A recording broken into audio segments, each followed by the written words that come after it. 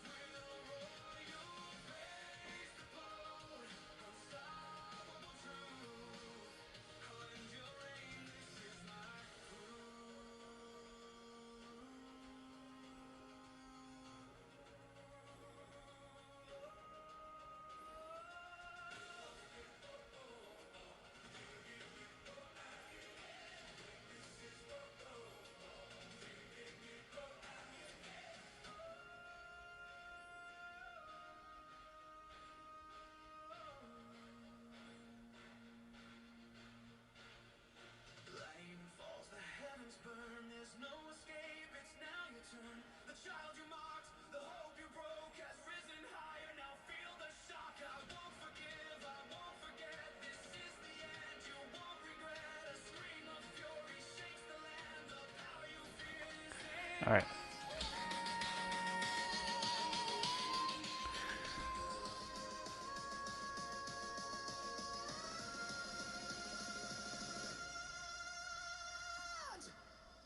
No more fear, no more disguise.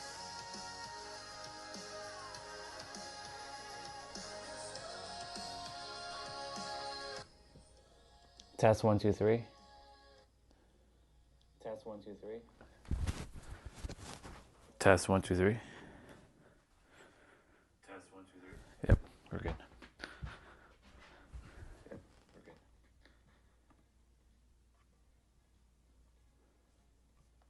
I'll leave that there.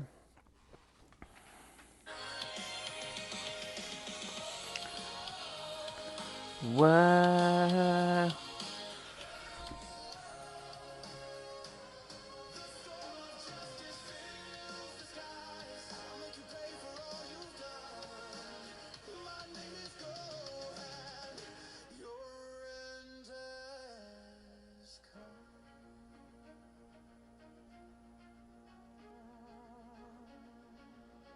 Basically doing this on my computer downstairs. Wrath.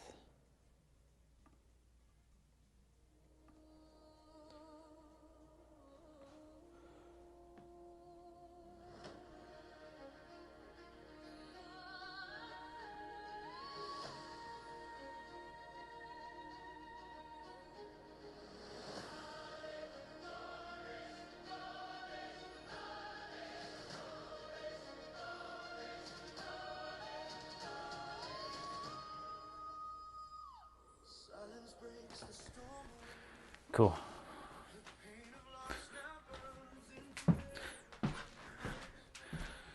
We're back to jacket.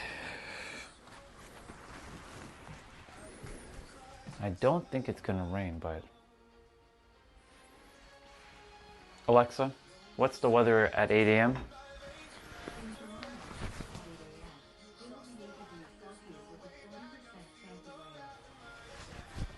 40% chance of rain. Alexa, how much rain is supposed to fall today? Rain is expected in about 10 minutes. It should last about 10 minutes. Well, we're gonna be carrying our umbrella again.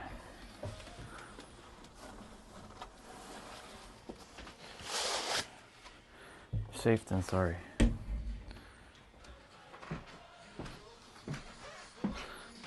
Didn't want to carry the umbrella, but it's all good.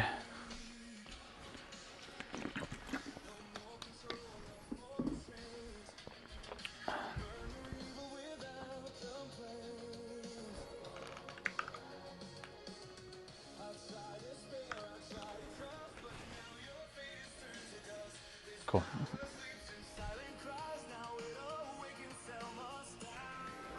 I forgot to clean my tablet and my phone screen.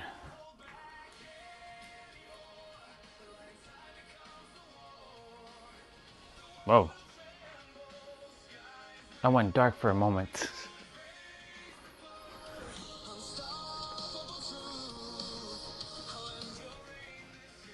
Yeah, we started around 7:30.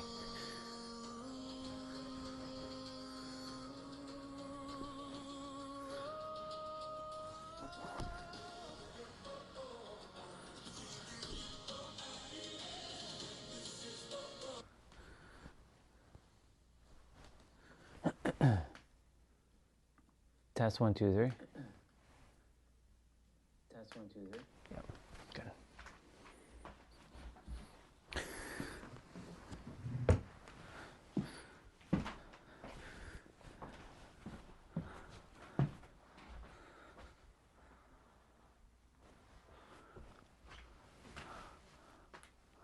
Now I need to.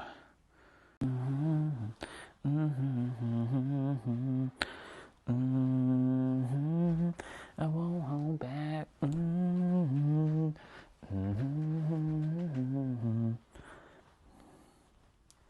That song is epic. Alexa, what's the temperature right now? Right now, it's 6 degrees Celsius. Alexa, what's the wind chill at? Right now, the wind chill is 6 degrees Celsius. Today, I expect it to feel like 9 degrees.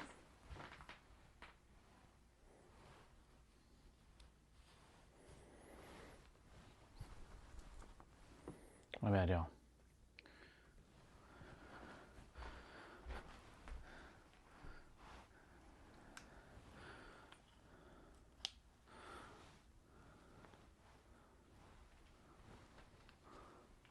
It's just one of those days that you have to like bring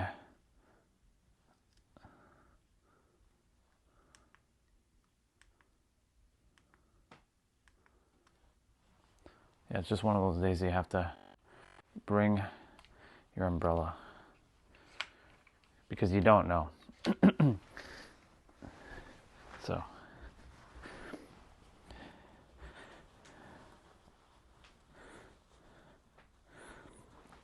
okay, Google, turn off light.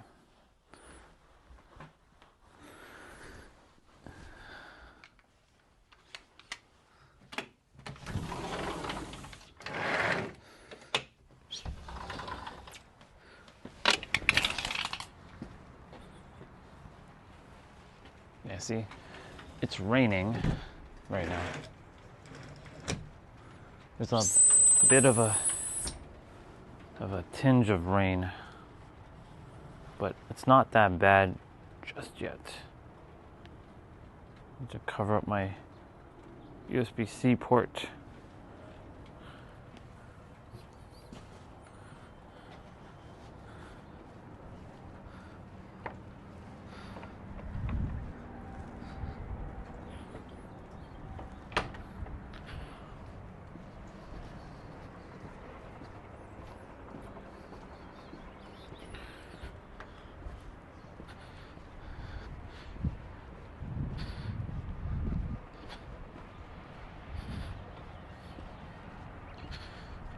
Cool beans.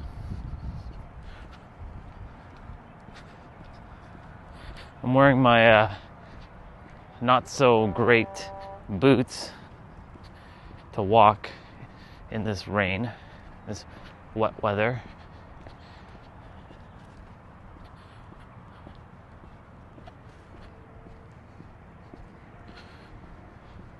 It's not bad.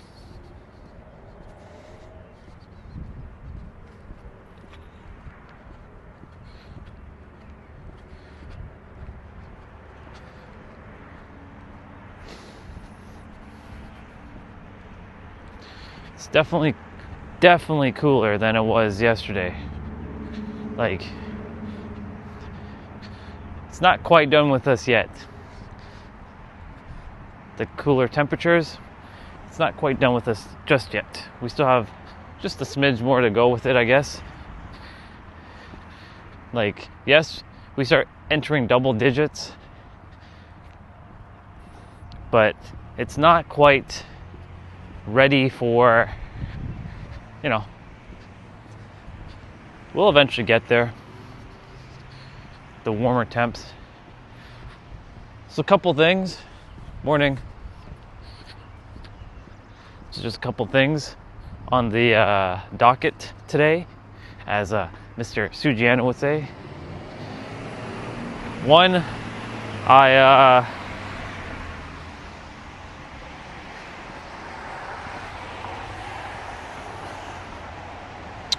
let's see.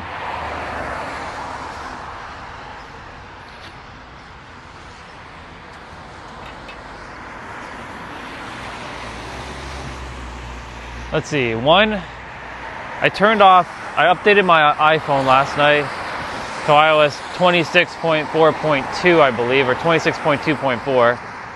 And I turned off the transparency because of the liquid glass. So I want to see if I get more battery life. Even though I'm not using the UI and I'm on the phone per se, I want to see if I get more battery life with doing it this way. Number two, I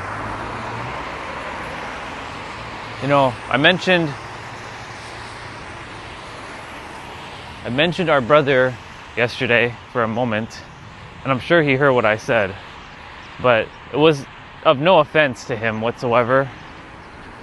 It's just that, I'm on my own crusade, and I came here to make a positive impact in the world, but I cannot let anyone influence. You can tell me I'm wrong, you can tell me that you can tell me that I'm crazy, you can tell me that all the things, but the one thing you cannot tell me is what I know. And what I know goes way beyond most humans' comprehension because of the human mind. So I'm not, the old me would have been like, oh man, I said this about, I said this and this and this to this person. I'm like, no, fuck it now. He understands, right? Guilt is one of those things that, creates wrath within yourself. Say what you mean what you say. Express it. Remember, they're just words. So, for me, I love the dude. He's an amazing dude. I have his back always. He has mine. And I just move forward. Now, with anyone else in this world, there is no one stopping me anymore. Because there's this ridiculous idea that the third dimensional thinking mind is being finessed by the puppeteer mind, that there's opposition that I have to, face. That there's people that I have to handle, that I have to go through this. But that's not true at all. That's just made up. Everything just is. So where did the idea come from? Well, let's see. While I was in the bathroom getting ready, brushing my teeth, putting on some of the beard product, I remember there was a time, and this is so fascinating. It was in grade 7 or grade 8? It was grade 8. I had now become acclimated to the new school. And we had to go to another class, and we were watching a movie. And the funny thing is, the movie was Fast and Furious. And back then, I wasn't entirely sure, I wasn't into cars like that. Even though my Supra was there all along. Anyways,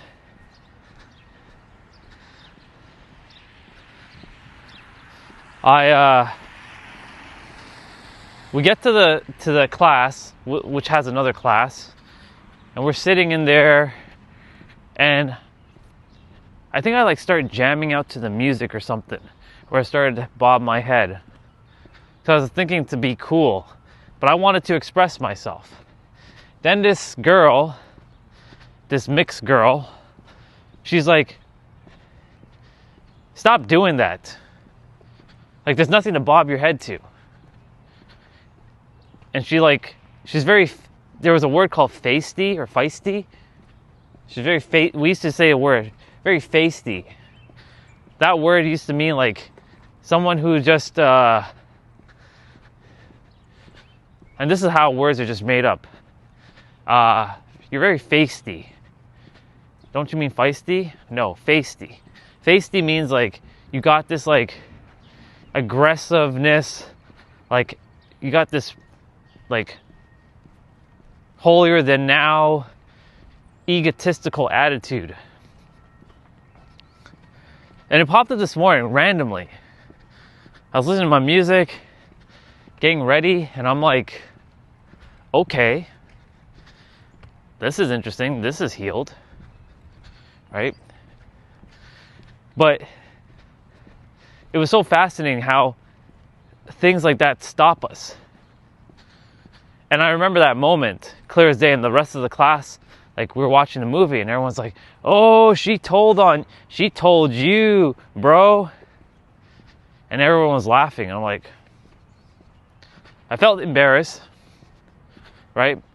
And it's these little experiences that create the wrath within us.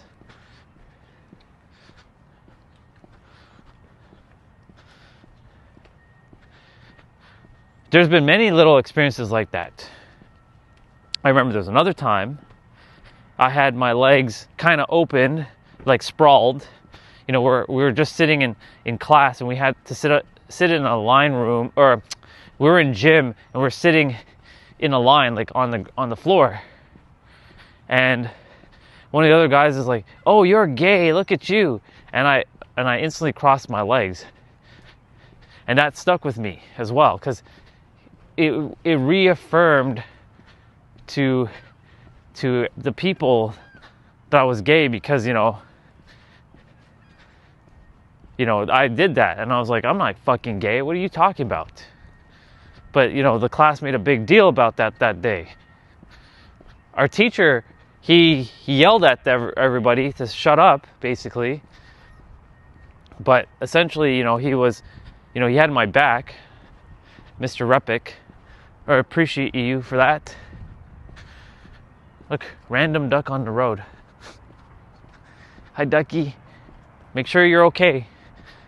I know you can fly away. I don't worry too much about you, but make sure you fly away. Mr. Duck. Oh, look. The other one's right here. Hi, Bubba. You're okay.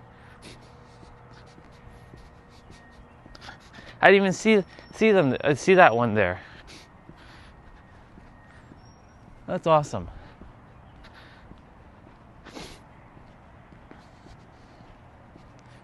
I didn't even notice her there.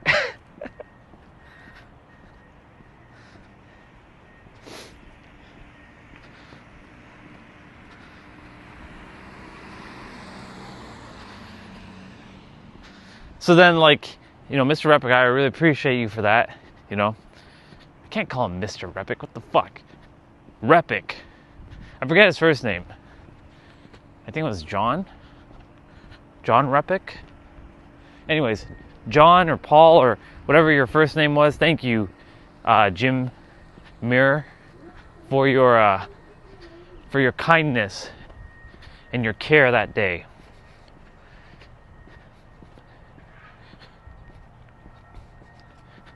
All of you watch me. All of you past people who have done this character wrong or dirty, you watch exactly what I do, because there's nothing getting in my way. The only reason why anything's getting in my way is because I place something to be in my way. That's a real bar. What's up, bro?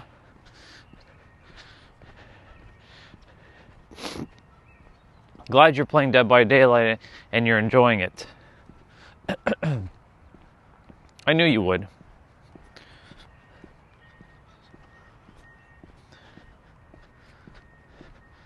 There's our brother with his doggy over there.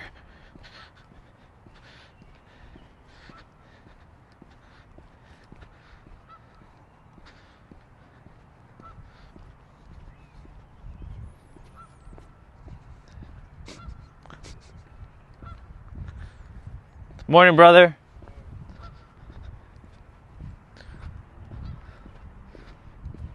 That's fine. I have the dirtier shoes on, so I'll walk. His dog's looking at me.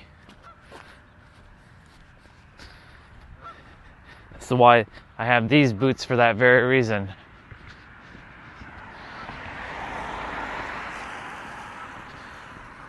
I was saying yesterday Maybe you should face, I don't care about facing you as Survivor. I want you to get better as Survivor because I don't play Killer.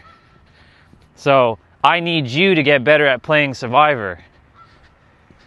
I don't care if you get good at playing Killer. And that's fine. You can kill me all you want, but like, I'm always going to be better than you. Even when I'm losing, I'm still winning. But anyways, I need you to be better at Survivor. I need you to practice your ass off. I need you to get good at Survivor. You did good on your first game, so I know you'll get a lot better. But I don't give a shit about you and your Killer. I need you to get better at Survivor. That's the whole point of playing. When we're playing with randoms, we need a good third because me and T-Bray, you know, we have to deal with, you know, incompetence with other teammates who are not doing shit. Like they're just like, what the fuck are they doing? Right? We got basically it's like two of us having to deal with basically the entirety of the game. I'm like, and we have 5 generators to do and you can't communicate with the rest of the teammates because, you know, there's no voice chat in the game, which kind of sucks unless you're playing Discord and you have a group of people. By the way, if you have a group of people and they're very good, they're called a bully squad.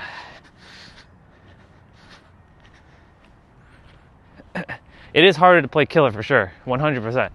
I do agree with that. Killer is much harder to play because of the camera angles and shit and the way your character moves. You don't have the same like movement speed or you don't have the same freedom of movement like you do with the Survivor. Who's your favorite Killer so far since you've been playing? Who do you enjoy the most? Because Killers are very different, right? They're all different from each other. They have their own different little powers and stuff. Whereas Survivors are all basically the same. They're just different characters, but they basically play the same way. For me, my favorite Killer still to this day is Wraith, the invisible guy. It's a Wraith and then Michael Myers. But unfortunately, because Michael Myers is no longer part of the game, unless you came prior and you bought him. Like, he's my, he would be my second favorite Killer. I got pulled as Killer by 4, hold on. I got pulled as Killer by 4 survival cause they were using chat together. That's good. That's good. That's good, man. Good on you for beating them up. But yeah, you like Chucky? Okay, cool. Nice. Did you buy any characters yet? Or are you just using the ones that the game gave you so far? Chucky is a little bit of a menace to play against because like he's so tiny and like sometimes he doesn't have a terror radius, so like he can just come up behind you without you even noticing and he can just like pick you off a generator.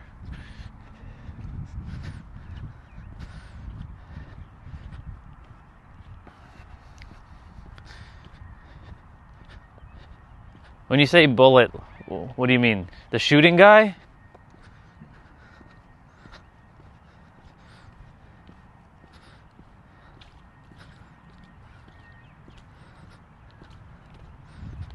He's ultimate.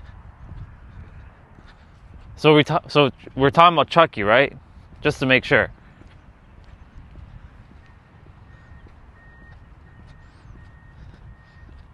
Yeah, he is definitely ultimate in stealth, 100%. Wraith is actually pretty good in stealth because he's a stealth killer. But you can see when he's coming because of his cloak. You can see like the silhouette. If you if you like look carefully, you'll see Wraith easily. But Chucky, or Tiffany, because Tiffany is the skin for Chucky as well. There's a girl version of Chucky. If you play as Tiffany or Chucky, like it's, yeah, they are a fucking menace. How can I open him fast? Open who fast? Like unlock Wraith? Or unlock other characters or Chucky? Well, the fastest way is obviously buying him directly. Or you know those iridescent shards that you've been getting? Not your blood points, but your iridescent shards. The other thing beside the other thing beside the character, your blood points. If Chucky is, if you're allowed to, if I'm not mistaken, you can spend 9,000 iridescent shards to unlock a character. That's the in-game currency that you get by just playing the game. But if Chucky is not able to be bought with iridescent shards, then it is behind a paywall where you have to spend iridescent shards. But each character at most costs 500 iridescent shards, so that's like $5 Canadian. I don't know how much that is in your currency.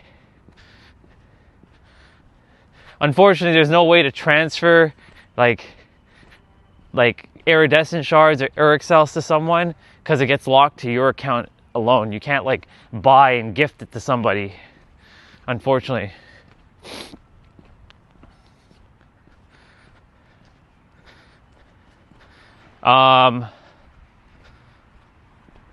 I'll check when I get back in to see if Chucky needs to be, if Chucky is iridescent shards as well as Urixels, or if it's just Urixels. I'm glad you like him though. I'm glad you like the game. Morning. Morning, how are you doing? Excellent. You? Good, good. Good, man. Only raining, huh? Only raining, but it's all good. We had a good day yesterday. Take care. You too. Have a great one.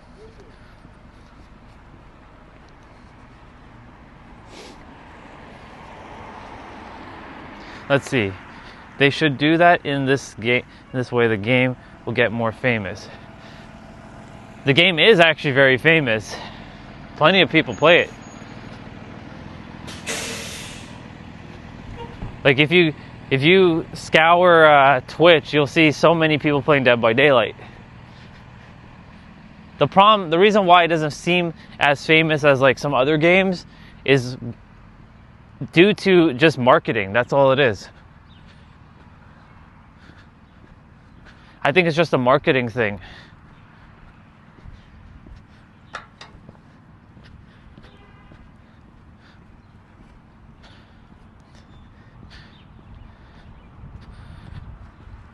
I agree, they do need to have a voice system in the game, but they won't. I don't think they're ever going to include that because to some degree they'll be like, that's kind of cheating against the killer, right? Because, you know, if you're playing solo queue, right, if you're by yourself, then like, you know, you're by yourself. But if you're coming in with your squad, right, technically that's still kind of like, it's not cheating, but like you're still like, if you're playing with your squad, then you're playing with your squad, right? Like, you know, there's no, they should just add it, but I don't think they will.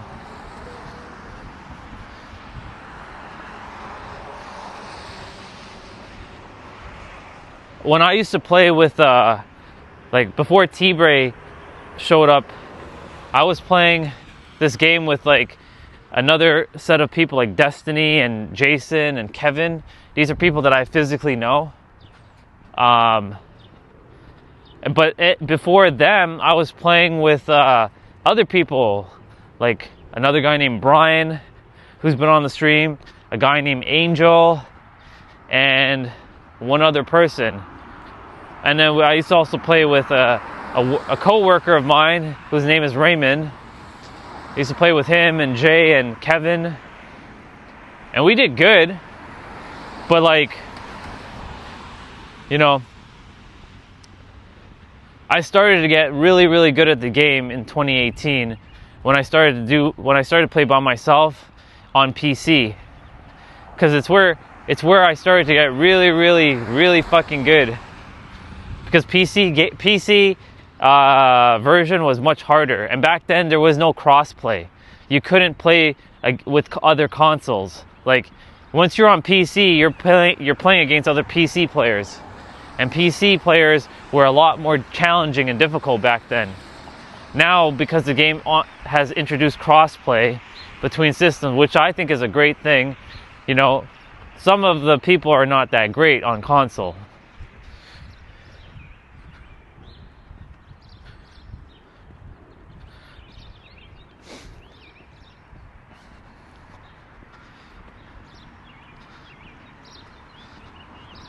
But, you know, the game's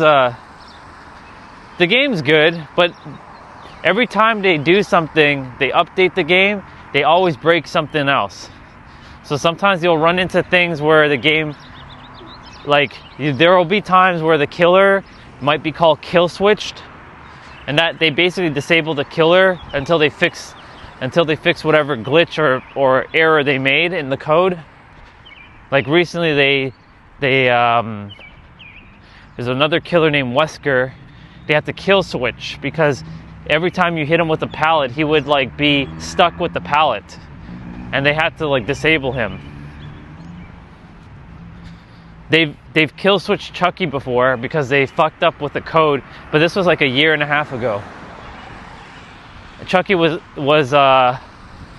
not able to be played because they screwed up with, I think, with his running shit or his new perk that he got or some shit. But basically they screwed up bad with Chucky, so they have to redo the code.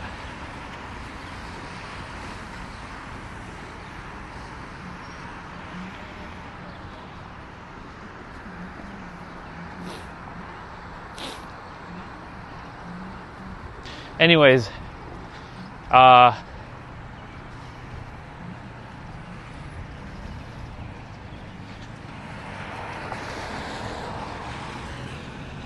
let's see, we're gonna go this way. We're gonna go this way today.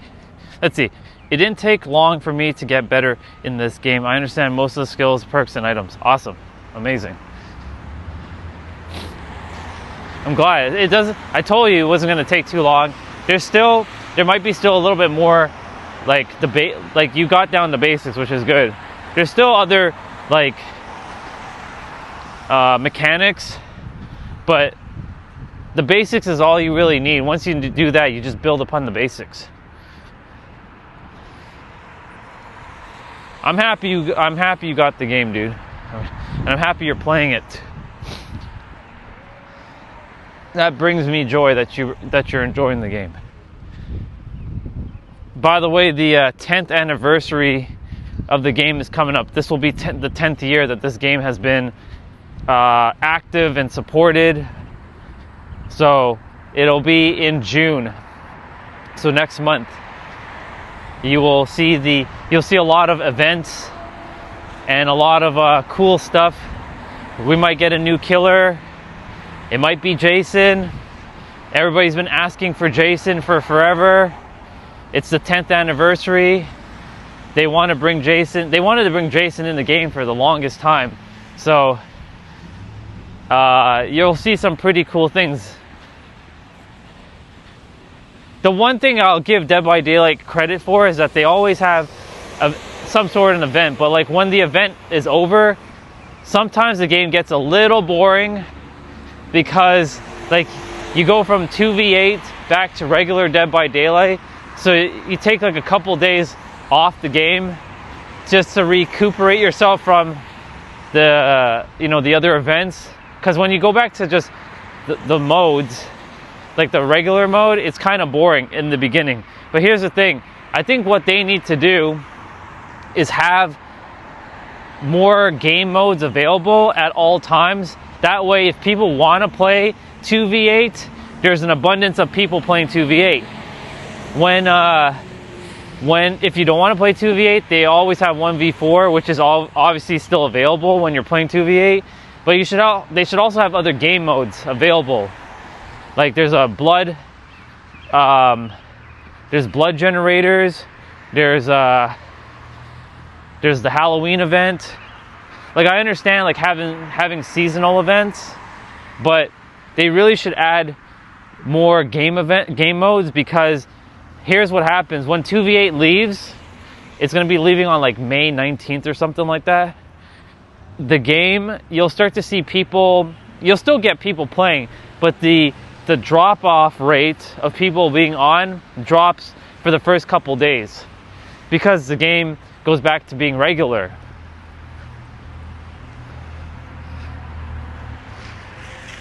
Let me see what you said.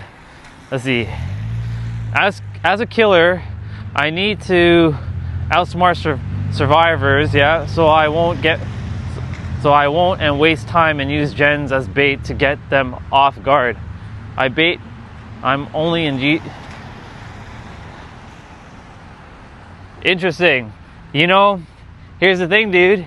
You can be Egypt's top player because you're the only one that's playing the game.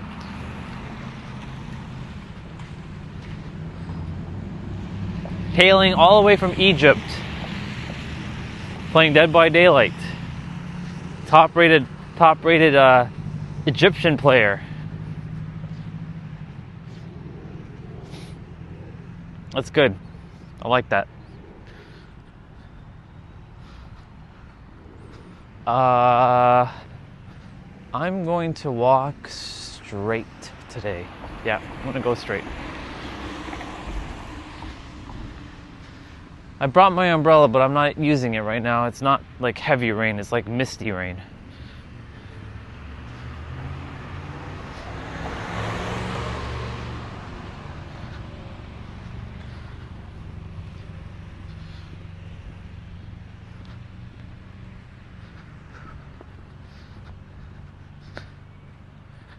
Yeah, I'll play today. I can play when I get back in after I finish eating for a bit. But, you know, if Dad is sleeping, he complains, "You're making too much noise." So I have to like not speak loud, unfortunately, which is annoying because like with that game, like, you know, your excitement goes up, so your voice goes up. So I have to like trim it down. And if I'm voice chatting with you, I kind of have to keep your volume low, because don't lower your voice for anybody else, but like I'll have to lower the volume, because you know, he'll complain if he comes in, because he stays out all night, drinks and smokes, and then he comes back inside during the daytime expecting that everybody else must quiet down for him to sleep. Get the fuck out of here. So,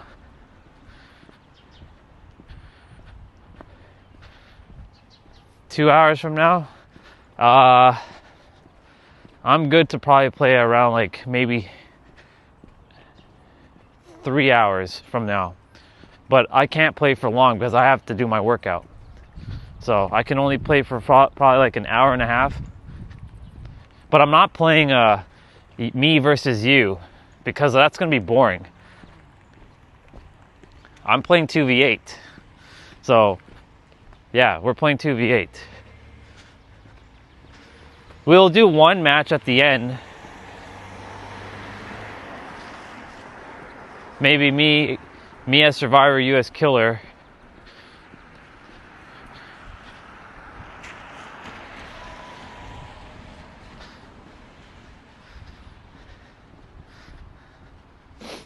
But we'll see.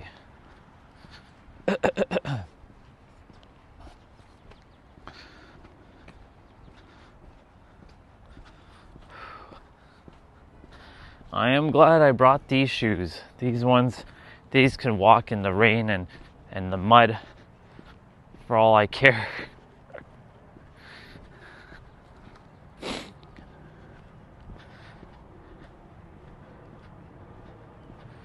I do not. I ditched all my friends, remember? I purged them out of my existence.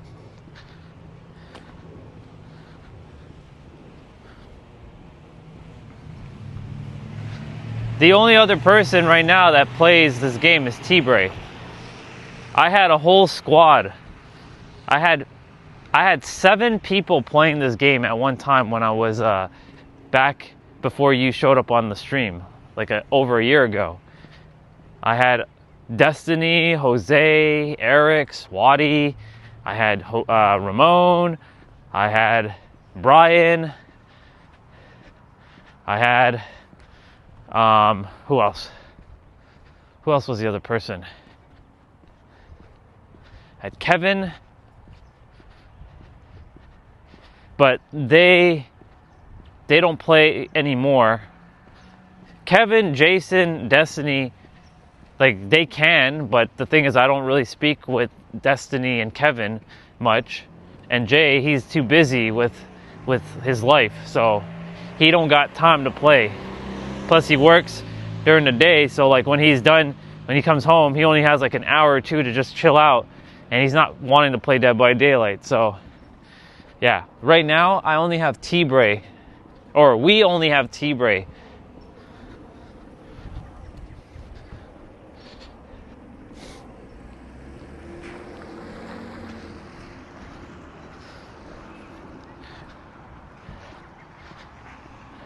I'll eventually, when I start the new stream, I won't be playing games on the new stream. That's going to be strictly for my talking. And there's no fitness that's going to be done on that stream. I'll probably still come back on this stream here and there and just like play a game.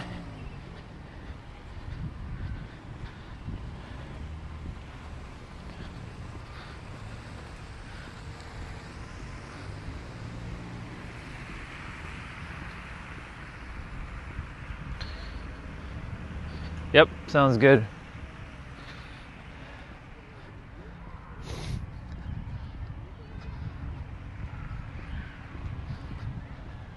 I hear kiddos coming.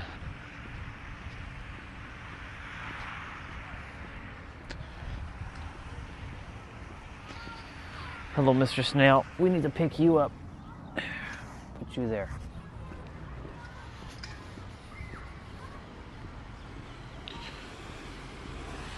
Can't have a snail be stepped on by these humans.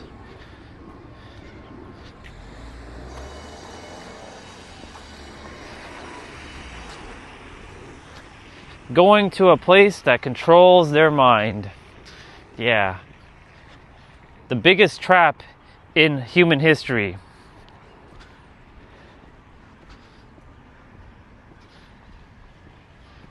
The biggest trap in human history. Going to a school.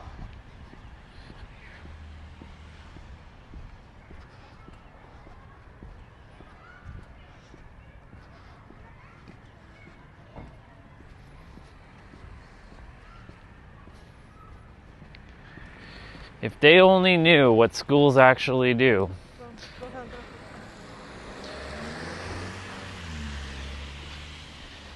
It's such a big scam, school. Thinking you're actually learning something. And sure, you do actually like go through and become something, but like, you know, it's indoctrined.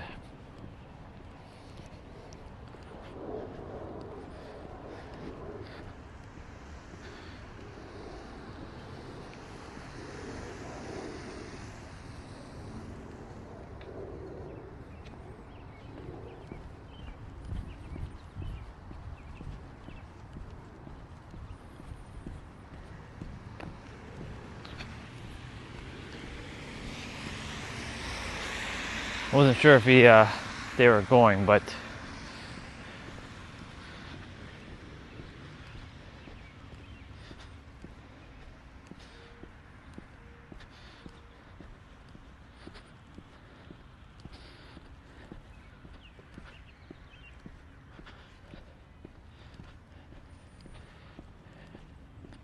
it's May 6th.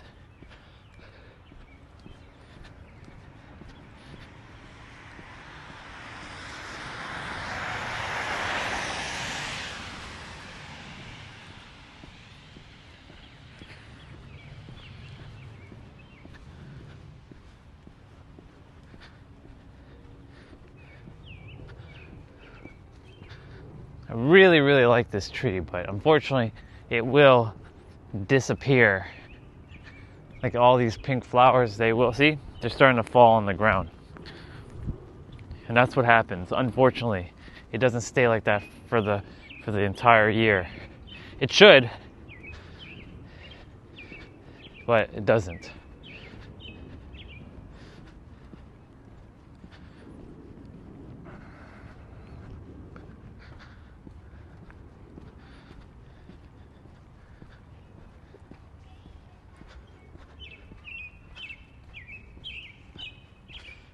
Ah, they have 2 kids.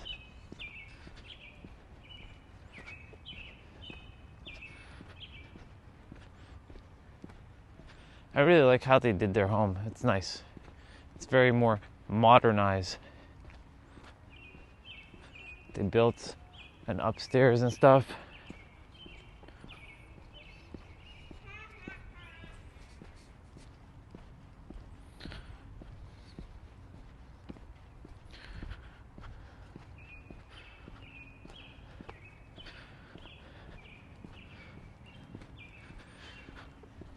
Yep.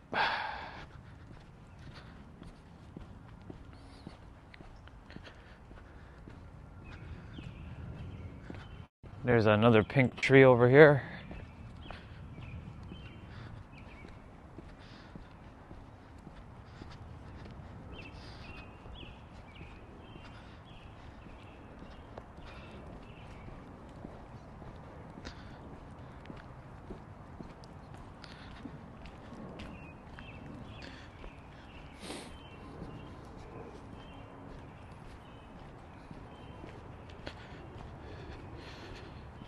Good morning. Morning. Have a great day. Thank you.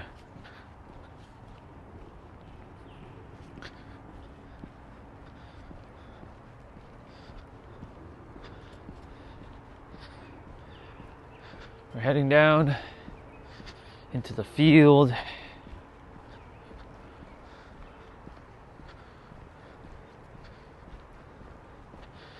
I look forward to seeing what actually gets built here.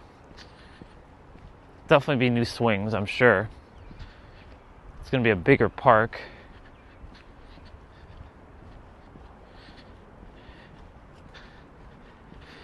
But I won't really get to enjoy it much because I'll be gone, most likely. Unless they finish it, like, within the next, like, month. But I get to see the progress. I already see that they put the pit there in place. For me, as long as they touch this park and not my other park, my main one, like this one's good.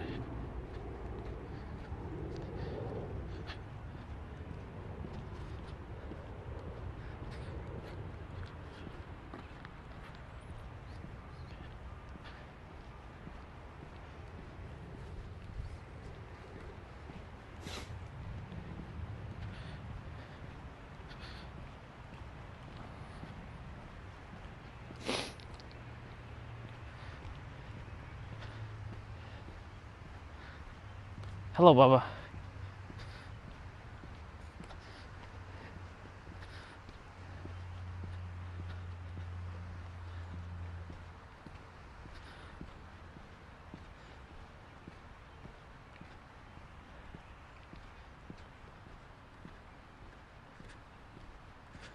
The mind wants to go into wrath right now.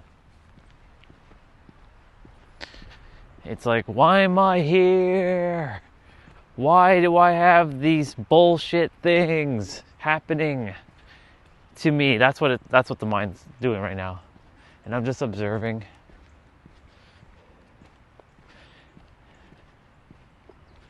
The mind wants to throw you into chaos. That's what's happening on this planet. And I have to get out there at all cost to stop it.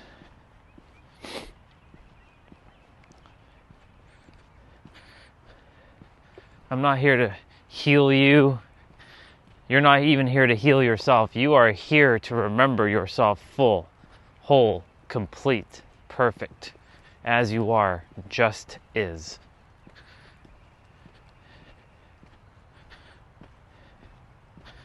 Yes, can you improve on things? Absolutely you can. But the deep, fundamental you just is. All the other things are just layers that you've slapped on top of your true itself.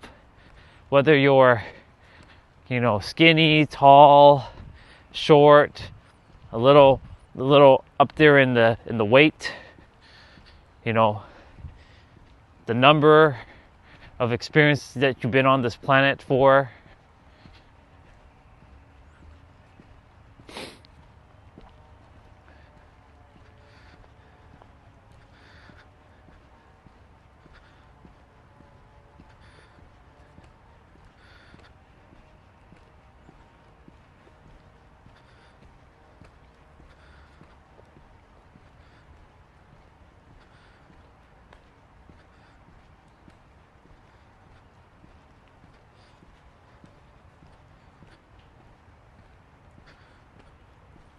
In my universe, no one dares defy what I say. What I say goes.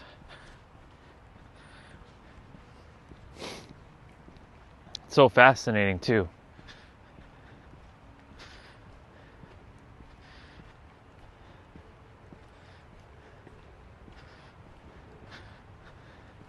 What a vastly different day we're having. Cooler and raining.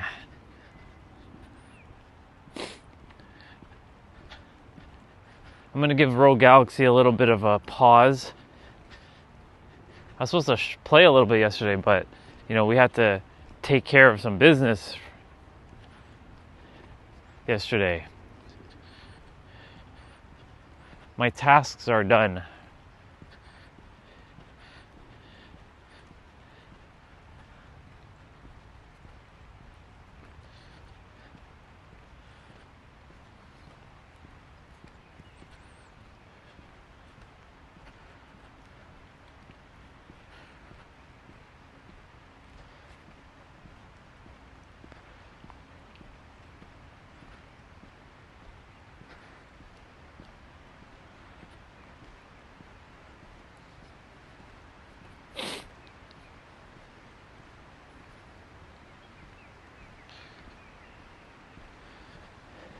I can see my breath.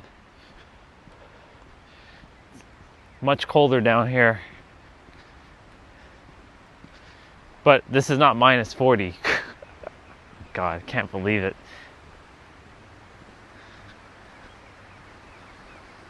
Cool.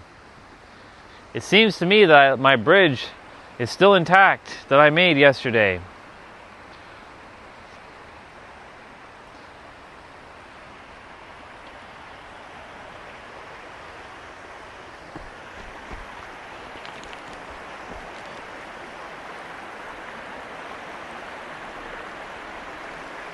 This is the bridge I made yesterday. But it's still not as stable as it could be, obviously.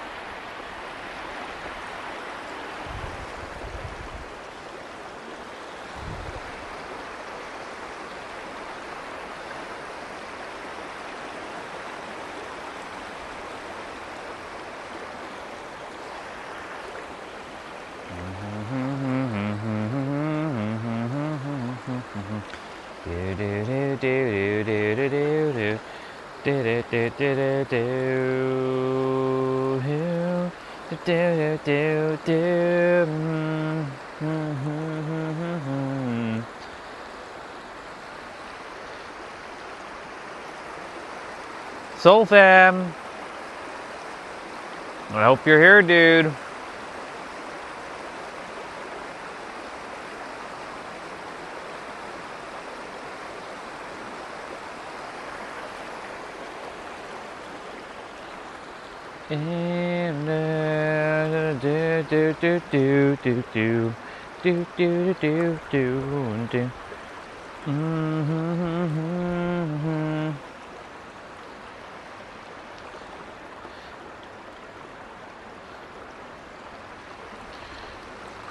Even spending a few minutes at the water is enough.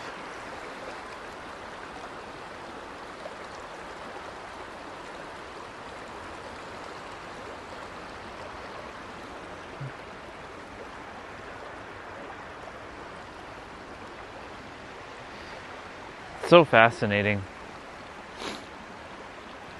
I saw a video,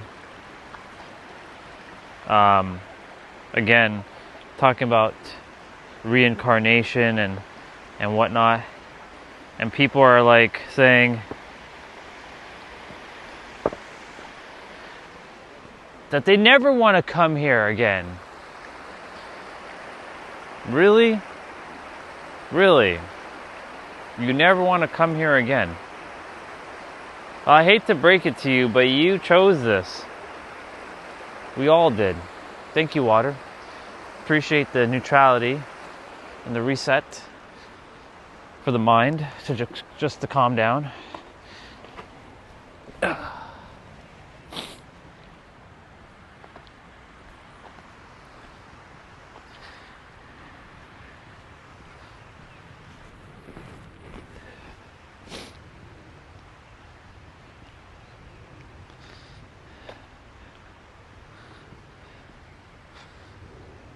We all chose this. All of us. And yes, some of us definitely volunteered to help the collective consciousness. Some came to just have fun and explore. Some came here to do something incredible. Some came here to just be a mirror. And unfortunately, you know, those who are like mirrors, they basically show you what not to be like. So that way you don't fall into the trap.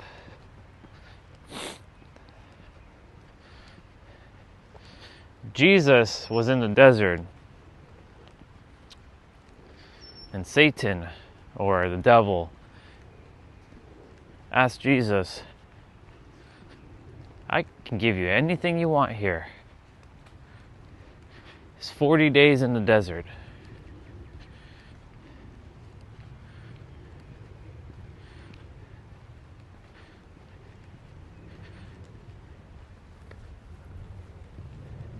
But Jesus was not swayed by anything,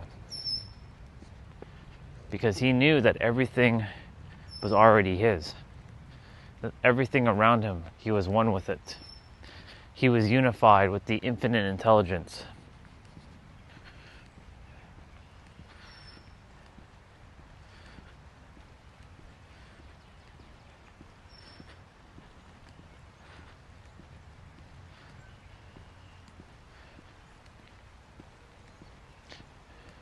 I'm one with the rain that's falling right now.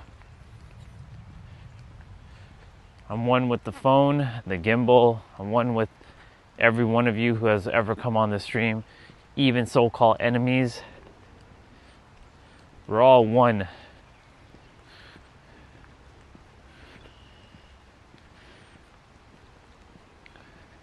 I had to go through a live streaming journey to get extremely grounded with the things that I say, preparing me for the next phase. Seeing people for who and what they actually are.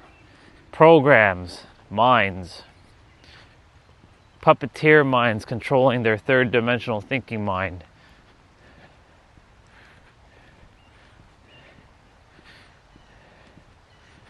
That finesses their senses into buying into said trap. And yes,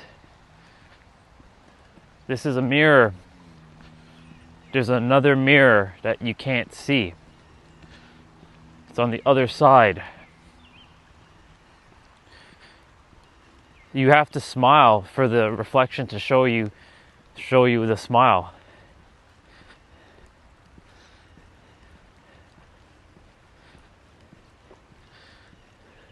That's why I'm a mirror, and I'm just reflecting back at everyone who you actually are, because this is who you are itself. At peace, calm, confidence. Had to get extremely grounded. Had to go through my trials and tribulations. Had to go through wrath. I wonder if there's an opposite word that's W for that's wrath. Like if there's winning, maybe? Sure. From wrath to win. Or wrath to wonderful. Or whimsical. No, I think wonderful or win will fit the W word there. For me to get the W.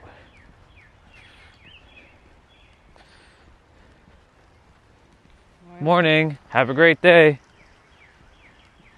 I went through pain and suffering to have to go through all that so that I could come back to peace and prosperity and abundance. I live in a universe where people actually are kind to one another. That color and race and religion are respected, but also not determining the factor of said person.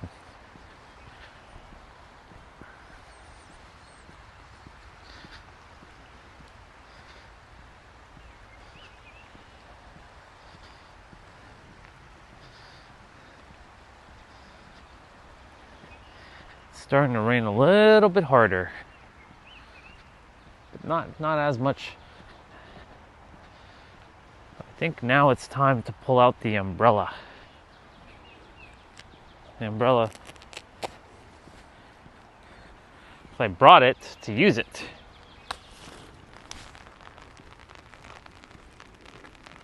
There he is.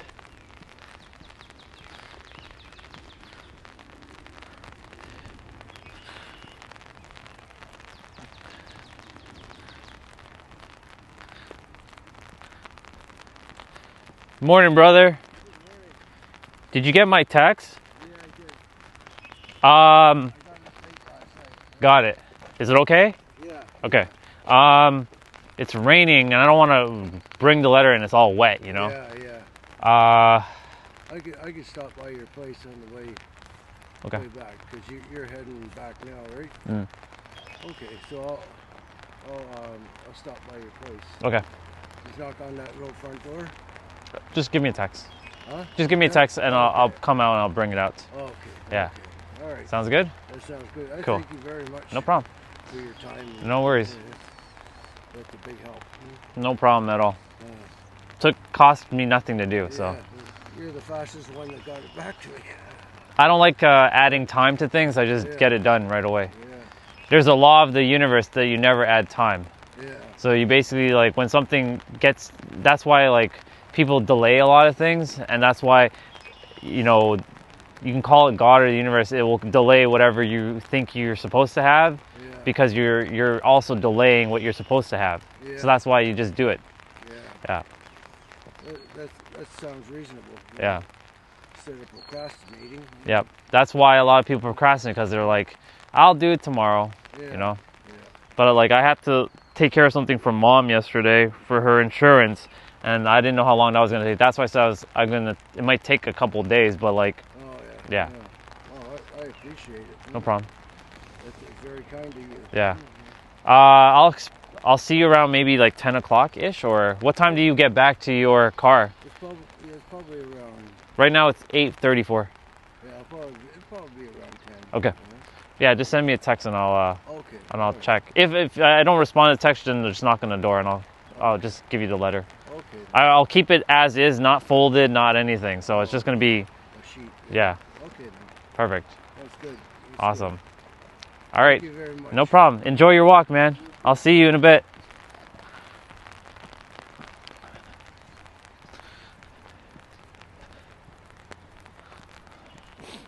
Cool.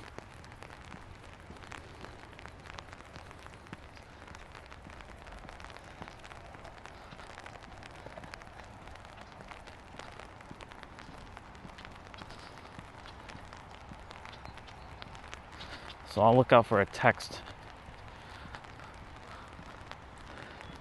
This is why I need another streaming device, so that way I can free up my main phone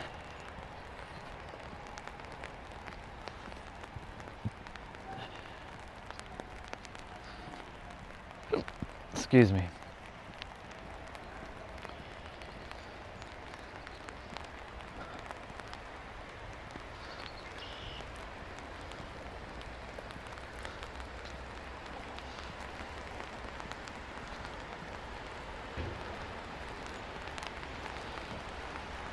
Hi, Bubba.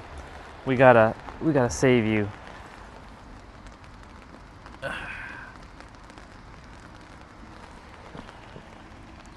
There we go.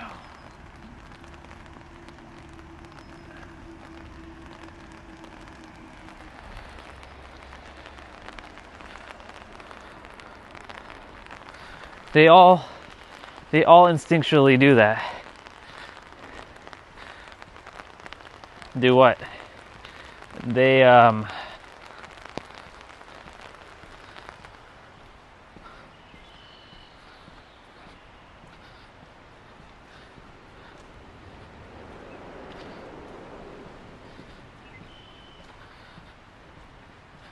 had one of those plastic things. I can put the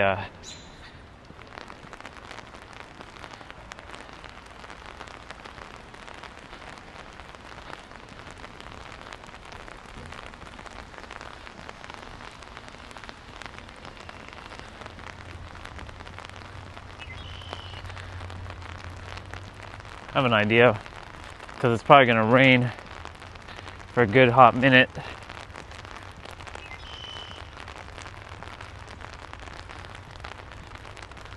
See, now we have to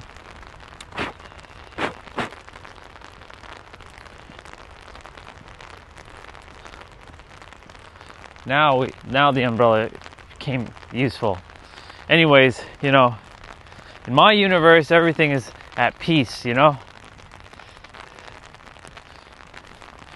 And yes, as I said, there is a law of the universe called never add time. When a task is given to you, do your best to do it as fast as you can. With care, of course. You're not rushing it.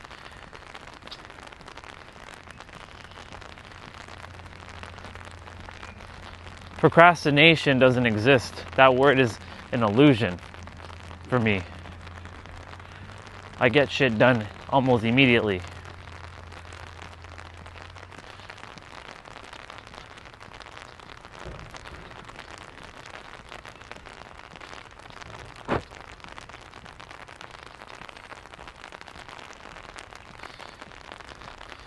Well, changing the setting on the phone is giving me a little bit more battery, just a smidge, but that definitely does make a difference.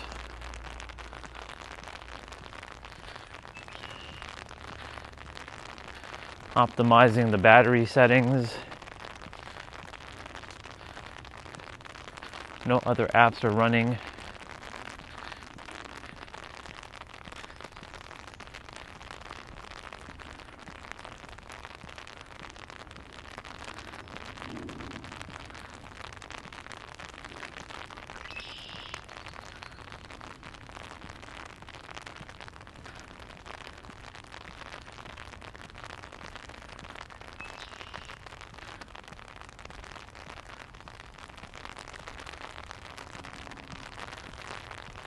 Definitely want to get a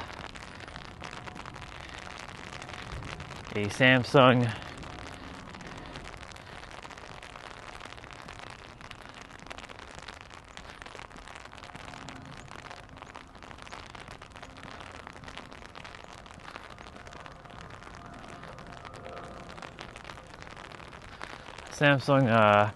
S24 Ultra. Make that the main streaming device.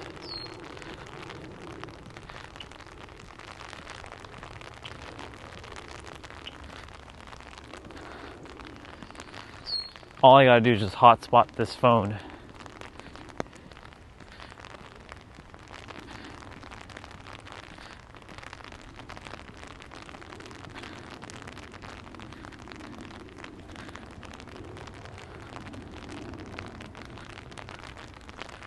Just thinking about, I've seen this thing called the Bebo box.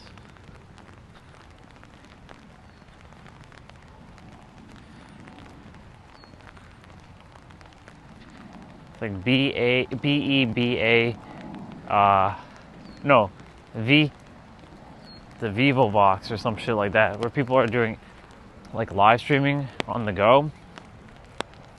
Didn't realize people were doing all kinds of shenanigans just to live stream. Like, all I've been doing is just using my data, like the Wi-Fi.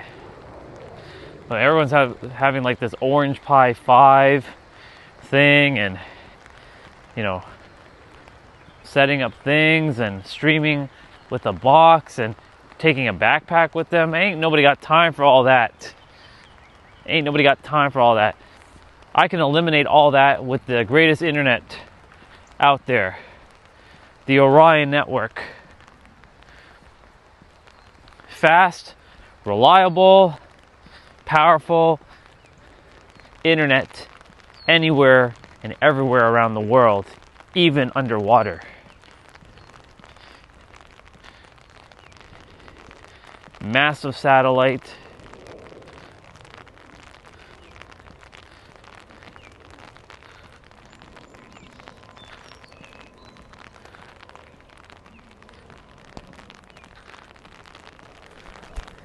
Let's do it, universe. Let's bring this into existence. And it doesn't use cellular. It uses the Wi-Fi bands.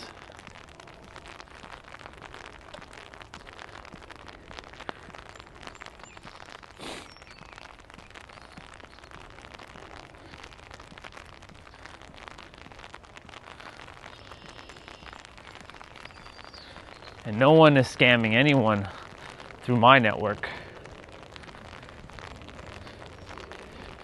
I build a technology that can see traffic that looks like suspicious, and I'll flag it.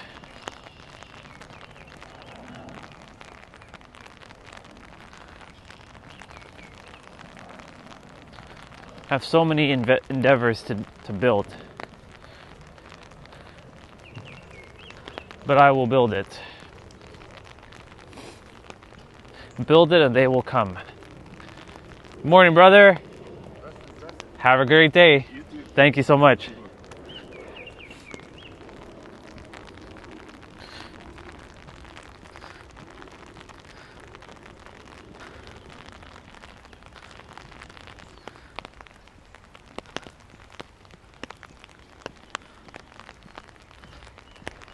Ooh, some rain fell into my boot. He got wet.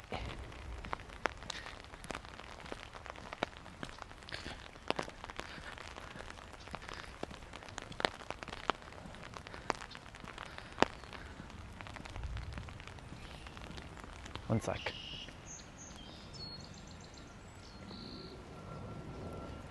Had an itch to scratch.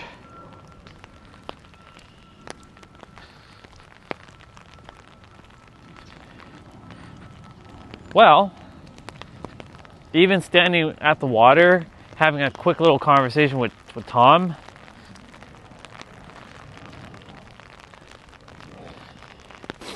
and guess what? My phone battery right now, as we get to the big park,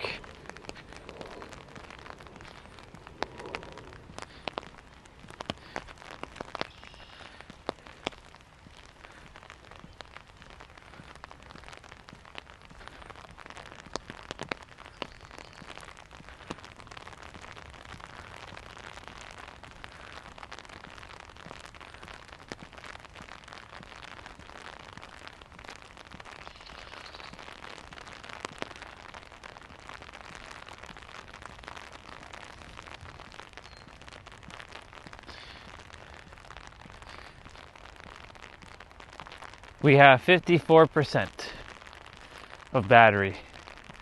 That's pretty damn good if I do say so myself. There's a car, I think, coming behind me. There's something coming behind me, I think. There's a truck ahead of me. Yeah. The wrath of the mind creating the suffering.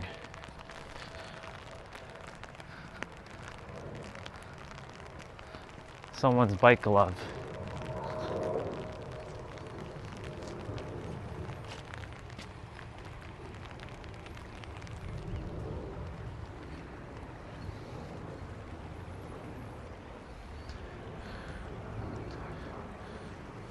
I'll leave it there. It's cool. I'm sure they will find it.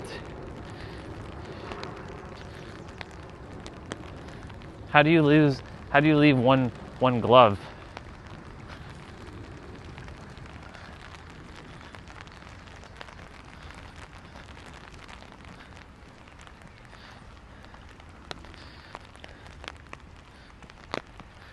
Well, you all get another day with me, and it's a day with rain. This is an indoor day for sure.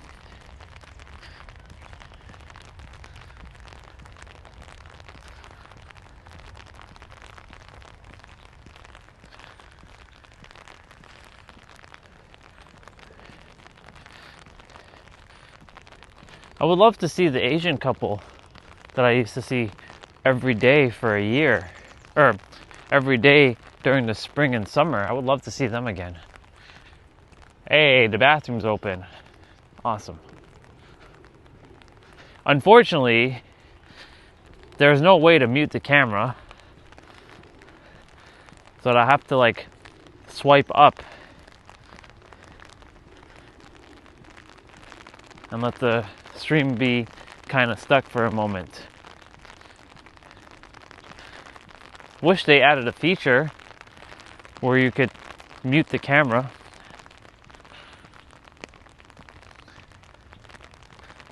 And it just says be right back or something. See, these are features that fucking needs to be added.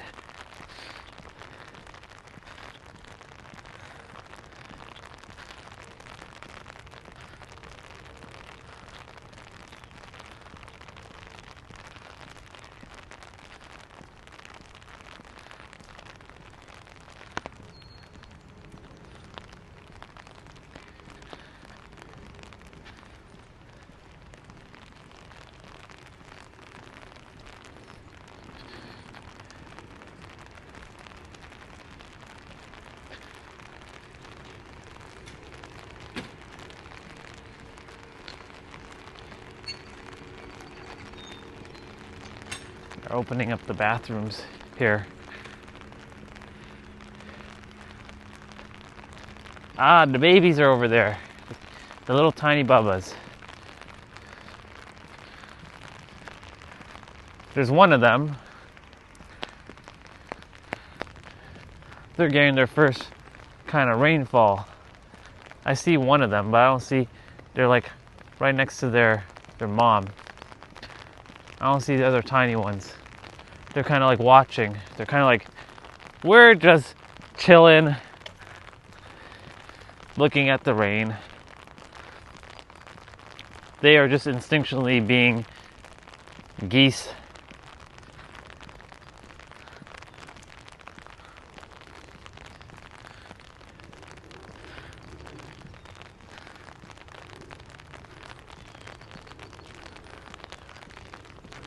Hello, Bubba, we gotta save you.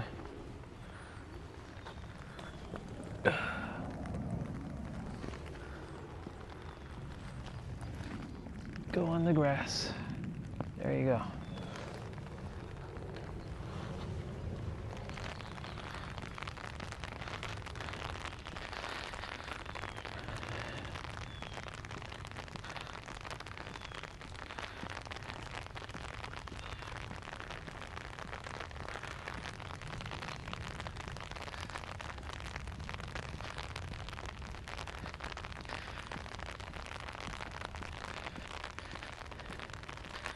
hour and 21 minutes. Not too shabby.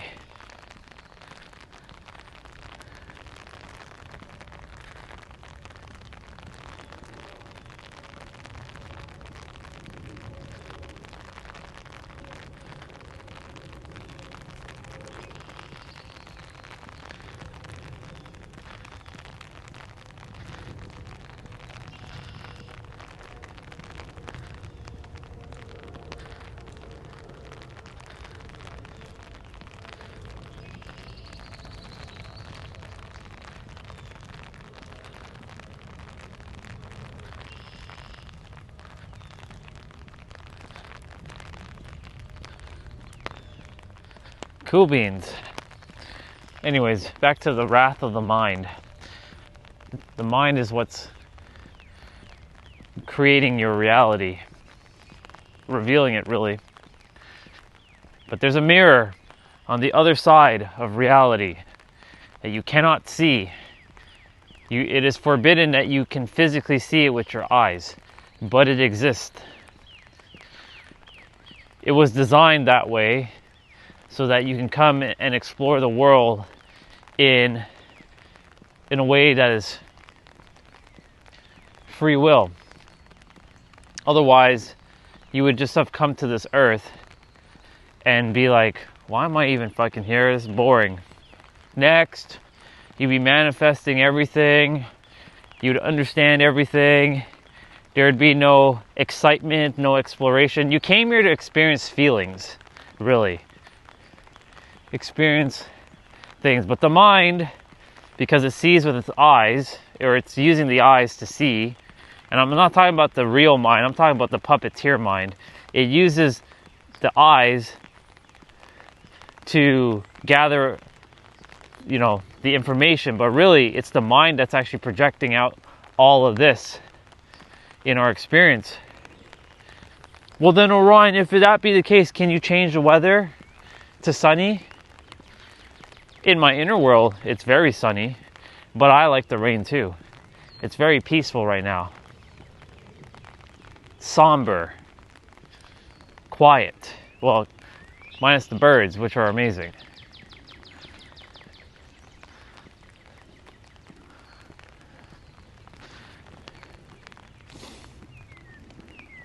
Reality to our character, our human body, is real. Very real. But to our multi-dimensional knowingness mind,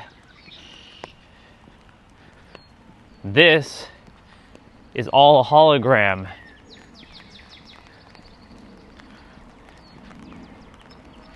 And you, me, and everyone are just playing a character in this grand symphony.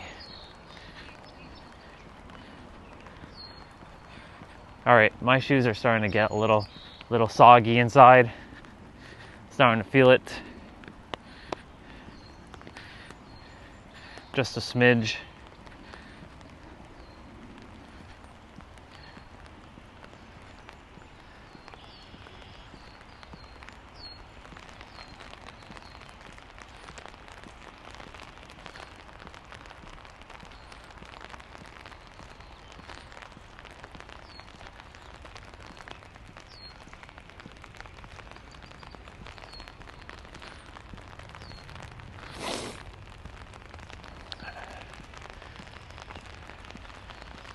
That mirror on the other side is reflecting back everything that you currently believe right now, so that you can experience everything you exactly believe. I'm not going to say exactly no, I'm going to say believe for this one. Knowing is much stronger than believing, but if you have belief in something, that means you truly have conviction in that believing. And that's what you're going to continue to manifest. Because the mirror can only smile back when you do. So if you're not smiling, don't expect the mirror to smile for you. It's not going to happen. It's not going to work. You go stand in front of a mirror, right? See if the mirror is going to smile before you do. You have to be the one that starts to be. Then you have to start to do. Then you will start to have.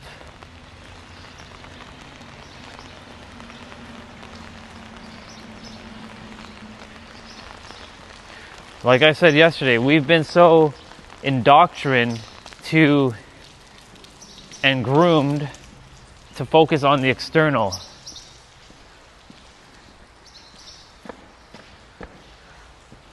I'm gonna take a moment here.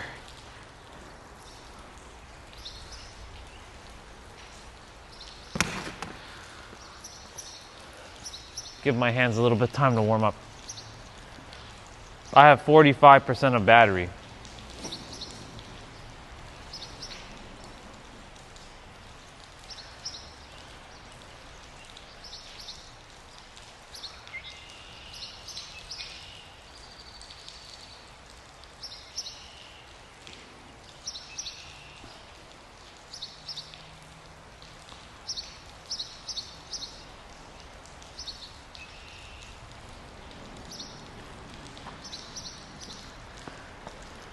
Good thing I wore these shoes, even though they're not that great for rain, because they basically get soggy inside. But they are my shoes to get dirty.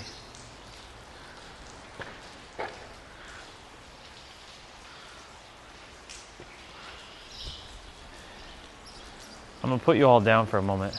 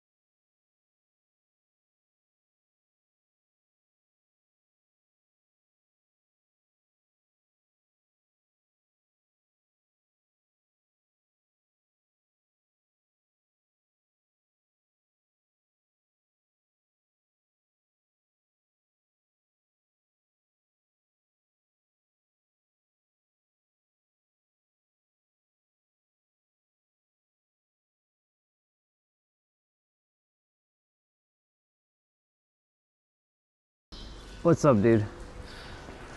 I'm just giving myself a moment to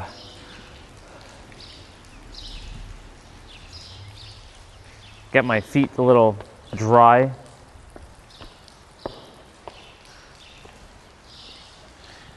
I'm gonna play Dead by Daylight in about 2 hours or so from now, give or take, depending on any other task I have to do. I finished a letter for Tom, so he's gonna come to the house and pick it up. So I gotta look out for his text. I have my umbrella there. It's not raining heavily, but I wanted to just take a moment. I have a lot of battery left.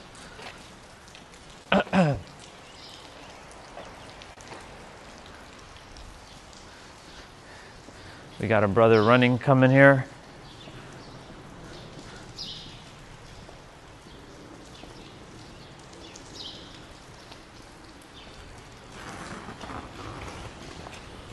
Yeah. He's got that eye of the tiger in his eyes. That one that just ran here, he's got the eye of the tiger. The eye of the tiger.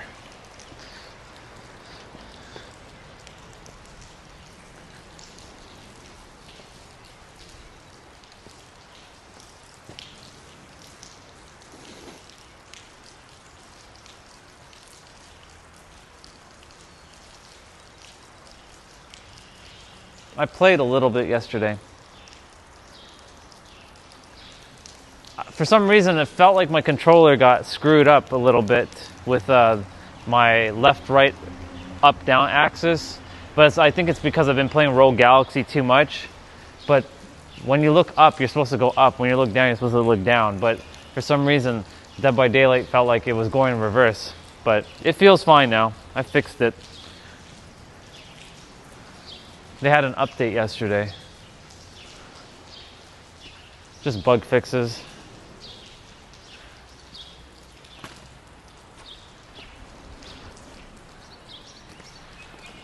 Giving my hands a little bit of time to warm up.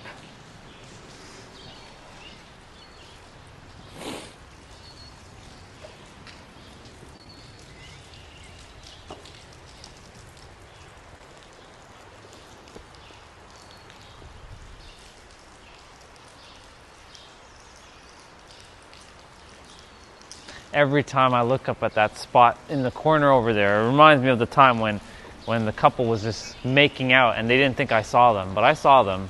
And then it was one of those awkward moments where you're walking by and I'm like, hello. And I'm like, hello. I mean, like, they were kissing up and shit, expecting nobody was gonna see them. Of course, on the other side of this wall, people were doing the business on this side of the wall. One time, I saw them, but they didn't see me. The reason why I went there was to actually pee, to use the because the bathroom was all the way back over there. I'm like, I'm not walking back to use the bathroom. I needed to use the bathroom. Oh, the Black Power Ranger's coming.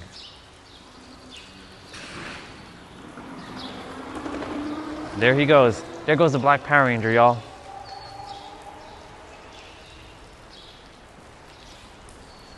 That's the Phantom Ranger.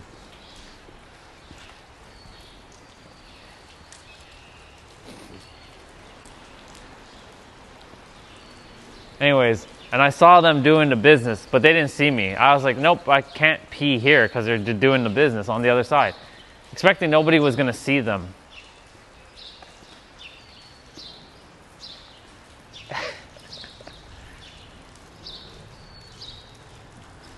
Doing the business.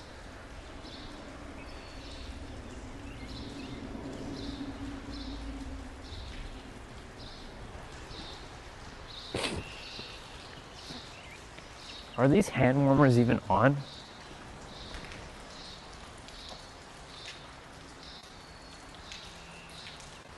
Oh. I forgot to charge them. No wonder. I was like, that's a first. The batteries they're dead. I thought I charged them. Oh well. No. Here we go.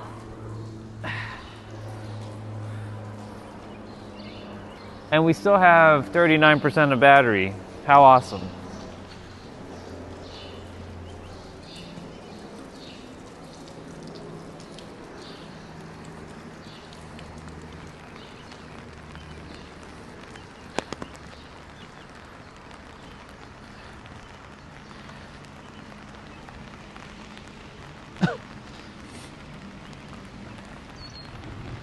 I like seeing the Black Power Ranger drive his black bike with his black armor on.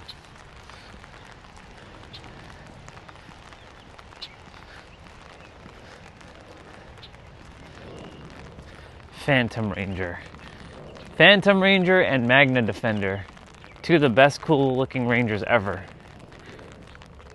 And of course Orion the Silver Ranger from Power Rangers Super Mega Force.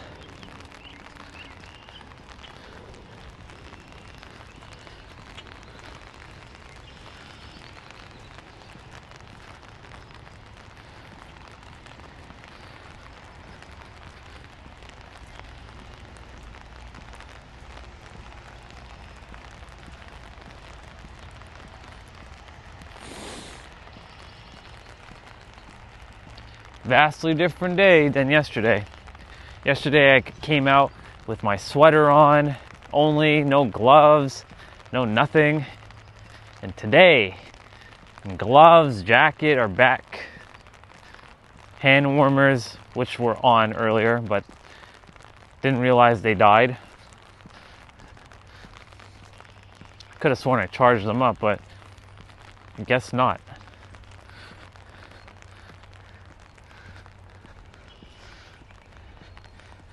That must have slipped my mind.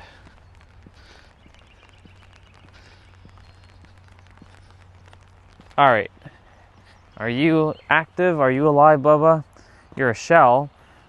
But I don't know if you're actually there. Yeah, you are. You're still there. You're just hiding. There you go. Onto the grass you go.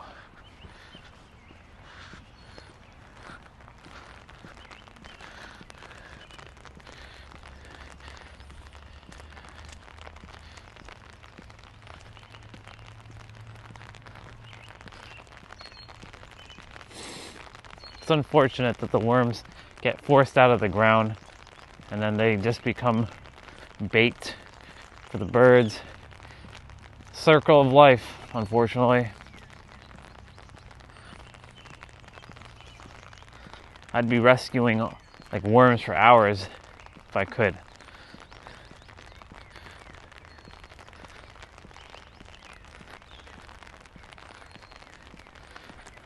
Oh man, Rogue Galaxy is gonna get very intense soon. There's so much to do in that game. I was like looking up some videos last night of like the factory to produce items and to like craft weapons. Fuck. Yeah.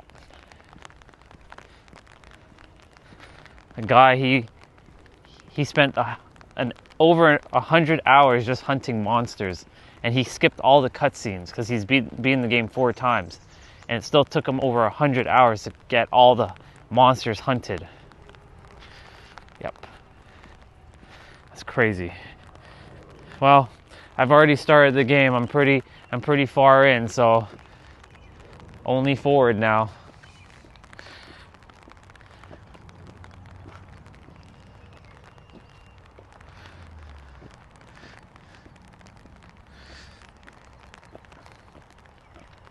I'm looking to probably get a Samsung phone for streaming so I can have 2 devices, because like, you know, it's a little bit of a pain to be streaming with one phone and then I can't do anything else with it. Like I can't make a call, I can't you know, well that's the thing. This is supposed to be the month that I kind of like have the phone kind of readily available and just stream for an hour or 2, but I'm still not getting the guidance when I'm supposed to stop. So, by the way, just so you know, Backlash is this Saturday, 6 p.m. I believe.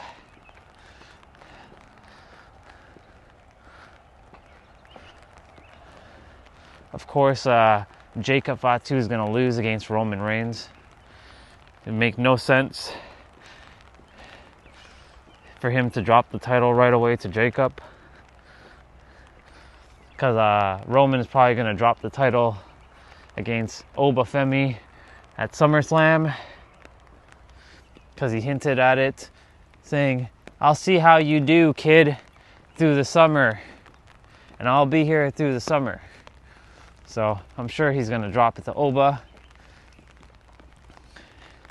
and then he'll continue to pursue his acting career.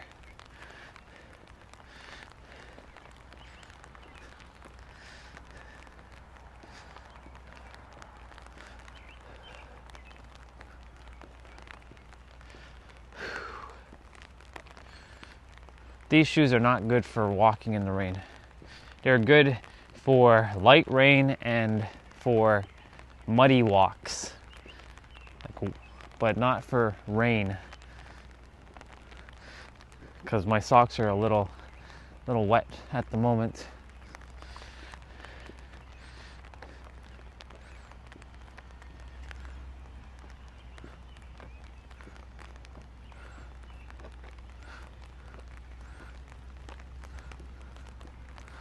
All right. Which way did we go yesterday? We went that way. We're gonna go this way today.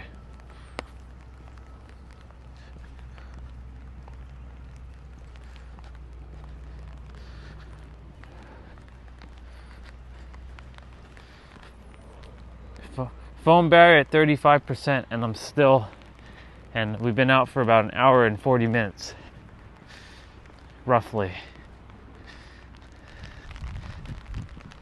I changed the setting last night and I updated the phone to iOS 26.4.2 or 26.2.4, and I reduced the liquid glass functionality. I put back on reduced transparency, so it's closer to what it used to be on iOS 18. Not quite. I also changed my phone from light mode to dark mode because I'm in the dark side now. I like dark mode. Light mode actually does take up more battery because it has to turn on the pixel.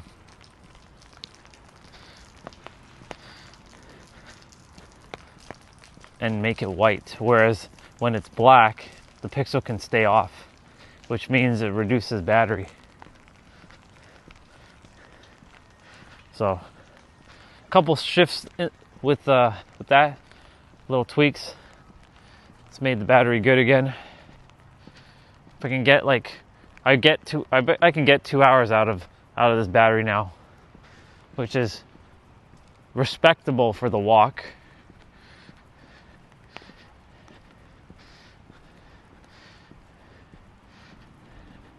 But I think I'm gonna get a Samsung S24 Ultra, not a new one, not a S25 or S26, because they removed the Bluetooth functionality out of the S Pen. So stupid. Companies keep doing this garbage. Like they keep removing fucking features. Like first it was the headphone jack. That really irritated me. So then I was like, okay, well now I'm going to be using Bluetooth. Then they started to remove the micro SD card. You can't expand storage anymore. I'm like, are you fucking for real? Like, you have to have all kinds of things just to save files on your phone now? Come on. Like, what are we doing here, people?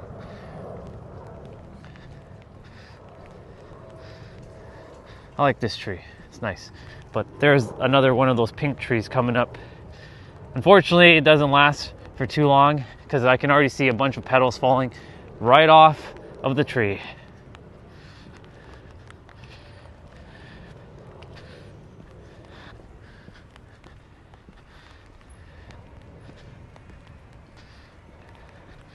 It only lasts for like the first part of May. After that, it turns into a green tree. You can see all the petals on the ground. Has a nice smell, by the way, this tree. But unfortunately,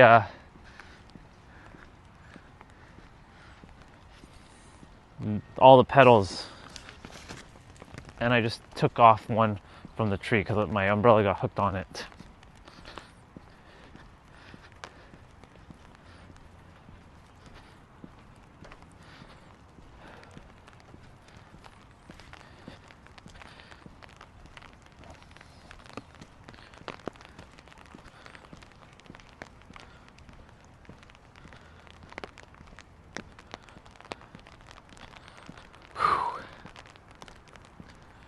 The wrath of the mind. The mind that loves to create wrath because it doesn't see that there's another mirror that's invisible but is reflecting back everything that you currently believe into reality. That's why things keep perpetuating. It's funny how myself created this experience for myself to find itself again and find out all these things. Pretty silly, but it wouldn't the journey would have been like, whatever.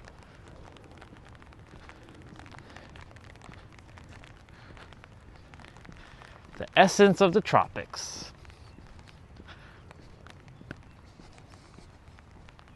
Every time I see this truck, I think of jerk chicken, and I also think of beef patties, Jamaican beef patties.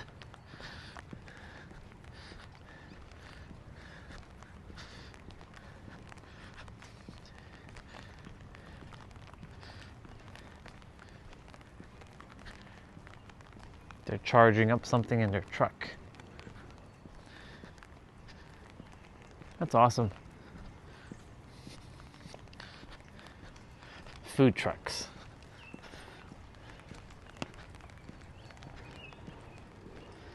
I remember seeing a YouTube video of someone who his dream was to have a food truck, and someone helped him to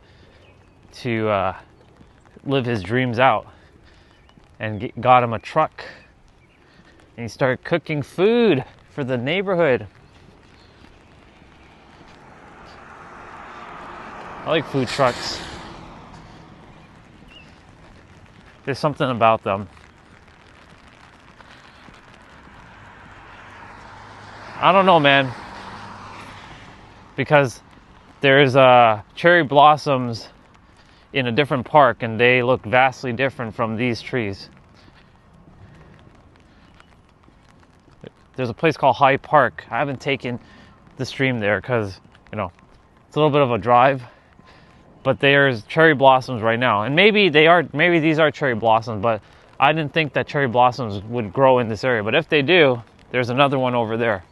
There's a couple in this area.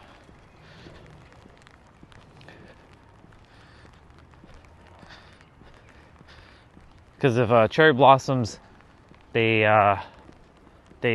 wither during May, and they become a green tree later on, then yes, these are then cherry blossom trees. Never would have thought, because cherry blossoms don't look like this. These don't look like cherry blossoms. But it could be a slightly different version of it, potentially. All right, I went that way yesterday, so I'm going to go straight.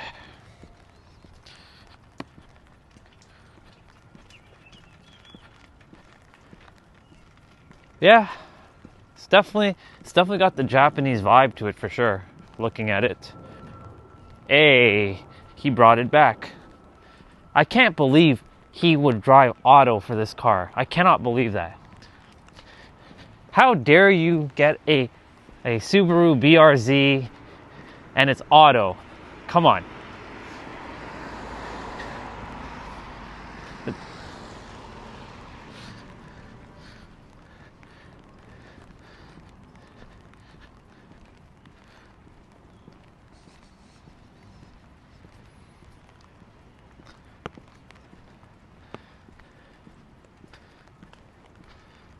They are very beautiful to look at, but I wish they would last for the entire summer, and the entirety of the season before, winter hits.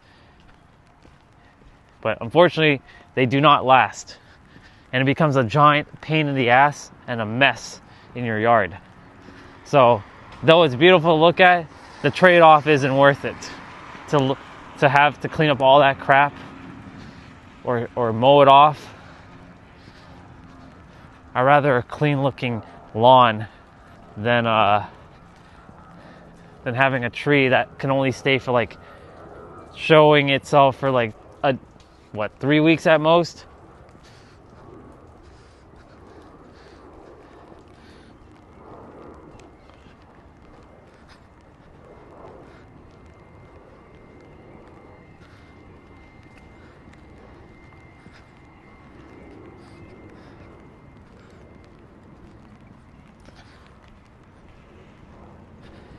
Live stream is 1 hour and 50. Yeah, so I did start the stream at 7:29. So 7:24 is when the stream ends today.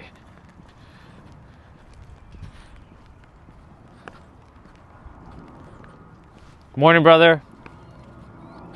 Have a great day.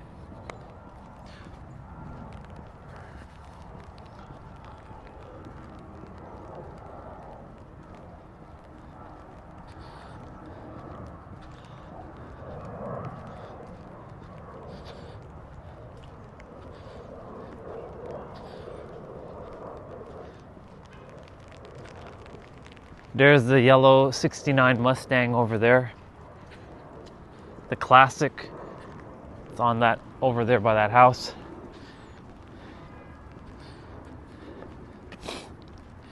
If it's the John Wick car, 1-to-1, I'll drive it. But other than that, nah. I'm good.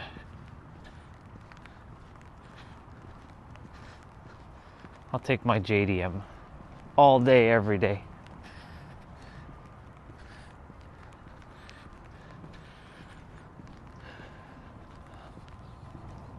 I gotta check out my email. Yeah, I can't believe I'm saying this. I'm actually having to look in my email inbox for emails from the insurance people to help mom, because she can't do half of the things because of work. She can't use her phone. See, this is the reason why I will never fucking take orders from a boss. The very fact that you cannot do what you want to do and you have to take orders from someone else, fuck that noise. Screw that shit. You didn't come here to be no fucking slave. Simple things like that. To only get, you have to take a break to then get 1 hour of lunch. Fuck that. She's a reminder of why I will never work for another boss. I'm not broke, but I would rather not ever work for someone and say, okay, go take your lunch break. I will never entertain that shit again. I'm fucking God. I didn't come here to play a fucking little human character. And there goes the wrath of the mind right there. I'm letting the character speak right now.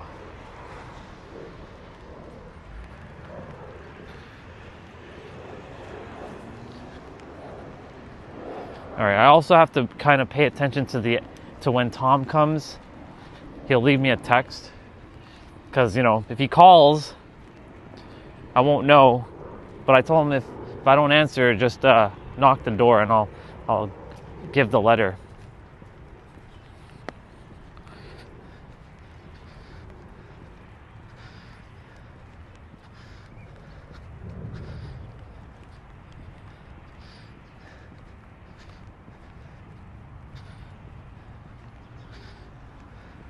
But it feels good to actually send an email again for the first time in a very long time and do like an email correspondence.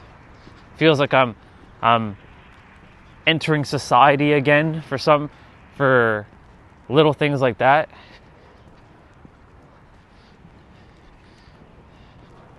There's this guy here. They're doing reno in the cute girl's basement.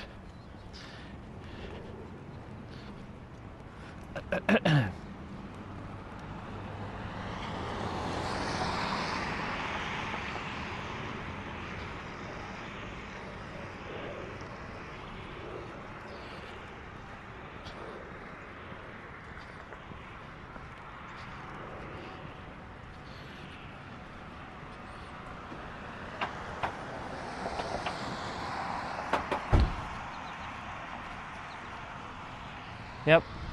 The doggy's barking his ass off at the window. He's like, rah, rah, rah, rah, rah, rah.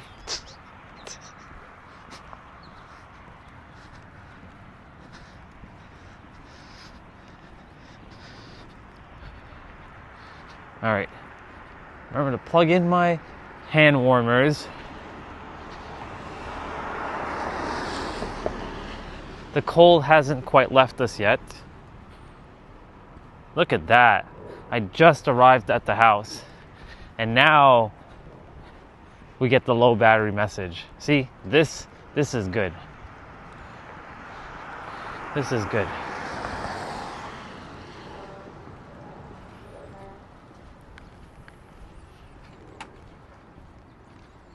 Hey, Dad.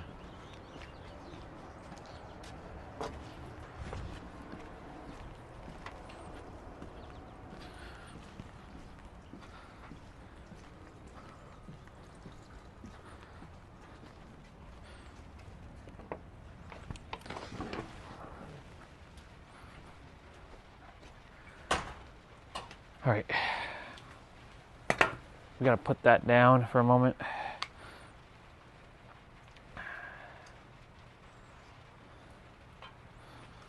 We're gonna leave this outside. Let it dry up.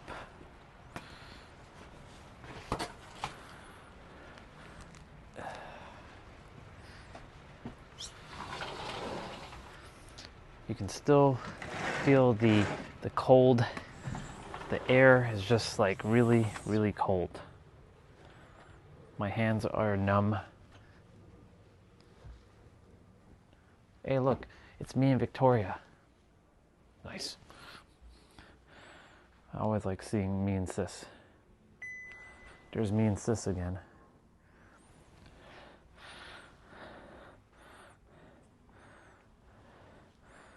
I love her very, very much.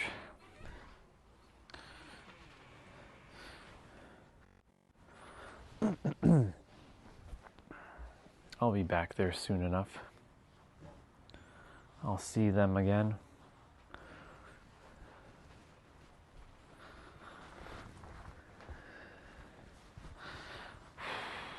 It was nice to write a letter yesterday too. It was good. I enjoyed that experience, writing a letter for the first time in what, years? Years.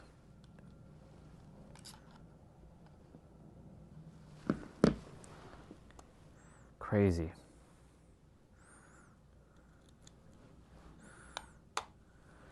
All right. Let's remove this. I need to wipe the phone down.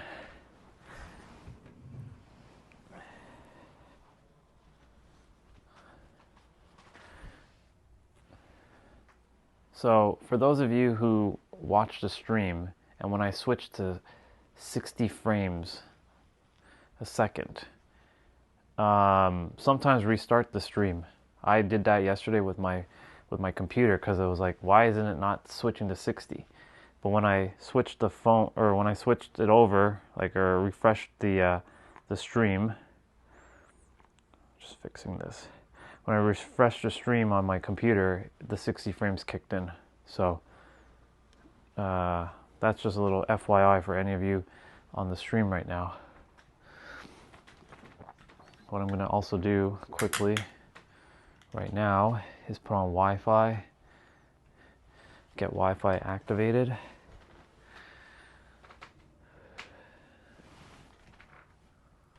And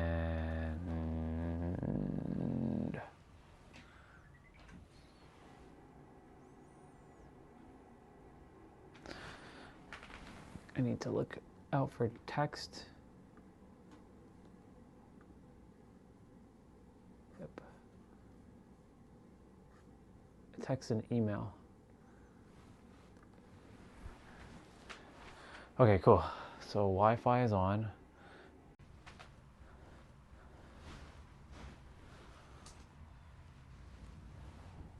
Oh shit. Okay.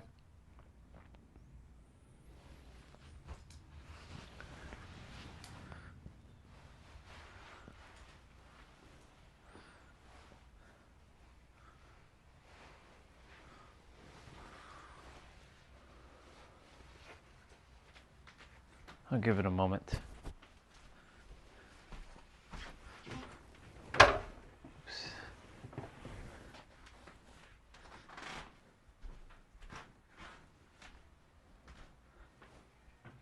There we go. So remember to refresh your stream if it doesn't already kick in. But it looks like on my end it already kicked in. The 60 frames. Yeah, it's already kicked in. Yeah, it's already kicked in. Cool.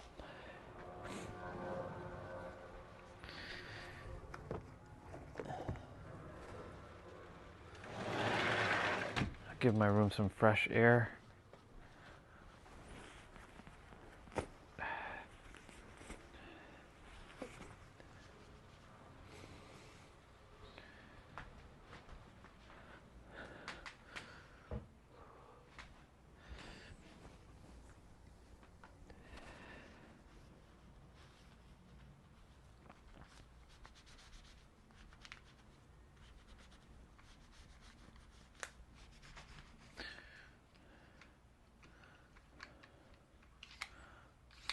Just looking at the stream. I put the stream to 8,000 kilobits per second for the first time. So quality should be better, but I mean, it's limited to the camera and what it can produce. I don't think you can really see the difference between 8,000 and 4,000. I don't think you really see anything different. But the phone might just have to work harder. So I'm going to drop the quality down a little bit.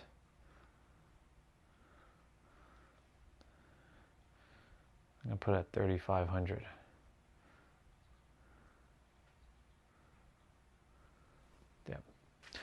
Yeah, there's like no quality difference whatsoever. I don't see any quality difference. It's not like you can't see me. You can't see me. You can see me clear as day.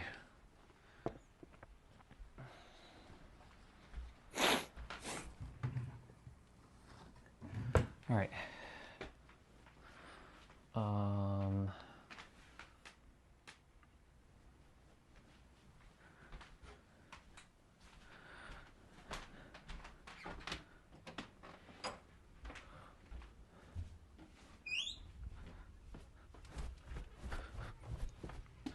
Morning. How are you both? Good.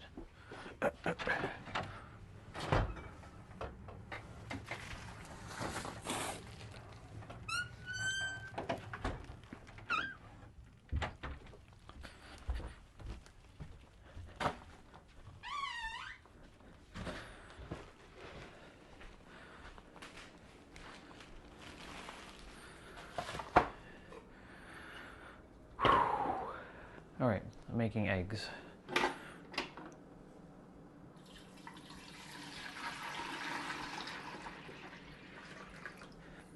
Don't you ever get tired of eating eggs? No. Eggs are amazing. Don't you ever get sick and tired of eating the same thing over and over? No, because I make it delicious. But Orion, you need variety in your life. Perhaps, but I can always change my eggs at any time. I can go from what I make it as to a omelet, or to a scrambled egg to sunny side up if I really wanted to do that, but I don't do that. Ain't nobody got time for all that. Ain't nobody got time. I like saying that. Ain't nobody got time for all that. Ain't nobody got time for all that.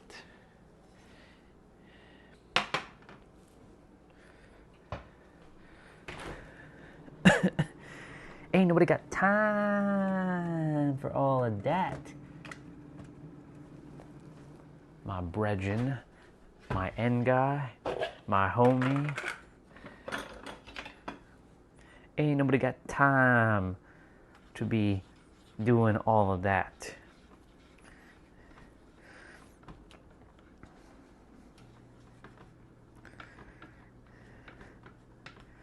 Orion, you're silly. Yes, I am. Because ain't nobody got time for all of that. Best recognize.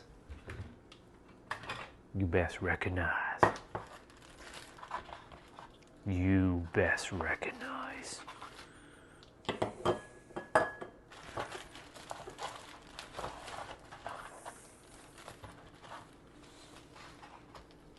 Every time I say it like that, you best recognize, I can only see Ichigo's face. And the way he looks so serious. Are you the enemy? Enemy? I said, are you the one to destroy the Soul Society? I am. And then Ichigo goes ballistic. He goes mad. It's like the scene in Rocky Balboa He's getting his ass killed out there. No, he's not. He's getting mad. Come on, hit me. Hit me. You're not so bad. You're not so bad. Come on, hit me. Hit me. You're not so bad. You're not so bad. Come on, hit me. No.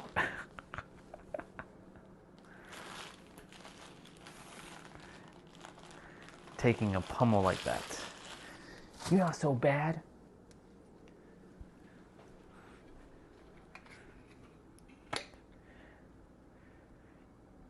What the hell are you doing out there, man? I know what I'm doing. Don't tell me what you do, just go and do it. It's not line for line, but it's close enough. Those scenes are forever etched into our core consciousness. Rocky Balboa. The man, the myth, the legend. It's a shame. He's unfortunately too, well, up in age and number to be playing Rocky.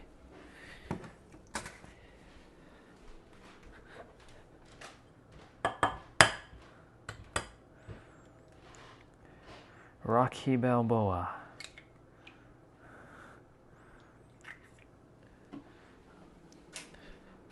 That's my dude right there. Him, Judge Dredd, and shit, what's his character's name in Demolition Man? Not Simon Phoenix. That's Wesley Snipes. What the fuck is his name?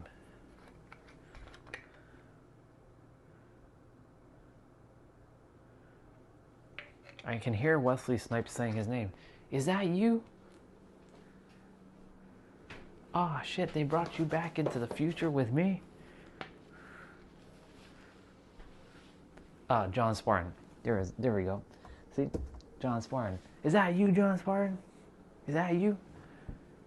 Ah, oh, shit, man, they brought you back. I guess they're going to thaw out everybody.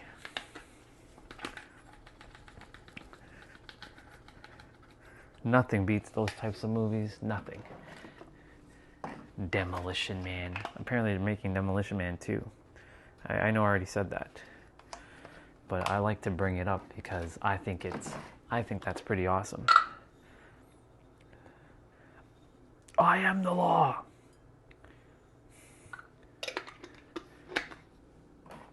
Demolition Man and Judge Dredd are closely similar. Like they have a similar vibe to each other. Both futuristic movies.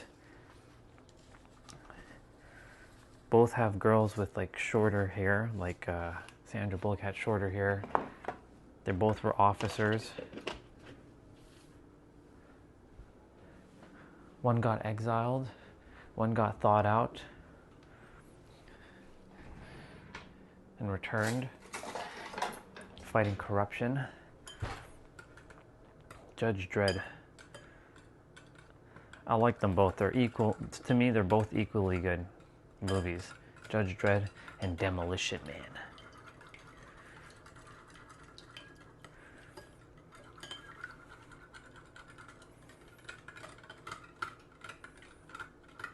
I love Face Off with Jean-Claude Van Damme.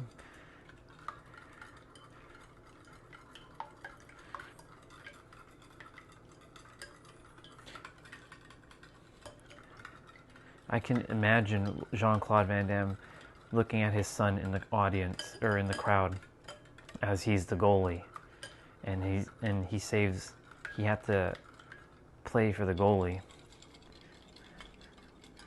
and for the Pittsburgh Penguins.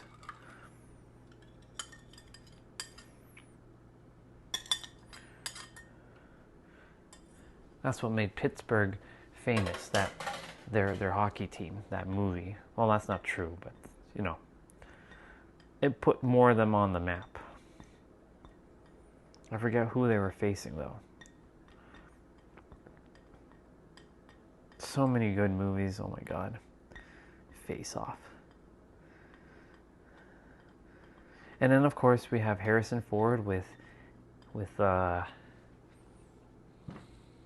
Force One and The Fugitive. Those are like, man, there's just so many good movies from the 90s.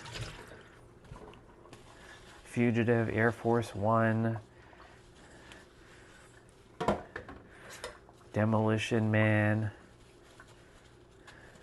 Judge Dredd, Face Off, Terminator 2,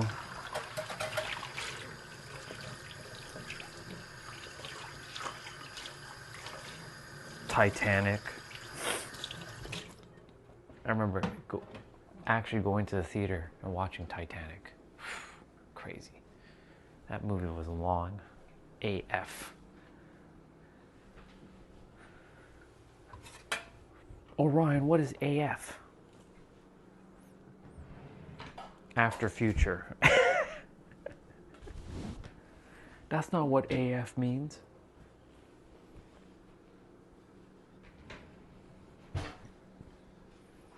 Okay. Apple fritter. There you go. AF. That's not what AF means, Orion.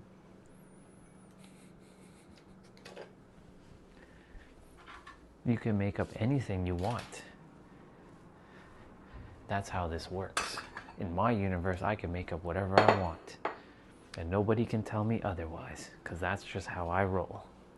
Oh yeah. Orion, that's not true at all.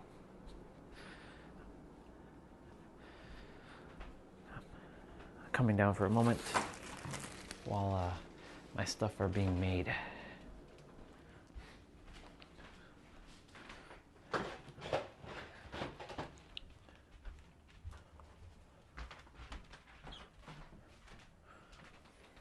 That's not how it's. That's not true, Orion. That's not true at all. AF is not apple fritter. AF is as fuck. Well, it's because you collectively agreed with other people saying that AF means that. But my AF doesn't mean that. I can change AF to mean anything.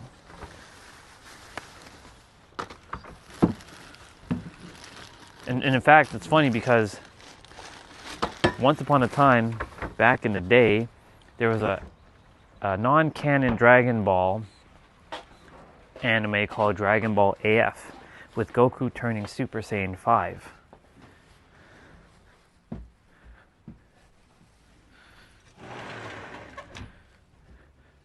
And this was way before AF existed.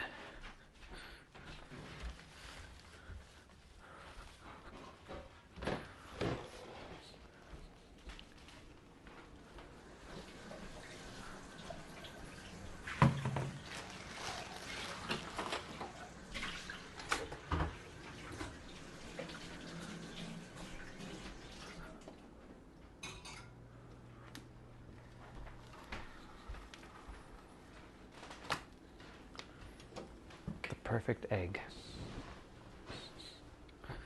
I made the perfect egg again. Ah, son of a mother. Stop falling down, would you? I made the perfect eggy again. Stop calling it eggy, Orion. It's not called eggy. I call it whatever I want. In my universe, I call it whatever I want. You understand? What, clown? You want to get in my way? I'll put you in your place, clown.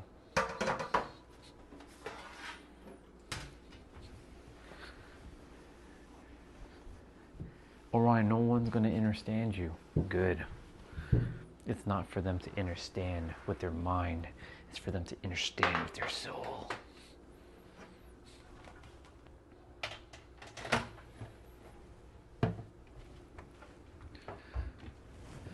I love me so much. I love my narratives.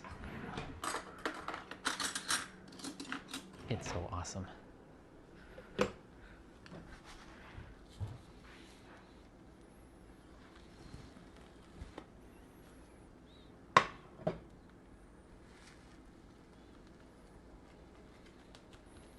It's 9:45. I'll be expecting Tom shortly. I mean, I just got back in, so he's got a bit of a walk to come back to his car, so he should be here around like 10-ish. Oh, Ryan, you crazy, man. You crazy. Aren't we all a little crazy? It's the crazy ones that change the world. Did you not know that? Steve Jobs was considered crazy, and yet he changed the world with Apple. But he's Steve Jobs. He's not Steve Jobs. He's just itself playing a character. He's not any more specialer than any one of us. He just simply tapped into the right frequency to bring forth a vision called the Apple.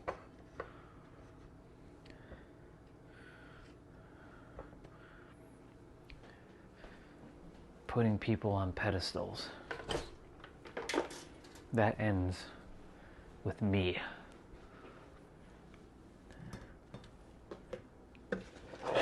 But you put your wife on a pedestal? Well, that's what you think. I don't put her on a pedestal at all. You see, she is my equal. She's not above me nor below me. She just is. Just like everybody else is. That is how I roll. Orion, you crazy, man. You crazy. Yes, I am. And I'm proud of being crazy. I would rather be crazy than to be fucking normal, whatever normal is.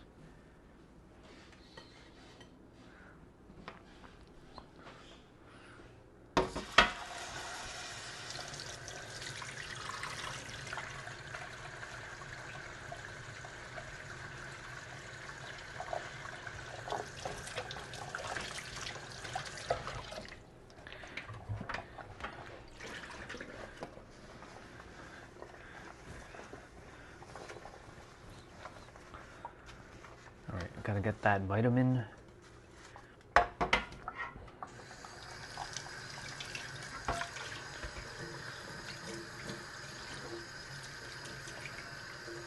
Gotta get that vitamin.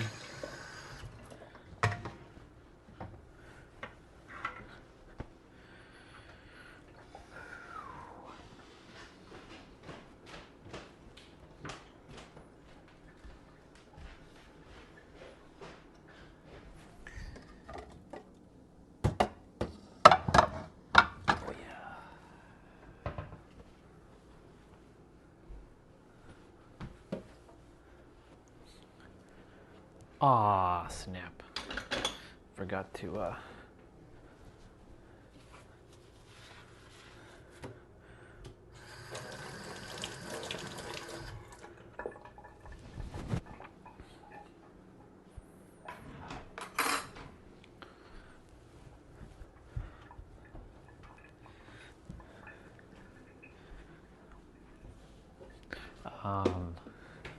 let's see.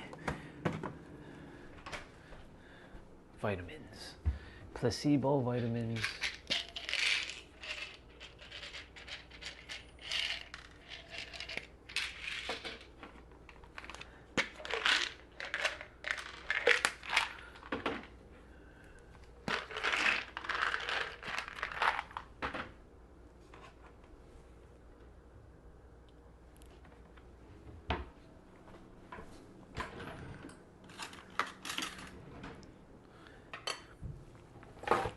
Bring a wet paper towel.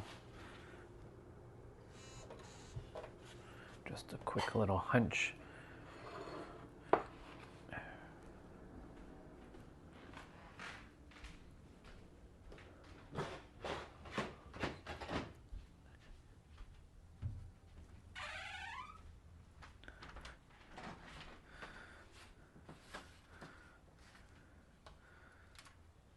Orion, you crazy, man. You crazy. You crazy. Yes, I am crazy. And I like it like that. You're insane, Orion. You're not human. You're not normal. Of course not. Why would I want to be like you humans? Why would I want to be like you humans when I can be my God of myself? You've lost your mind, Orion. You've lost your mind. No, I found my mind. It is you that has lost your minds. Because you simply have forgotten who you are. That's a bar. Write it down. That's a bar. Write it down.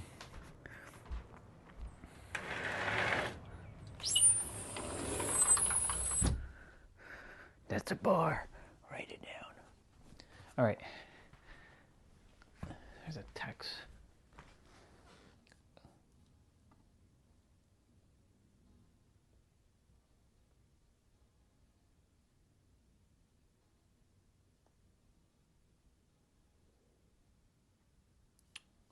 I don't care about going to your call, Craig. Ain't nobody got time for all that. There's nothing that someone can tell me about reality or about business that I don't already know. Like, it's not necessary. Vin. Oh, this is interesting. I was like, what the fuck is Vin doing on my other account?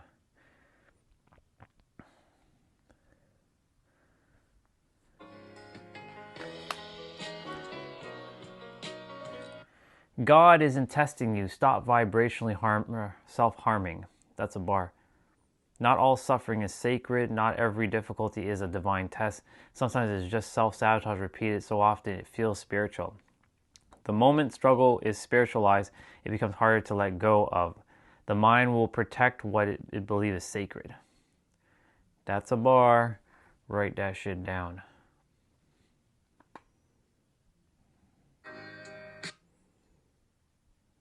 So true.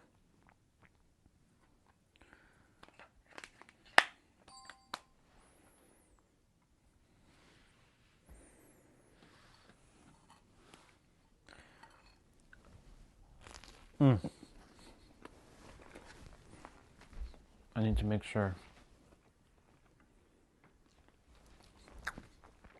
that I look out for text.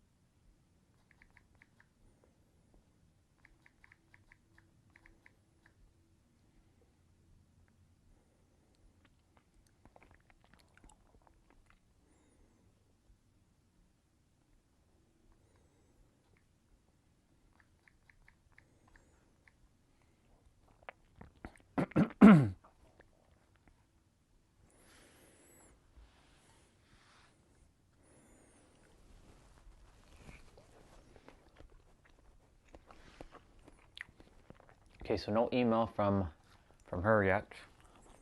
I don't expect her to send me any emails, but we'll see.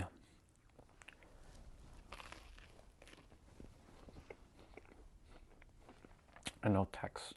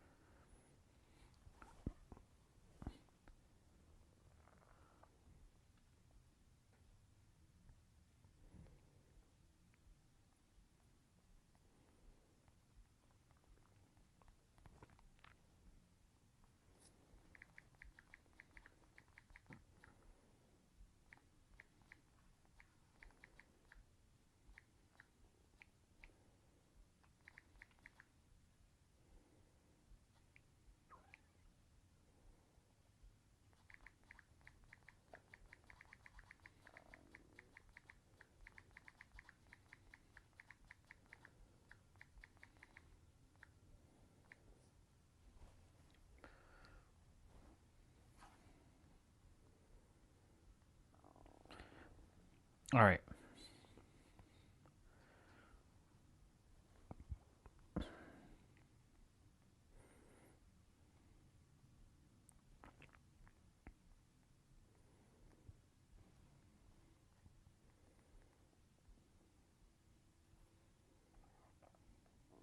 Cool.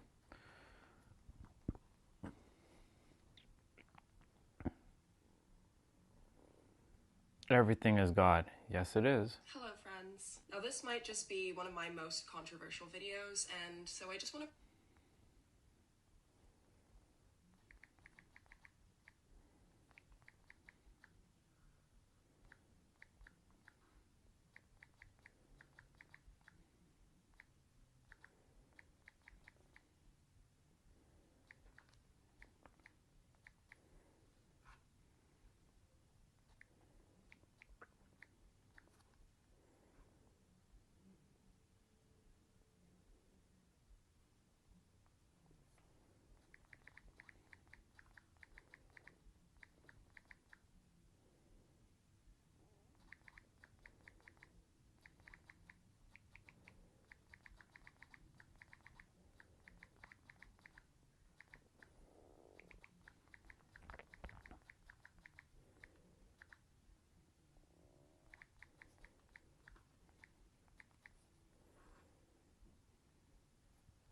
Let's hear this preface girl. all of this by saying this is just what I think. You don't have to agree with me, you don't have to believe me, and as I kind of loosely touched on in the last video, we can have these conversations as an expansion of perspective rather than Interverse. from a place of defense of identity rigidity. But I wanted to share a little bit of how I conceptualize God, which I see as kind of a blend between metaphysics, physics, and philosophy. I take quite a cosmopsychist approach to this conceptualization of God, meaning that God is the conglomeration of each fractal point of experience or existence. So everything that exists is God? Now this ties in with kind of Spinoza's interpretation, but I'm going to take it one step further to imply that maybe, once again, not a fixed worldview, ever evolving, that if God is the conglomeration of everything that is, everything that exists, then perhaps the cultivation of divinity is an internal process rather than something we were meant to seek externally. That we can experience divinity within ourselves by cultivating presence. Yep. I have no particular issue with religion. I have many friends from multiple different religious backgrounds, and honestly I love having these conversations with them because they always add something to my perspective and allow me to form a more nuanced and also empathetic approach to having these conversations. However, to me, as I've discussed in previous videos, it seems as though a lot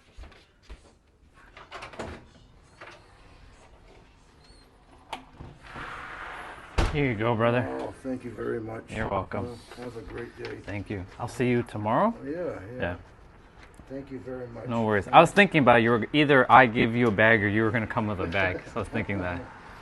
So it's okay. Like even though I made a little bit of a fudge at the bottom. No, that's okay. Okay. That's okay. That's great. All right. Cool. Thank you very much. No problem. All right. Have a good day. I'll see you later, Tom.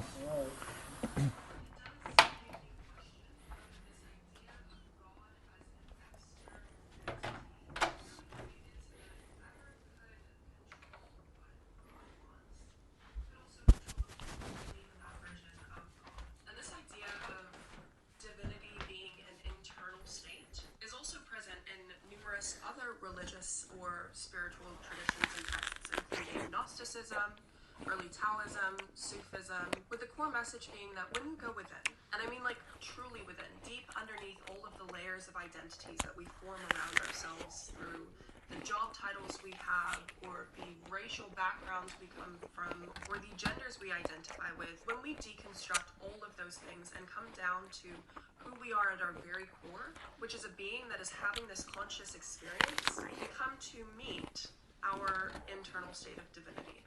But an important distinction I'd like to make here is that, a lot of people, they do talk about this. They say, well, God is within you, or you are God. And while I think to an extent that perhaps that is true, I also think that it misses out on a bit of nuance. And that is that you are God, but you are one piece of it. As I stated at the start of the video, I think that God is the conglomeration of everything that exists. That each particle that comes into existence has a perspective through which it can offer the wider divinity, consciousness, God, whatever you want to call it. And I think that a lot of the time when people come to kind of this realization of their own internal divinity, often what it can do is end up perpetuating or fueling the ego when it is not matched with a level of humility or understanding that while you do hold this inherent power, so does everybody else, whether or not they are aware or awakened to it.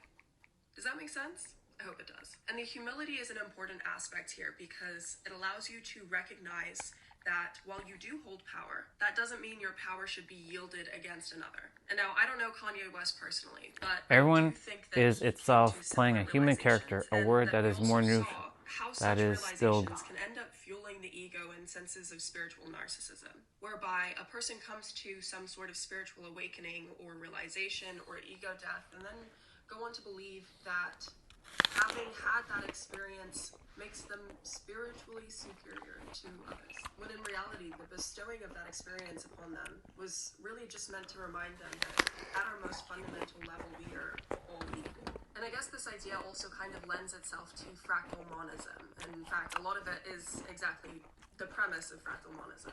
And as previously stated, this idea has been around forever. In fact, it predates a lot of modern religion. But the reason why I think it's so important, especially today, is because so much of what we see, whether that be environmental destruction, world wars, animal extinction, is really a manipulation of the psyche and a disacknowledgement of the fact that each being and everything that exists has its own form of value. It has something to offer to this wider conscious perspective. And even on a personal level, I think a lot of people suffer within their own lives because whether it be through socialization or trauma or past experiences, they too have forgotten their own inherent worth and their own value outside of what what they might provide to another or provide to society as a whole. We tie our value to our jobs, our morals to our religions, our sense of self to romantic partnerships, and forget that none of that is actually inherently us. And if you were to one day wake up in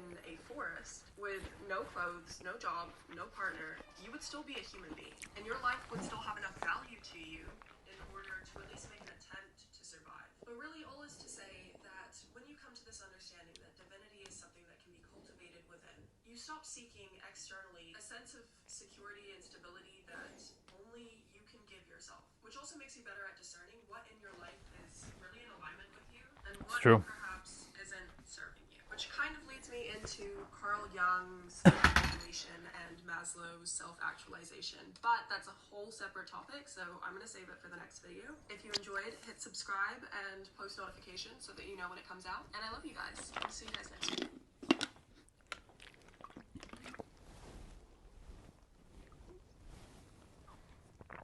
Well, that was just a reminder from a different itself.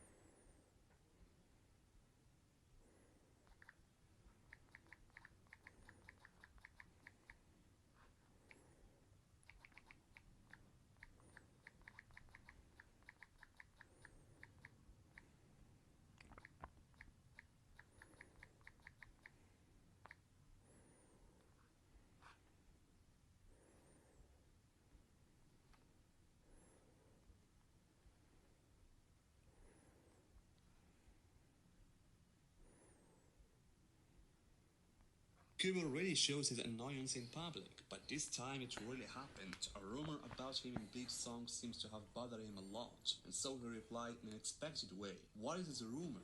And which song did he admit he is actually attached to? That's what we're going to find out, guys, in this video. But before we start, guys, I really want to thank you a lot for I'm glad that I wrote that letter. It's good. subscribing to my channel. So I really hope only those who like what I make will subscribe by showing it through likes and comments, and thank you guys in advance. Can you imagine, guys? Just a few weeks ago, I was reading Japanese comments on the official Bleach channel. The auto translation feature allowed me to enjoy reading the opinions of Japanese fans and their view of the work as a whole. Among those comments that caught my attention, there was 2 comments about the night's opening. Veronica. Both of them confirmed that this opening had a big impact on Kubo, and that he used to praise it a lot in his author messages in Shonen Jump. And they said that for 3 weeks in a row, Oops. author messages in Shonen Jump, and they said that for 3 weeks in a row.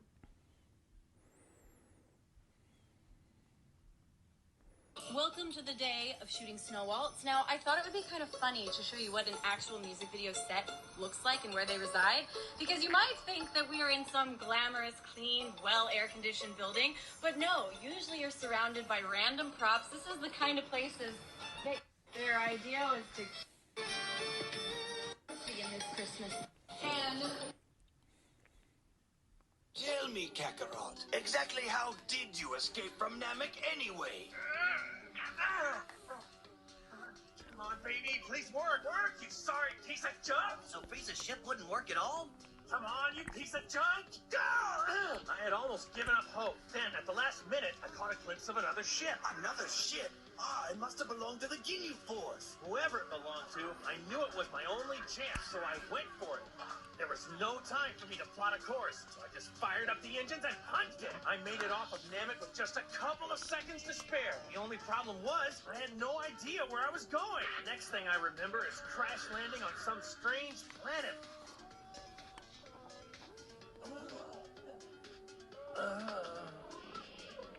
It turns out I'd landed on the planet Yardred, and the inhabitants were really friendly. They were kind enough to nurse me back to health, and they even repaired my spaceship. So once I was strong enough to make the journey, I packed up and headed home.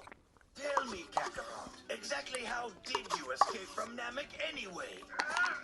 Come on, baby. Gotta love them.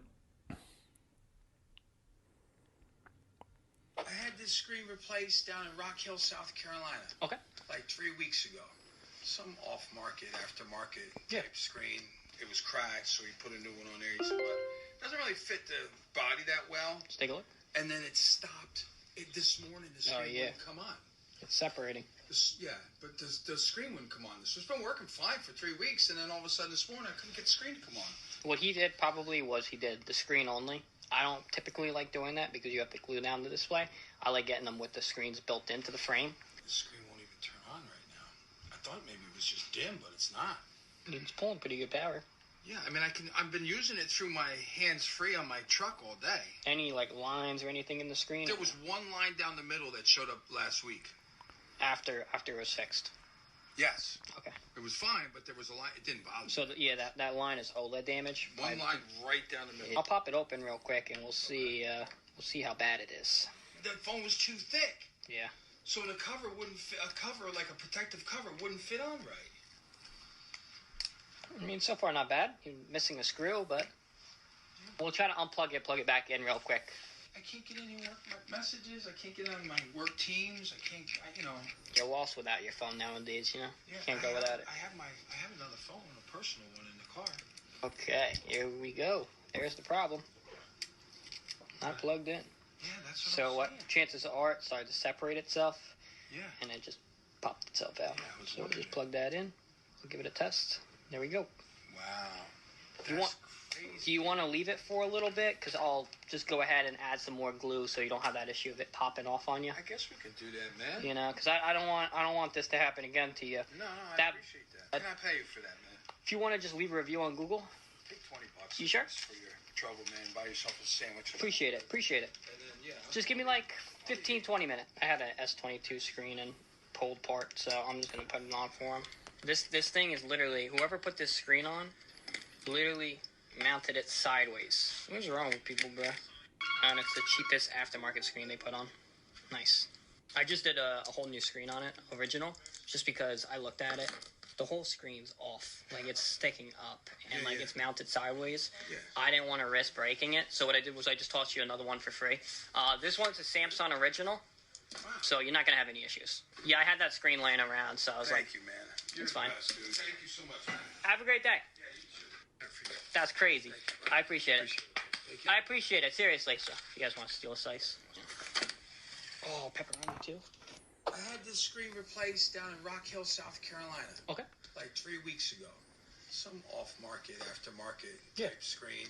It was cracked, so he put a new one on there. He said, but it doesn't really fit the body that well. Let's take a look. And then it stopped. This morning, the Oh, screen yeah. wouldn't come on. It's separating. Yeah, but the screen... Screen on. Did he bring pizza for them? This one's a Samsung. You're It's the fine. best, dude. Thank you so much, man. Have a great day. Yeah, you too. I forget. That's crazy. I He brought a bomb ass pizza for him. appreciate it. I appreciate it, seriously. So, you guys want to steal a slice? Oh, pepperoni too. I had this screen. And you're all set. Still got all the information. Got the screen protector put on. Awesome. Yep.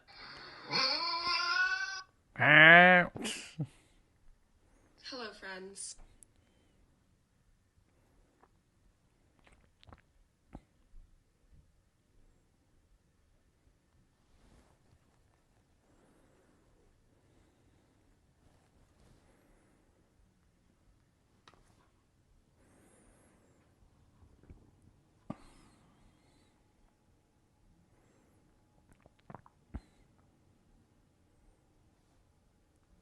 Hey gamers, Ooh. we're back with another new PS2 emulator for Android, taking a look at EMU Core X, a brand new project aiming to deliver near PCSX 2-level performance on mobile devices. It promises better performance, improved compatibility, and a more refined PS2 gaming experience on Android, along with a clean, modern, and highly intuitive interface that enhances usability through improved visuals and smoother navigation for a more polished, user-friendly experience. The emulator already has an official website and GitHub page. Once installed, you're greeted with a clean, modern welcome screen. When you first start the emulator, it will ask you to choose a performance profile. There are two main options, optimal and fast. The optimal profile is the recommended choice, offering the best balance between performance and compatibility across most devices and games. On the other hand, the fast profile is designed for lower-end phones, providing extra speed, but potentially causing glitches or issues in some games. Next, the emulator will prompt you to select your PS2 BIOS file and the folder where your games are stored.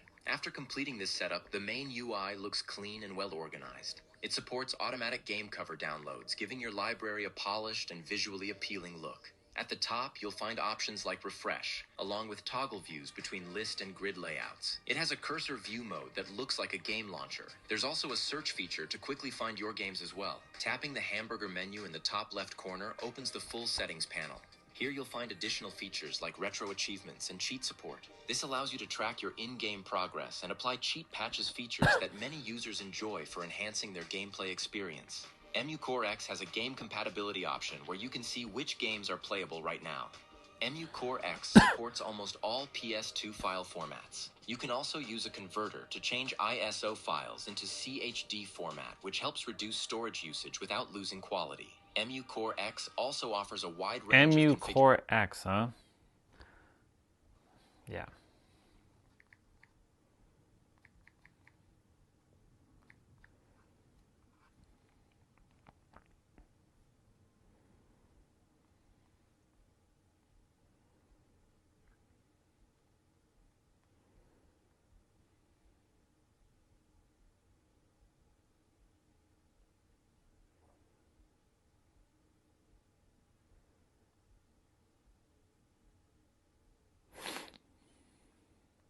Yeah, no point.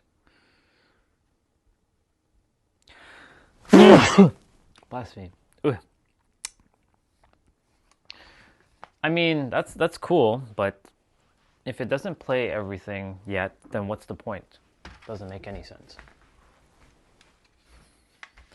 Doesn't make any sense to have a game or an emulator that can only play half the games or stuff like that. My Nether SX2 plays it fine. It just works.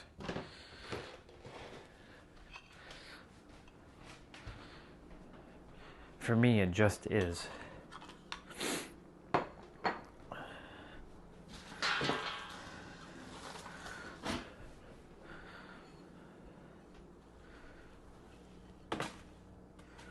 Alright, let me grab my second meal. So Mr. Tom got his letter, so that's good. We're done with that.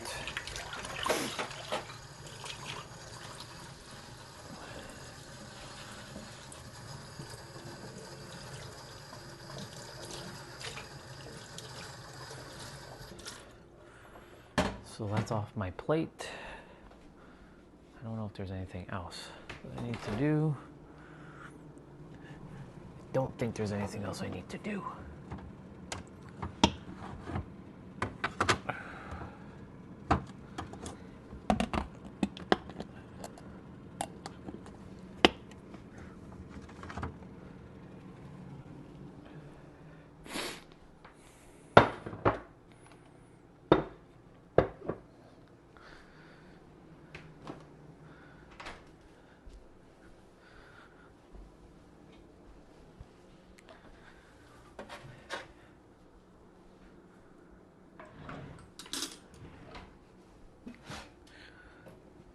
No, I don't think there's anything else that needs to be done.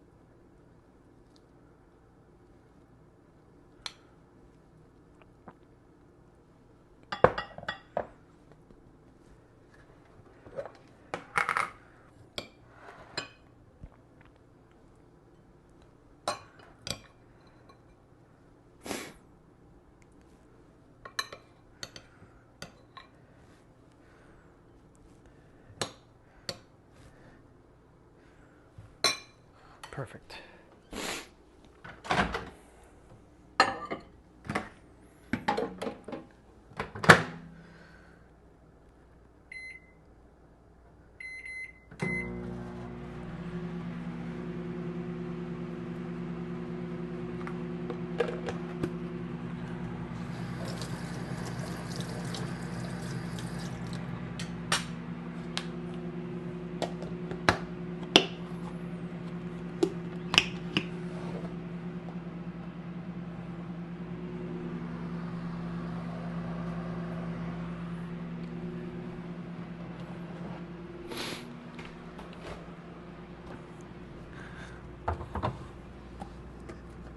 Oh, there's rice in there. Oh well. Oh well. Oh well.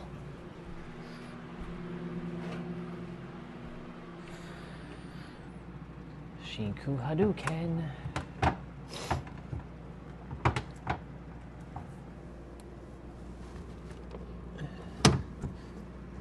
How the hell did I have this just now?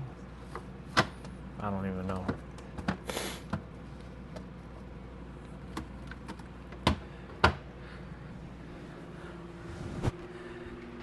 Hadouken, Hadouken, Shoryuken, Hadouken.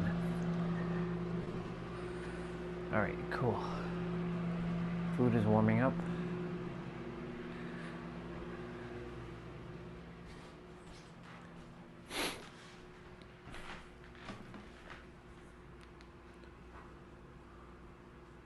Let's see.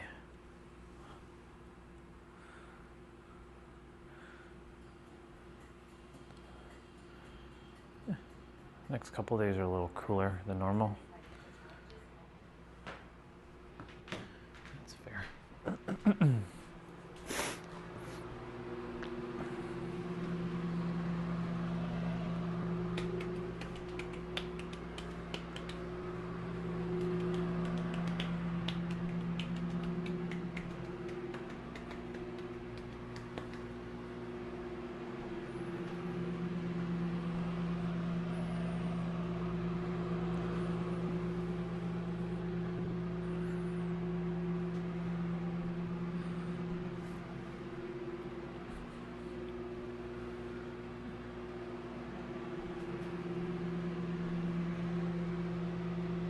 Wait a minute.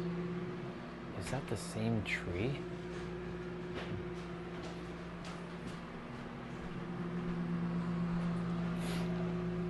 That looks like the same tree. That pink one.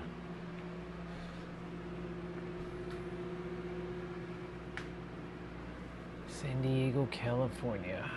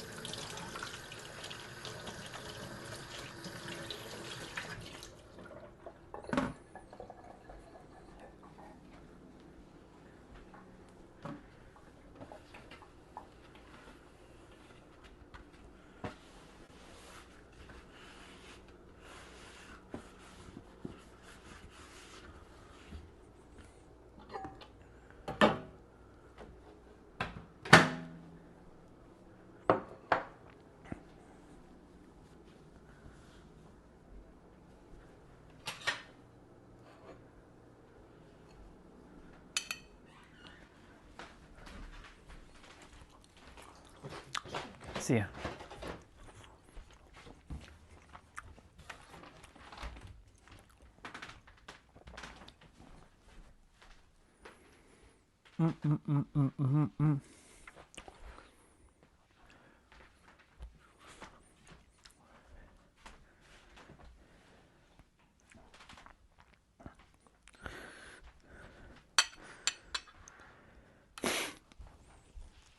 Ooh.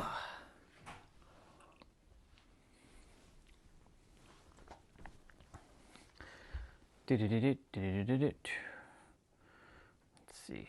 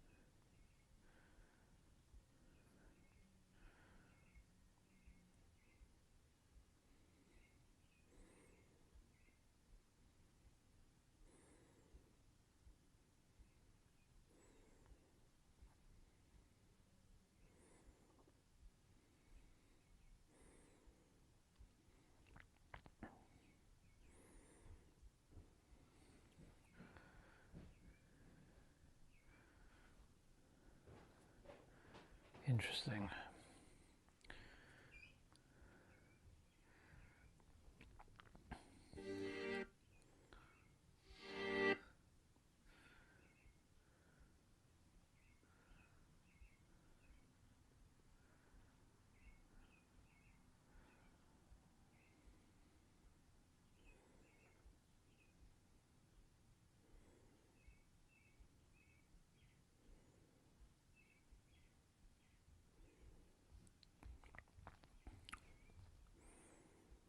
Let's go. Let's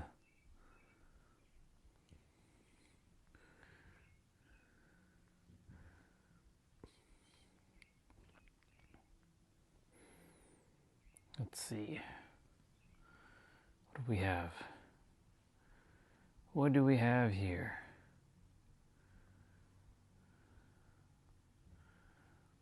Cinco de Mayo.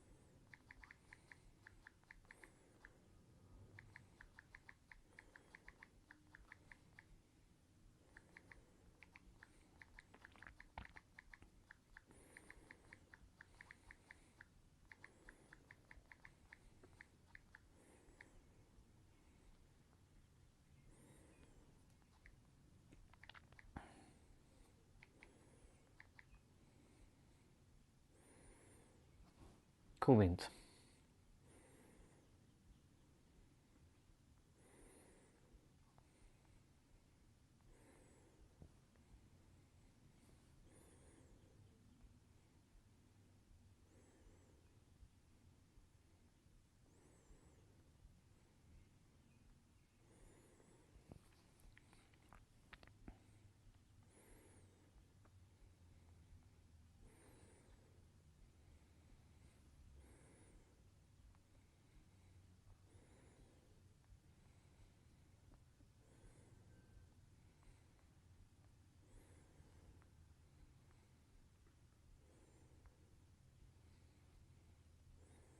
Make some noise for Lindsey Sterling right here.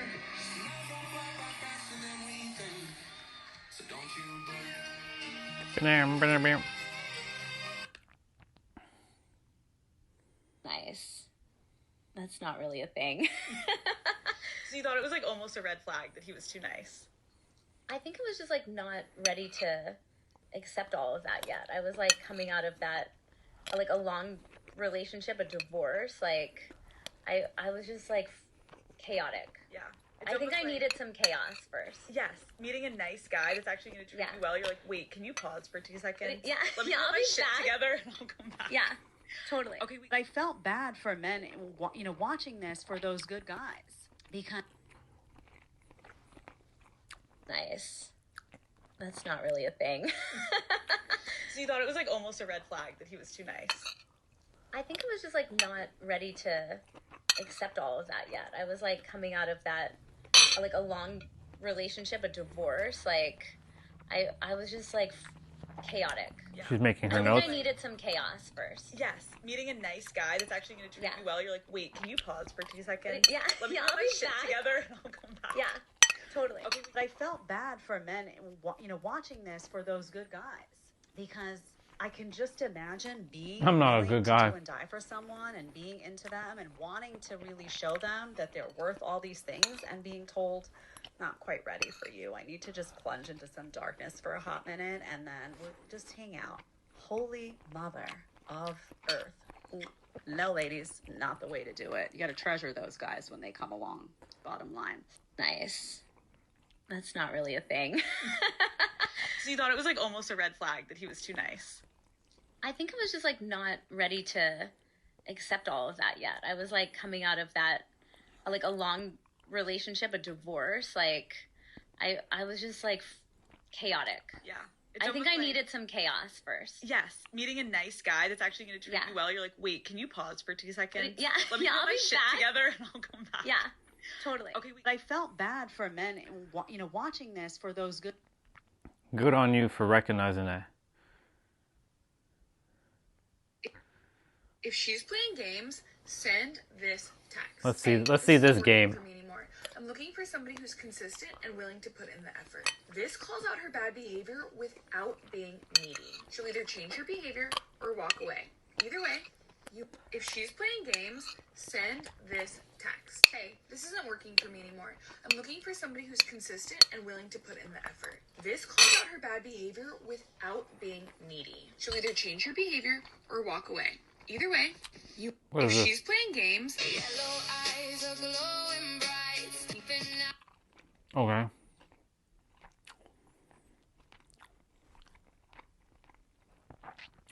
Humans.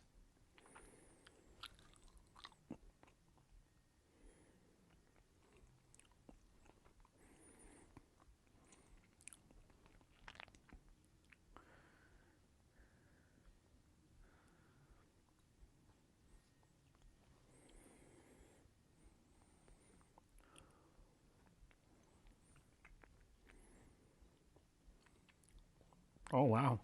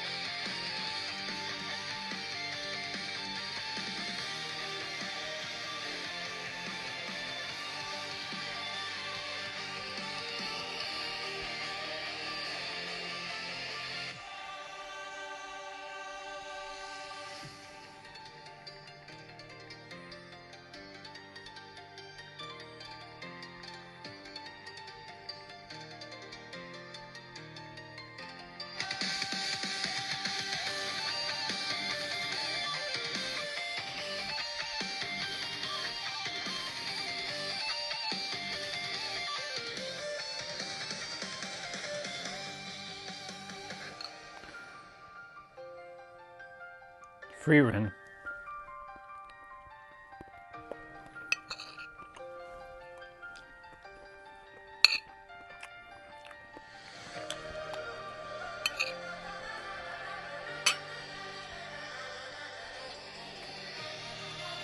It's not bad.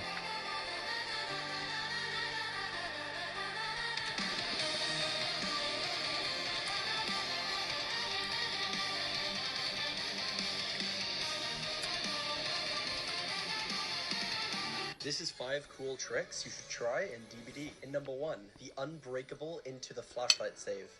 This must be old.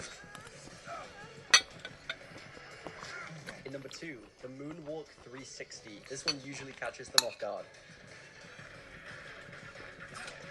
Oh my god. Oh my god. In number 3, the table trick on Mother's Dwelling. Watch, watch, watch. They obviously removed that table. The table tech. In number 4, the making the killer fly off the stairs trick.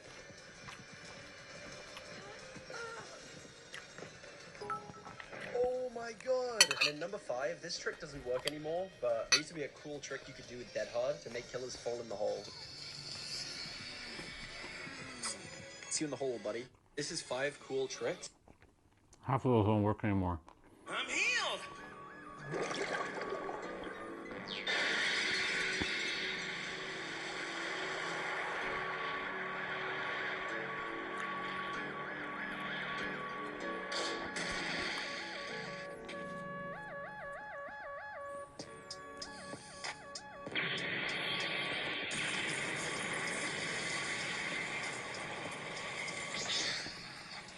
He blows up the dancer.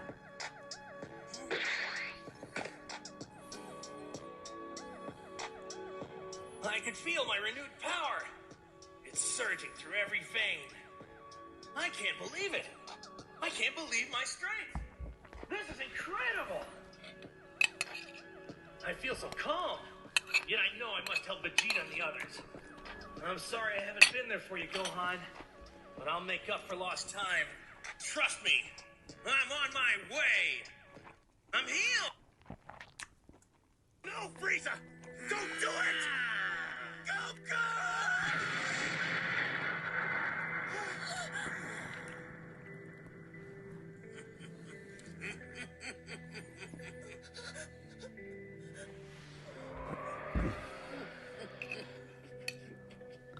You ruthless, heartless bastard!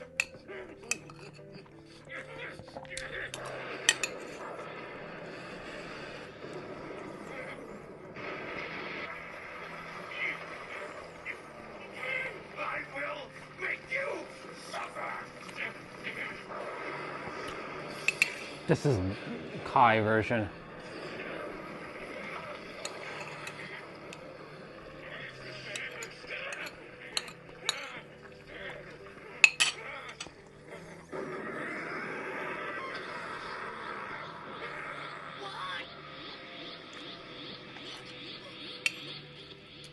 Go!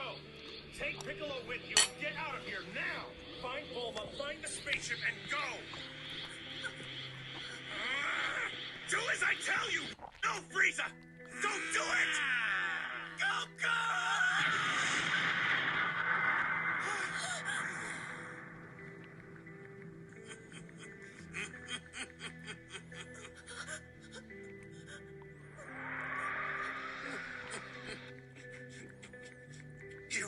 You ruthless, heartless bastard!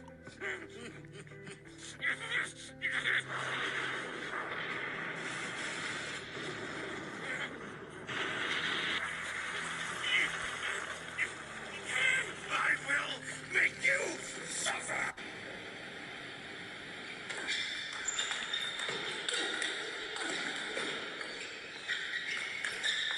Table tennis.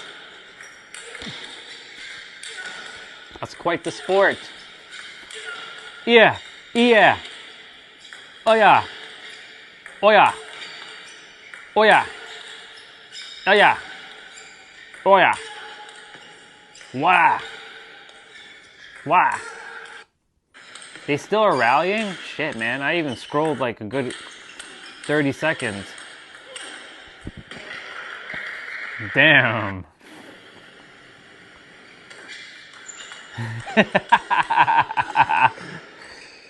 The ball needed a smoke after that.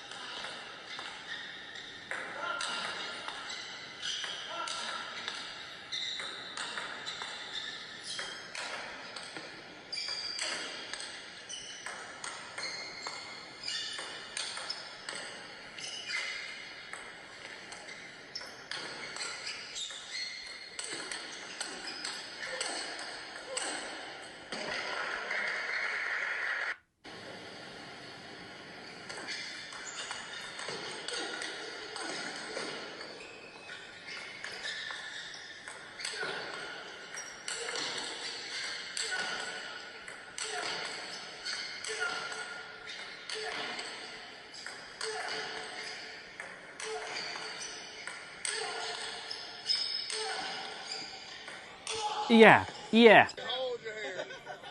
Hold your hair. Unless you got a brush.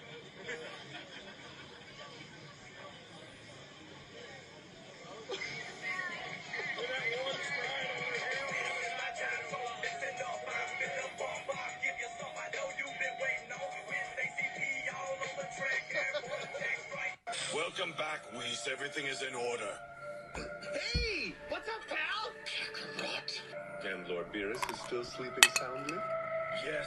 Well, how interesting. There are enough for my lord as well, but if he's still sleeping, I'll just have to enjoy them alone. Yeah, I figured you'd come and ruin this eventually. Come on, you don't have to be rude about it. If anything, I should be the mad... Now what? Your energy feels completely different than it was when we were back on Earth. No, I'm serious. Oh, you'll find that out soon enough. Oh, yeah? Or maybe you want me to leave so bad because you're scared you won't be able to keep up with me. In your dream! What are you doing? You can't piss there! Use the toilet! Welcome back, Whis. Everything is in order. Oh my god.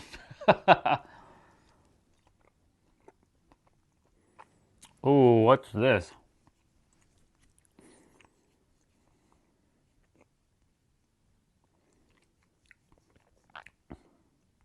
I had it this morning, I had it on my lap. Screen worked totally fine. Fell out of the map into concrete. I went to go pick it up, and the screen was just black. Oh, I see it. It's still on, but you got a line on it. Yeah, so the Siri and everything works. I can call people off the Siri and anything like that. I can touch the screen to answer phone calls and everything like that, but there's no display. Gotcha. It's a bad day. You have insurance on it? I don't think so. You just dropped it? Yeah. It's actually not too bad to fix. Before, when it was like brand new, there was not parts available. But I could definitely get it fixed by tomorrow for you. I'll figure around noon. Oh yeah, that works. Awesome. Take it? Yeah, that's fine. I don't. So I gotta leave it over here overnight. You can take it with you, but Yeah. I mean, it doesn't work, so I mean, I might as well just leave it here. Yeah, exactly. Damn, boy. I work, so I don't know what times I get out of work and all that stuff because it's all separate. Yeah. So I know you guys go at 6, so I know it might be done by 12. I can probably stop in any time after that before 6. Yeah, that's perfect. Perfect. Yeah, I looked up base model 17 screen mount. I'm off on the pro today. Also, would have banged it out for you today. Gotcha. Figure around like noon tomorrow. You know, I don't know. It might be the base model. I'm not 100% sure. Nah, it's definitely the. Oh, okay. what's your first name? Chris. Yeah, I got the pro. You can just separate it. Alright guys, so what I like to do is I take the screen and I put it on the heating pad for a couple minutes. What that does is it loosens the adhesive that holds in the light sensor. And while that's heating up, what I do is I take a flathead and I start working on cleaning the frame. So we're just going to carefully scrape.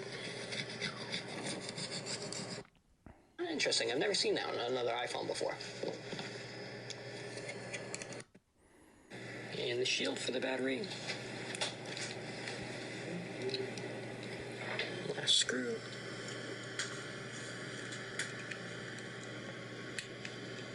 Tonight, Jesus faces the hardest accusations ever leveled at him.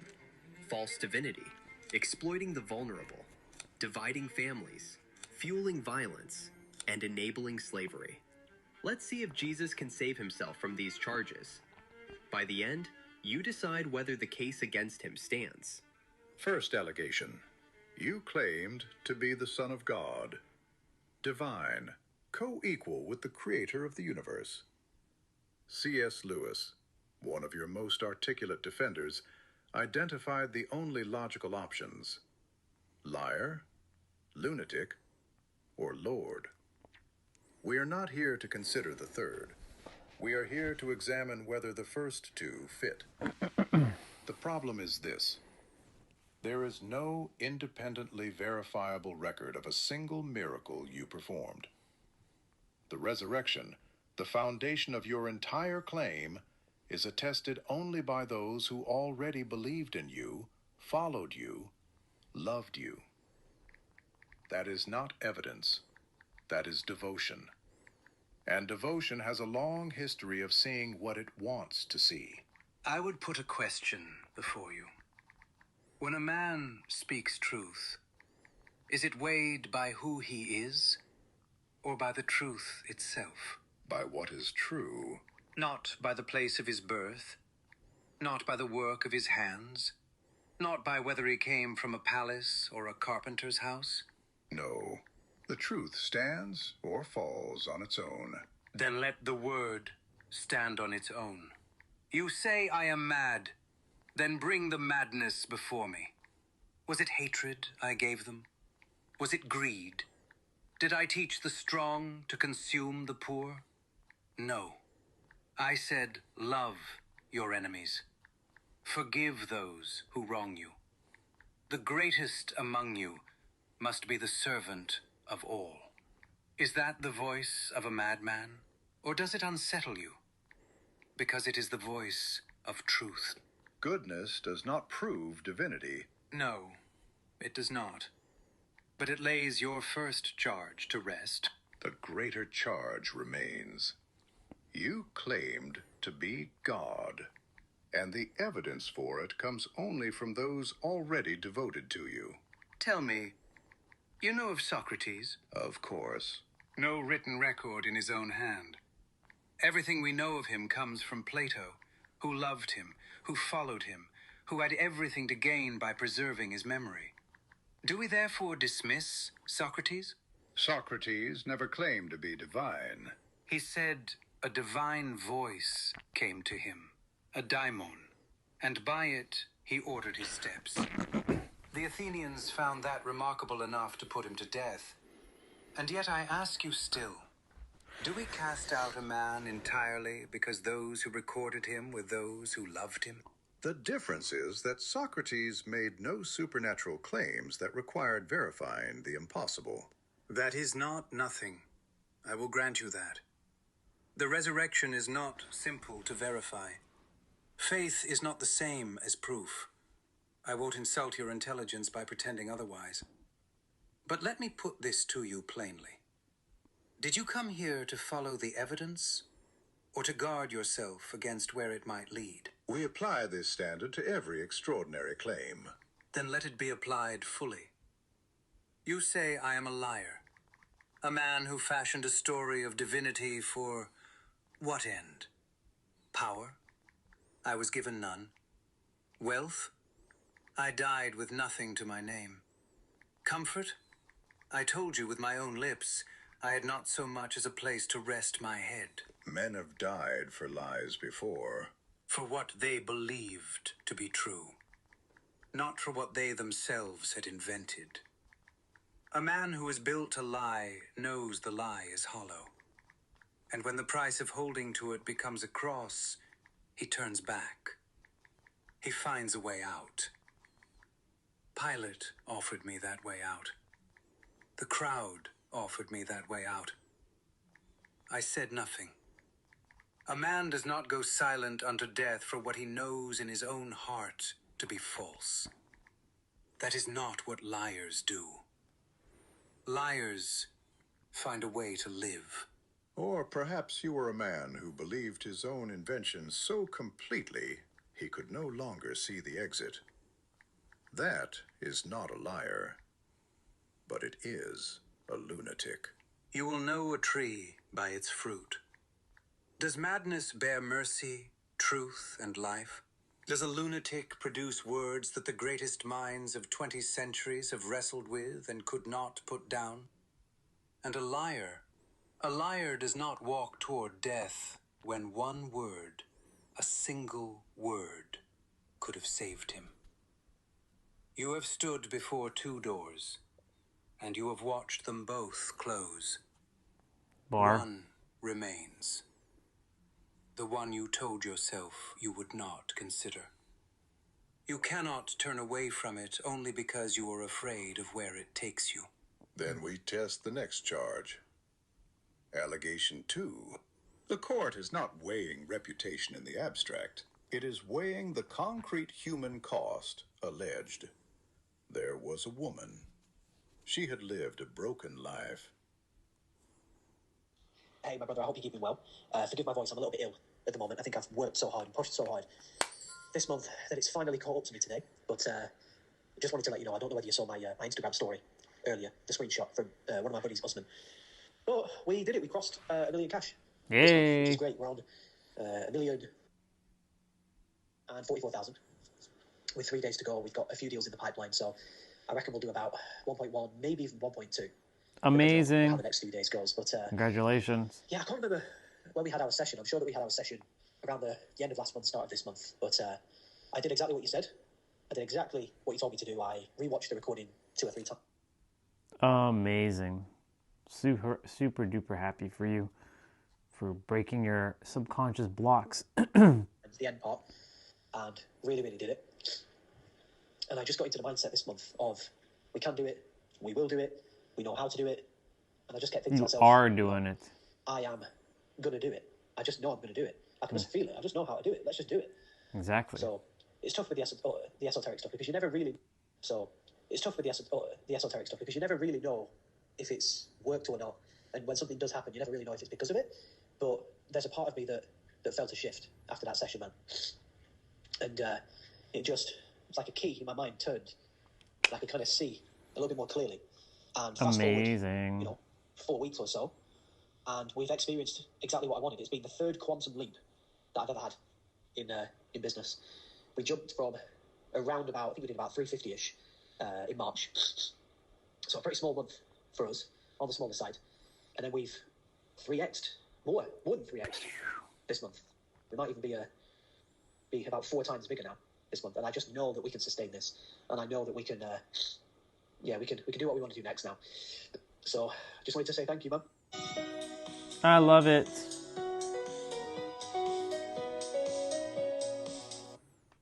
Y'all are doing great.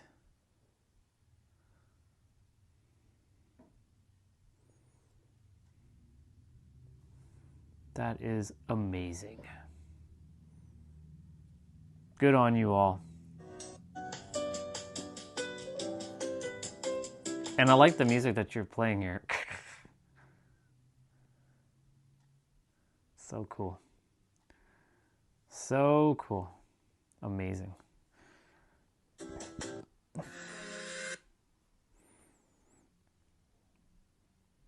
Let's go. All right.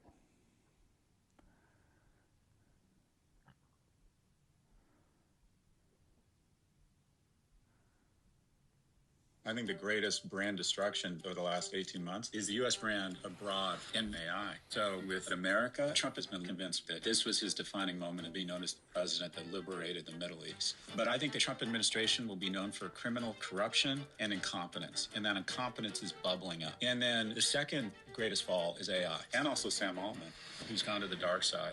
And I'm an AI optimist. But here's what we fail to understand. These tech CEOs, they do not have our best interests at heart. Scott, I often come to you to help myself form my opinions on some of the most sort of consequential issues going on in the world. And when I look at some of the quotes from the CEOs of these AI companies, I've got one here from Elon that says, AI and robots will replace all jobs. What's your view here? I think it's mostly the catastrophizing is nothing more than thinly veiled attempt to say my technology is so devastating that it's going to shift society and you should invest at this crazy valuation. And the data doesn't reflect that there's some big exogenous meteor coming for the employment market. But I believe it's actually going to create more jobs than it destroys. But the scary thing for me is that because of AI and because of these frictionless relationships that people are engaging in online, I think a lot of young people are losing the ability to endure rejection. But I think a more important technology in terms of how it's going to change the world and what will create more shareholder value is not AI.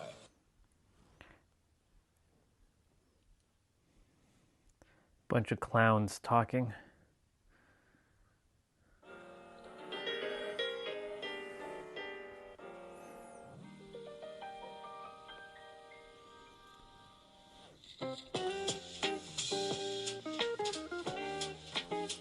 I like the music. It's good music.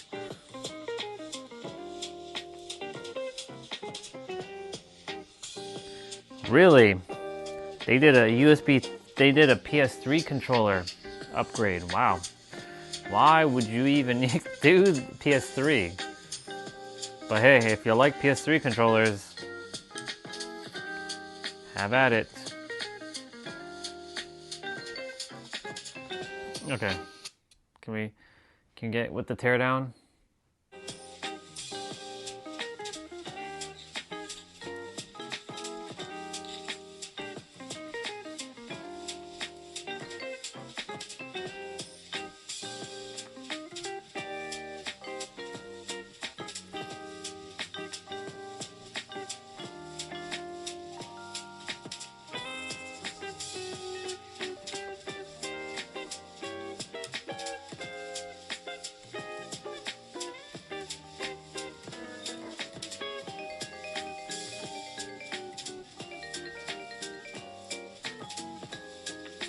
It's funny how dust can get into a controller like that,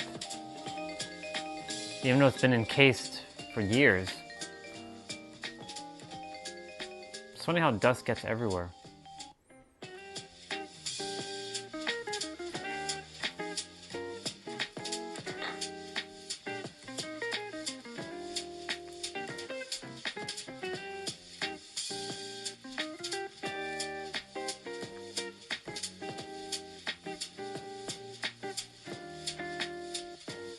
Does it matter which way you put it?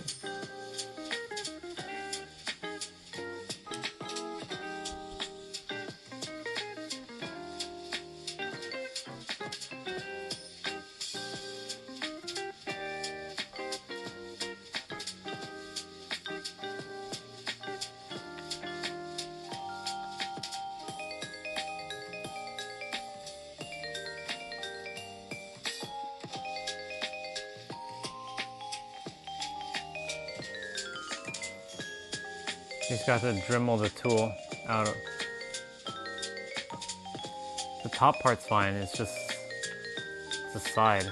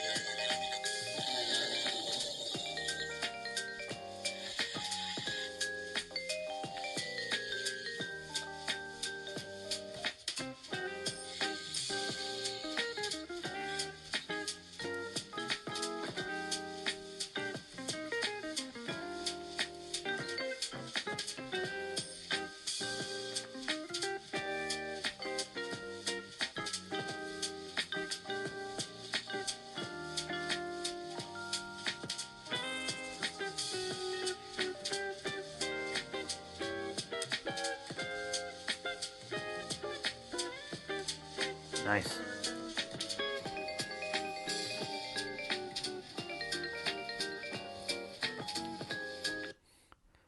2UL CVT grinder.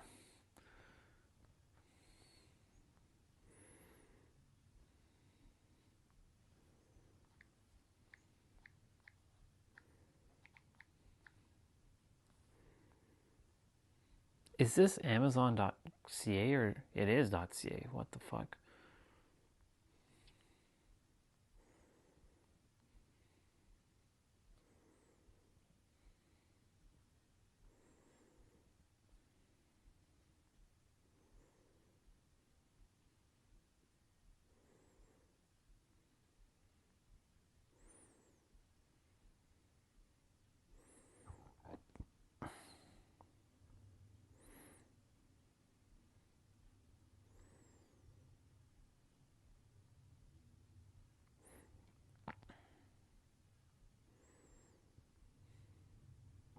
That looks like a cool little tool.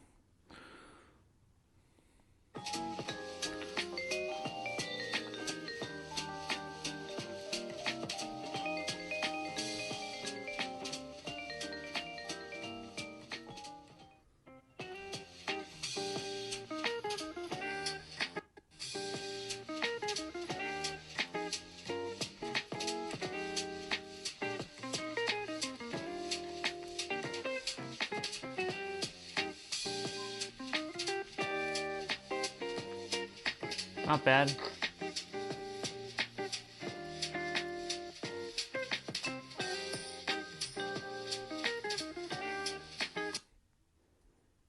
Not bad.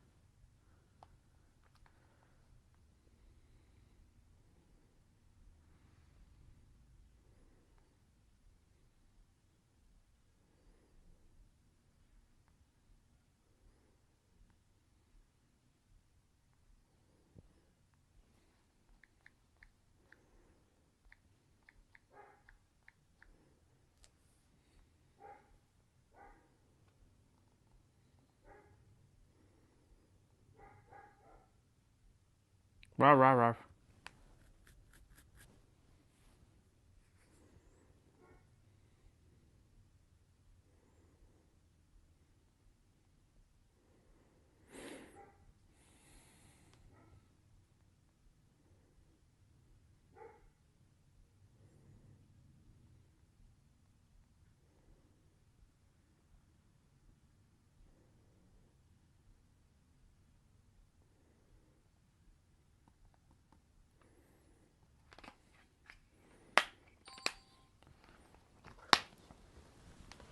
I'm gonna go take this upstairs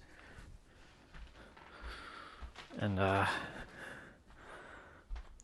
Mr. Neo, if you're around, sir.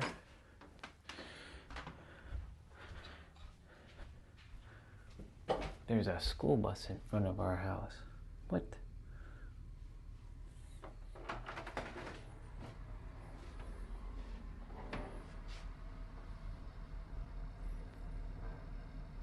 Come on.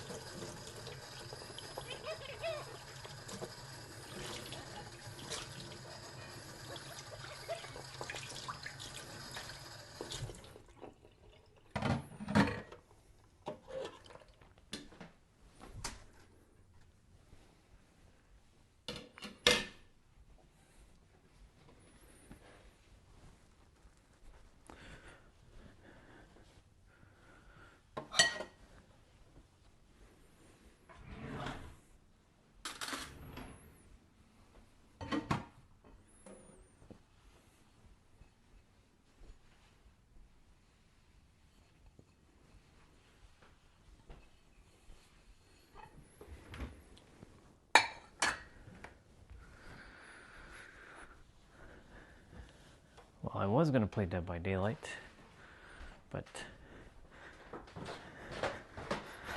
most likely I'm going to just chill for now.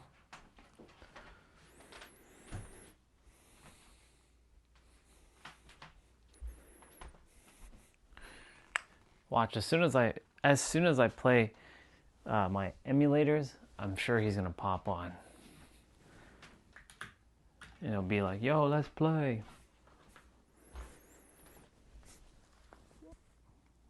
Bet.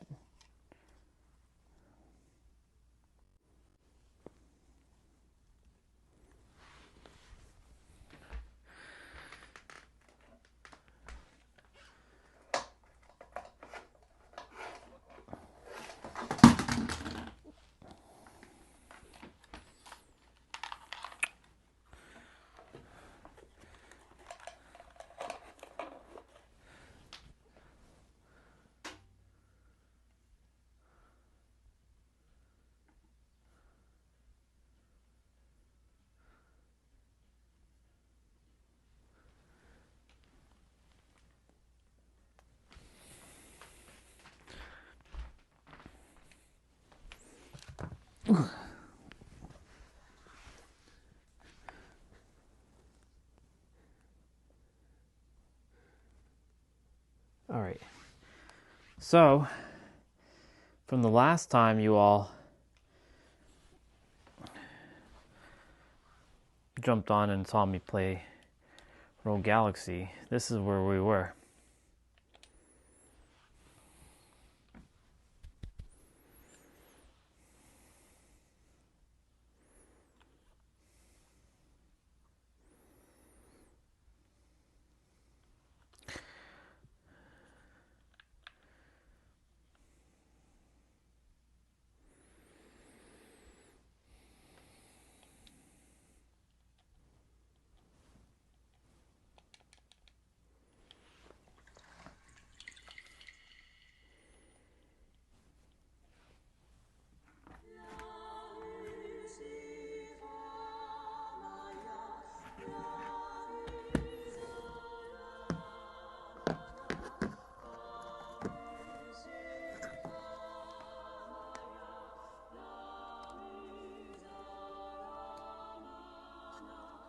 I'll have to fix that later.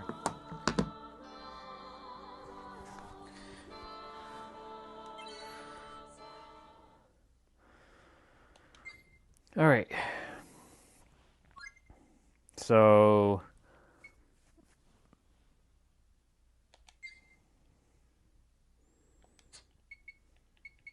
this is what happened.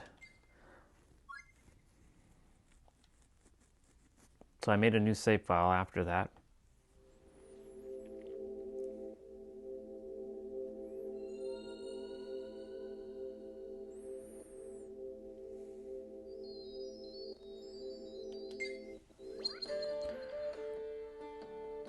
So the funny thing is, Zegrim is going to stay in the party, but Kisala is going to swap out with Jupus. Damn, it's hot. I don't get people who live in the desert.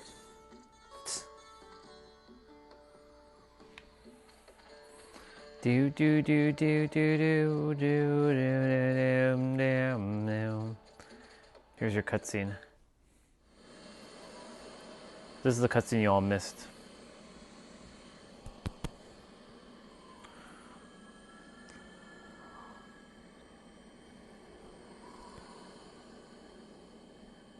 So that's the tablet.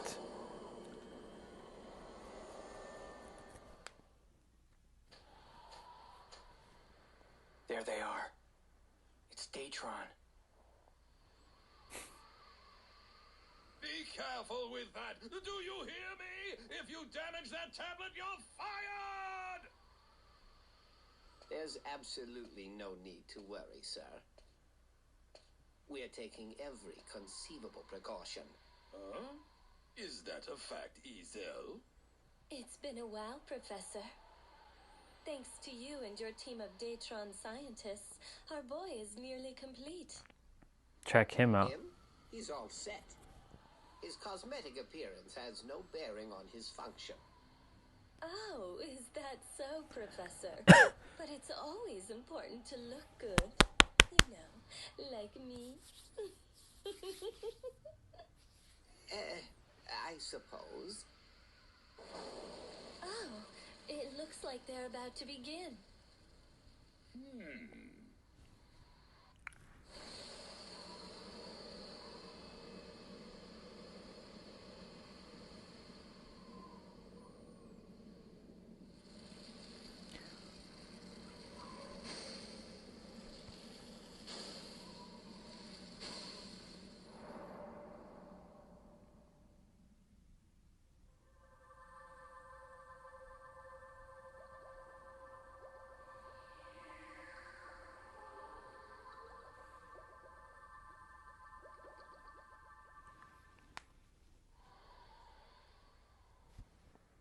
Aha! So those must be hints. Well, what are they? Look over there.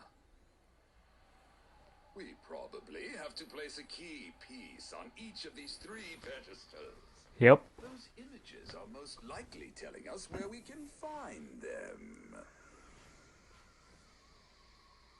But that's... So, where exactly are these key pieces? We have to figure these out first.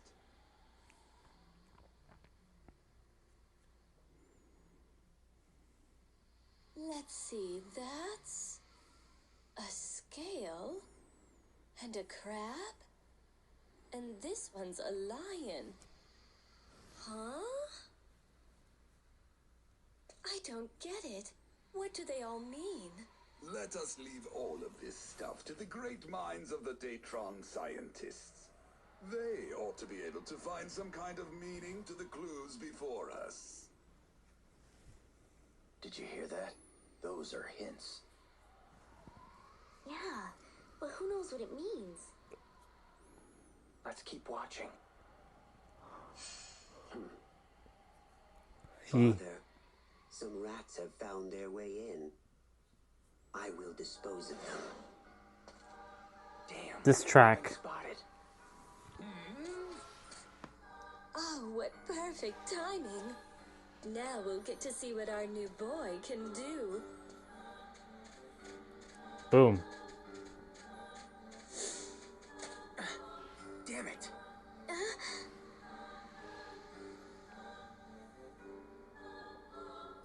Oh, come on now. Can't we all get along? We're not hurting anything. Leave you alone. I cannot allow anyone to interfere with Father's business. His name is Seed. Here we go.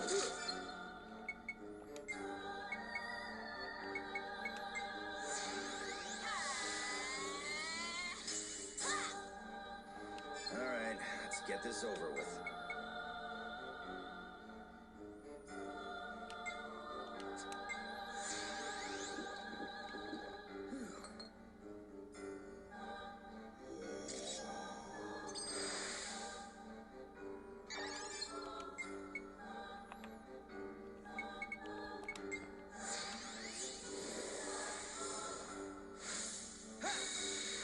All right.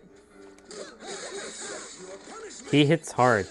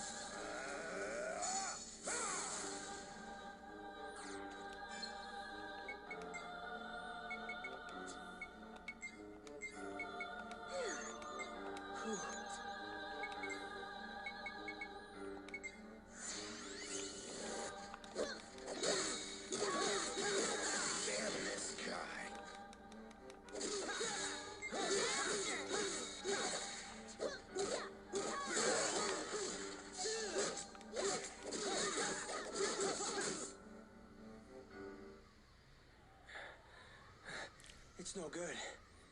He's just too strong. What should we do?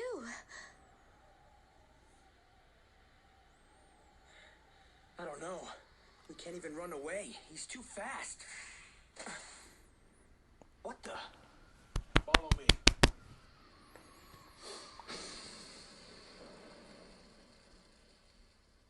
Desert Claw.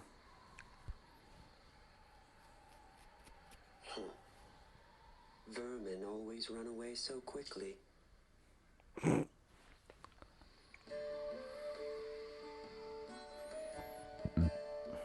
That was close. But you'll be safe here for now. You rescued us. But what are you doing here? Hey, Jaster. Who is this man? This is Desert Claw. The real Desert Claw. Really? The genuine article? He does look the part, Jaster. A lot more than you, I suppose. Well, I'm off. See you later. Wait. I want to ask you something. You gave me your sword on purpose, so that Dorgan Goa and his crew would think that I was Desert Claw. Didn't you? Not at all. They drew their own conclusions. But... He's gone. Wow. He's definitely a strange one. Yeah. No kidding. Come on. The transporter will get us back to the ship.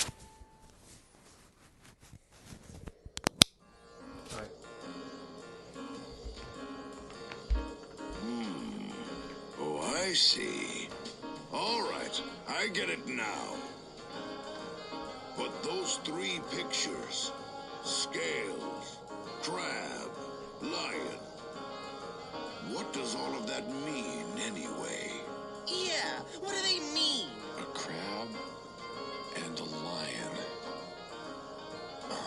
Maybe they stand for the ruins of the ancient kings. Ancient kings? Long ago, there was a king on each of the 12 planets in the Glahirser system. The Vidanian king's crypt was decorated with a crab, so they called him the Cancer King. The crypt is supposedly somewhere in the ancient ruins, found in Vidan's underground water supply. I get it. The great Juraikan jungle is home to the ruins of the Leo King, who ruled ancient Juraika. So that means the two diagrams are pointing to the ancient rulers of two planets. Then what about the scales? Oh, that's an easy one. There's a Zerardian legend about two princes. Ages ago, two sons were born to a great Zerardian king. After their father died, the twin princes obeyed his dying wish and set out to rule the planet together in peace. But they were blinded by power and began to quarrel. Two towers were built to symbolize the two princes who no longer spoke to one another. This, the quarrel, the avoidance, it went on until the day they died. The two towers are still standing in Zerad, the Gladius Towers. Oh, I get it now. So that's where the scales come from. In other words, the three diagrams point to the ruins of ancient royalty. So somewhere within the ancient ruins of the three planets, we should be able to find something to unlock the mystery of the tablets. It looks like we have no choice but to go check them out. Wait just a minute. You can't act on a mere guess like that. Don't you have any solid evidence? Of course not. How could we? Then forget it. I won't let you go gallivanting around. Listen, Furball.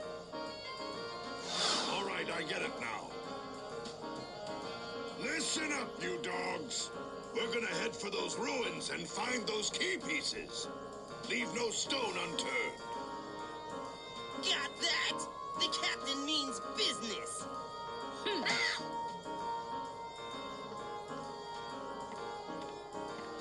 I've marked off on our map the starting points for investigating the three ruins.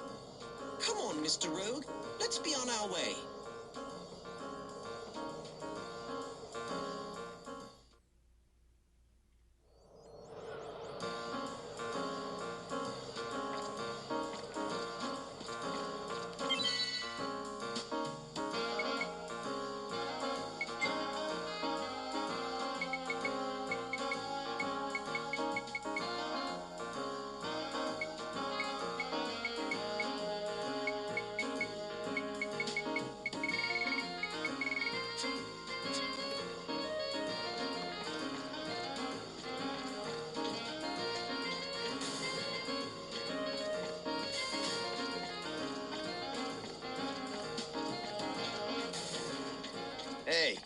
Don't go off by yourself.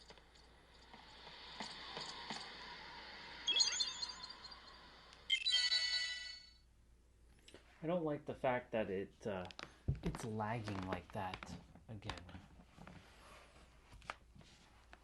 Like, I don't understand why. Let's see. Close, close, close, close.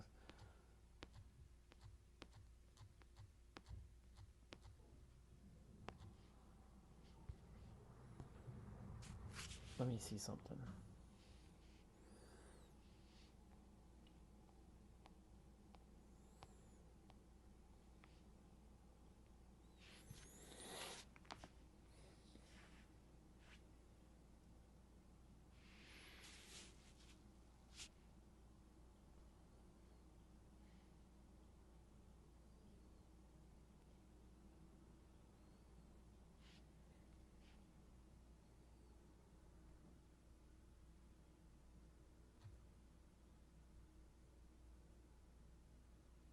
Oh shit. Well, anyways. I have to restart the game anyways.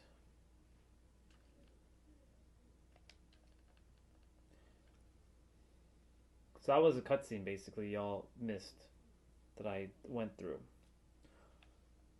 Okay, so note to self, don't do that again.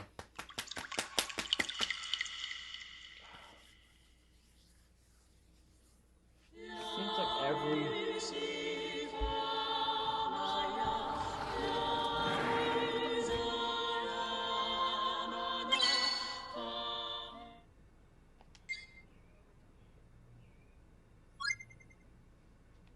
Why did I come back here?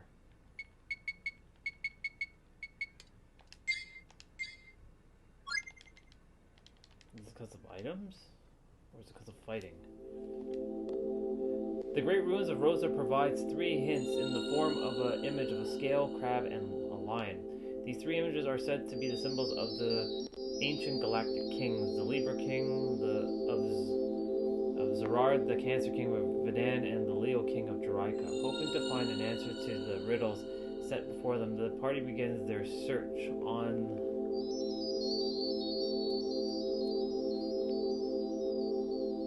the 3 planets.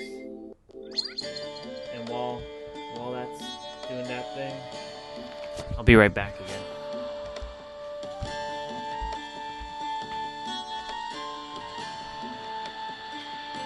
I wonder where this is.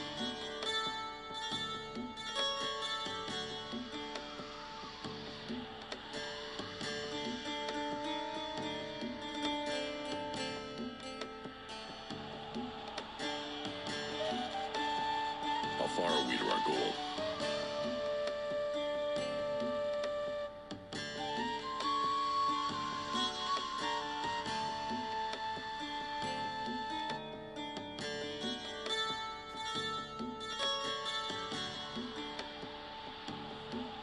I wouldn't mind calling it a day here myself.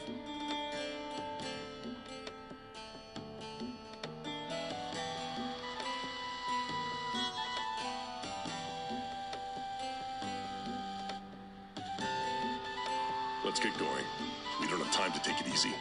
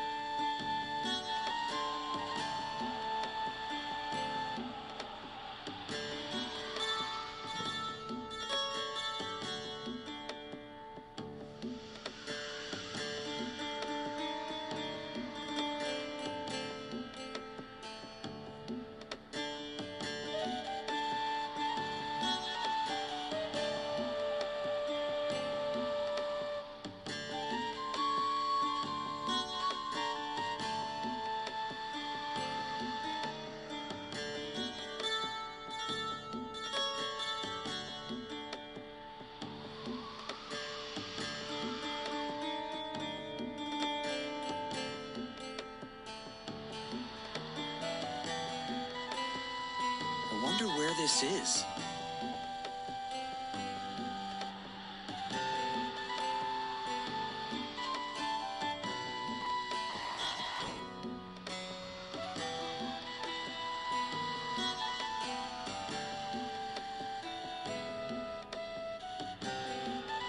How far are we to our goal?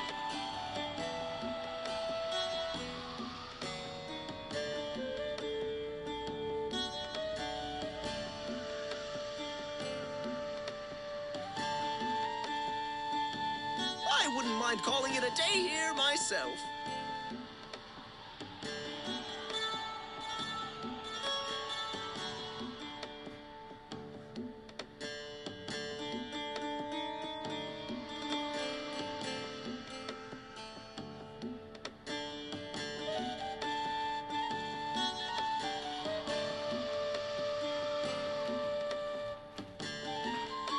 Let's get going. We don't have time to take it easy.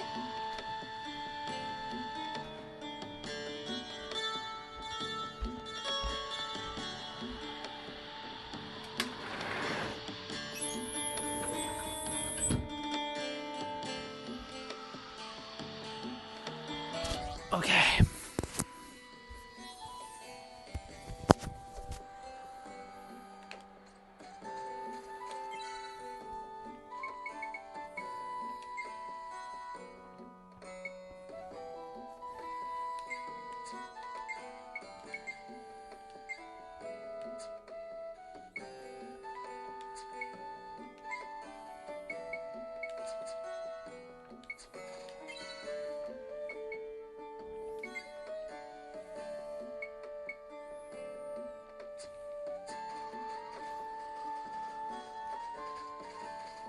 Oh, I have to discover this place? Fuck.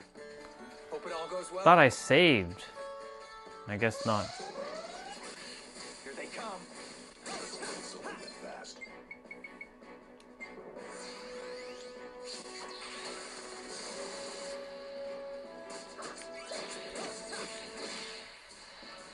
I'm not really into losing, you know.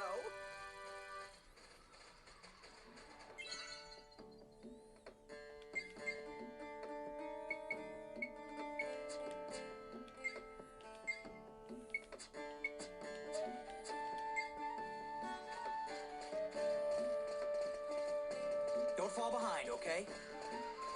I thought I had saved. Damn.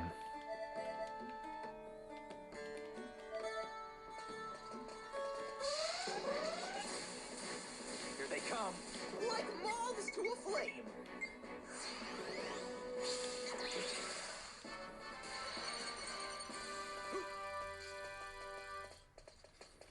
That's the end of that. Let's keep this up. This is the best approach.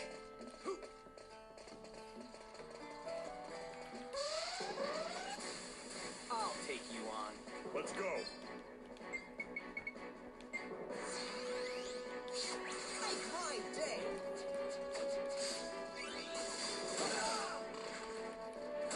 Over there. Ha, those guys were no challenge at all.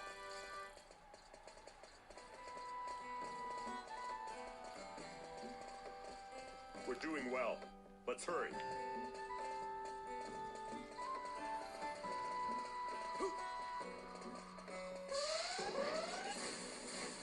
Like moths to a flame.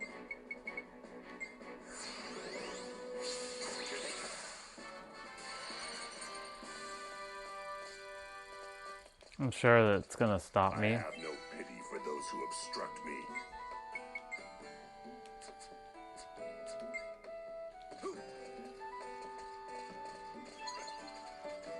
Eyes forward or you'll trip.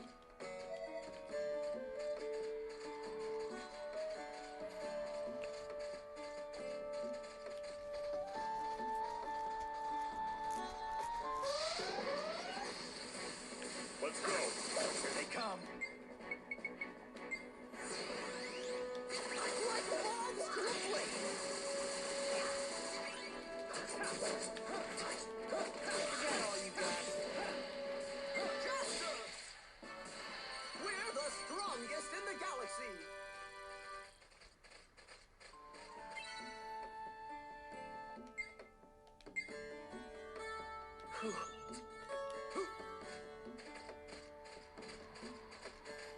Popping up like crazy.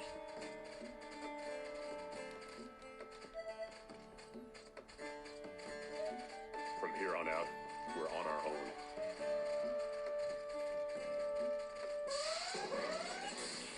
Here they come.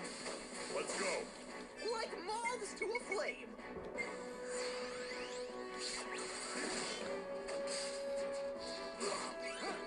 Over there.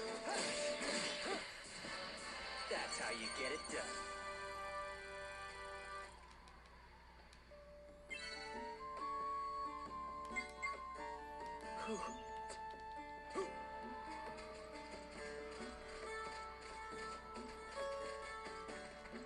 The enemy's as serious as we are.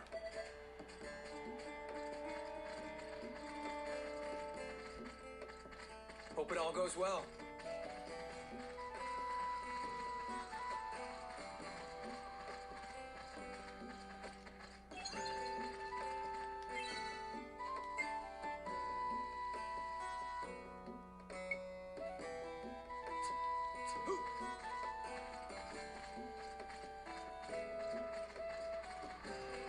I feel like I've run enough for a whole lifetime. Let's get this over with fast. Make my day. Now we're talking. That's the end of that.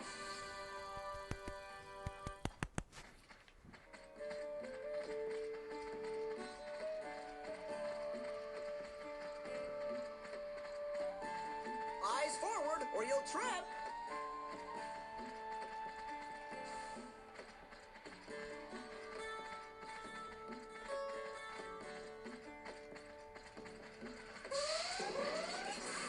Let's get this over with fast.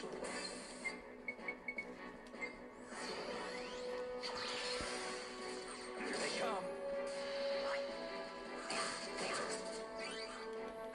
No big deal. Ha, those guys were no challenge at all.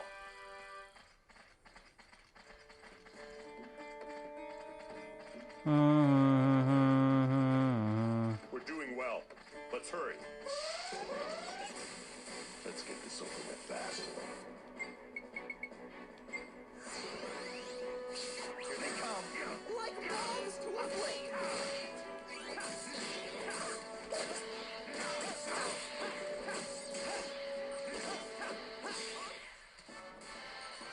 Ha! Looks like they picked on the wrong crew.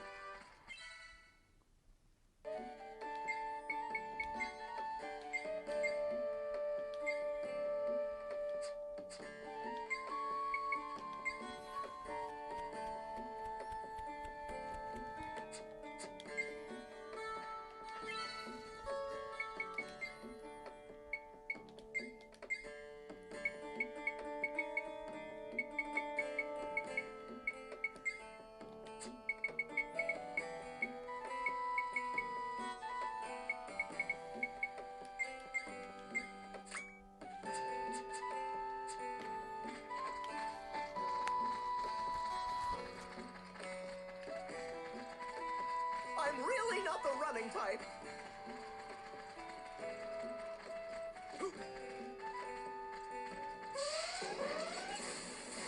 Let's get this over with fast.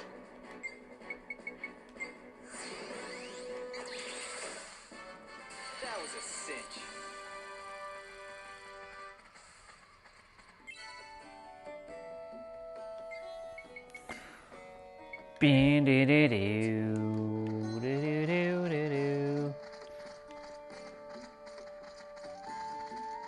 Let's keep this pace up.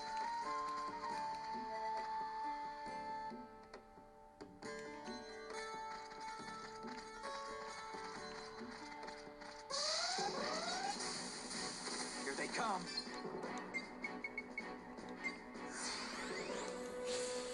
Like moths to a flame.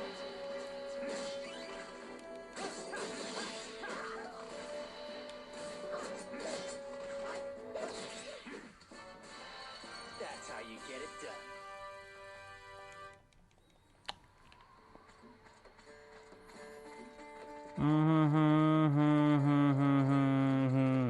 this running reminds me of military drills.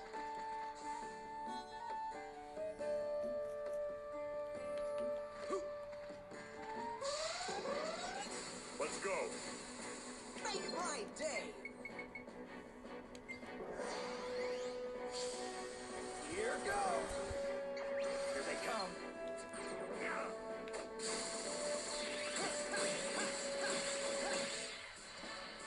War is about winning.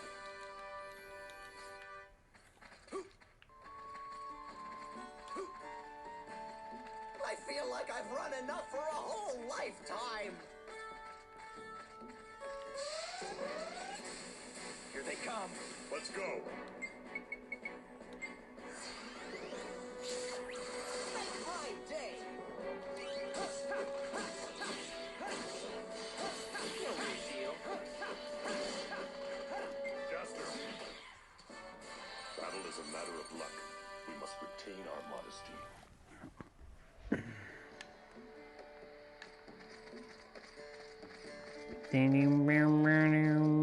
Let's keep this up. This is the best approach.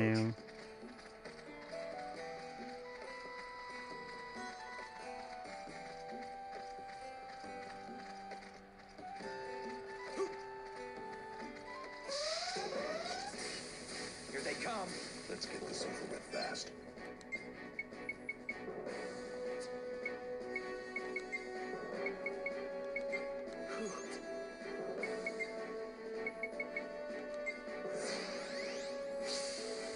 Here goes. Like moths to a flame.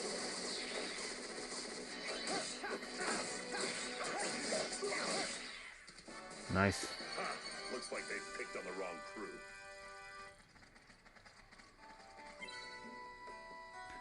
I'm gonna discard that.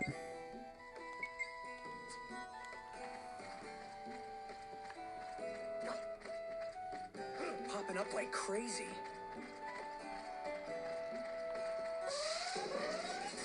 Let's go. Like moths to a flame.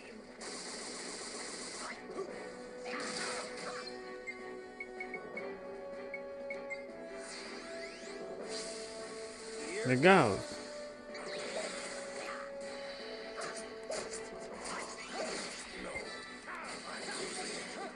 Oh shit.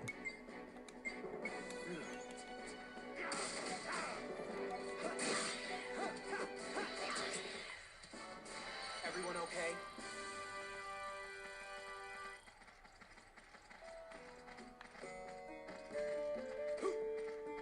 The enemy's as serious as we are. They're all targeting us. It's too much. Here they come. Let's get this over with fast. Oh, I forgot an item here. I'm gonna knock you silly.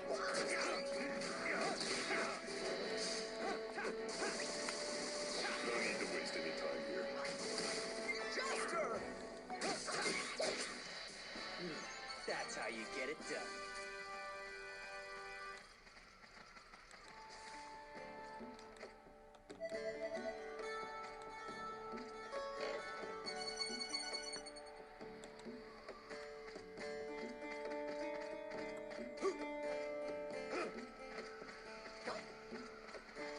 Stay sharp.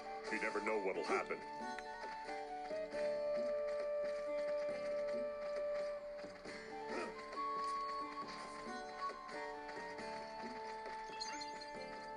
You know what I haven't run into yet? Those volcano guys. Let's go. Here they come. Where are you volcano guys? Like moths to a flame. I have no pity for those who obstruct me. Come on, volcano guys, show up. I need one of you volcano guys. Hope it all goes well. Oh, nope. Let's get this over with fast. Like moths to a flame. And if that be the case, then I might have to continue. Just get the. Looks like they picked on the wrong crew. Discard.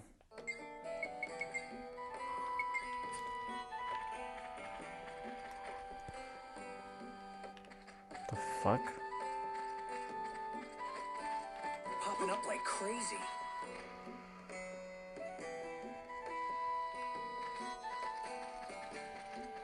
Let's keep this up. This is the best approach.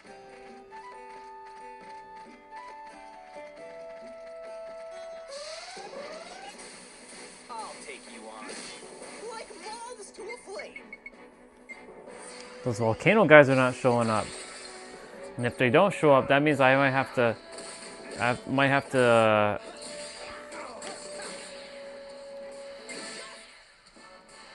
is a matter of luck. We must retain our modesty. The fuck are you volcano guys?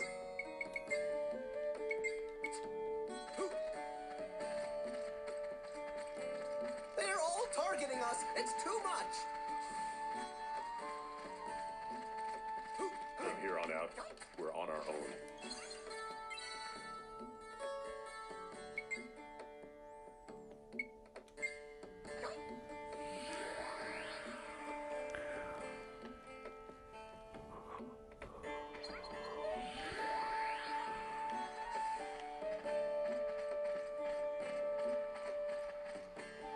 We're doing well.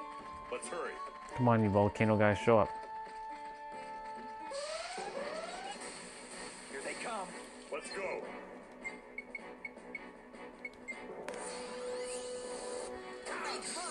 Why did I choose Illusion Sword? This is what you get. That's the end of that.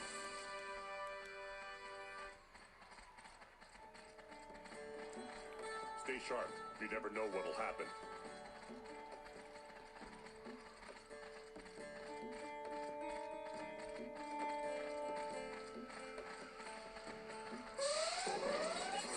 I'll take you on.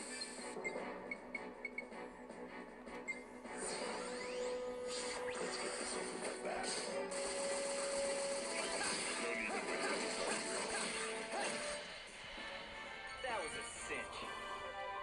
I mean, this is cool, but like, I need to know if the volcano guys are gonna show up.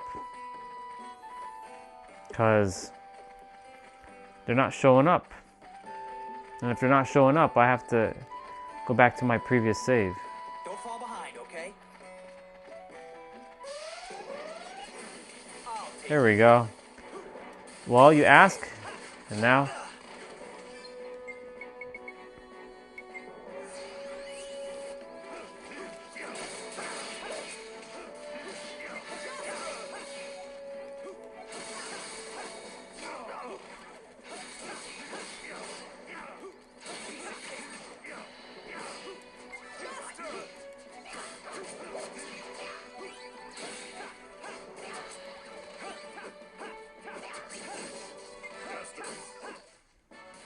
I have no pity for those who obstruct me. Okay, cool. So they showed up.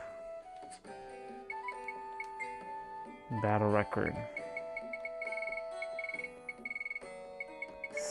Now I just get the stupid worms. Show up.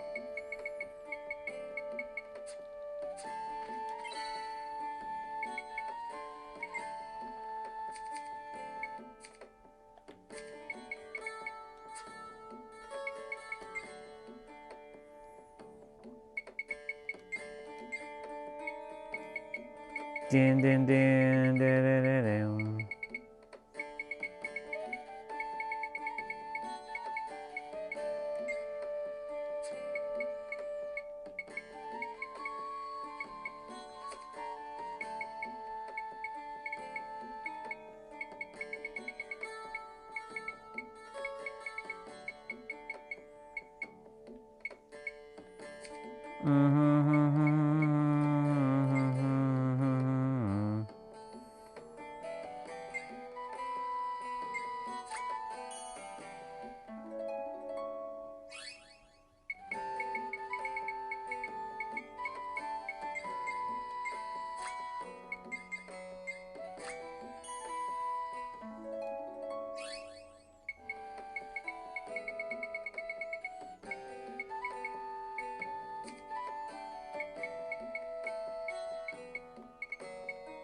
Mm-hmm.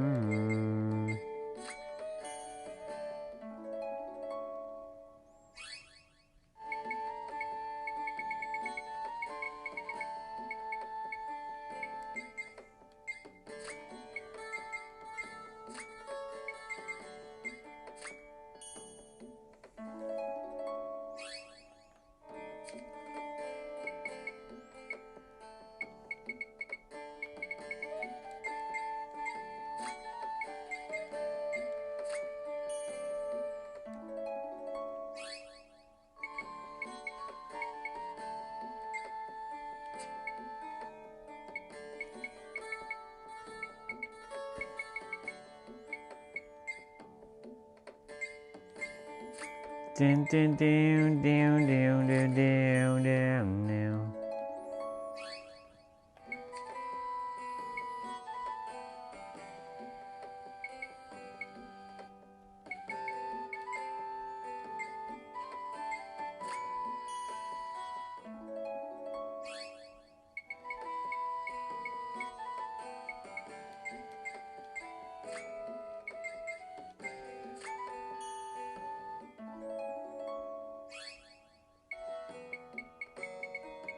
Mm-hmm.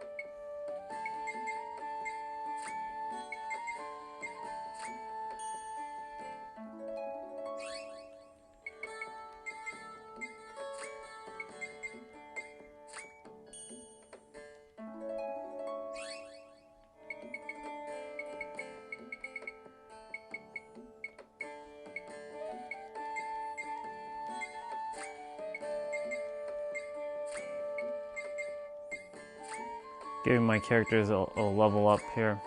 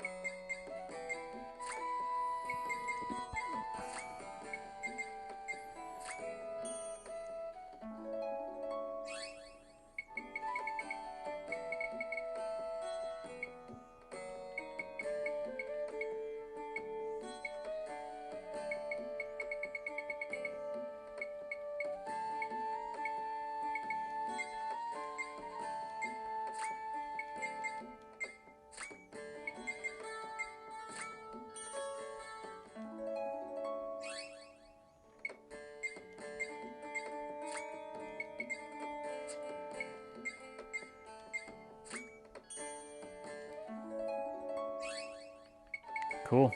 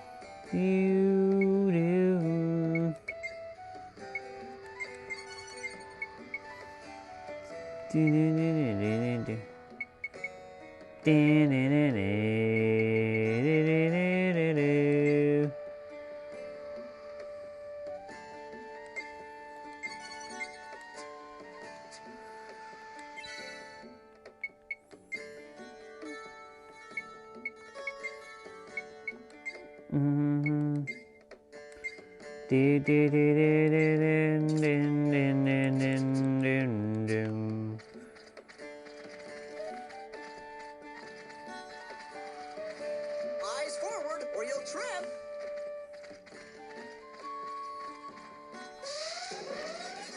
Here they come. You should have never shown up.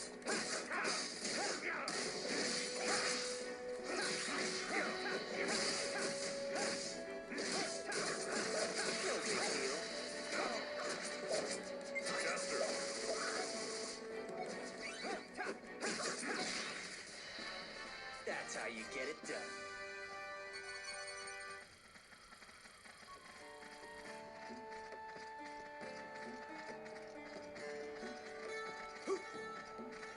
Let's keep this up. This is the best approach.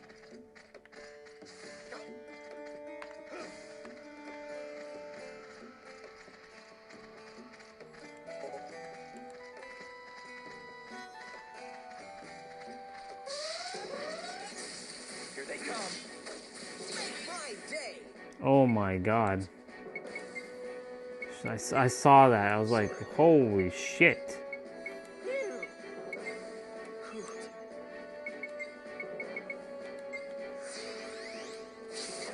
Let's get this over with fast.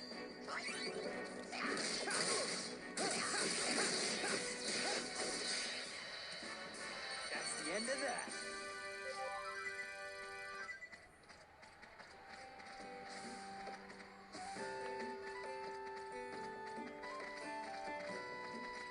Let's keep this pace up.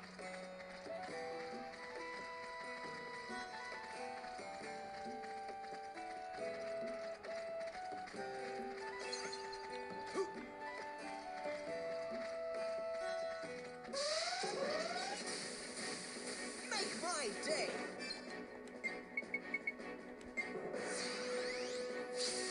I'll take you on.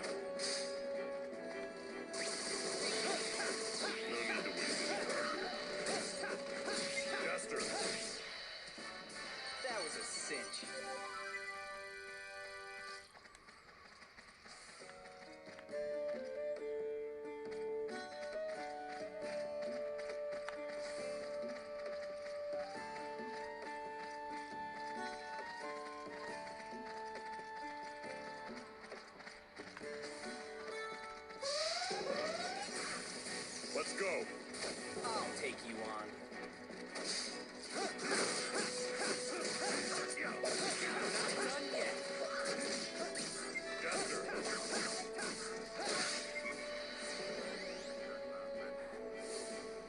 Cover fire. You ready for this?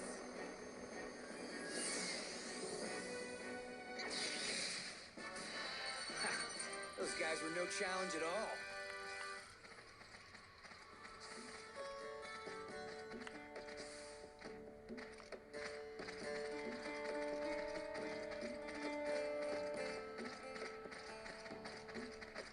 All this running reminds me of military drills. Let's get this over with fast. Here they come.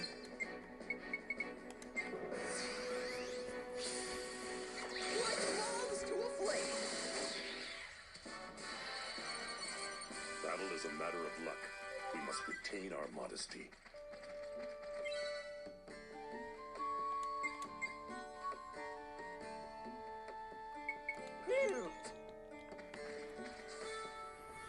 This place can be a little confusing.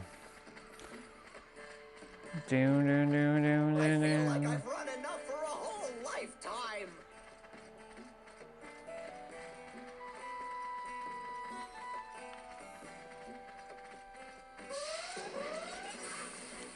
Just keep coming. Kisa's not even here. The hell? Kisa's not even in this party. That's the first.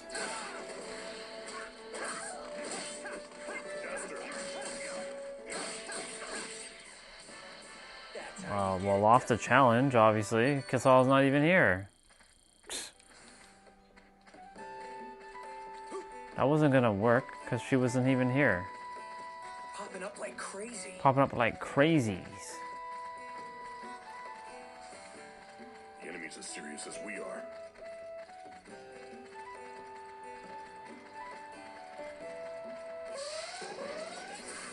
Let's go. Here they come.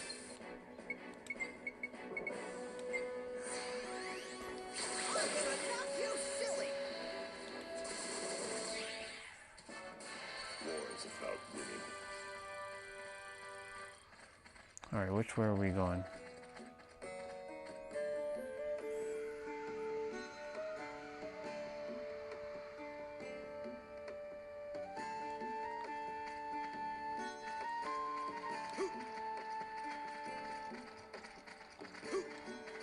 From here on out, we're on our own. We already cleared this area. We were looking for...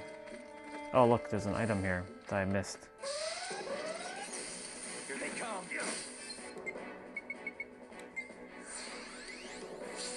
Should have never shown up.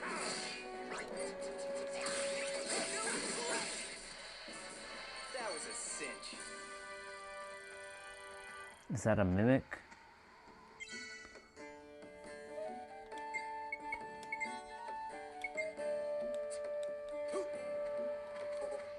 Nope, I need a star key. Don't fall behind, okay? Okay.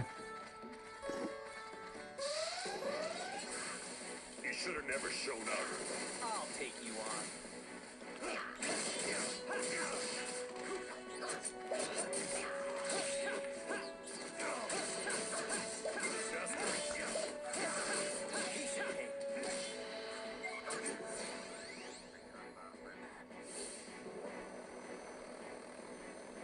Cover fire. You ready for this? Looks like they picked on the wrong crew. I'm gonna have to discard 2 items now.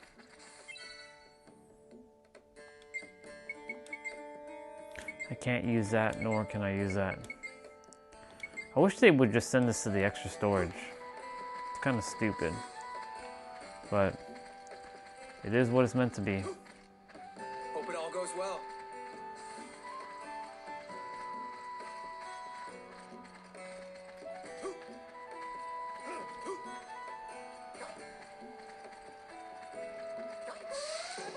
Where are those damn worms? Game's starting to lag a bit.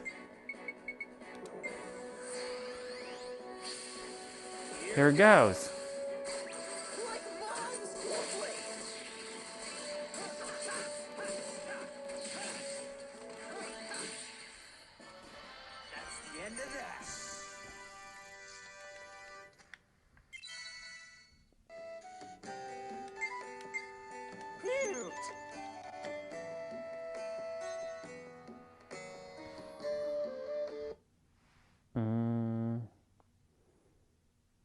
system. Let's amp it up a little bit.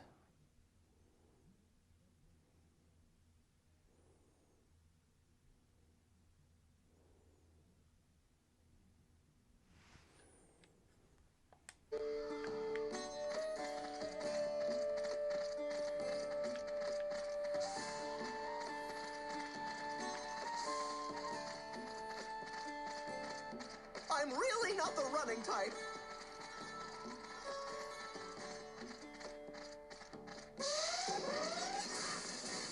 Like moths to a flame. Let's get this over with fast. That shit isn't doing anything.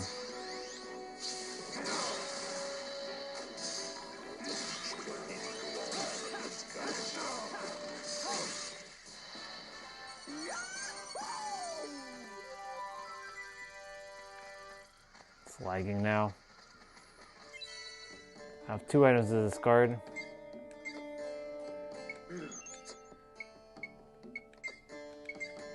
I can probably get it. Nope. Let's save first. Stay sharp. You never know what'll happen.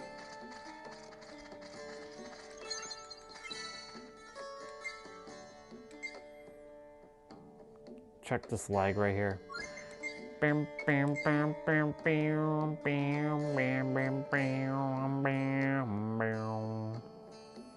Don't you just love that? Hold on.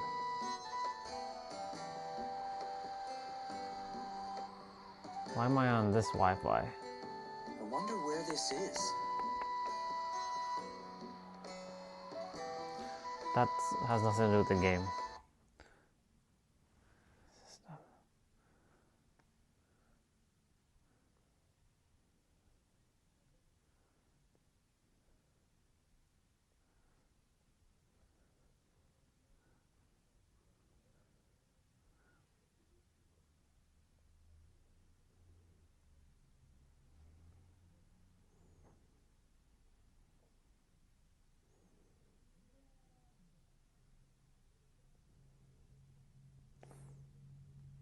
If disabled, the system will run as fast as possible.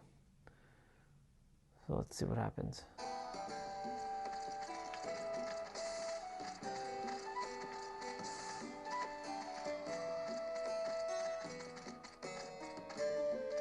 Okay, cool. I see what's going on there. So we don't want to do that. We don't want to do that. Put that back on.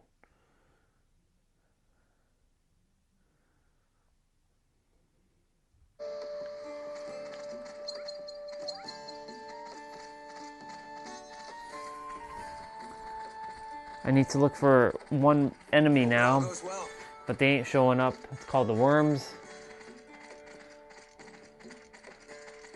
We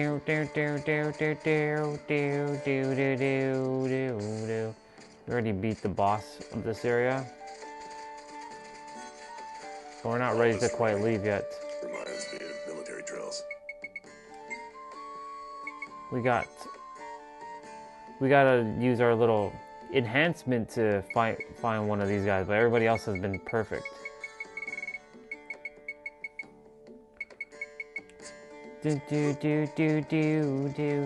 My controller is dead. I was like, okay,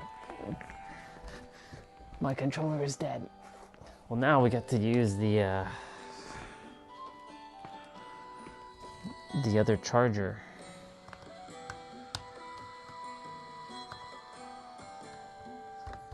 The one that's designed for the PS4 controller. We're far.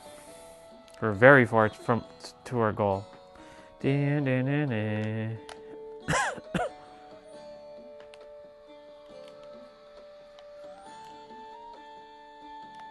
wouldn't mind calling it a day here myself.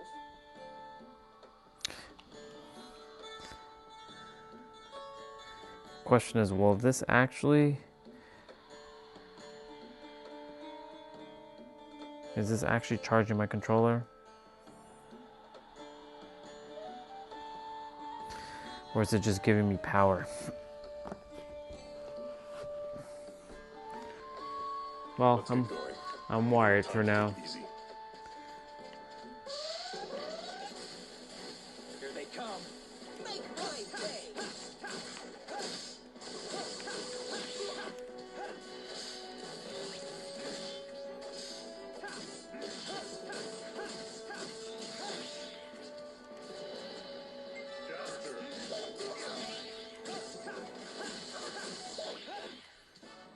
That's the end of that.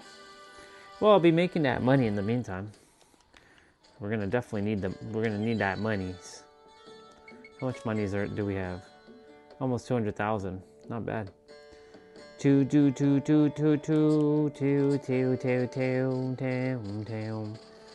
Let's keep this pace up. We saw the worms over here. I just saw you there.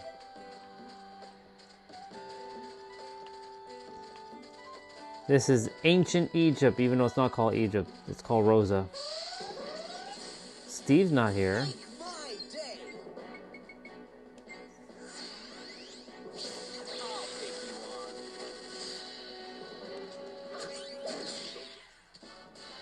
is about winning.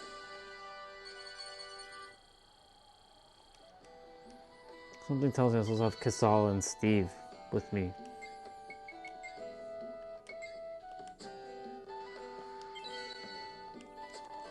So that mile underclock shit is.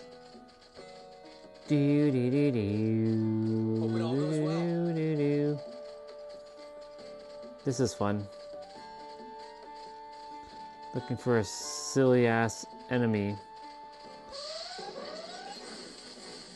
Oh! Whoa! Whoa! Whoa! Whoa! Whoa! Whoa! Whoa! Whoa! 5 of these jumping of these volcano guys. These guys are gonna make the game friggin' lag. Watch. Ability.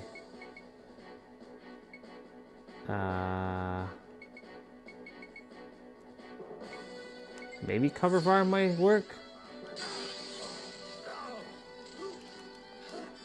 Holy shit. My game's lagging. There's too much enemies to render. Especially these big ass dudes.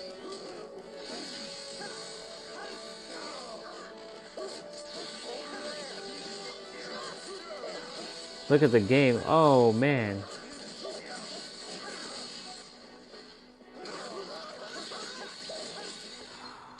Whoa.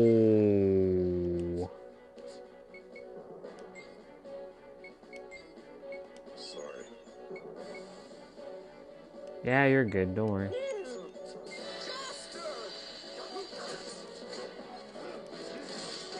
It's because of their little fire effect shit. Holy shit. As a matter of luck, we must retain our modesty. I've never fought 5 of those guys at once. Usually, you know, they come in. I was looking for them earlier. Found them finally. But I'd never fought 5 of them at once. Fun. I should save. I'm looking for that stupid worm. I need to...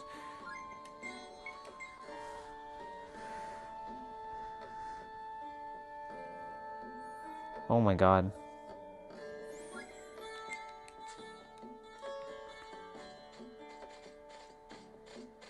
Five lava guys? That's crazy. 5 lava guys again? Yo, what is up with this?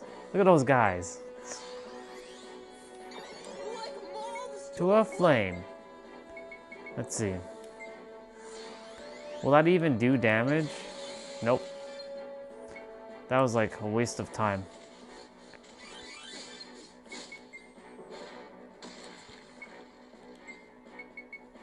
Bone shield.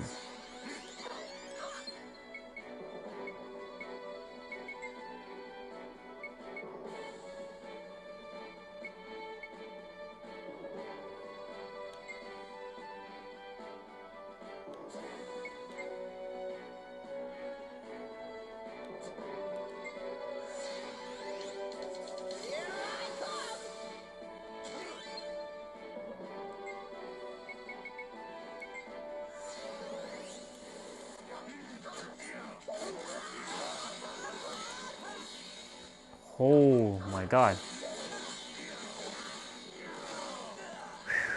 Look at the effects.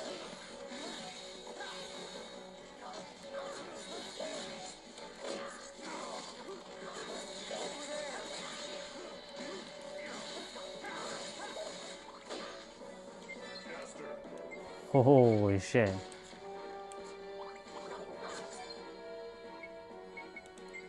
So this is where we can use our CO2 powder. Wait, that doesn't cure that? Oh my god. What's the point of...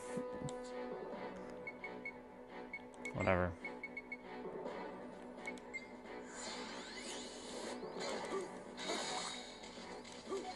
I gotta wait, gotta wait.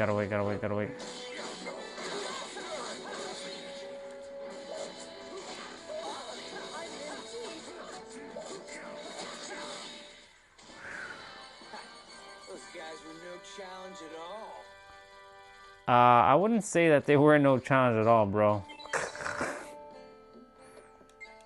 That was crazy. Sorry. It's a good thing there's a save point right here. We're gonna have trouble getting through here. Let's keep this up. This is the best approach. Come on, worms, show up.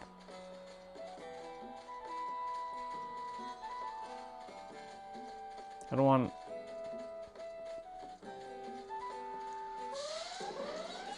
I'll take you on.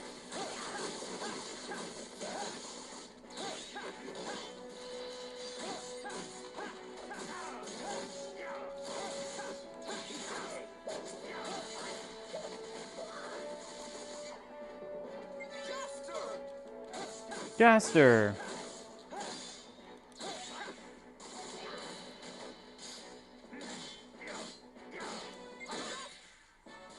That's the end of that.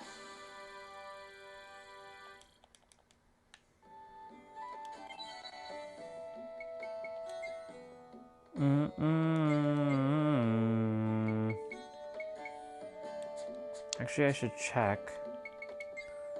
Item.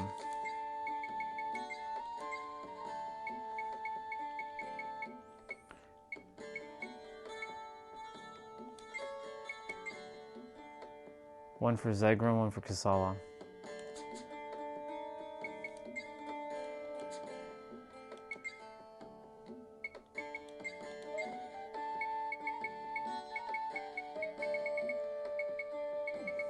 I'm looking for it. Oh, right here. I only have one fucking mirror unit. And one more of these eggs. Do do do do do do do do do do do do. Where is the ribbon?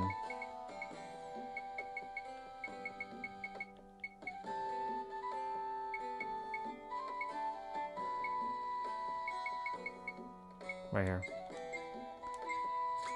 I needed a fucking lipstick item.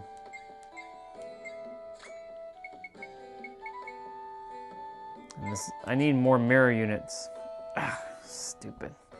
That's what happens when you don't have that many items. I'm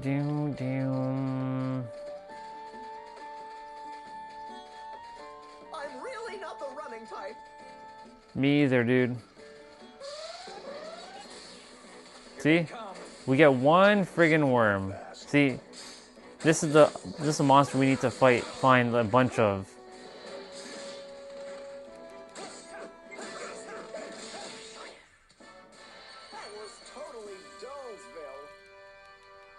Alright. At least we know the worms show up here, so now I'm gonna go put on the enhancement stuff. But if I fight too many monsters, then I'm gonna reset. Zegrum? Ah, son of a bitch. Look at who we got to deal with again.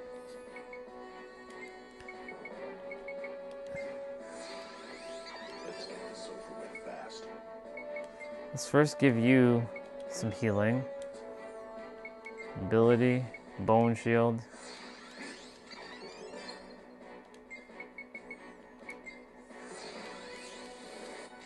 fucking jumping guys.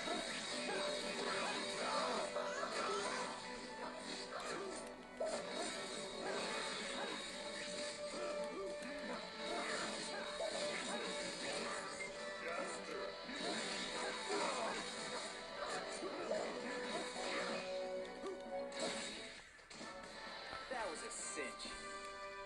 Crazy.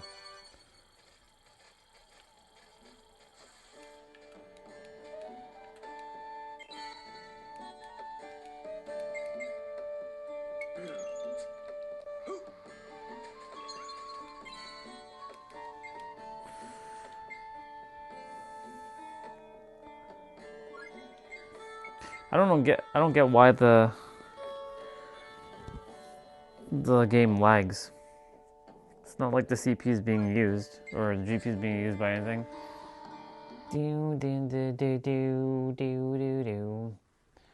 Let's see. And then of course the game. Just wait.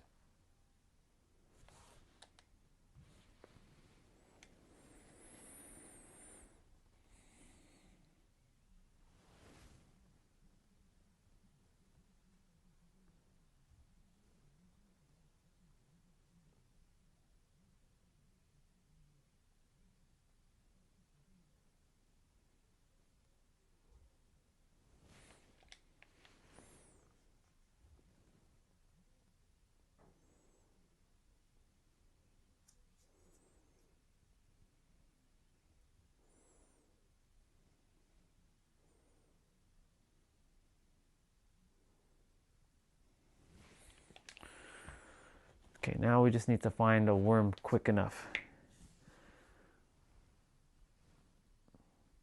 Because the more we kill monsters, the less EXP we're going to get. So, if we don't run into a worm fast enough in this area, we will reset.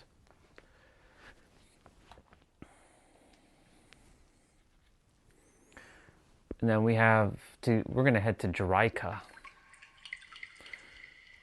Oof, that's going to be fucking fun.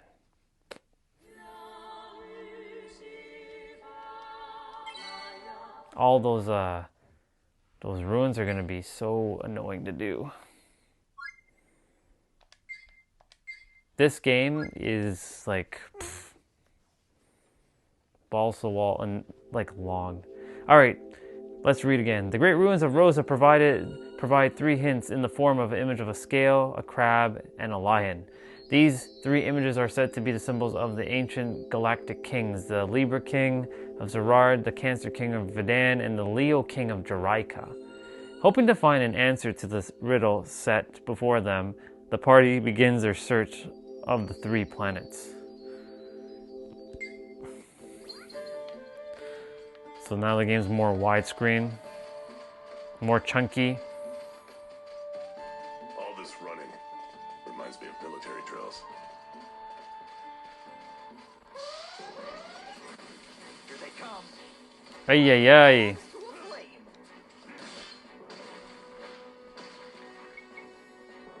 You know what?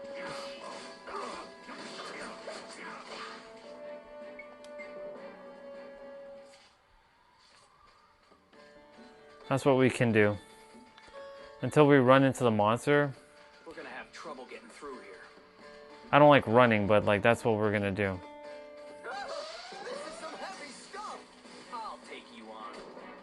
Let's get this over with fast.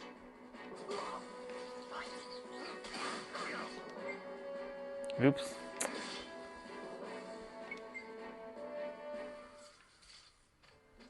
But I don't like escaping from battle either. We have the willpower. We can get through this.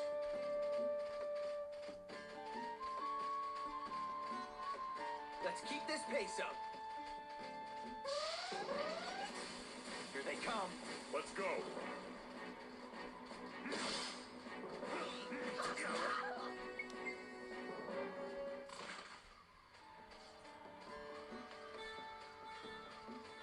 Popping up like crazy. Popping up like crazy.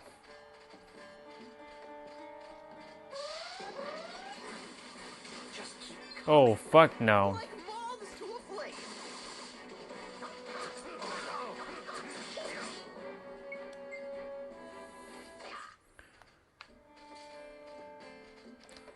And these guys are getting bodied as well. The enemy's as serious as we are. My guys need to be able to take more damage. Bro, what's up with you friggin' now? When I was asking for you, you weren't showing up. But now you're showing up in droves.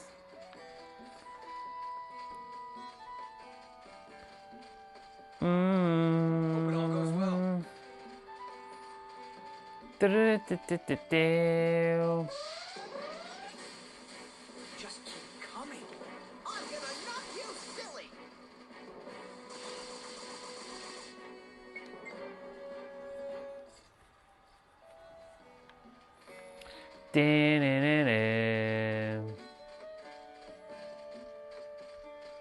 That would be awesome if they could just, you could just pick the monster you want to fight.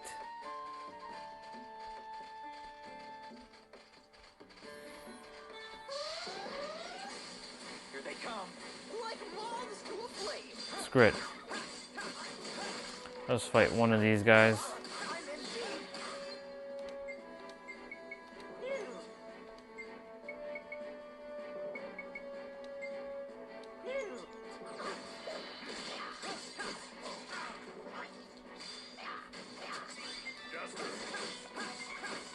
You all right?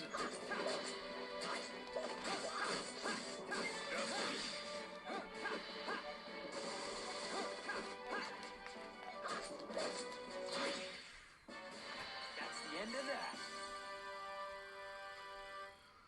Nice.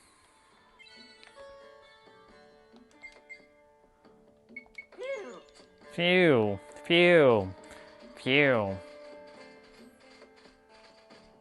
We're gonna have trouble getting through here. Okay. Eyes forward, or you'll trip. Here they Nope. come. You should have never shown up. Wish there was a feature to, you can just press and you can run away. You don't have to, like, run out of battle. From here on out, we're on our own.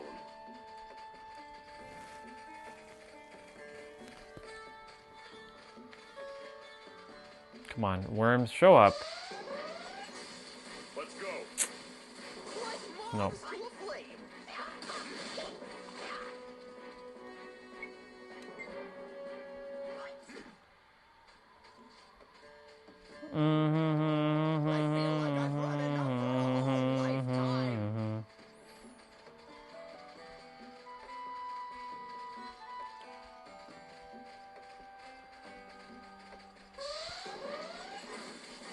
Nope. Nope. Let's go.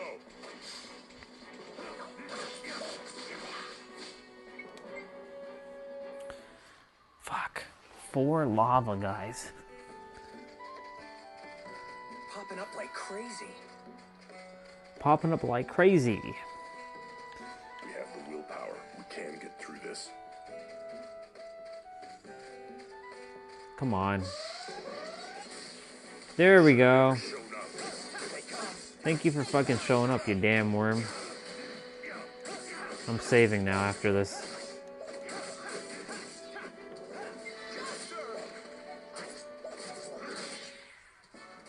That's how you get it done.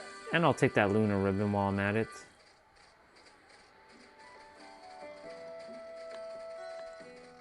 The enemy's as serious as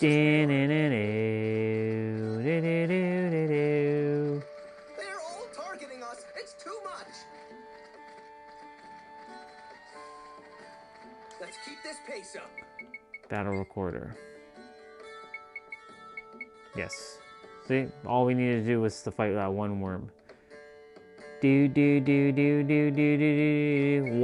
One kill gives me. That's what I did basically. One fight gives me 30 kills or 30 hunts. But if you overdo it, then you start to not get EXP. from the monsters in the area. So that's why, like, I'm not abusing it. Do do do do do do do do do. Now we can just play the game regularly. And hopefully it doesn't lag. But we will be leaving this area. And we're going to head off to Jiraika. We're going kind of in a circle, basically. We're going to go to Jiraika. We're going to go to... I think I want to do Zerard last. So we'll go to Vidan after Jiraika. And then Zerard again. Ugh, Zerard's going to be fucking annoying. 2 towers? Ugh, I remember doing those 2 towers. Oh, it's a lot.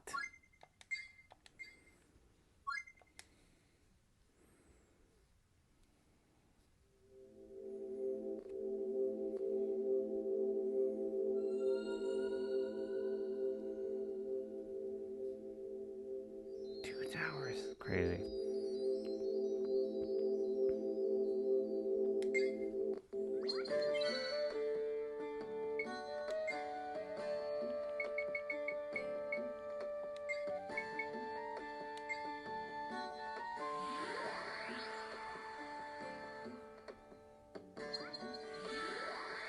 Don't you just love the fact that you can just teleport? So awesome.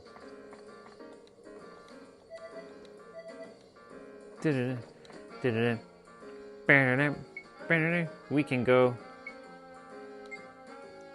What is head for Rose Nebula? Let me just quickly check what Rose Nebula, where we're going here. Where does this take us?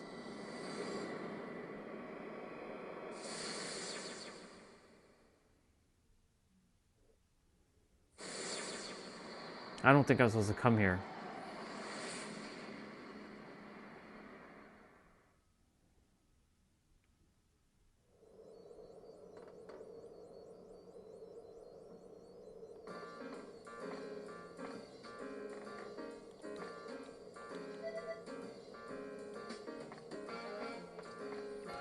Let's just quickly go check what Rose Nebula is. We're supposed to go to Jiraika first.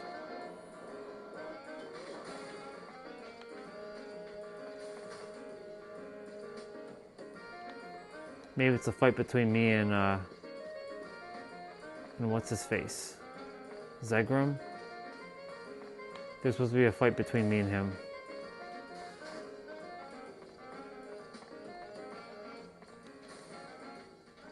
Or is this just outer space? Are we just like... Does this even take us anywhere?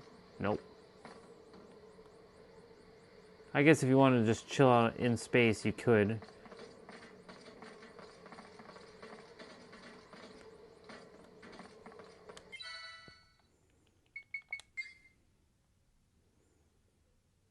The boys are catching up, or the boys have caught up in levels.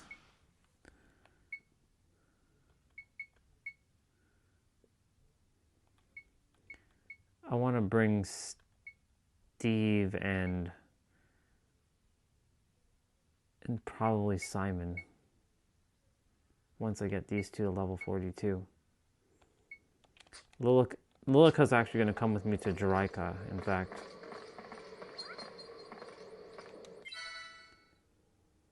Teleport. Okay, so you can only... So we know what Rose Nebula takes us to. So let's just go back to the control deck.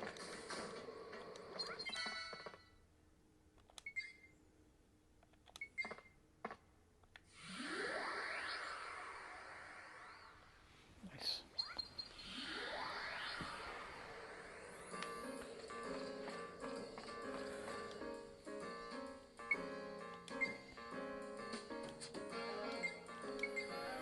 We're heading to Jiraika, y'all.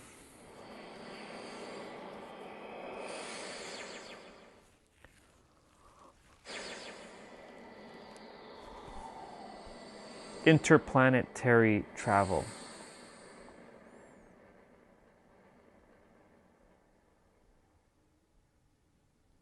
Nice. Okay. We're landing back in Jiraika.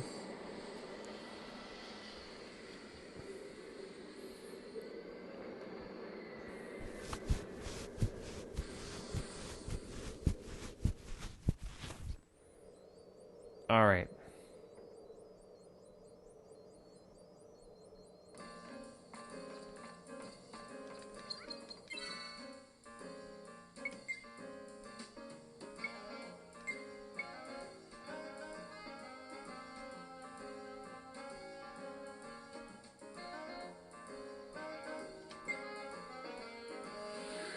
We teleport straight to the town.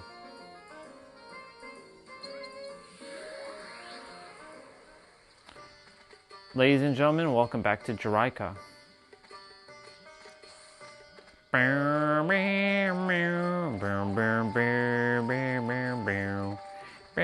We got the Earth key here. Let's see if they actually updated some of the weapons. Well,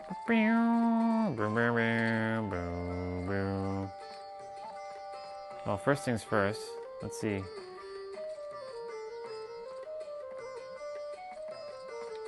Yeah, we're good with that. The shop's on the other side of this house. To go up. They say the giant snakes on this planet love to eat us Granchies. This is the first time Digo and this dude has been in the party with us. Stay sharp. You never know what'll happen.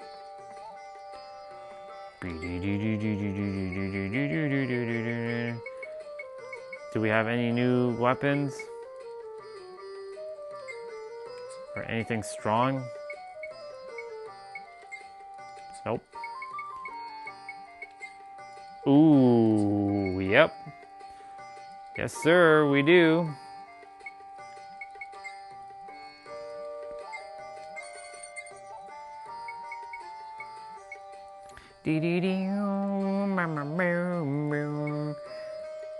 I know what I'm supposed to do with these, but I'm not buying these yet. I'll switch out Lilica in a moment.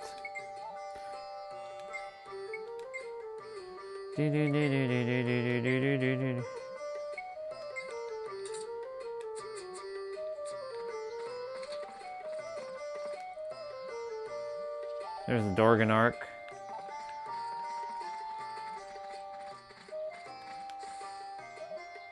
Remember we did all that? We did all that. That's the whole reason why it is important to fill out the map. Because now we are heading to that side. And let me just tell you, it's going to be fun. And there's new monsters in this area, in this spot. When we were here the last time, this part was blocked. They wouldn't allow us through.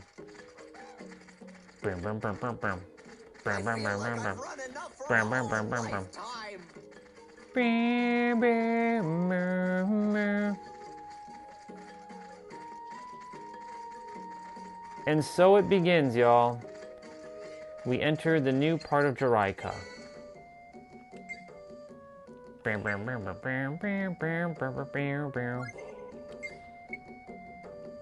That save file for number 16 is the boss fight that we had. Domingo. The Leo King Castle is a dangerous place. Visitors are forbidden from approaching. Yeah, well, we're...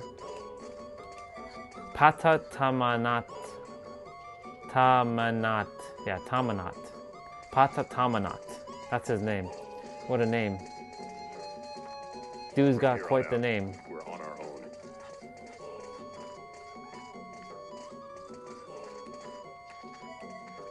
The witch that occupies the Leo King Castle is a menace. If you value your life, you'd best not proceed any further. I'm reading just a couple of these guys. Oh, here we go. We got some new enemies. Oh, Oh, damn. Alright, one sec. He got fucked up. Jesus Christ, these guys are getting their ass handed to them.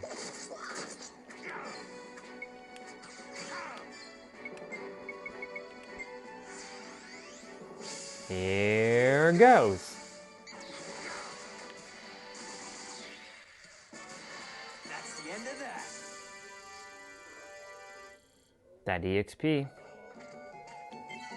And since I turned off the enhancements, the EXP is fine again.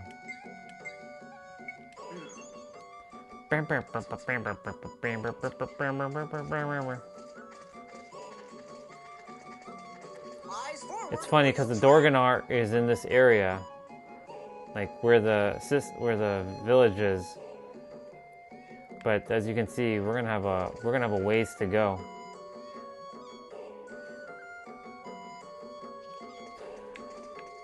We'll see how far we get. This is a mimic, I believe. Oh, no, the Earth Key. Walkie-talkie.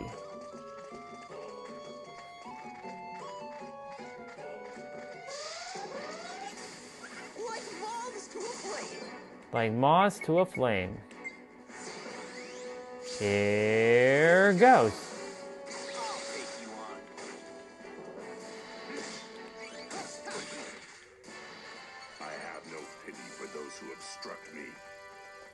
I have no pity for those who obstruct me. I think this is a mimic. I wonder what kind of people lived here in the past. Oh no, it's not. I know there's a mimic somewhere. Ooh. Like moths to a flame.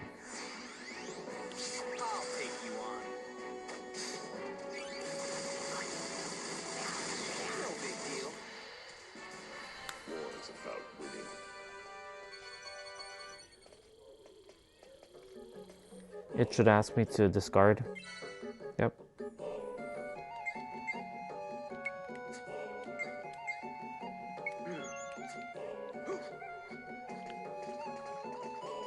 Don't fall behind, okay? Okay.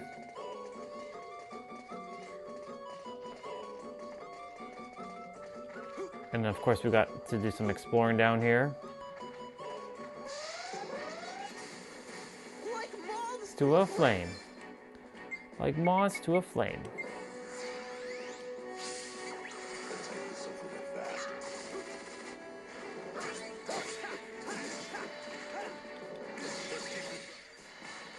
I'm not really into losing, you know.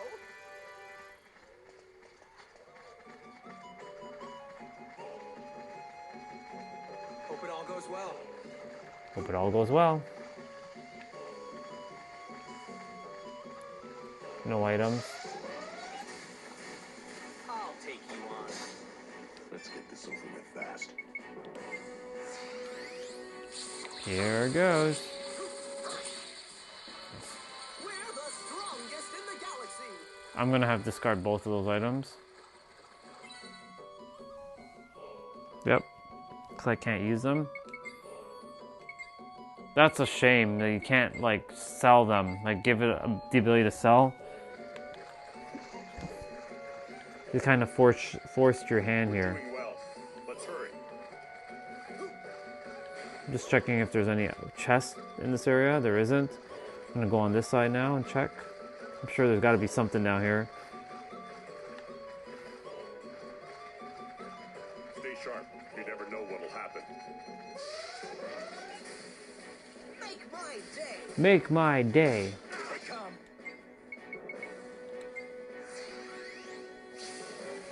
Here goes.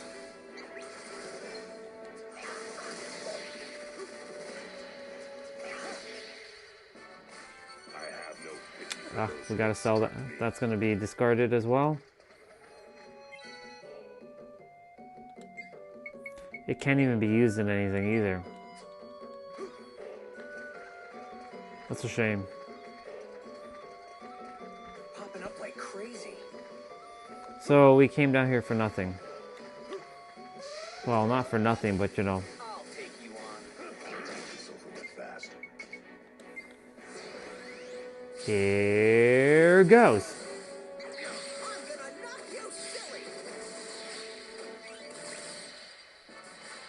That's the end of that. And we're going to be discarding 2 antidotes.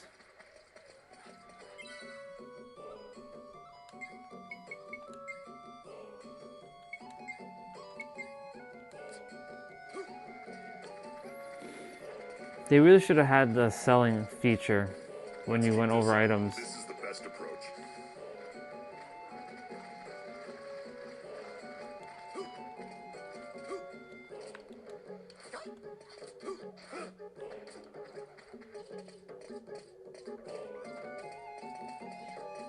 I wonder what kind of people lived here in the past.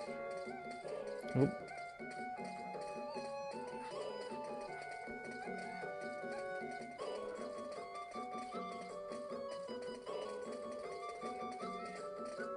From here on out, we're on our own. Oop, treasure chest. Yeah, I needed that, but I need those egg things.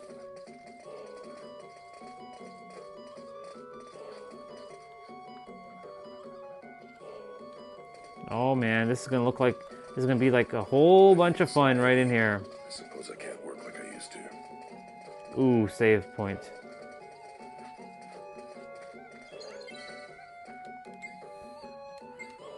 All right.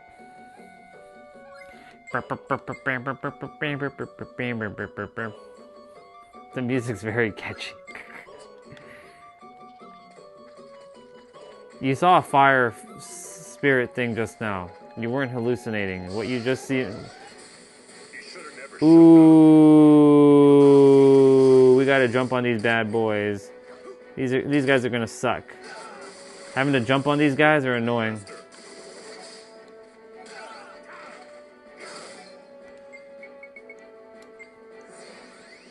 Here goes.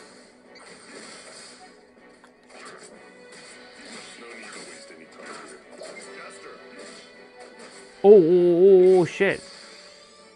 Oops, I didn't mean to do that. I missed. Fuck. Ah, I accidentally hit X. Or no, I hit square too early.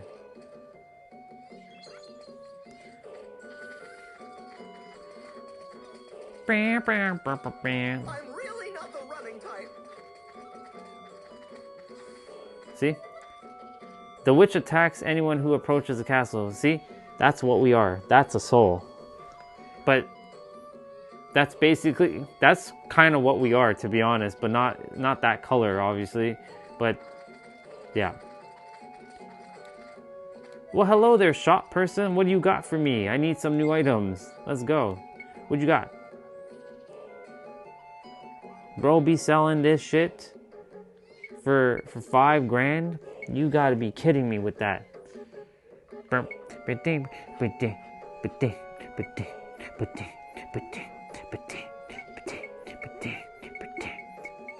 Ooh, what's this? Oh, we can finally buy these items. Oh, well, that's about fucking time.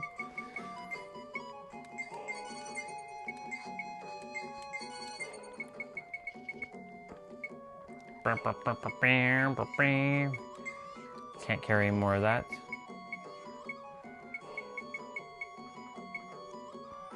I don't know who needs. Hold on, before I even invest some resources. Revelation. Actually, I should go all the way down.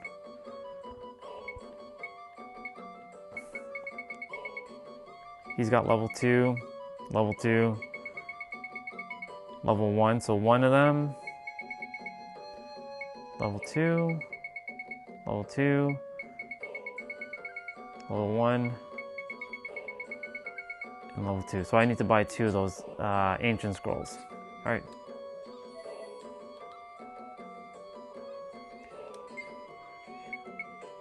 Just 2. Gotta invest some 10,000s.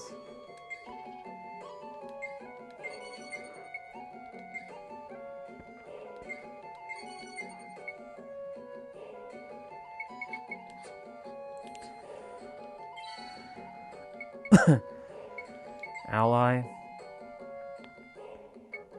Boot doop, boot doop, boot doop, boot doop, boot doop, boot doop, boot doop. I need to go to Revelation. What am I doing here? What are we doing? Burning Strike level 2. Let's go. I really like Steve. Steve and Simon have really good synergy.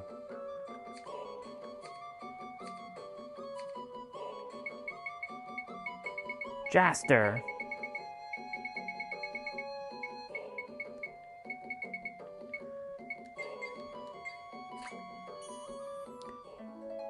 Steve joined us for Dr. Picacho. Simon joined for a bit, so Lilica hasn't really joined. But I'm gonna keep. I might put Lilica and Kisala in once I get the two of these boys leveled up. Now let's go to Ally. Oops. Let's equip the. Oops.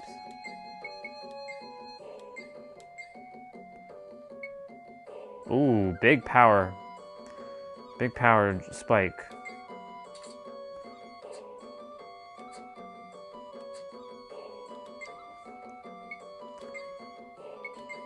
She needs a new set of boots. That's what she needs. She doesn't have anything else.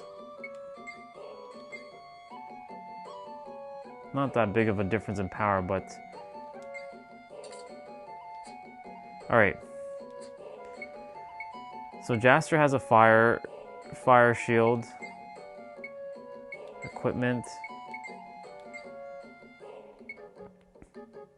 A top-class rugged shield you can rely on it to repel any thunder attack. Offers greater protection against holy damage. Alright. I mean, these guys are about to be switched out soon, so... I might bring in Steve and Simon for a little bit before I bring Kisala and Lilica in. Are you kidding me? Like Moss to... There's an ancient Mish over here. Oh, you have to...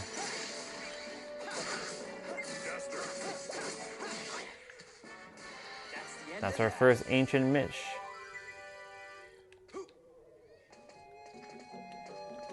What do we got? Dark music box, huh? All this running reminds me of military drills. Let's go.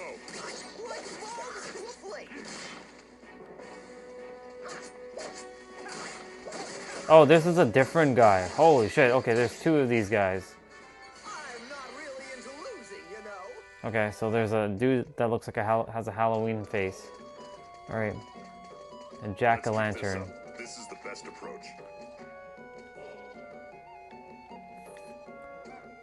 Okay, well, I'm gonna have to go down anyways. Stop giving me items I don't even need anymore. Give me things that I actually can use. Ooh, that looks like a mimic. Eyes forward or you'll trip. Something tells me this is a mimic. Yep. Can't you just let us go? Holy motherfuck. I ain't afraid of you anymore. I know how to handle your kind.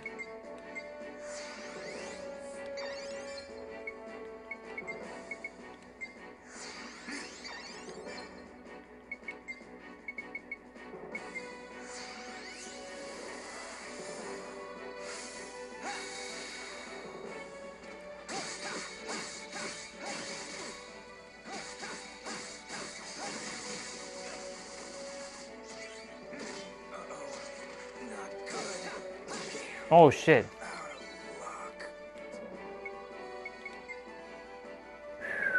Jaster got fucked.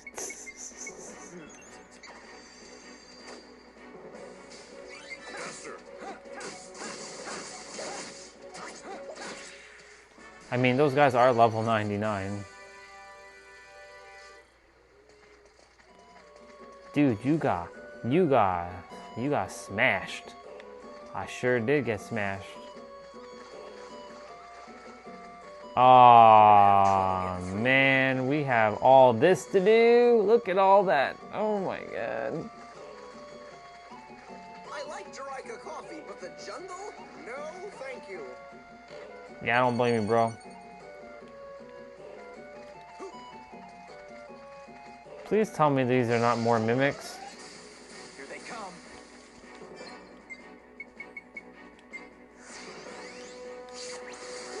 Us to a flame.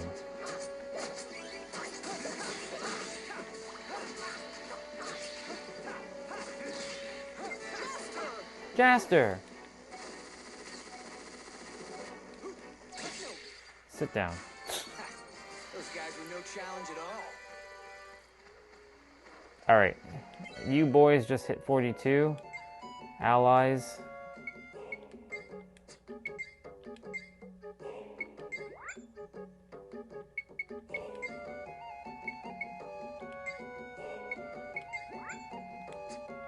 I love the fact that you can bring these guys in. And Steve has new armor set. I wonder what kind of people lived here in the past. Oh my god, I could have saved myself $5,000. Oh well, whatever.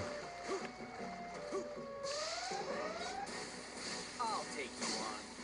What a waste of time. What a waste of time. Oh, they're over here.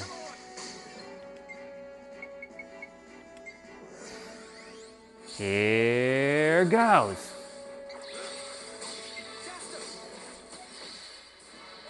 That's the end of that.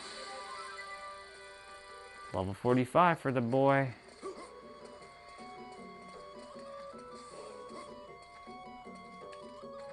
Let's go see what's down this path. Oh, it circles around. Okay. I'm doing my best in these kinds of places. What a waste of time. What a waste of time.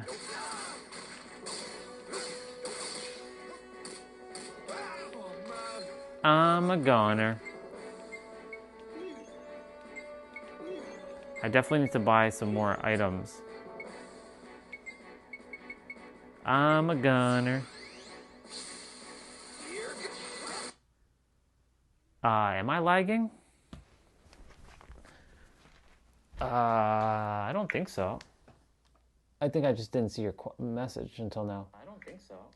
Let me see. Test 1 2 3. Let me see. Test 1 2 3. Test 1 2 3. Test 1 2 3. Test 1 2 3. No, I'm not lagging. I'm good. I wasn't lagging. I just didn't see your message. I got too entranced in my game, bro. I'm too encapsulated in my game. I can't play right now because I have to go save. So until I find a save point or go back to my save point, you'll have to wait. But I can't play for long either, so. I was expecting you to come on like 2 hours ago. I was waiting for you, bro. It's okay, it's fine. I'll be able to play, but I have to save.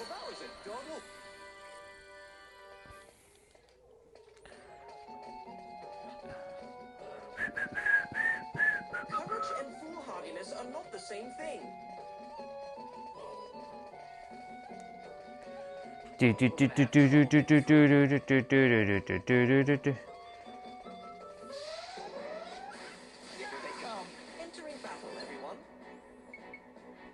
Entering battle, everyone.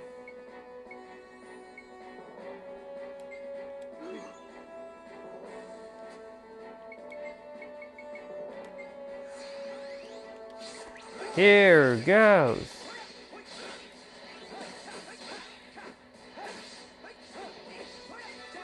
Jaster.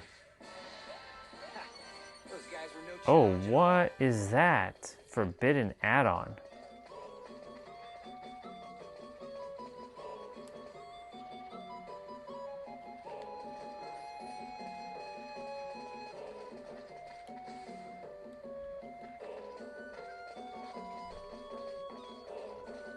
You got all your equipment ready?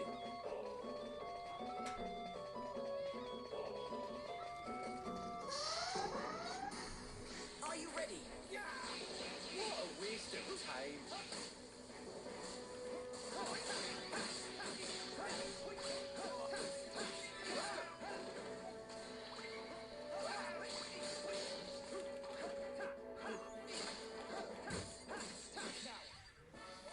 That's the end of that.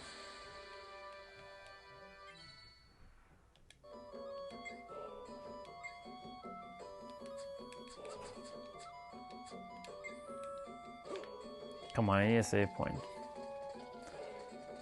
Let's keep this pace up.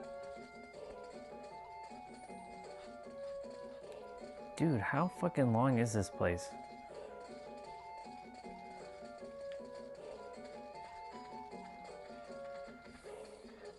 I wonder what kind of people. Jesus Christ, dude. What a waste of time. Entering back, everyone. No big deal. That was a cinch.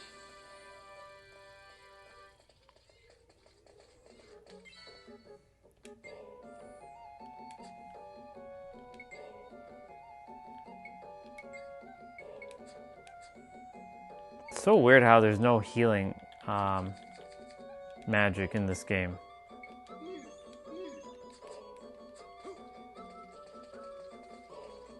I'm feeling really lucky today. Ah, shit. Mimic. Here we go. Ah, stop getting in our way.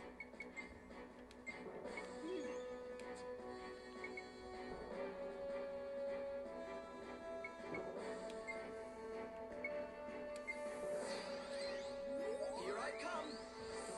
Hoya!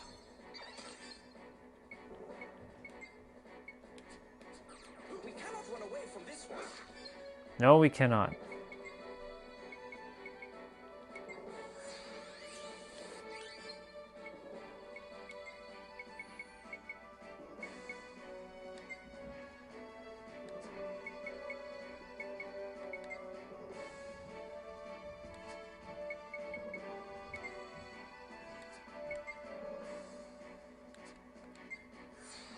You got me riled now.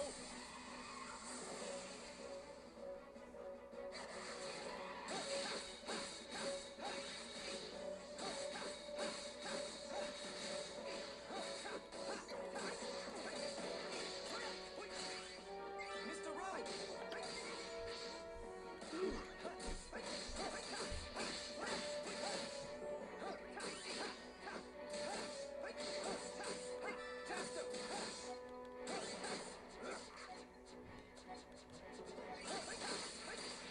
Holy shit.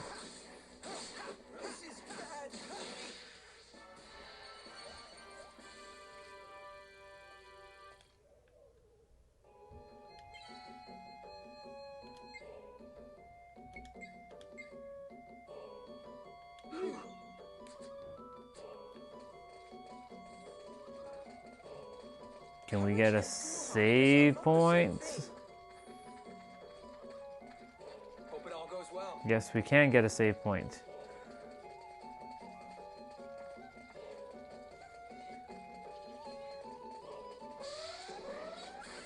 Here they come, bunch of wimps. Bunch of wimps.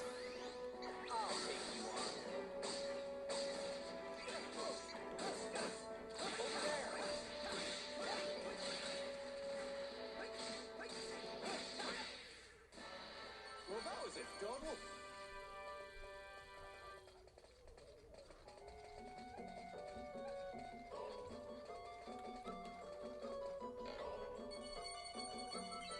Ah, shit.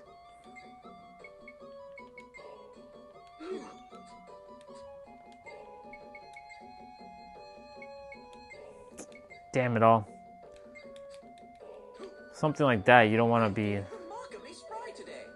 Our king was killed by the demon. I pray that at least the queen hasn't been harmed.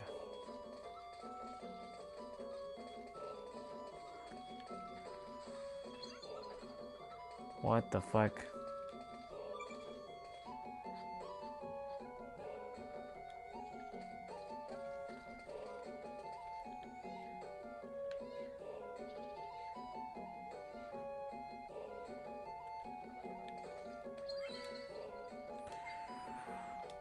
Okay.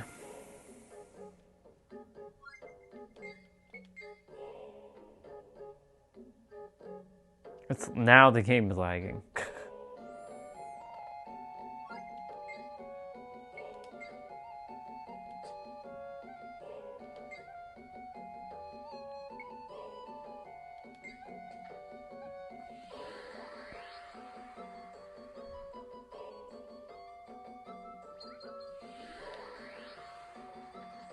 Needed to go to the shop quickly. I have a bad feeling about this.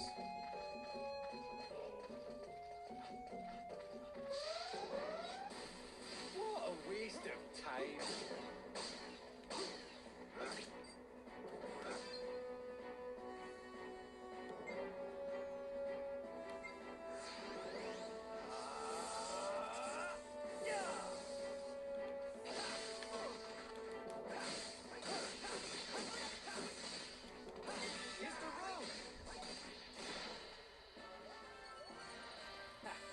Those guys were no challenge at all.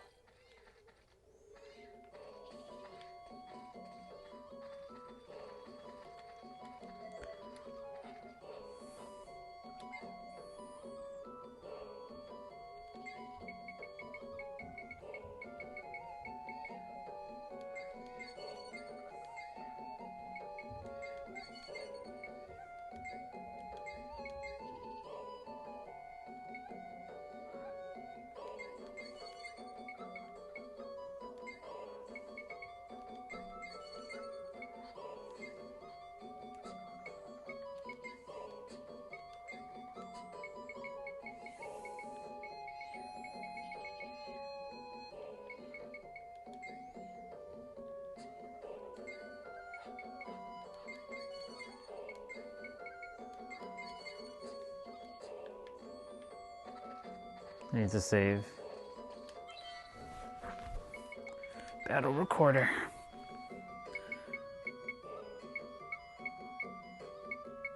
Okay, so we're missing whatever this monster is.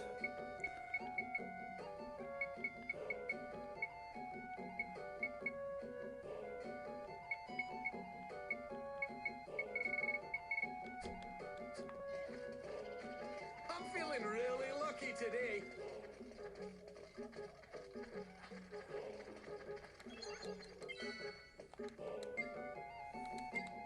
Alright, I am done playing this for now.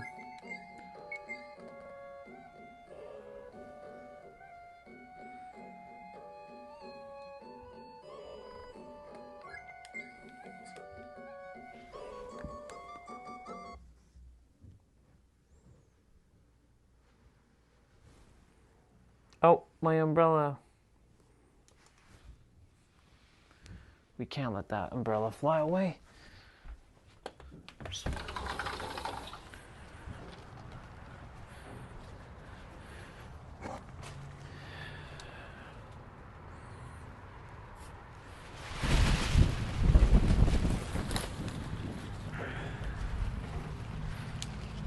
Man, it is cold out here.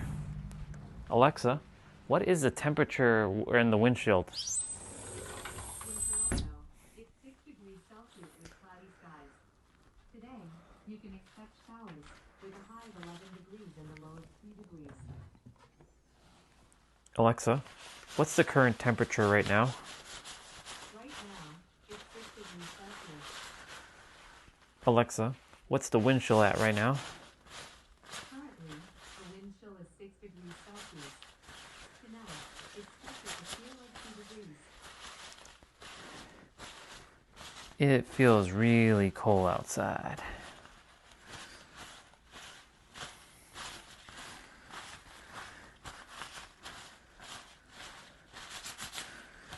See, it's not yet time to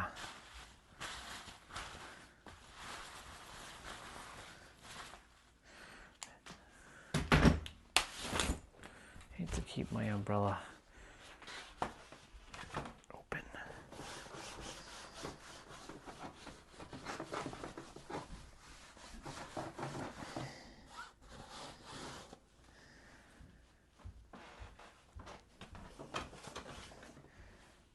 It's taking a moment to dry, but it's all good in the hood. My tablet, I can use the rainwater to clean the screen.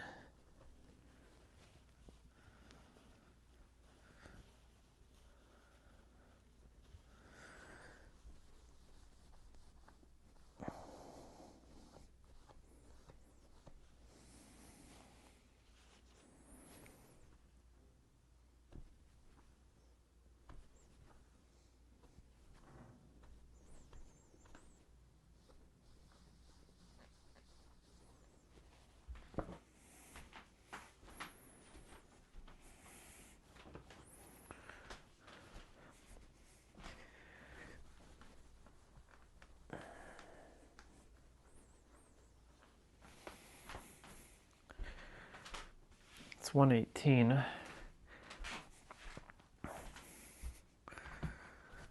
I don't know if my controller is going to be charging once I turn this thing off.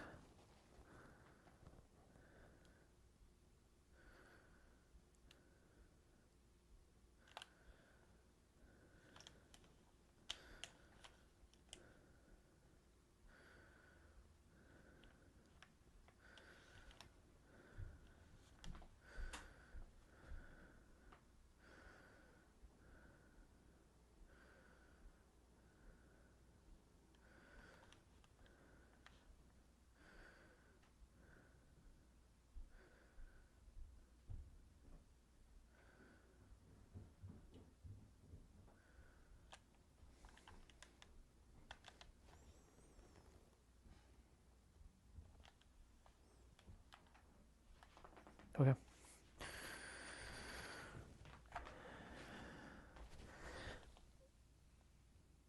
No, I wasn't lagging. Just to make sure. I am not lagging. No.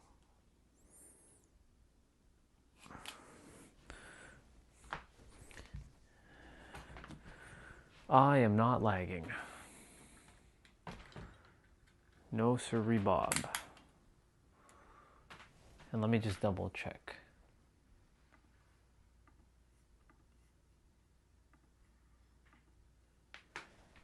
Test 1, 2, 3. Test 1, 2, 3. Nope, not lagging.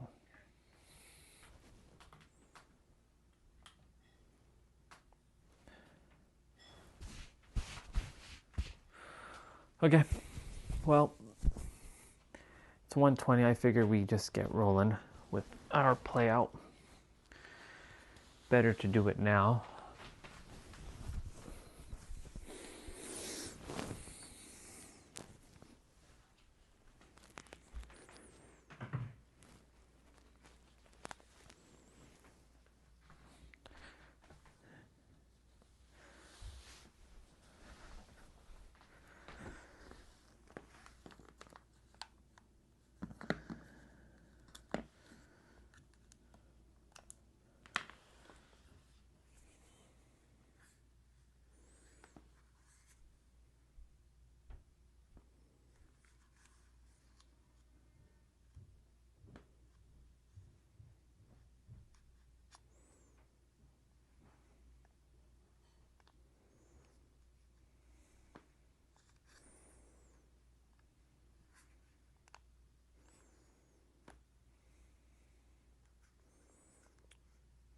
Come on. Come on. There we go.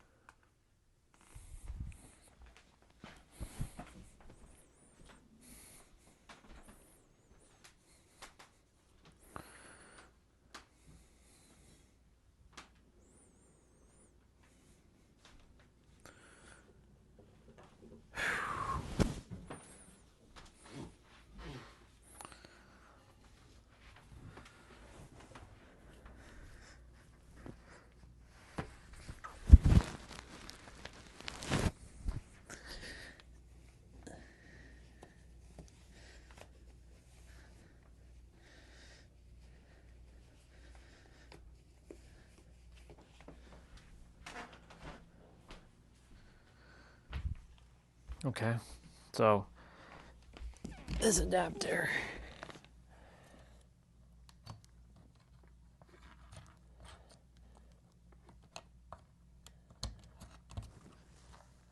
Yeah, see, this is charging. What the fuck?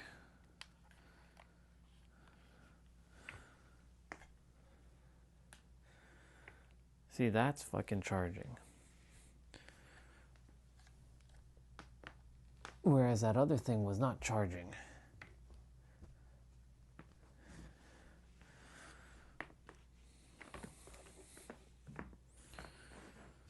So that adapter is a waste of time. That's why I wasn't using it.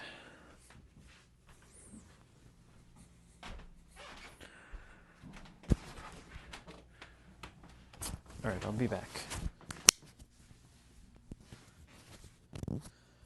No, I'm just gonna mute myself. 1 sec.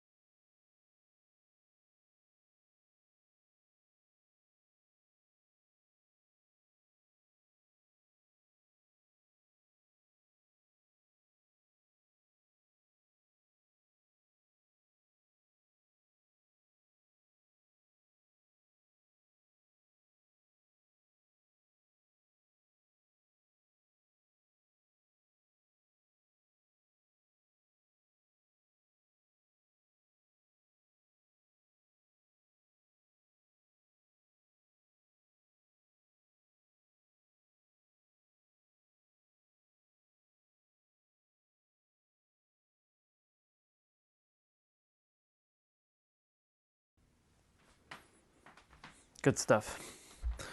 Alright.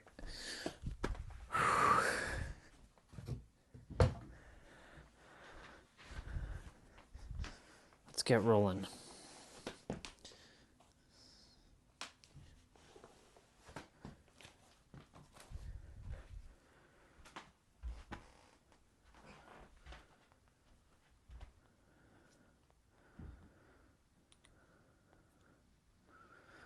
Let's see.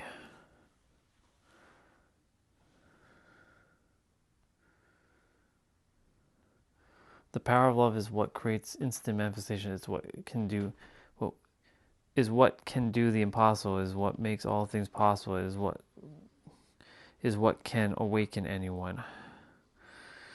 Well, I don't know about that.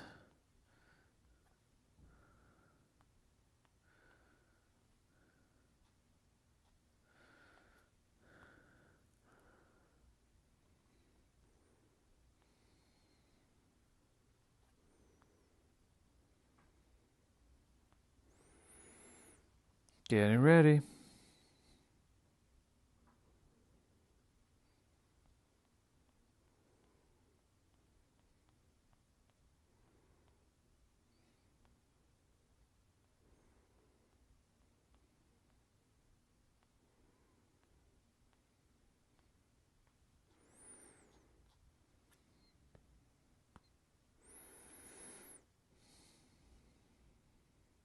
$2 minutes.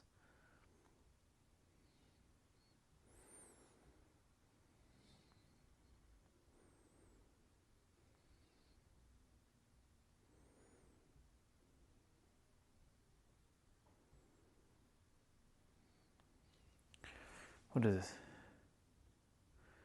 If you were born, 2, placed into condition for self-realization, 3, able to access able to access real teachings towards self-realization. 4, have the freedom to practice said self-realization. And 5, possess the intelligence to see it all converging before you now. Congratulations, you did it.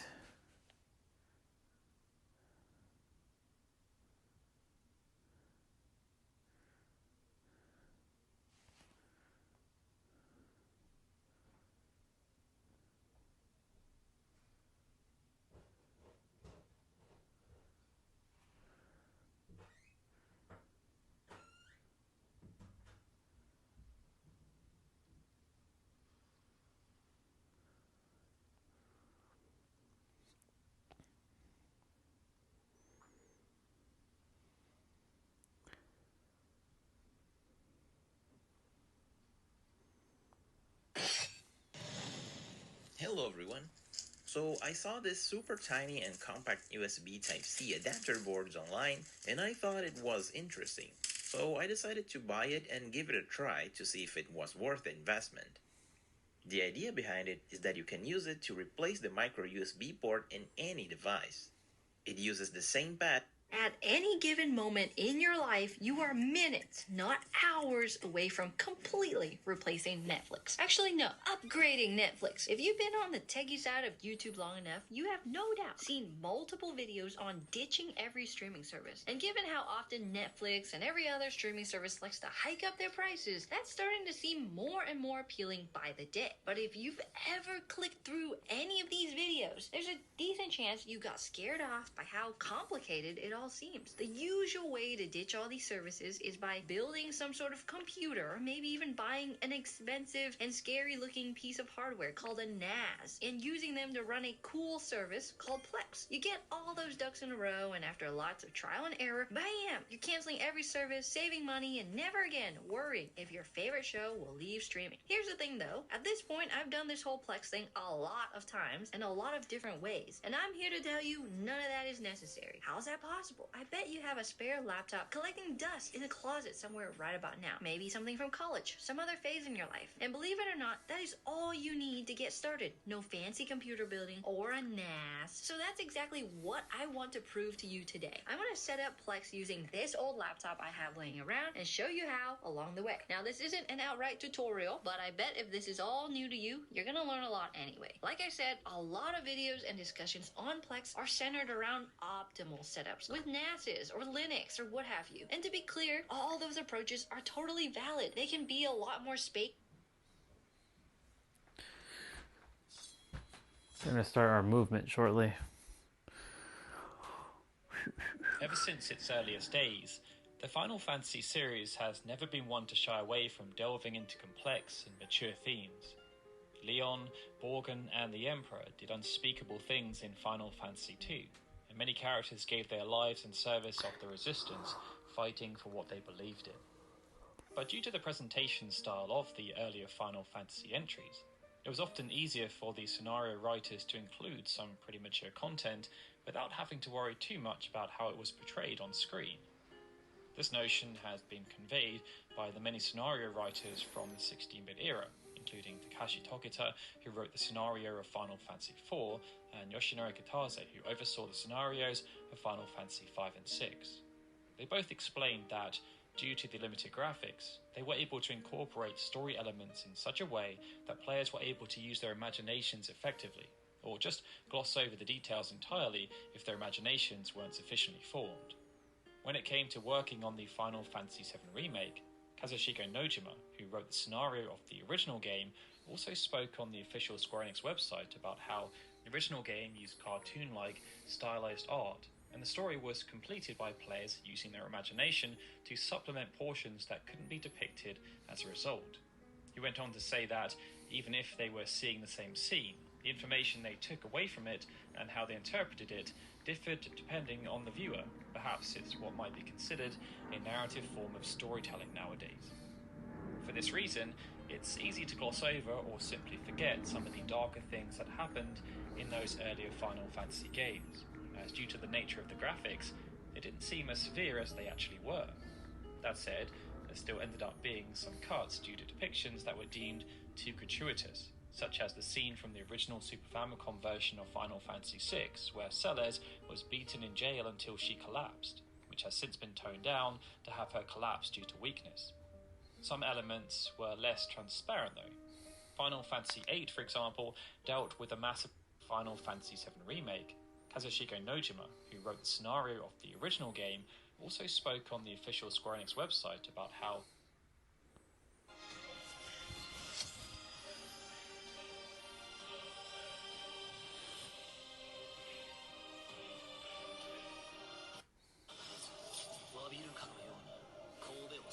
Wabisuke.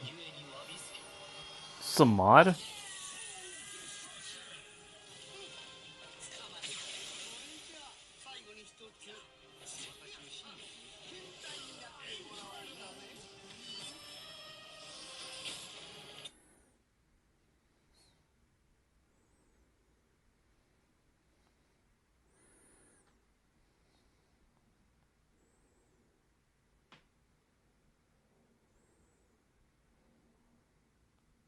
And also when you say it's a proven fact that Jesus Christ resurrected, and that's why is it though a proven fact? We can prove that Jesus is real.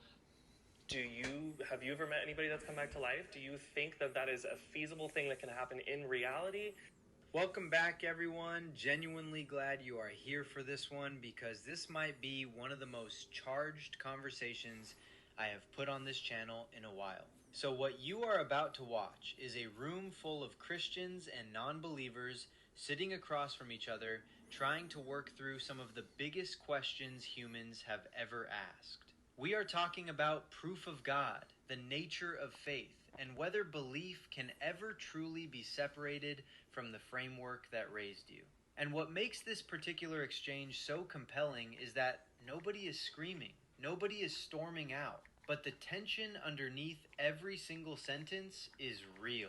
Stay with this one all the way through, because the moment that redefines the whole conversation does not come early. It builds, and when it lands, you will understand exactly why I chose this clip. Also, I always love knowing where in the world people are watching from, so drop your city or country in the comments right now. It genuinely blows me away every time I see how far this community reaches. All right, let's get into it. And it's hard to, it's hard to turn a blind eye to that once you see that or like hear that. Behavior, and to have the challenge delivered using... You humans. So foolish. What's this? What a mind-blowing story I'm going to give you. This video that I'm going to share with you right after this is so powerful, and it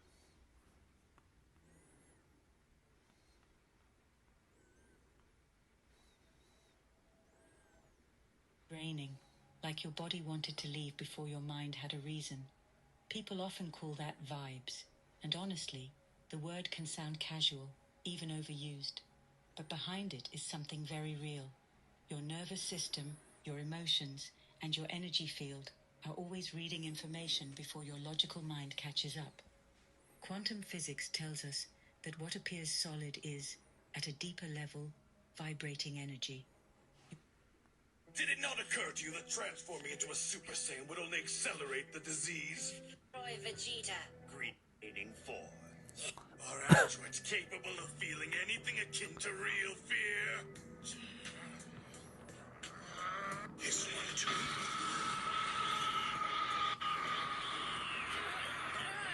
Did it not occur to you that transforming into a Super Saiyan would only accelerate the disease?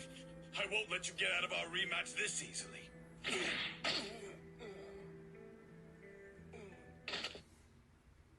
This is good stuff!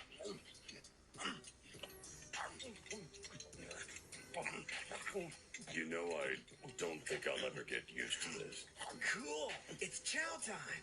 Hey guys, we ordered for you already. Food with chair. It's really good. All right.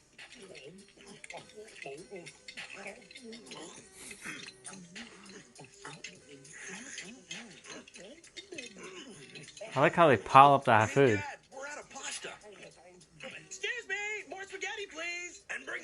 egg rolls while you're at it.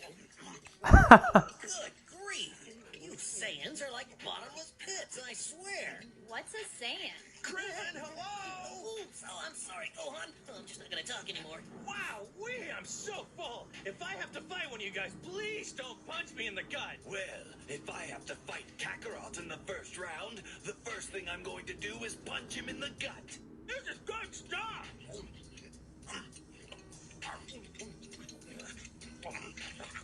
You know, I don't think I'll ever get used to this. Cool. It's chow time. Hey, guys. We ordered...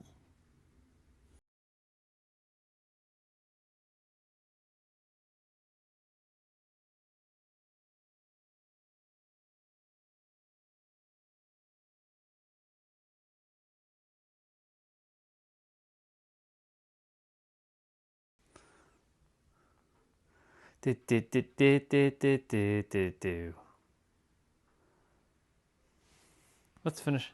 And also, when you say it's a proven fact that Jesus Christ resurrected, and that's why is it though a proven fact? We can prove that Jesus is real. Have you ever met anybody that's come back to life? Do you think that that is a feasible thing that can happen in reality? Welcome back, everyone. Genuinely glad you are here for this one because this might be one of the most charged conversations I have put on this channel in a while. So what you are about to watch is a room full of Christians and non-believers sitting across from each other trying to work through some of the biggest questions humans have ever asked. We are talking about proof of God, the nature of faith, and whether belief can ever truly be separated from the framework that raised you. And what makes this particular exchange so compelling is that nobody is screaming, nobody is storming out, but the tension underneath every single sentence is real. Stay with this one all the way through because the moment that redefines the whole conversation does not come early. It builds, and when it lands, you will understand exactly why I chose this clip. Also, I always love knowing where in the world people are watching from, so drop your city or country in the comments right now. It genuinely blows me away every time I see how far this community reaches. All right, let's get into it. And it's hard to, it's hard to turn a blind eye to that once you see that or like hear that because it is so real. Wait, can I just add a comment really quick? I think right before you answered, I was just sort of bringing up language. And like, I totally hear everything you're saying. I just heard like so much reference of like Christ, Jesus, Bible, Christ, Jesus, Bible. And I think my big question is, can we have this conversation about proof or any of the other things we're going to talk about today without you guys doing that as much? And I just wondered that, if that's possible, like for you. And then my second thing is, I don't want to speak for everybody, but one of the things that does bother me that I don't mind talking about proof or how, like, what our realities might be or belief systems. But something I have run into, like, very, very often is, like, that sentence, I've been where you are before. I think it does just really rub me the wrong way because you haven't, and in any way. And you actually know literally nothing about me, and that's okay. But I do feel like there is a strong like connotation with like, if I'm gonna prove this, then I need to have like backup, and I need to know A, B, or C. But when we assume things and we think we know, but we don't, we make an out of ourselves. And that's unfortunately what you just did, and that's okay because like that happens all the time when we talk about belief systems. It's really hard. But unfortunately, you don't know anything about me, and you've never been where I am, and you never will be. Just like I'll never be in this person's position, and I'll never be in this person's position. So I think maybe moving forward, like if we are going to talk about things we believe or proof, like maybe just setting those boundaries of like, hey, I actually don't know this other person's like where they're coming from. And I think that's a lot more Christian, like godly like way of coming at things. And then secondly, like if we are going to discuss stuff, like there are terms that we maybe really don't know and maybe don't want an explanation for and actually want to get to the point of what we're talking about together. So we are more than willing to compromise and ask, hey, what does that mean? Same with you guys. If there's something we're saying or something we're talking about that like you don't get, that's fine. But like, I don't think it's going to be helpful for us to understand any sort of proof if you guys keep bringing up all these terms that, like, we really might not understand the whole meaning of. So maybe using different things that we're going to understand to help us to get this thing that, even if you're not trying to prove, you feel is real, if that makes sense. Because that'll make us, A, a lot easier to understand what you're saying, and then B, you're not going to be assuming that you know something that we're saying. You know? Can I say something really quick? First of all, I just want to say I'm really sorry. Oh, no, it's okay. I just wanted to tell you I'm really that's sorry okay. for if that's how what that comment made you guys feel, and just want to say, will you forgive me? Oh my gosh, of course. I'm not. It's very, I've done the same thing. I'm a very empathetic person. And then people are like, wait, how, you don't know? And I'm like, you're right. I actually don't. But I am trying to see where you're coming from. And that's the part that I wanted to point out because I feel that from you. And that is godly. That is Christian from what I've heard. So that's like labels. That aligns. I just think it's using that language and trying to like do that with each other when we're discussing. Right. And what I meant by that, and I'm so sorry that they came across as that way to you, was in the context of this conversation being Christian or not Christian. I specifically meant I have been on the other side of this conversation. There you go. And so I don't know what your lives have been like. I've not walked in your shoes. But I just meant in the context of this context. You have been somebody who did not have a faith, and regardless of our beliefs, you know what that might be like for you in your life. Yeah. Sweet. But I'll let you speak to the other part of that if you want. So I totally hear what you're saying in terms of communication. The non?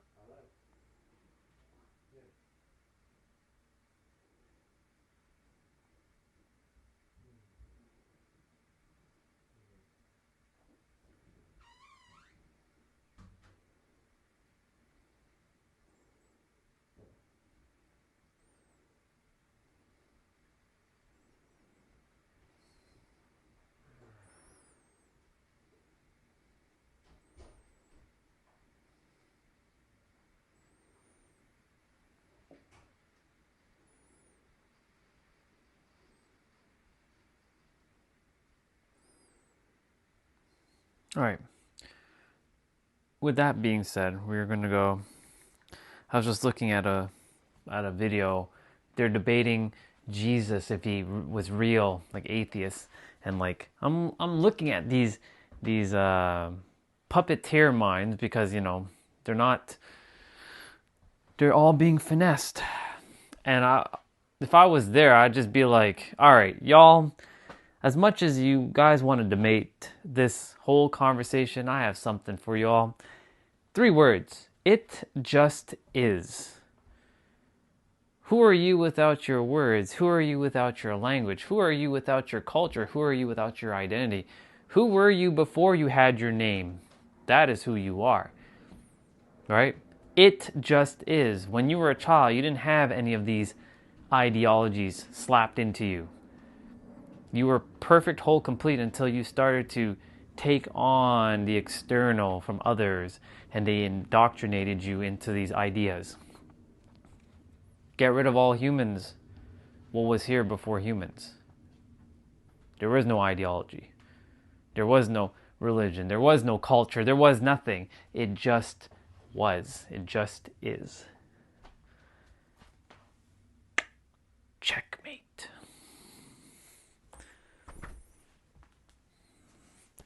You can't say that. We have a name. I just said, who are you without your words? And you're using words? Well, you're using words too. Well, yes, I have to use a word to tell you who are you without your own words? It's a paradox. It's so funny just looking at these types of videos. And I just look at it and I'm like, this is the type of things that I'm going to be contending with when I'm out in the world. It's preparing me to see what has to be done.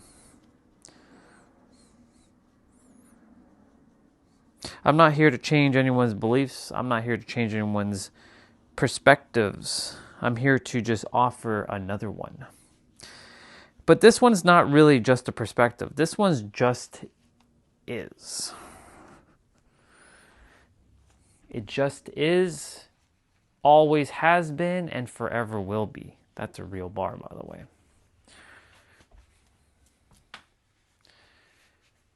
For example, It's raining right now. In the English language, we call it raining. This is rain. It's cold and it's raining. But in a different language,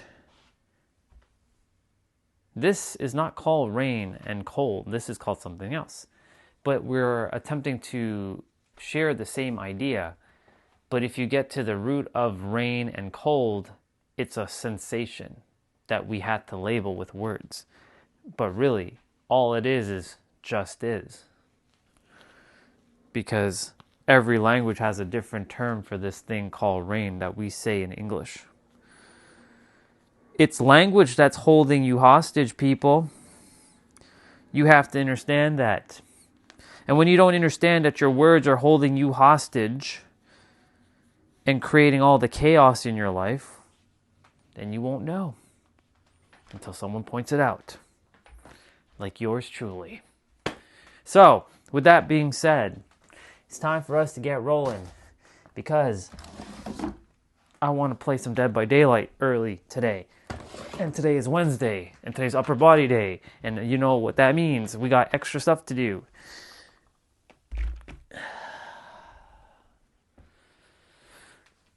Oh, yeah.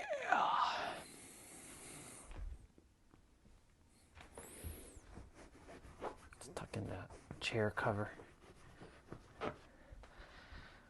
I really liked that exercise we did on Monday. It was good. But you know, seeing these videos shows me the level of awareness that I'm going to be dealing with out in the world.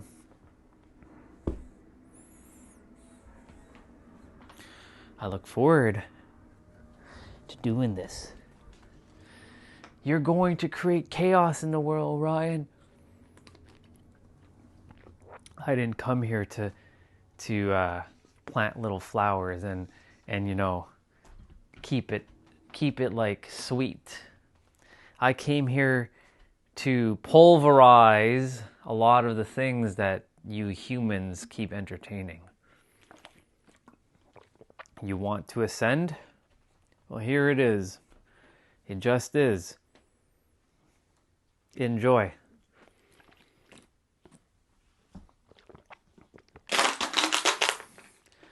Keep deluding yourselves. All you're doing is creating more suffering for yourself.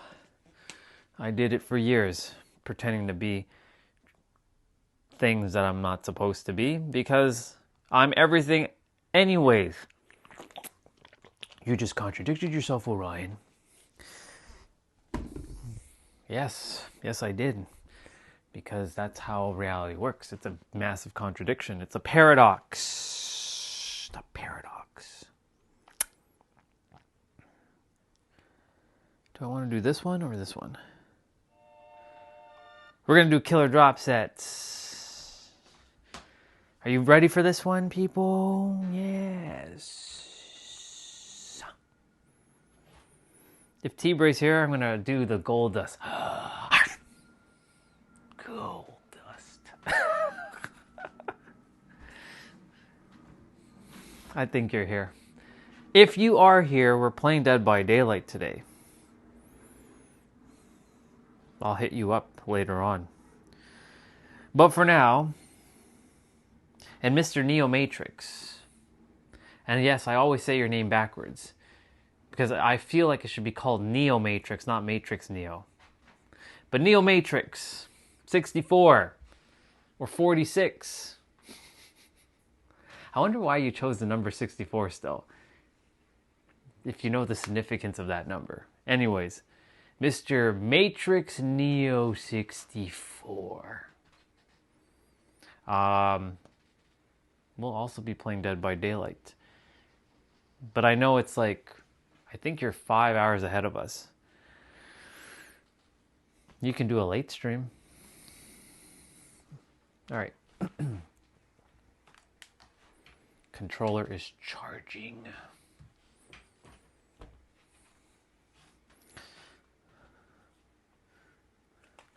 Our brother with the upper body.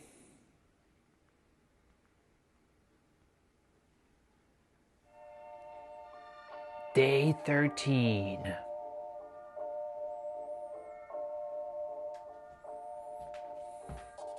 you get to see the setup.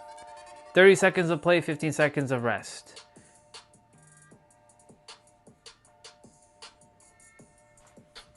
We're starting with chess. Oh, I guess I should explain before we start.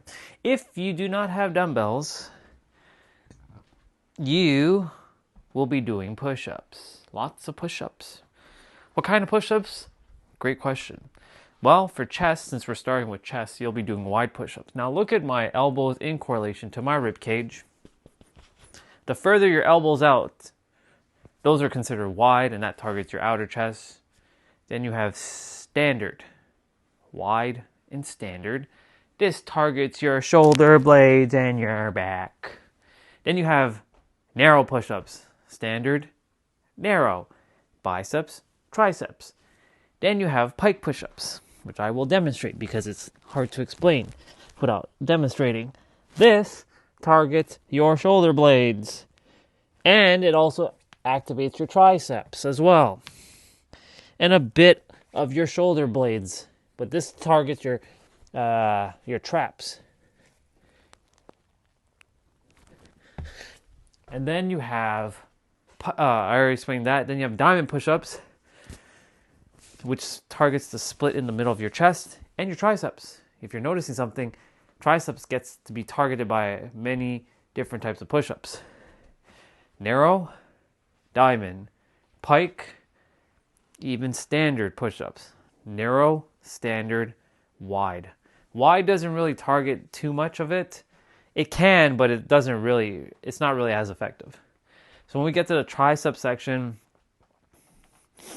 throughout this one, you're going to be doing a lot of diamond and narrow, or diamond and wide. So I'd highly recommend to do narrow push-ups when we get to biceps and triceps, because you're not really going to get too much biceps in today. So unless you're doing push-ups and you're doing narrow. And then there's reverse push-ups where your forearms are pointing outwards and you're putting your hands in a 45-degree angle. I'll just quickly demonstrate. And this targets your biceps, your triceps, and your shoulder blades. So this one's really effective. And of course, it also helps strengthen your wrist as well. So pretty good move. So, yep. Let me see something.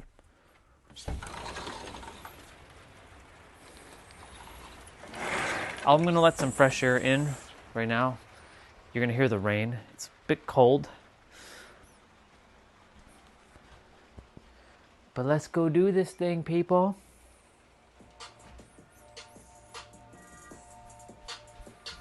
We're doing isometric chest press. Remember, 30 seconds of play.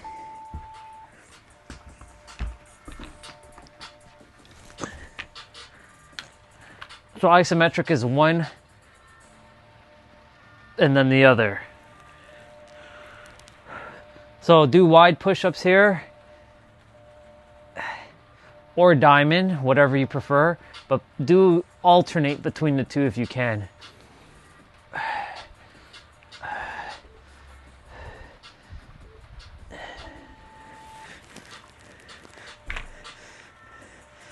So we're doing isometrics again. So you can do wide push-ups here.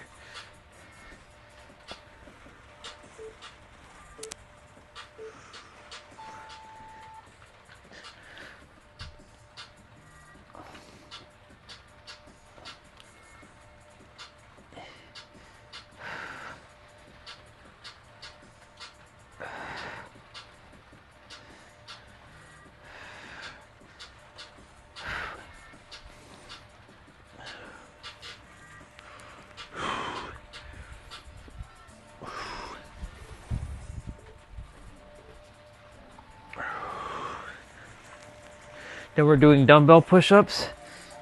So it's basically three exercises in a set. And then you get 30 seconds of rest, and then we do the next set.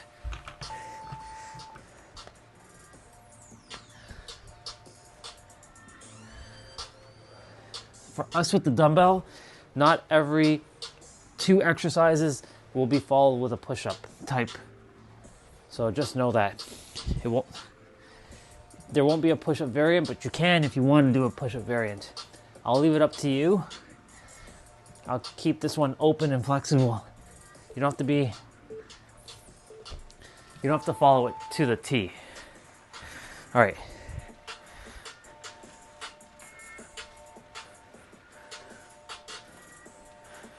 We're doing dumbbell flies.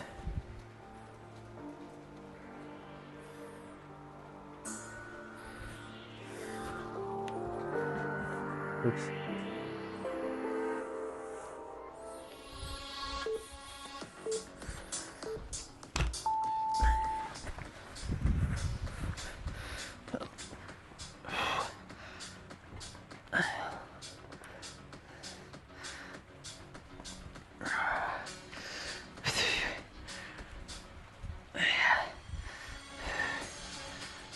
I might change a move throughout the playout, and I'll tell you what I'll do in replacement.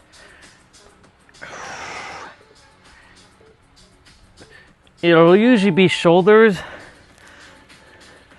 or biceps, depending if it's like a hold or something for biceps. I usually change the hold to something else. So we're doing that again.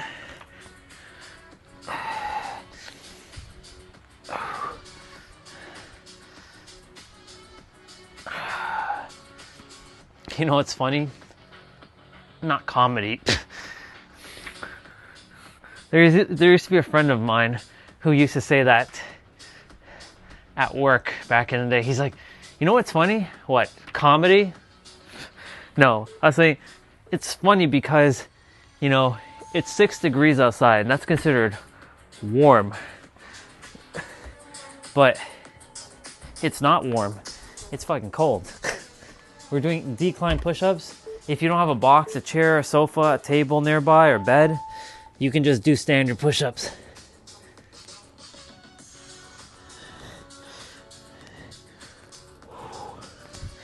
Well, you'll be doing decline push-ups at the very end as well, by the way.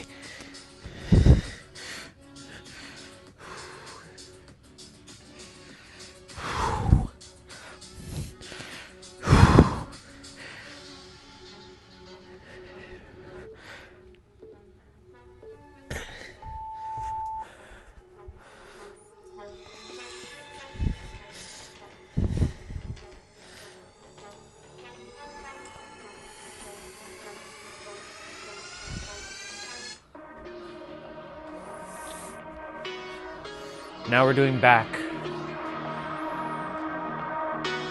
So I'm not going to use the sofa, or yeah, I won't use the sofa. I'll just use my left leg. So you're going to bring your right leg back and pull. This is doing your back. So you're doing standard push-ups.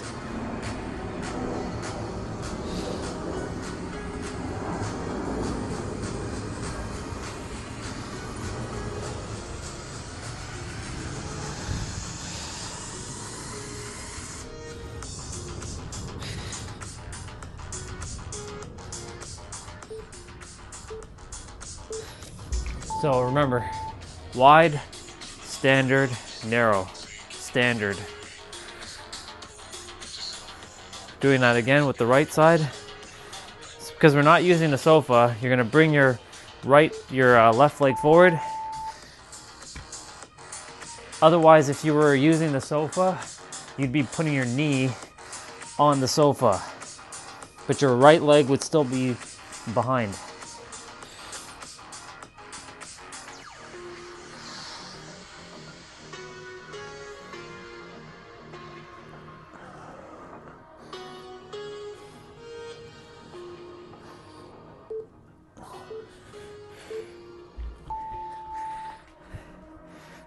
So, reverse push-ups.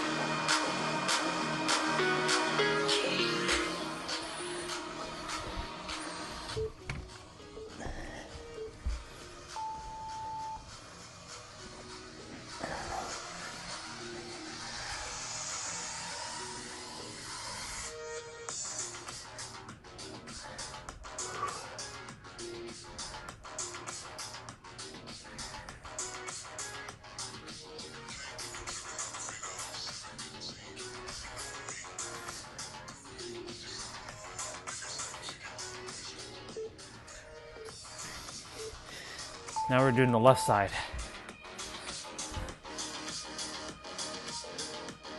I gotta periodically check my email. See if there's anything from mom. So now we're doing the left side. So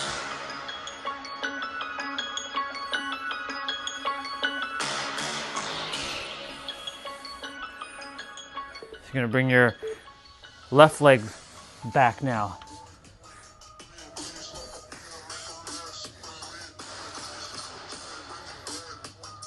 And after the next one of these we do, reverse push-ups again.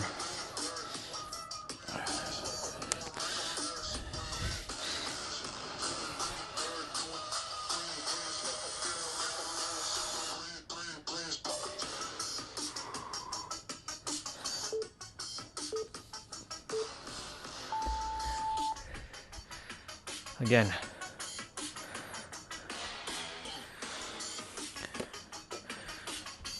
I won't have time to throw this outside.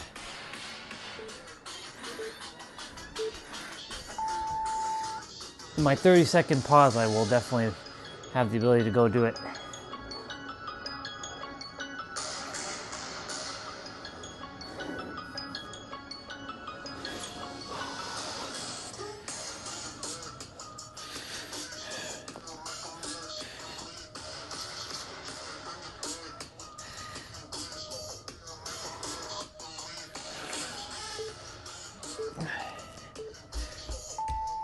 Reverse push-ups again.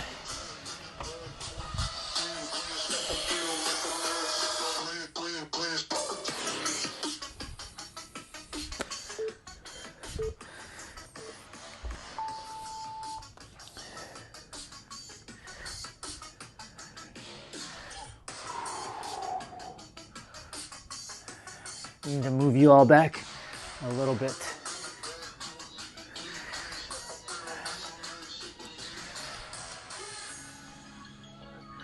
This one's really good for your biceps, your triceps, your back, and your wrist.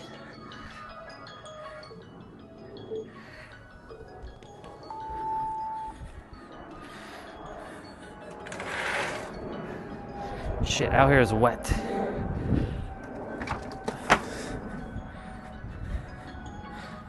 It's fine.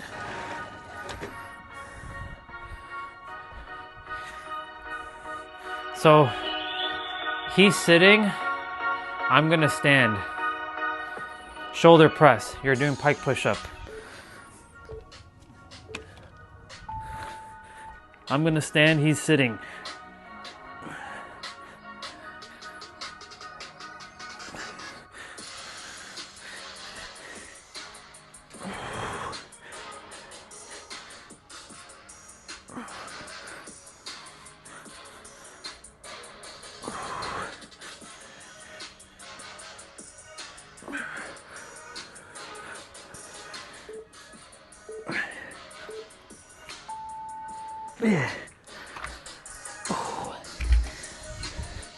Again, he's using medium to light dumbbells. As you know, I'm sticking with my 40s.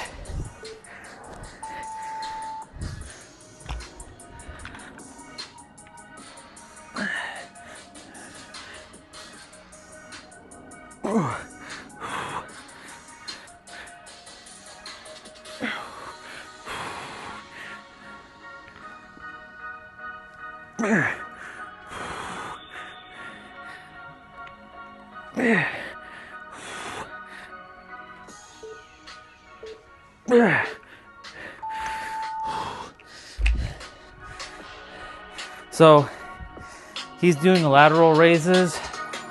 I'm going to be doing 45-degree shoulder press. So this is one of the ones that I modify. This still targets shoulders, because he's using very light dumbbells, and I'm not using my 10 pounds. That's too light.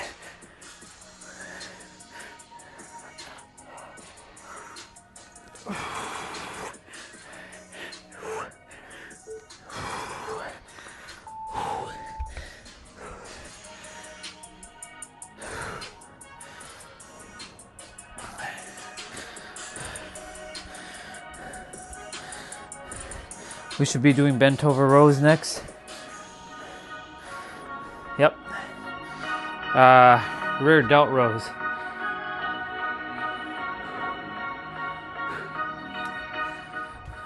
This is technically your shoulder blades. So this is kind of back related, but you can do pike push-ups or you can do standard push-ups here.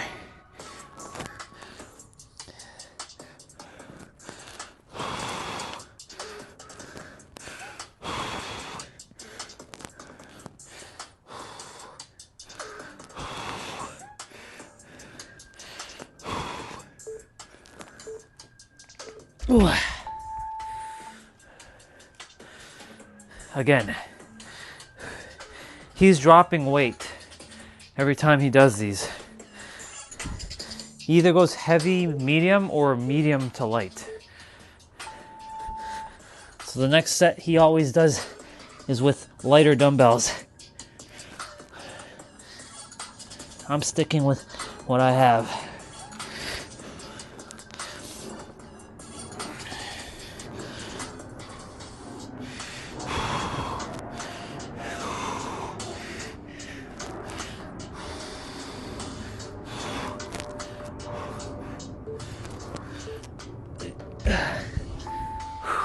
All right, so he's doing lateral raises again. I'm gonna do upright rows. Actually, no, you know what? Shoulder shrugs.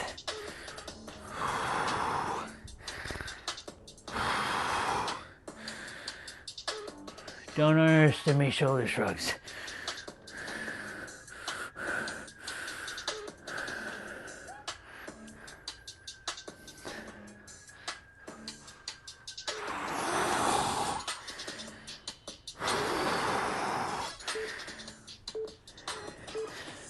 Ooh.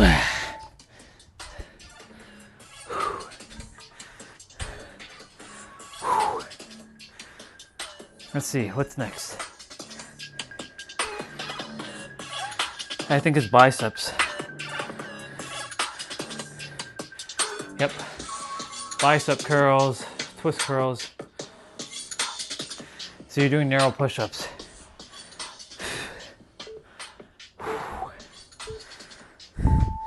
Narrow push-ups, y'all. Bring your elbows close into your rib cage.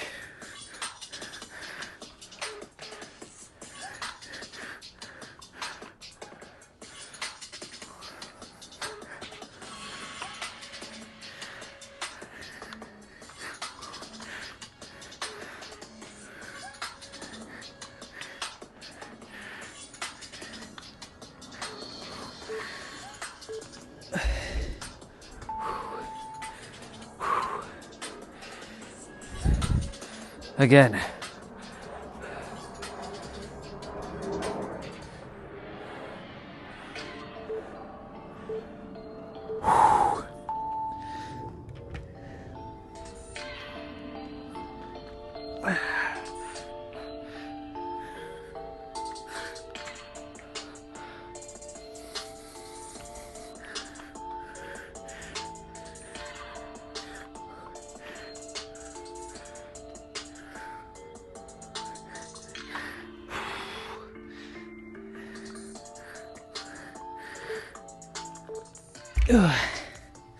All right, so he's doing lower curl pulses with light dumbbells. I'm gonna do one dumbbell curl, like one dumbbell, single dumbbell curl, like that.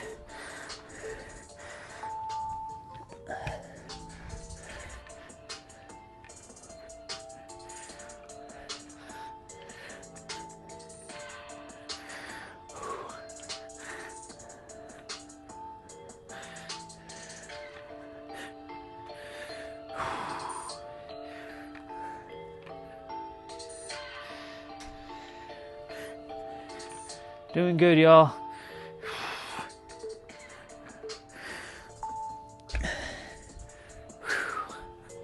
I believe it's hammer curls next. Let's see.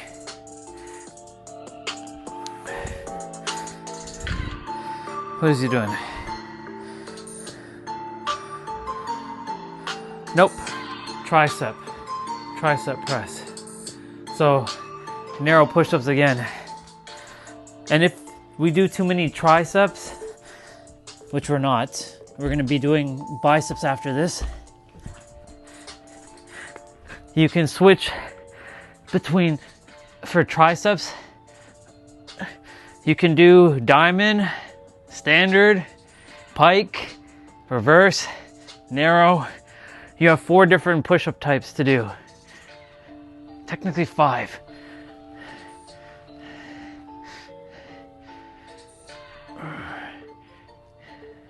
Well, 4. You have 4.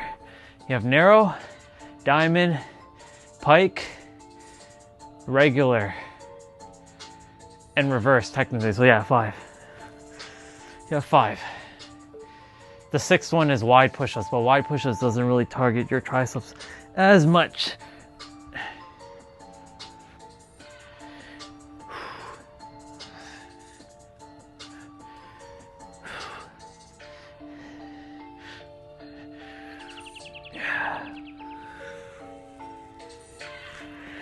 Oh yeah.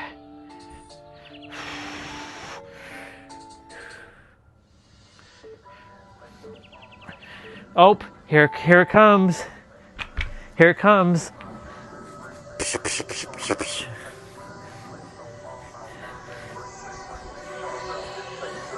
Cobra push-ups.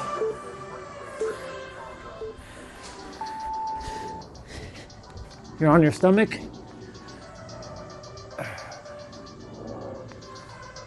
It's the song. This song is hilarious.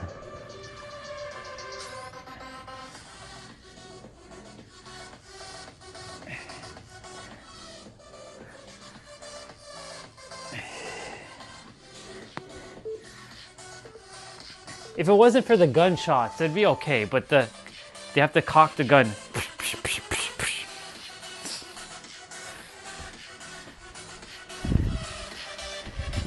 Biceps.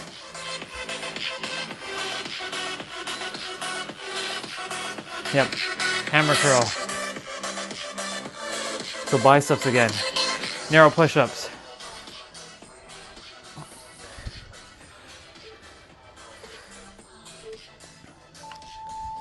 So you're alternating between biceps and triceps here.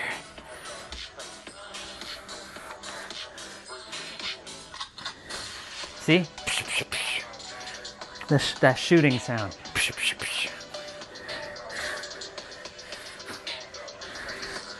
That's funny.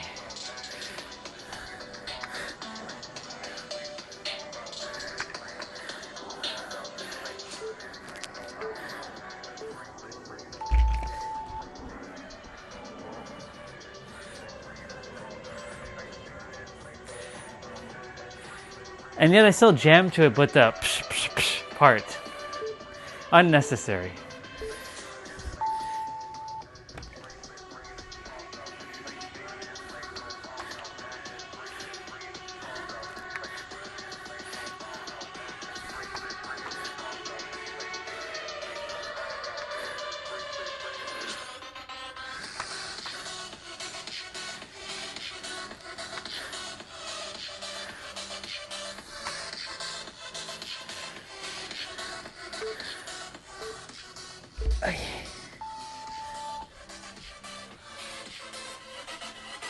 Okay, so he's doing upper body curl pulses. I'm gonna do cross body curls.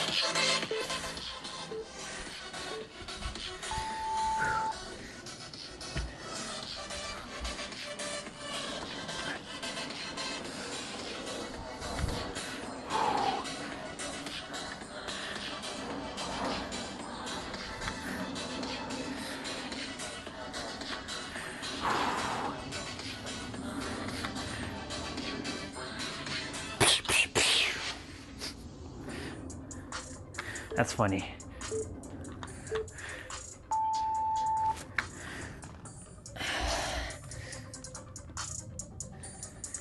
Shake it out. We're not done yet. We're doing triceps now. So do standard push-ups, diamond push-ups, pike push-ups, reverse push-ups, whatever you prefer. But we're doing, for us with the dumbbell, overhead press.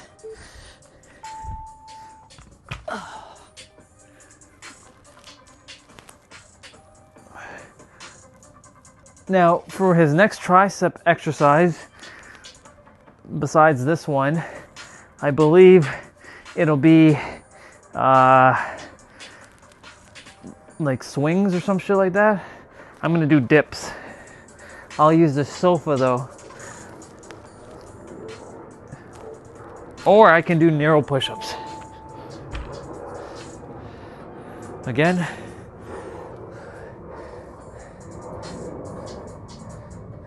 What a vastly different day. Yesterday, hot, but it got cooler in the afternoon. And we had to come back inside because my eyes were giving out with too much watering.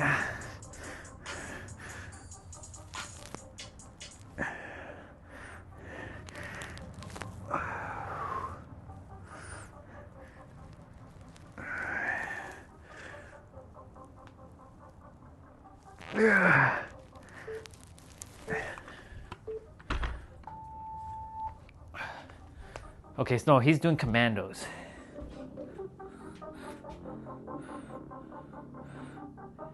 So he's doing commandos.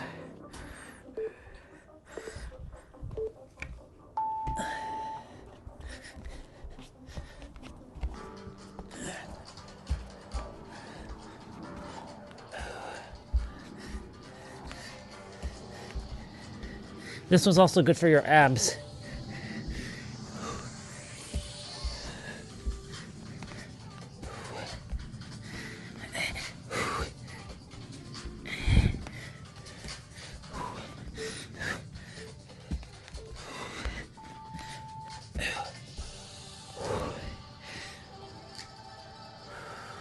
Oh, we got abs. That's right. This one has abs in it.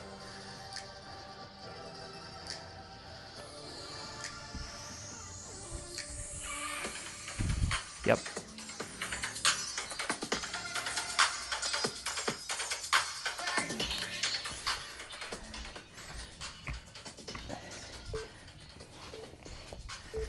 L-sit toe touch with weight for the first two.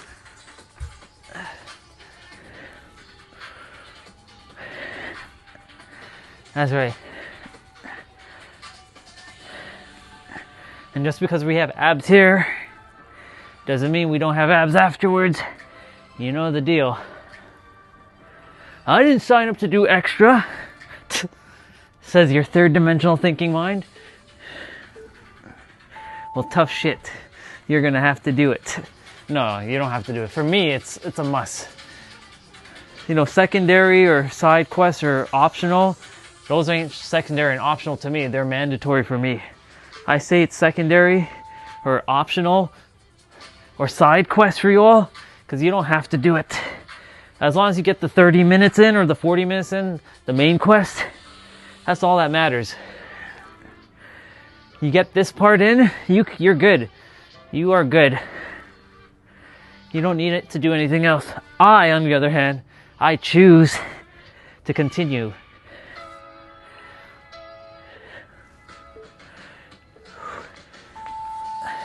All right, so now we're doing without the, see, this is a song.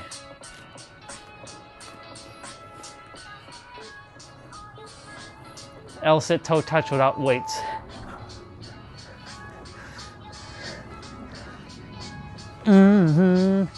Something else on your mind? Something else?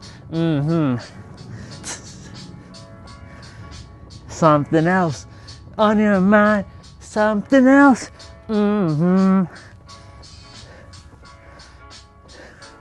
So we have Russian twists after this with the weights.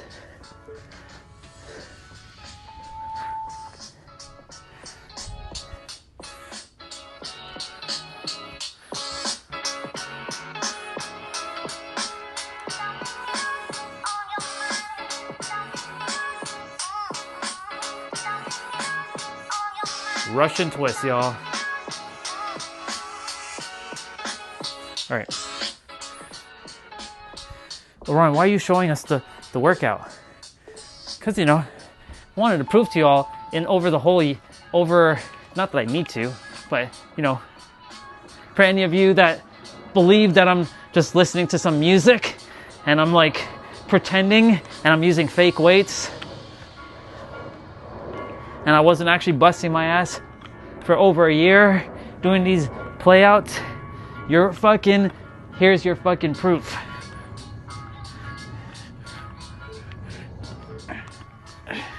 I figured because it's showing me correctly, you all are seeing it correctly.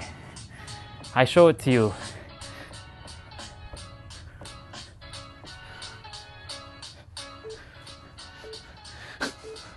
This song is hilarious. And then this one as well.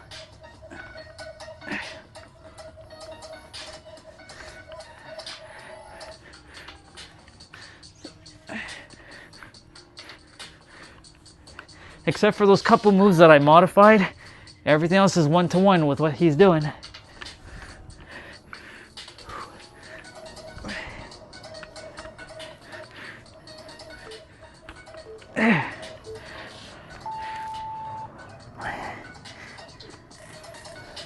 All right.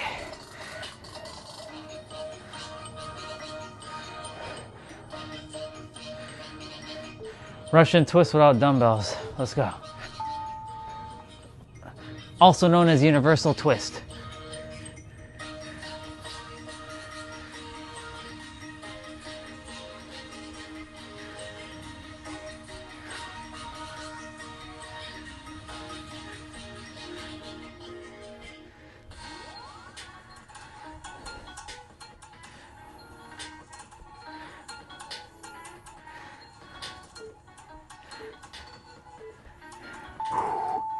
We're on the finisher.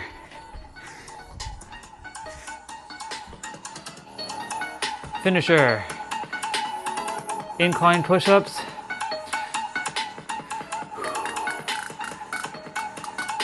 Standard push-ups.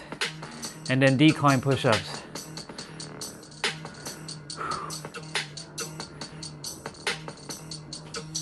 All right. My inclines are gonna be, these are like nothing. To me, these are like nothing. These are like light work right here.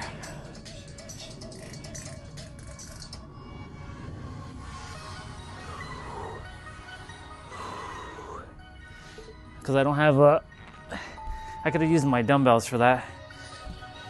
Standard push-ups. It's 20 seconds each.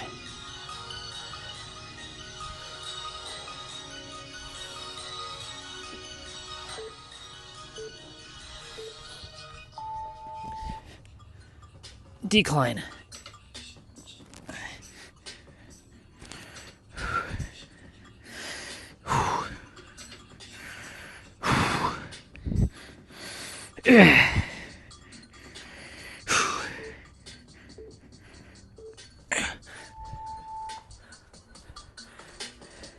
There's your proof.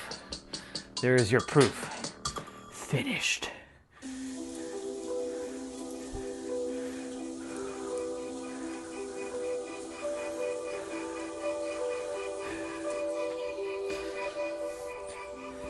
This is for future, by the way. For someone who's like, you didn't do those workouts. You're a liar.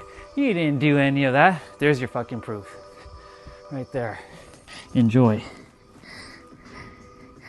Those are for those future humans who come on different streams. You're like, you didn't do all those playouts. See, the thing is, no one can tell me that I didn't do something.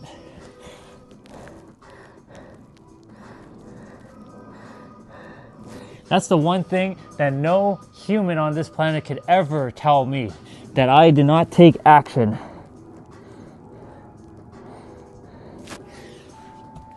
There's no human who can get in my way with that.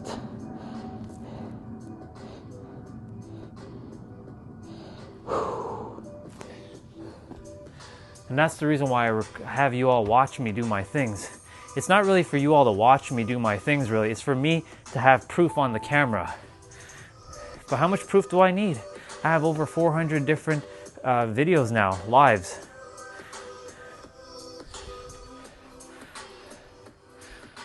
Except for going to San Diego at the airport, going to Danny, taking the, well, technically we did do the play out when we went for our long walk. When we were gonna get our health card renewed.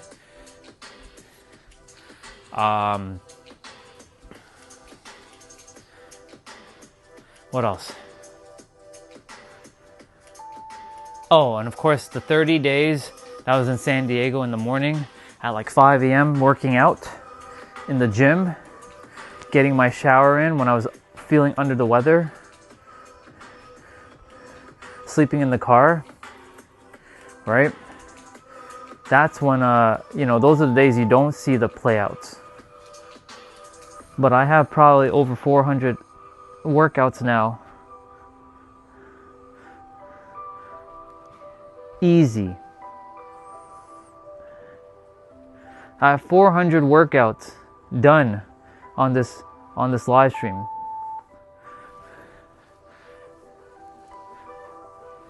There's not a day I missed.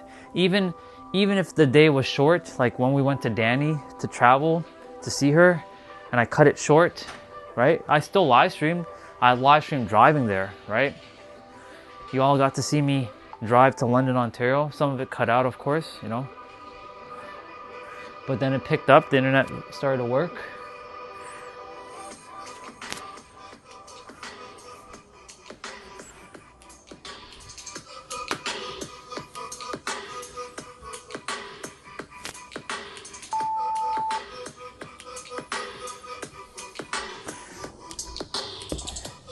I wish this could be just like floating in front of you all, so you all can see it.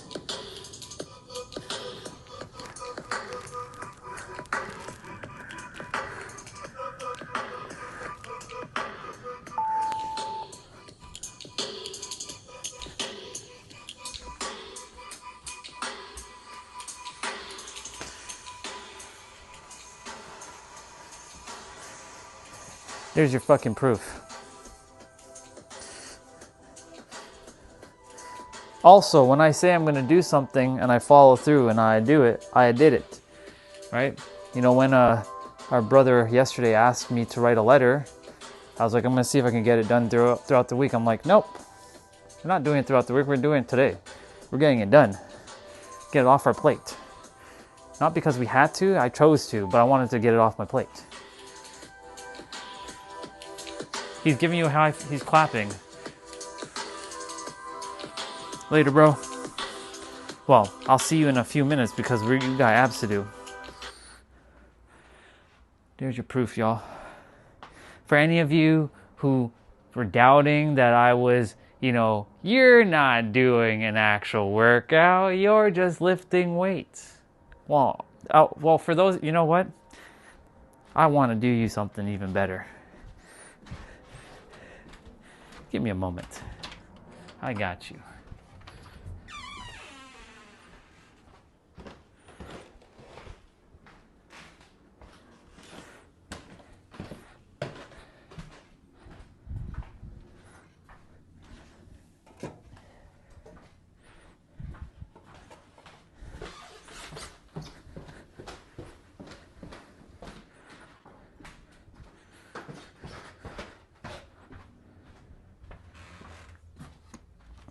All right.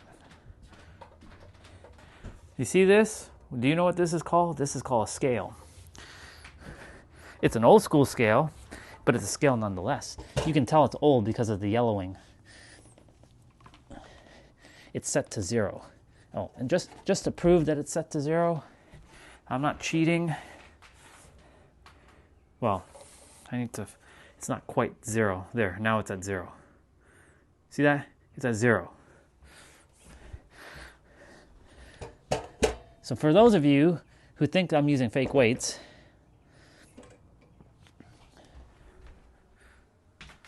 here's your other proof. Any of you that thinks I'm using fake weights, Hello?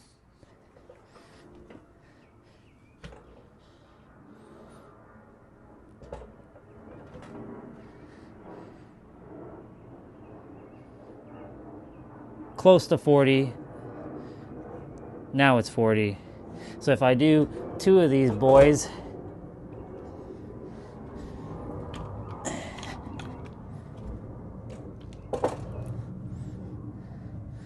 I'm lifting 80 pounds, people.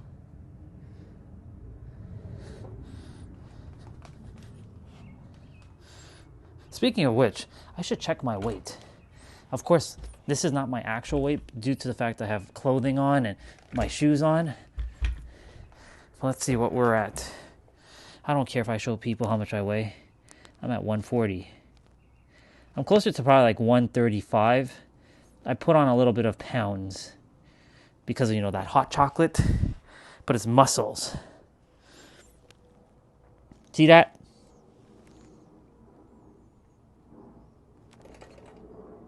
$140. With 1 foot on, 100.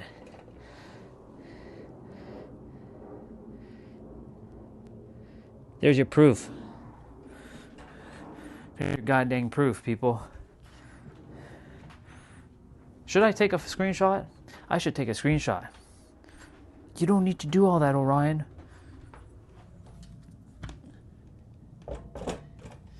You don't need to do that.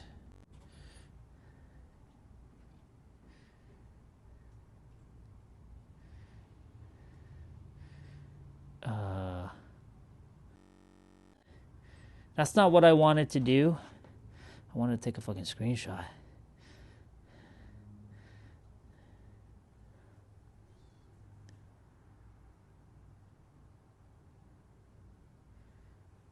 Cool. Orion.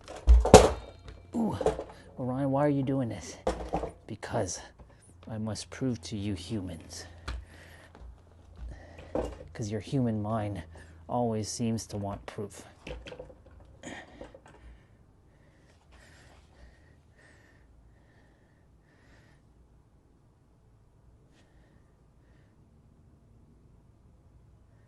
There you go. There's your fucking proof.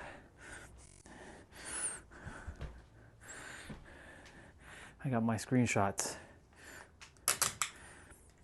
Now none of you can ever say, and I'm not saying you guys on the channel, but I'm saying just, you know, from third dimensional human and be like, you are not lifting 40 pounds. That's not 40 pounds. That's like maybe 10 pounds. You're using fake weights.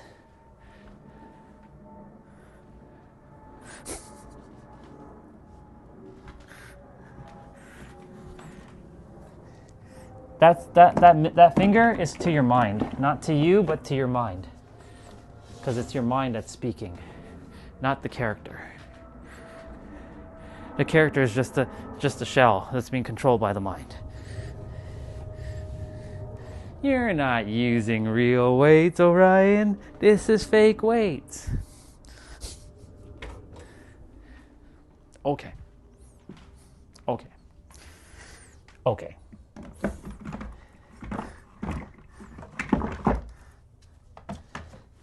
Oh, and just to prove that these are actually 10 pound, because, you know,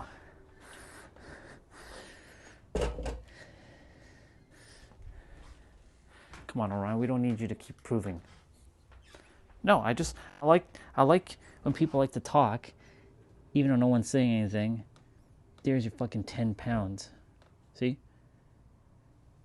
On the money.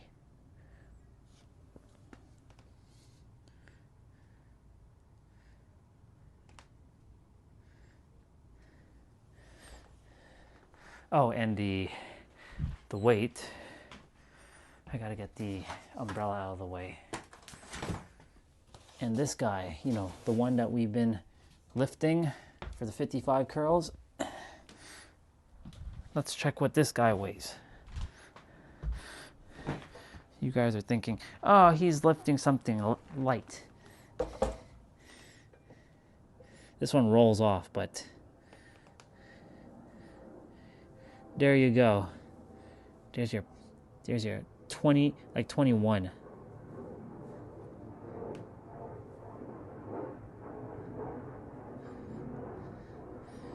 Enjoy, my fellow humans. Did you enjoy that? Did you like that? Did you like me having to prove that I was using real weights all along? I had to do this because, you know, the stream's going to come to an end, and I wanted to make sure that, you know, you all were seeing that I was actually using heavy weights. I was actually lifting. When I was struggling and, like, when I have to shake my hands, like, I wasn't bullshitting with y'all. So, there you go. There's your fucking proof. Again.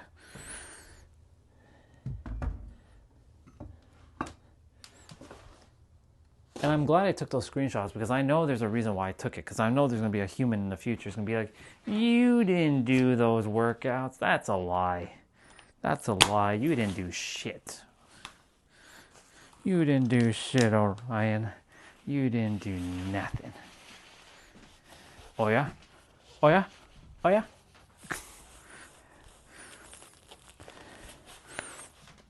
I love to prove people wrong. Even though there's no such thing wrong. You can say I love putting people in their places. I don't need to prove you wrong. I don't concern myself with the opinion of sheeps who don't know thyself. Because if you know thyself, you wouldn't even bother to say anything. You would just be. But your third dimensional thinking mind is being finessed by your puppeteer mind, and your puppeteer mind is probably saying something of that nature. Anyways, I rest my point. Now you all know I'm about 140. So that's another thing you all haven't seen. I'm about 140. Well, with my clothing on, of course. I'm not stripping naked. Probably like 130, like 135. Because I have two layers, and these may not weigh a lot. I have gloves, I have this, I have my shoes on. This adds a little bit of weight. So, there you go. Now you know that I was actually using 40-pound dumbbells.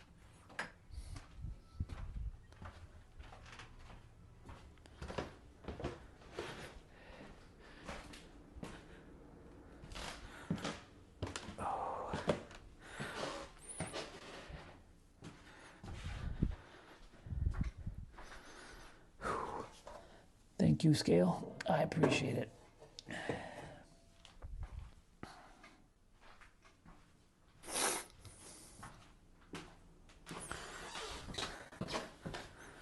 We need a newer scale, but, you know, it's not really required.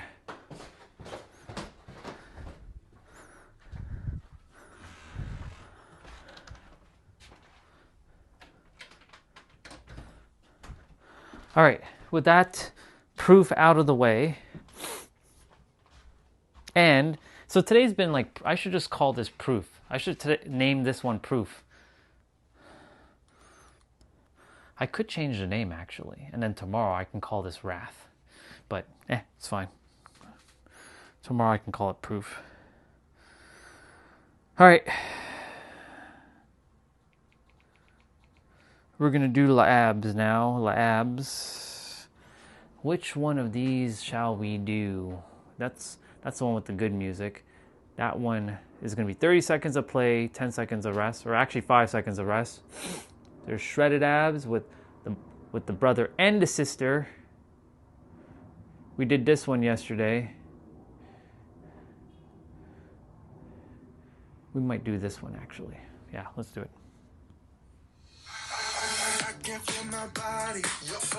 There they go. Let's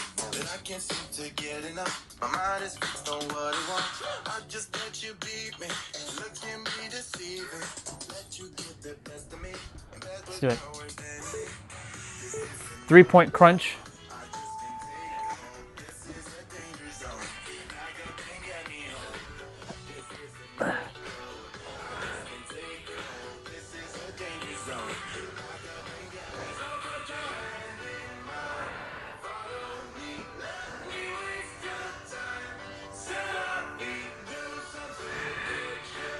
I wish there was like a way for me to put my like a mini like picture-in-picture in my stream, so you all could see like the on like the screen what I'm doing. But this is on a phone. We're doing Tabletop Crunch.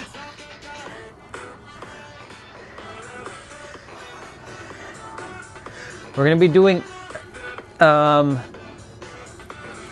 what was it? Eagle leg crunches or eagle arm crunches.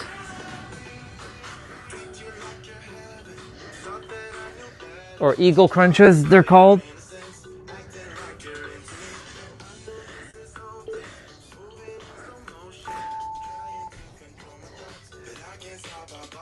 Yep, eagle crunches to the right. So you're gonna bring your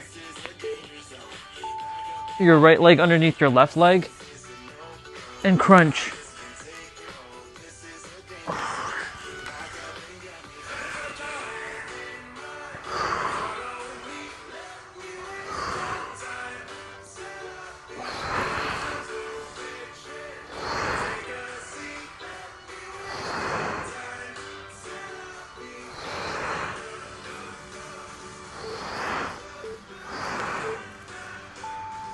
I'm just going to prepare my left leg.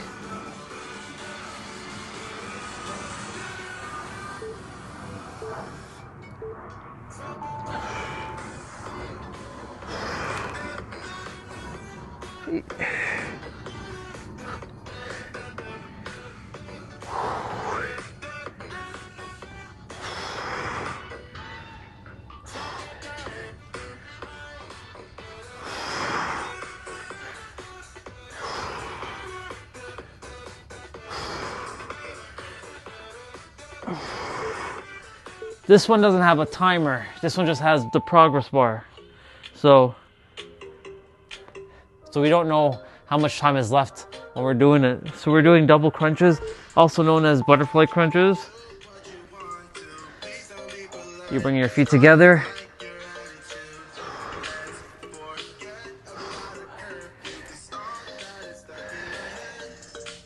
Remember to breathe through your nose and out through your mouth. And keep your lower back flat to the mat as much as you can.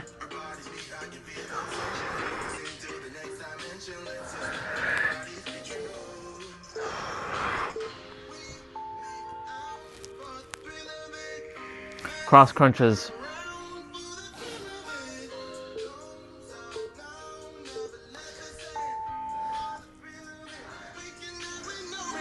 Actually, cross crunches like this. One arm, my bad. This is cross crunch.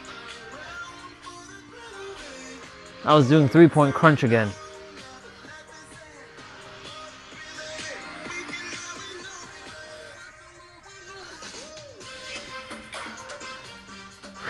Beep, beep, beep, beep, beep, beep, beep, beep, beep, beep.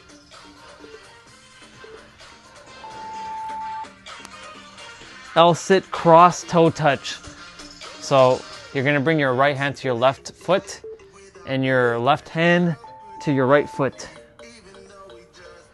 We did L-sit toe touch earlier in the main quest, but this one's L-sit cross toe touch.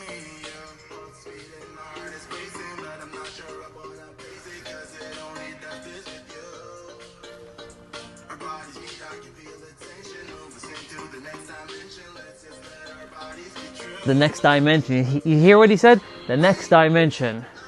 Let's move to the next dimension, y'all. Flutter kicks.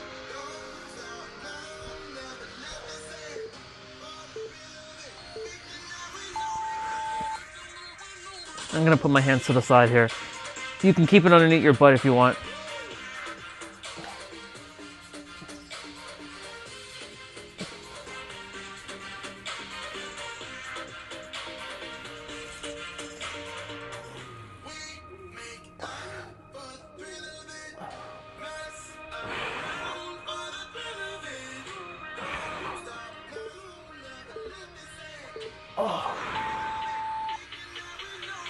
Reverse crunch with leg opener.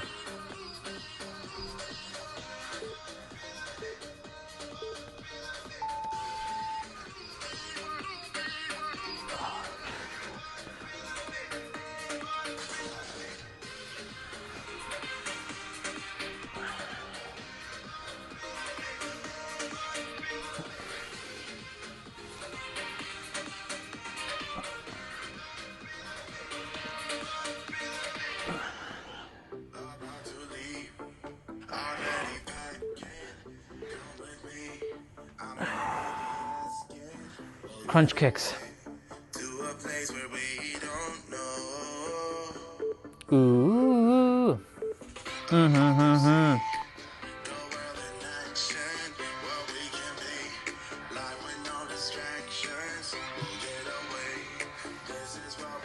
Waiting for. Ooh.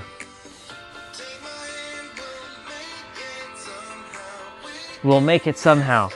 Yes, take my hand, we'll make it somehow, y'all.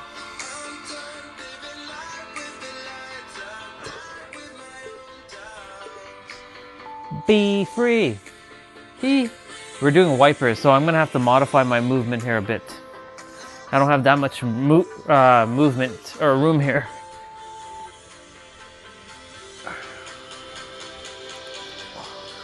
Be free.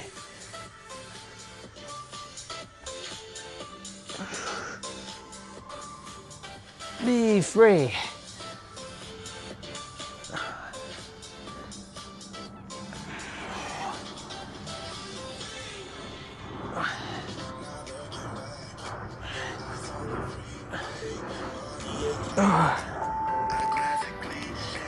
Straight leg bicycle.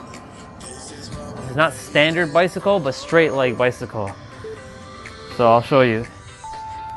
So this is regular bicycle. This is straight leg bicycle.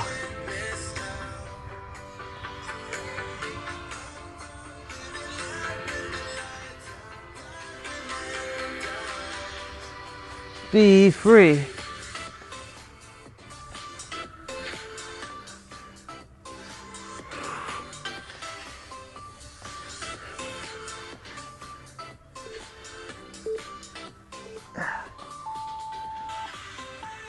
Hollow to tuck, or extended tuck, or cocoon.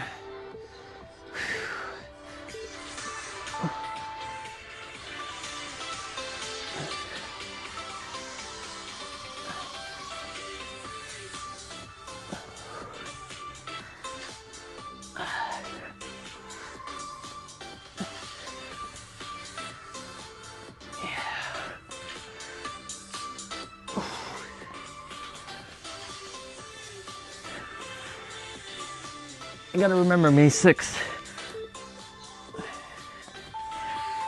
This stream. The stream of proof. Alright, three-way climbers to the right. Right leg only.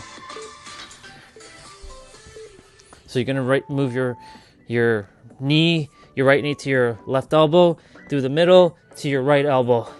Through the middle, back to your left elbow.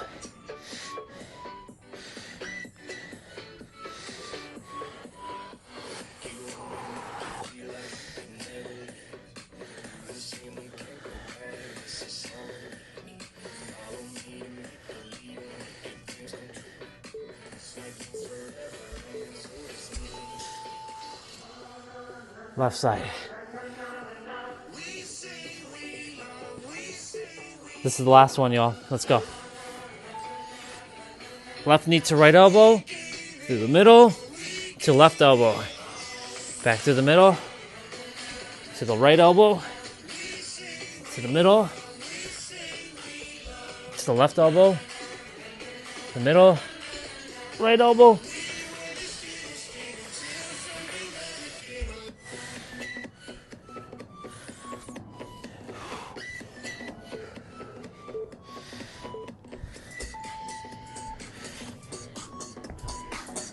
Finished.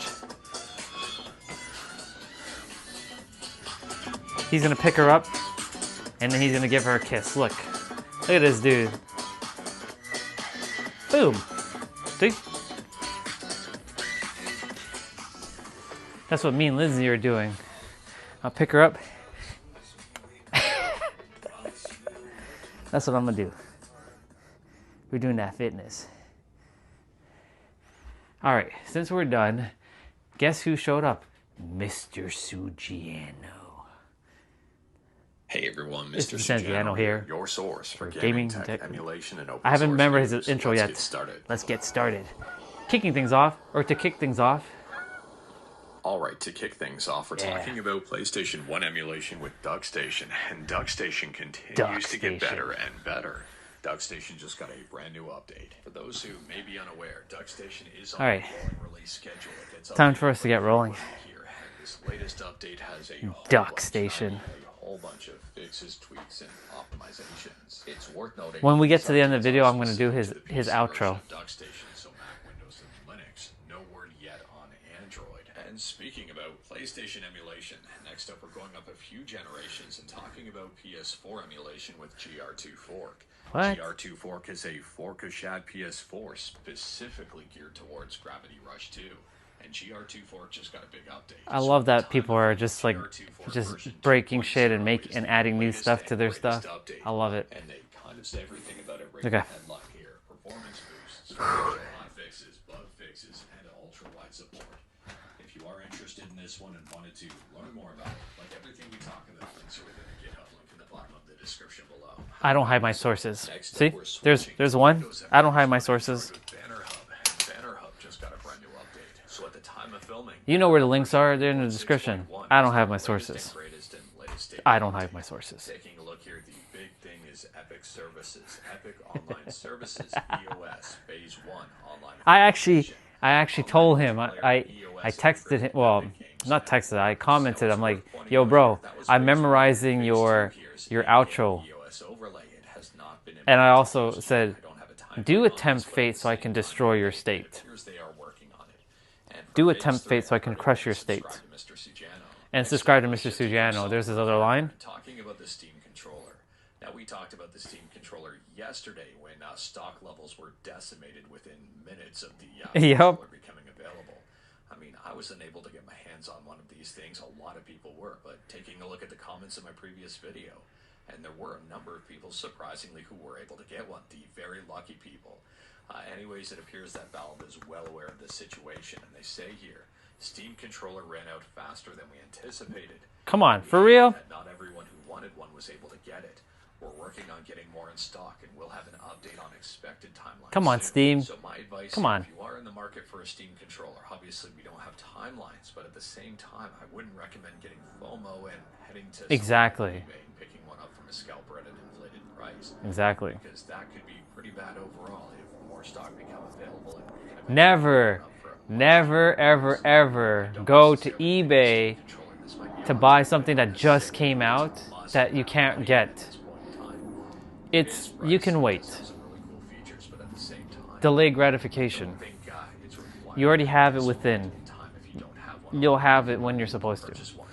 You've existed this long without one. You can probably wait until Valve releases. Exactly. You've existed without it for all this time. You can wait a couple more weeks or months or whatever. Hardware to software. Well, kind of. I mean, it's talking about hardware as well. All right, let's get rolling. We're talking about the Steam Client update, and the Steam Client update got an update on May 5th. The Steam Client got an update on May 5th. Anyways, here the big part of the update was enabling Steam controller support. They say right here, it's the very first bullet. Steam controller support. Added pop-up message when a controller connects or disconnects. Added settings to enable or disable controller battery notifications. Improved the added controller user interface. And also some fixes. Next up here, we're shifting from Steam to Microsoft and talking about Xbox and Xbox Gaming Copilot. Now, I remember talking about this initially when it was 22. just a while back. I believe I was camping at the time, walking through the woods near the water. I can remember the path that I took when I was talking about this thing. Anyways, here, it appears that Gaming Copilot is being scaled back considerably.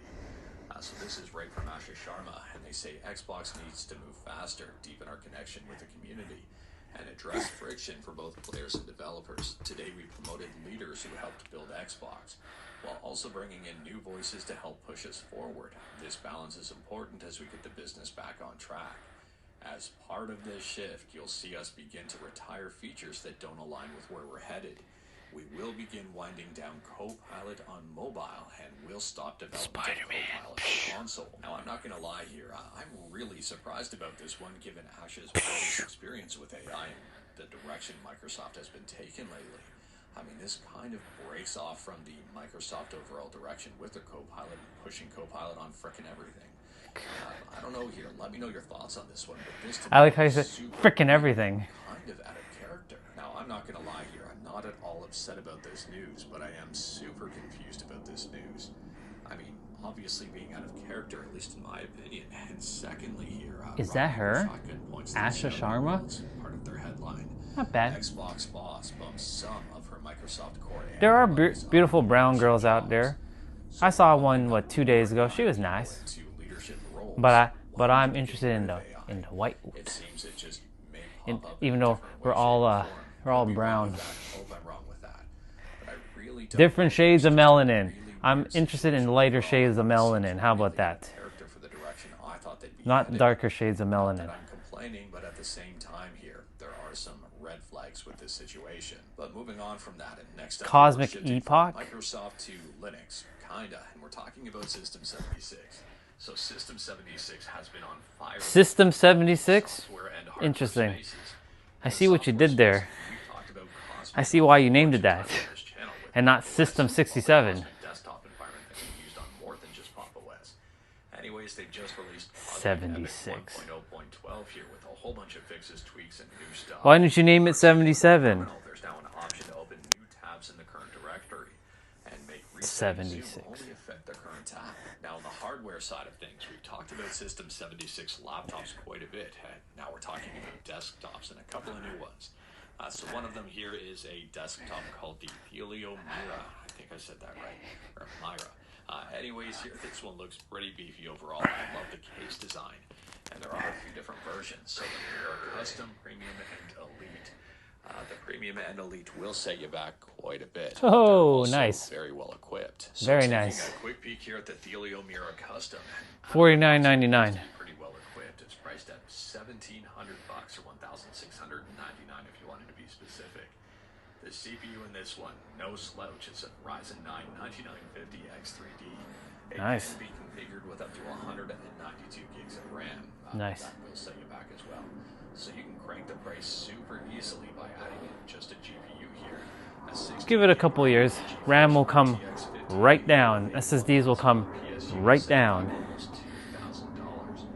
RAM on this, it comes with 60 gigs stock, but if you wanted to upgrade that to something like, 64 gigs, it'll set you back $770. $700. Or $770. That's crazy. Got the money. This is, it's definitely interesting. This is the Helio Major, priced at $7,000 or $6,999 if you wanted to be specific. And in a couple of years, that'll be obsolete. There's no point spending that kind of dough on a desktop. I've come to learn that lesson. Right? Once upon a time, that was my most expensive laptop I had ever bought. Right over there. It's still a beast. But in today's day and age, this is considered old. So, but that set me back, which was a great price, by the way, $4,200 Canadian. But if you were to buy that brand new at the time, I would have had to spend for the exact configuration, I think $6,300 for the same configuration. So that's technically a $6,300 before tax laptop right there. 64 gigs of RAM, 2 terabytes, and top line M1 Max. So, but you see, my point to say is like now it's considered obsolete. So there's no point. Don't ever, I mean, like for me, when Lenovo releases those laptops where the screen extends out like that and they roll back in, I'm going to wait till version 2 comes out. Never buy version 1 of something either. But Orion, you bought the M1 Max. That's the version 1. No, there's M1. And I didn't buy the M1 Max right away either. It came out late. No, it came out early 2021. I bought it at the tail end of 2022. And the M2 was just coming out when I bought this. That is not a headline I like seeing. So basically, at a high level here, based on what I'm seeing, things are going to get more expensive and worse before they get better. If they get better, there's no current end in sight. It's going to get better. Talking about the Helio Mira, purchased at 1600, 1700. Stop putting out negative energy. That may seem like a deal in the future, in the very near future. I mean, Things will get better, I promise you. It always does. Life doesn't just stay like this. Everything nowadays is just getting more and more expensive. But shifting from expensive to free, and talking about free and open source here with Game Boy and Game Boy Color emulator PyBoy, which is an emulator written in Python. Anyways, PyBoy just got a brand new update. So at the time of filming, version 2.7.1 is the latest and greatest update. As for what's new here, they say a lot of compatibility improvements and general speed improvements. And speaking about speed, well, I mean, the screen is going at a predetermined speed. Next up here, we're talking about Dark Scrolls. Dark Scrolls is an indie game set to launch on May 28th and is being published by Devolver Digital. Taking a look here on Steam, and well, this one looks pretty interesting overall. It is a fantasy-themed action platformer. Now, it's worth noting here, I haven't tried this one out myself yet, but it is on my radar, and I see camping here, I see pixel graphics, and well, it's definitely up my alley, and maybe it's up yours. Let me know your thoughts on this one. I'm definitely wishlisting it. But anyways, that is all I've got for you in this one. Straight to the point. All stuffing, no fluff. We talked about a bunch today. Feel free to discuss anything we talked about in the comments below. If you like this video, leave a like. If you didn't like this video, leave a like. Hit that subscribe button. Check out my other videos. Don't tempt fate. Save your state. See? See that? 1-to-1.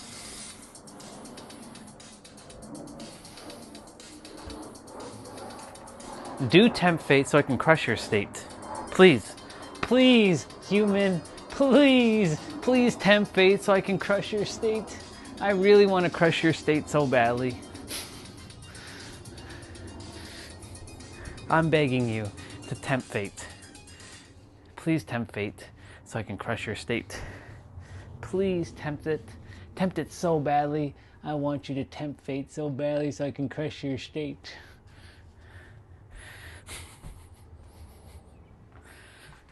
Alright, let's see. What do we got? I bought an official Steam machine. Sure you did. ETA Prime. In this video, we're going to be taking a look at an official Steam machine. And before you say he just wants to flex his Steam controller. It's straight from Valve's lineup. The only issue is, this is around 10 years old. I've been wanting to get my hands on one of these for quite some time, but I just couldn't find a good deal until now. ETA Prime. My name is ETA Prime. The Alienware version, but the one I have here was actually made by Zotac. It's known as the SN780, and they did make a couple different variants. We'll go over the full specs in just a bit. But yeah, I mean, when it comes down to it, this is an official Steam machine. It's just got older hardware. It ran Valve's older Steam OS that was released around 2015. That's when this one came out. Look at the ports. We're working with almost a 10-year-old unit here, but I'm still... Hey, that's okay. I have a 12-year-old laptop.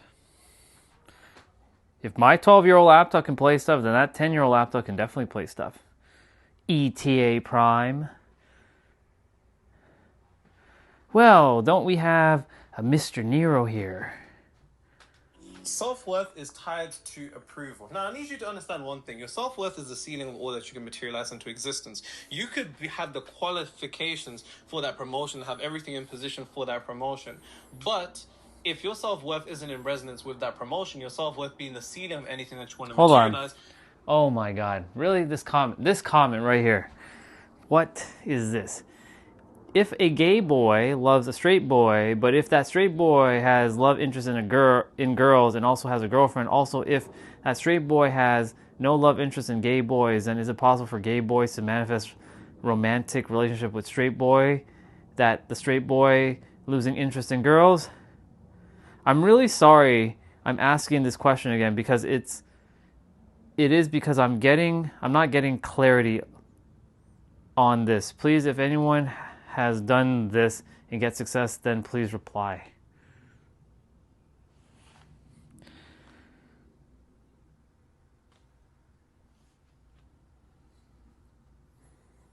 No judgment, but what?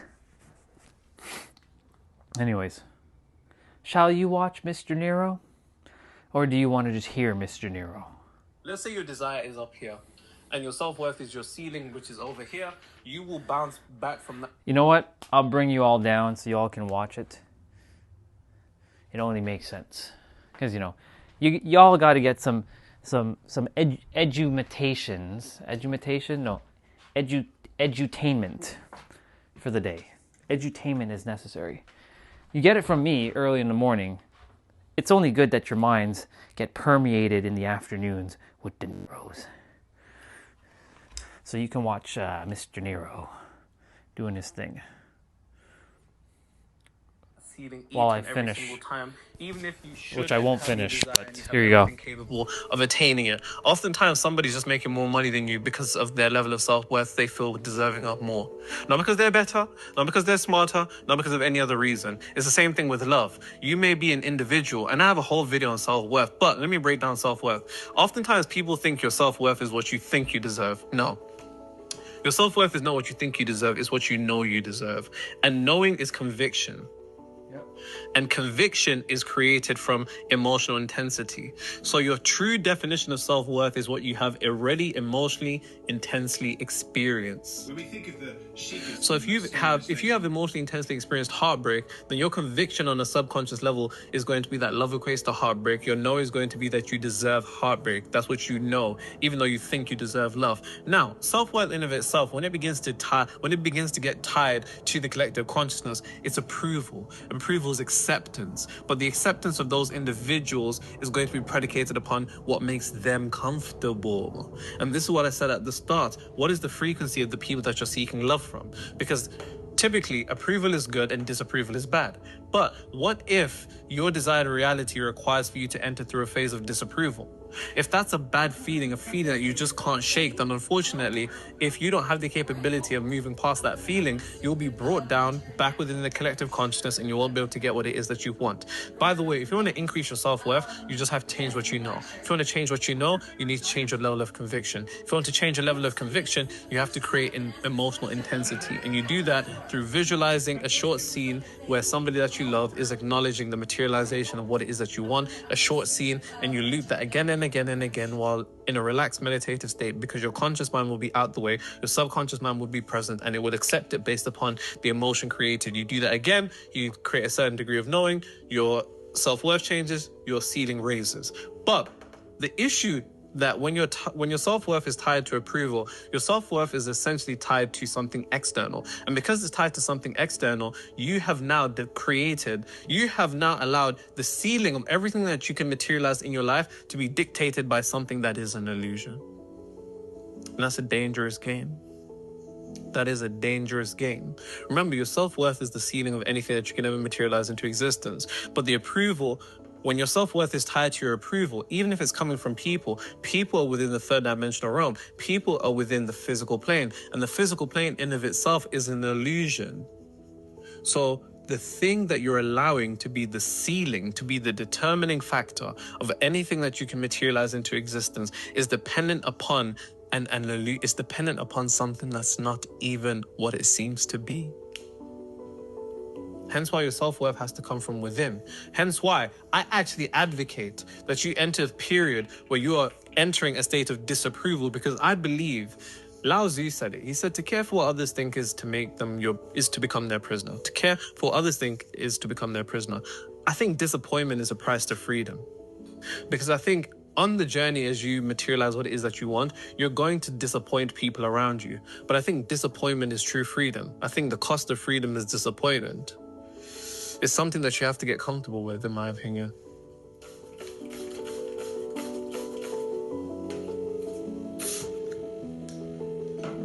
And see, like I said, this video is just bringing you into awareness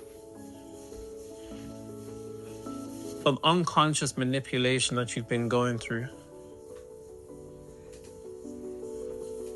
predicated upon you wanting to be a nice person, because oftentimes when people disapprove, that feels like hell. Nobody wants to feel that. But the question you need to stop and ask yourself is, what is the source? Who's the source of disapproval? Are they living the type of existence that I want to live? And then in so, does it really matter? I mean, Tywin Lannister from Game of Thrones, he said, lions do not care for the opinions of sheep. I think that's a real bar. You know what I mean? Now, I'm not saying you can go be an asshole like he was, but...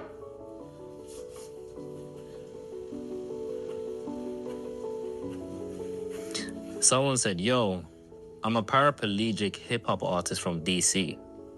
I can't lie, the word paraplegic, it just reminds me of the Lil Wayne verse in Mr. Carter.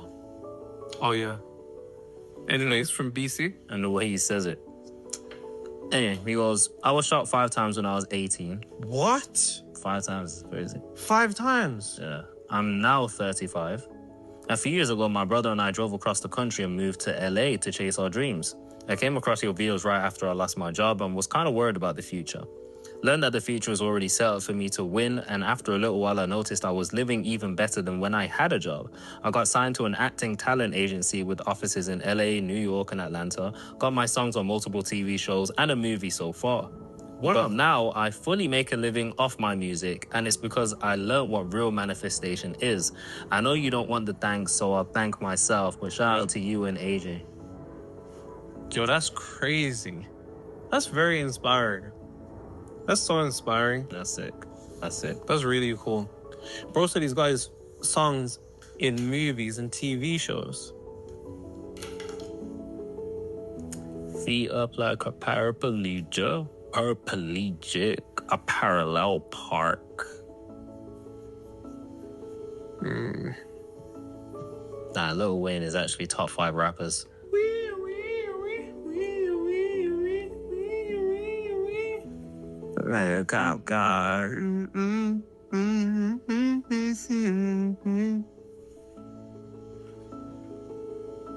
Nira, I was only introduced to your videos around 10 months ago when I moved from Philadelphia to California under devastating circumstances. Since then, I have manifested a car, a new apartment, and a new relationship with the man that actually desires to invest in me. How nice. That's lovely. I ordered 3 steaks on my weekly grocery order, ended up with 12. At first, I was annoyed, like, how am I going to eat all of these steaks? Then I realized I paid for only 3 but received 12. Free steak, I get to eat steak for this next week. That's mad. That's a lot of steak. How do you have your steak? True. How do you have yours? Medium rare now? Medium rare? Disgusting. Medium. Medium rare is the only way to eat your steak. I used to eat well done. You're a monster. I'm from Handsworth, man. You can't blame me. He said he's from the hood. You can't blame me. Yo, having a steak well done is crazy. That's just insane, bro. I still don't think it's that bad. Like, if my steak's a bit overdone, I can still eat. Bro, that's crazy. But medium, or even medium well. Medium well, medium well is nothing, bro. So what? You just get medium now? I used to get medium well. Sometimes I still do. Bro, medium rare is how you're supposed to eat a steak. Rare is a bit crazy. Medium rare, not rare. Your ancestors are shaking in there. My ancestors, of course, they're shaking. I'm eating a medium rare steak in a lovely restaurant. No. It's not about the niceness of the restaurant. It's about the rareness of the meat. Shout out my ancestors.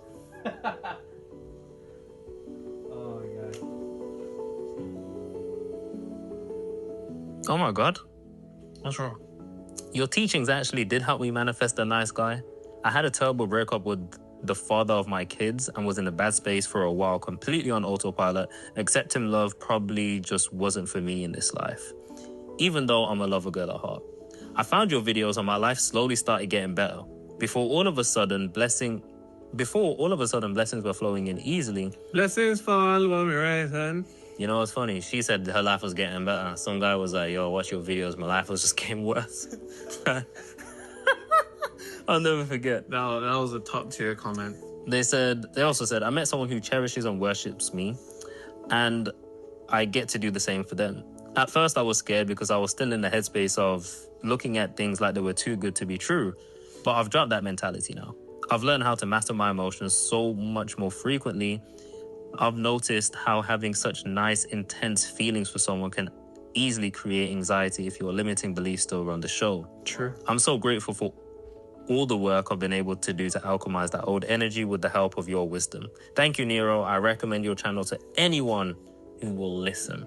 Thank you very much. Keep actually manifesting nice guys. I like that. That's good. That's Normally good. You know why she's saying this? Because there was that one girl that was like, I manifested a billionaire, and we were like, you didn't describe him as a nice person. That's all they want, though. They just want tricks and money, and it's not all they want, AJ. Okay. Girls just wanna have fun. Oh, girls wanna have. Anyways, I don't need much. Now, another thing that you typically do, as the lovely, nice person you are, is that you dilute your desire. I'd like you to ask yourself, do I dilute my desire? Do I dilute my desire? It's the desire.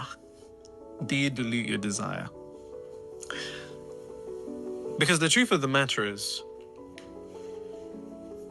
if you're an individual, now bear in mind, there's nothing wrong with not needing much, because I'm an individual that doesn't need much.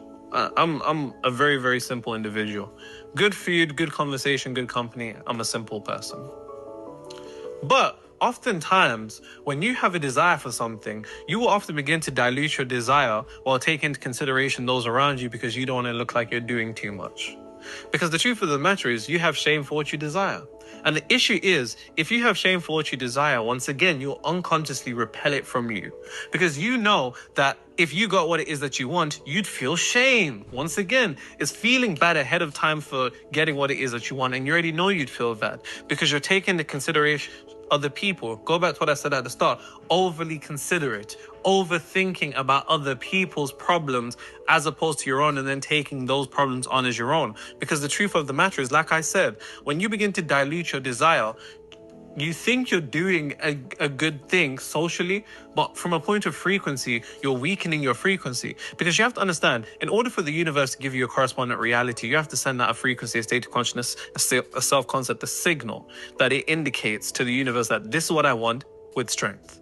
Once you delete your desire, you're like, nah, I'm cool without money. No, I'm cool without love. No, I don't really care about the promotion. No, I don't really want more money. No, I don't really want that person. I don't really want to get married. Once you begin to dilute your desire, you begin to weaken your frequency. And if you begin to weaken your frequency, the universe won't be able to pick up what's the signal that you're sending, because it requires crystal clear clarity. It requires crystal clear clarity in order for it to interpret and bring that back to you. You just have to become shameless with what it is that you want. Human beings are so funny. It's probably very uncomfortable for you to admit what you want out loud, isn't it? Yeah, it is. It is. Say it right now. Say, I want more money. I want love. I want a happy marriage. I want a promotion. I want a certain amount of money in my business. We feel uncomfortable saying the things that we want out loud. So how comfortable do you think you are saying it internally? And if you can't say it internally, how could it ever be reflected externally? There's a degree of shame or discomfort that you have stating what it is that you want. But if you can't even state what it is that you want, how the fuck will the universe know what to give you? You have to be shameless with what it is that you want and feel no type of way about it. Feel no degree of guilt for it. It's okay to want more. That doesn't make you a greedy bastard. It doesn't make you that. You're not a greedy, evil person for wanting more. You just want more. And how could you not want more? If the infinite is within you, the infinite seeks to express itself through abundance in whatever it is that you want to materialize. There's nothing to feel guilty about. Nothing to feel guilty about at all. You have to get rid of the shame that you have for what it is that you desire and stop diluting your desire, and don't stand on business but stand on frequency with what it is that you actually want.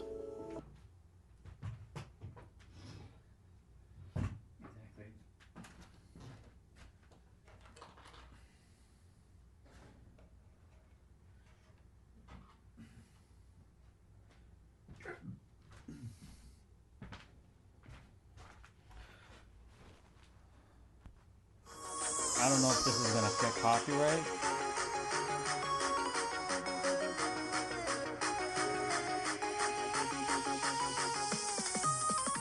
Hey everyone, today we're gonna watch Bleach 1000 Year Blood War. Osho released his Bankai, turning Yuha into an ant, crushing him with ease. I cannot believe we are already on the third part before we catch up, and there won't be any more episodes.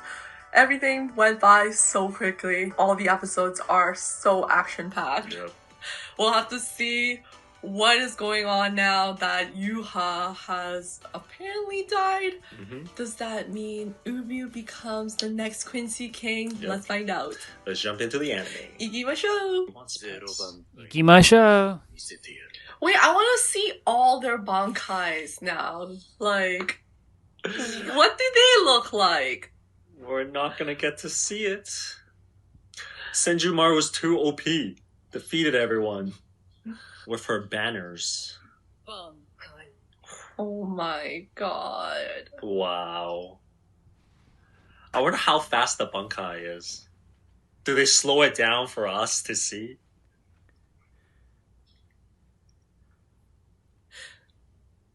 No, it's just live, but it's so magnificent that you cannot stop it. Like, you There's wanna know what a cat meow in the top right hand corner that he's petting. He has his own little camera. Dude, if she pulled her bankai on me, I would just accept my death. I just want to see the show. Fold. Yeah, I want to see the bankai unfold.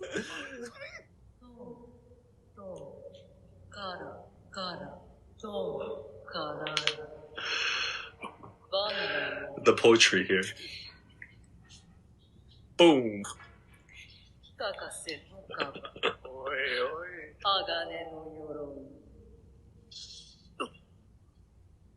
How does she know how to kill these guys?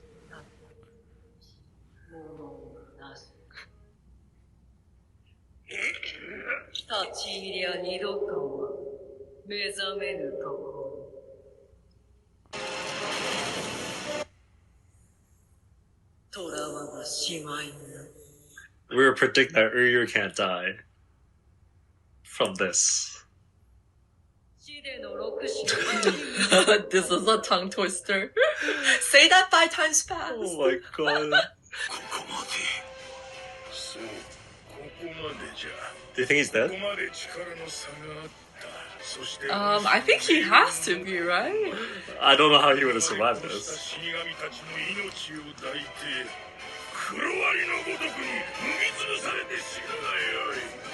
Boom.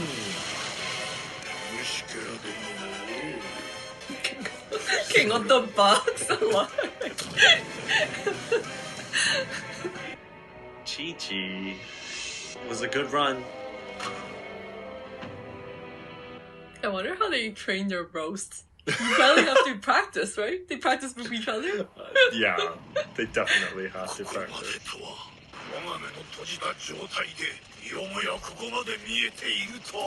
What? Oh, what? He's still alive? No way! Huh? What? How?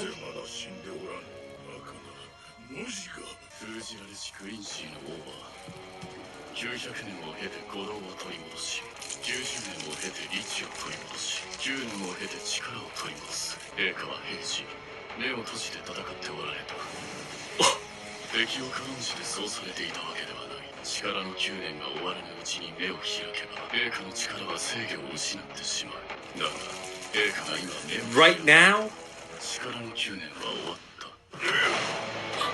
What? What the hell is this?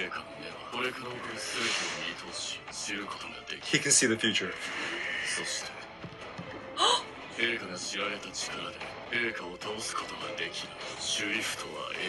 Oh, A!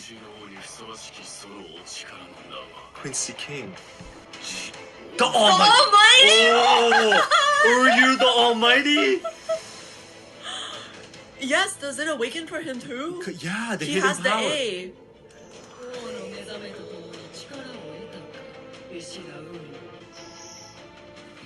He unlocked the Sharingan. Oh my fucking god.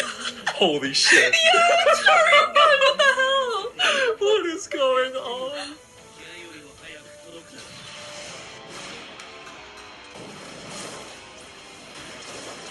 He can see! Oh!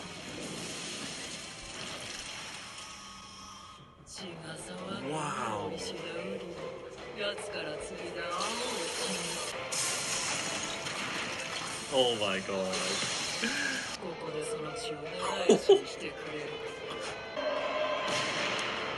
Hollow.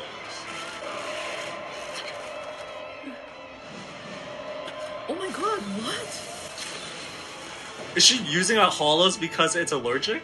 Like, Uryu's allergic yeah. to them? Yo! The Pixies. No way! Oh, damn.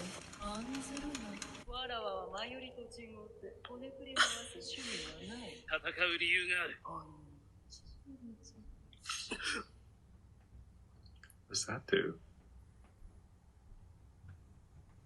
すべての苦労はわしのものじゃ。 Whoa!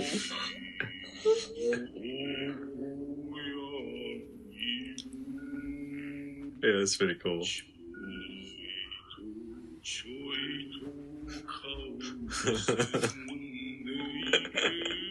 It's a performance. Wow. Damn. They did this scene so well, like the soundtrack and everything is so fitting.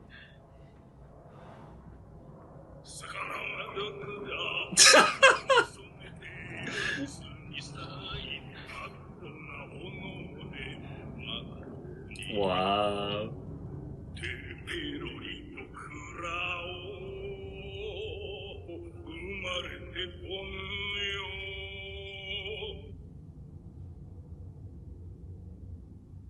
Whoa. Whoa, skulls? What? What is happening here?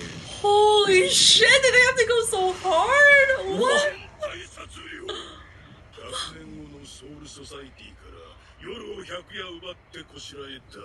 100 night storm, which is 100 years from now.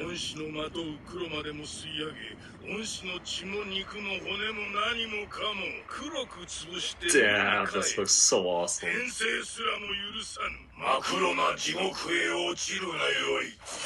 What? He used it on him? No way.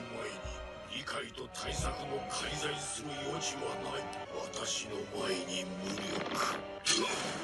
まだ私を名もなき者だと思っているか。我が名はユーハ・バッハ。 His eye. What? Oh, what the fuck? Just like that?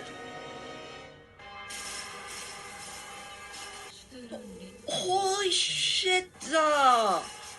His whole body exploded. What the hell? Just like that.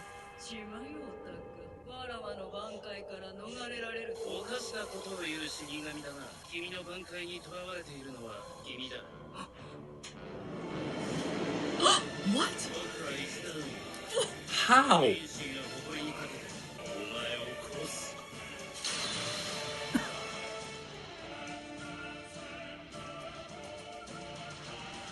No.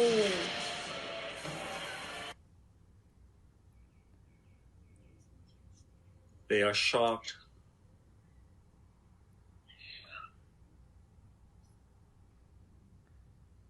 Squad Zero's wiped out? And they're all fine? Oh my god, his head!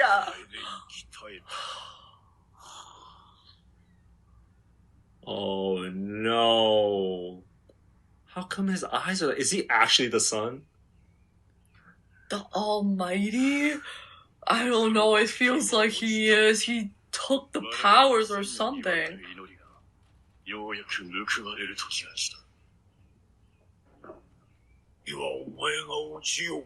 Soul King's gonna die! What?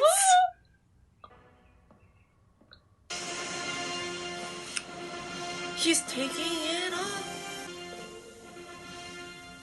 Wow! He steps for himself. Oh my god. Are we gonna get the talk here? Oh, this is insane. クイーシーの魂に刻まれた喪失。その元凶を打ち砕くための聖戦が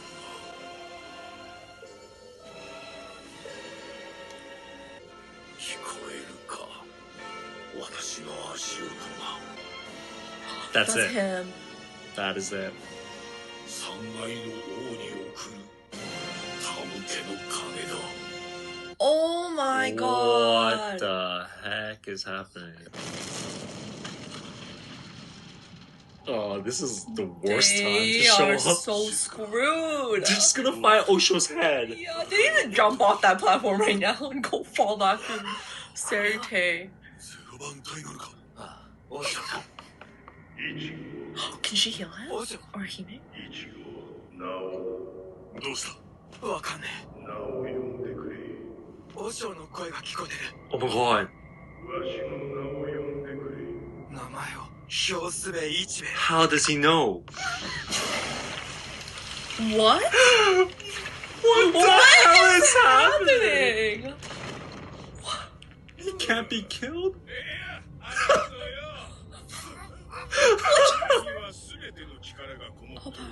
恩師に名を呼んでもらうことで恩師の力をちっとばかしもらい Tiny bit and he's... Okay, totally. わしと恩師の力をもってすれば当然じゃぞ。イチゴ、ユーハバハを止めてくれ。ゼロ番隊は奴らに敗れた。わしの体は取り戻したが、力の回復を待っておっては間に合わん。奴を止められる者はもう他におらん。Oh my god. 殺せとは言わん。ただ、止めてくれ。霊王は世界の鍵じゃ。霊王が死ねば現世も、ウェコムンドも、精霊帝も、何もかもが崩れて消える。こんな使命を恩師に任せてすまん。 It's always Ichigo, eh? 霊王を守ってくれ。イチゴ。 Oh my god.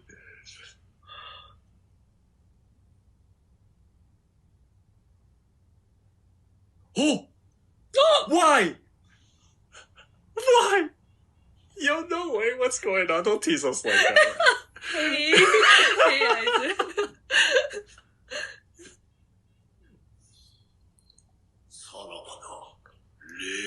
What? We're not gonna ask him the question? Can he even speak? What? That's all it takes? 未来を見渡した我が My father. Oh, shit, the I love that they did that. So much just happened. I could not believe they just made us fucking watch Osho explode. Only for them to immediately just bring him back. Well, they are just fucking with our feelings at this point, man. Like, what was You that? cannot even predict what's gonna happen. How did he What? manifest his body back? They are at the level of a god now that if somebody believes in them or calls out to their name, Osho's powers always seem to resonate with his voice, though. Ichigo just needs to say his name. He'll take that power and restore himself. But he still needs to wait for his true power to come back. That's only for him, though. I think he needs to do something to revive everyone else, though. Yeah. Yuha's eyes was closed this whole time, and we thought it was open because of the story, and he finally opened it. I think they mean closed as in it wasn't at his full potential, because now that it's open, it has like the multi-pupils. That's what it originally is. Yes. The true power. The true power. I need to search out formal definition of Almighty. Almighty describes having absolute, unlimited power, often referring to a deity. Yeah. If he is the son Yeah. of Soul King, then I think we can Yeah. say he's a god too. Having absolute power over all. An almighty god. Yep. Almighty Yuha. Yes. Oh, okay. Because the Squad Zero, we see them as gods, but technically they were granted powers Yes. by the god, which is Soul King. But in this case, Yuha has the Almighty, meaning he is the god. He wasn't granted powers by the Taro. Hey.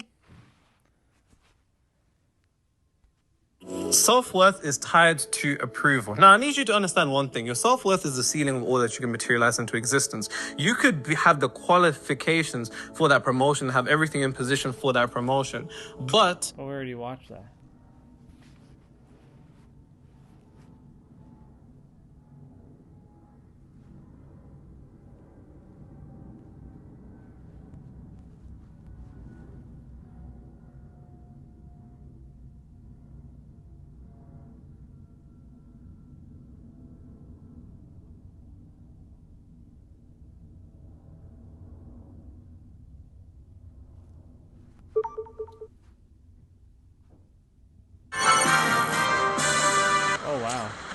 You're pretty strong. That wasn't even a warm-up. Who are you? Look at the game. I'm your ally, of course.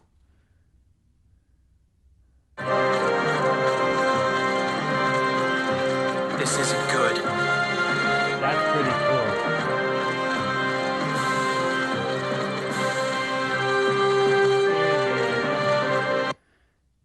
How do I get... Hold on. You know what?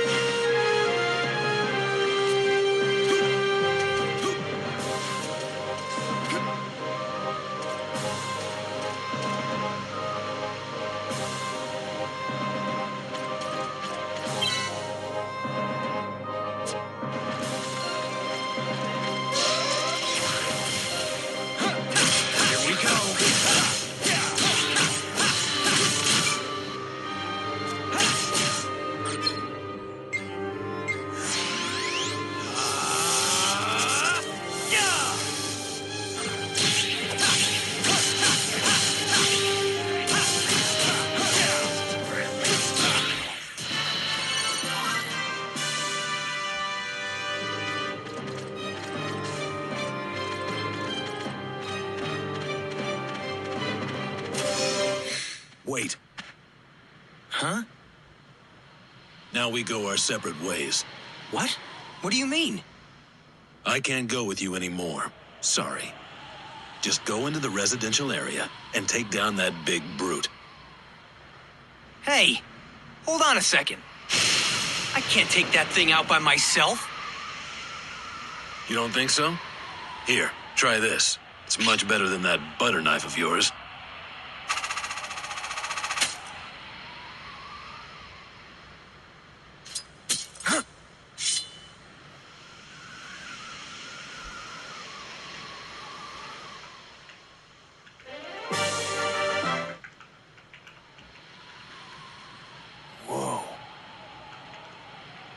And this.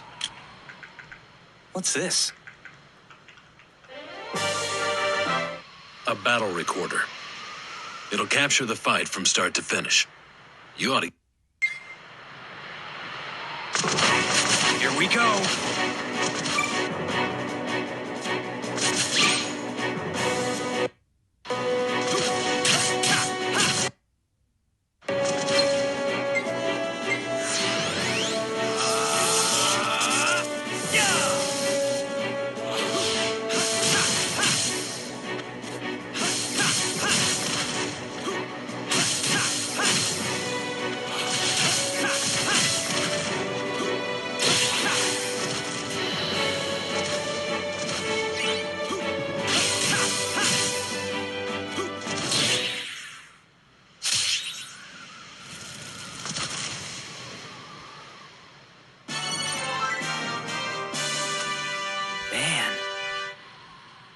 Hey! You're not half bad, kid! Huh? Oh my! Could it be? Steve-O, what's going on?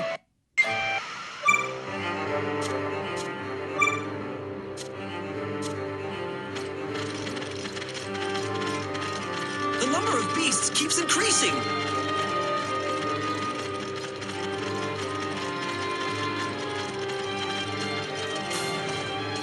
I hope they get what's coming to them.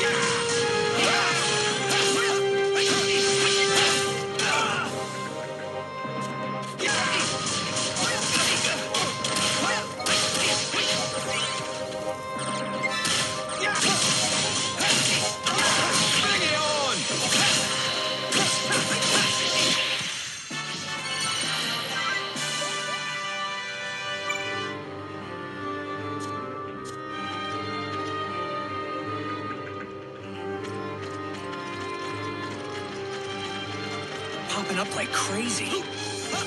Yeah. Look at that.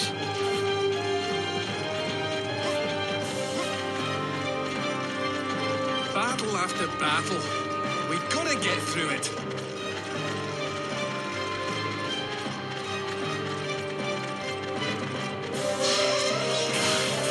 Come on, let's get going. Here they come.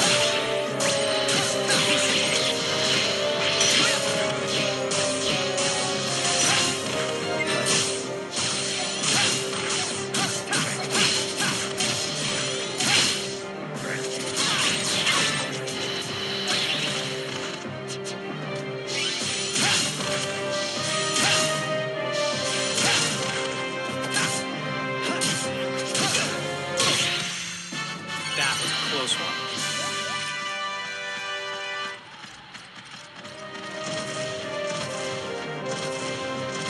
The residential area is beyond here. Gosh, he's not a quiet fella, is he? It looks so good. You're not planning on having all three of us go in there, are you? You want to fight them all by yourself? No, not at all. It looks so fucking good.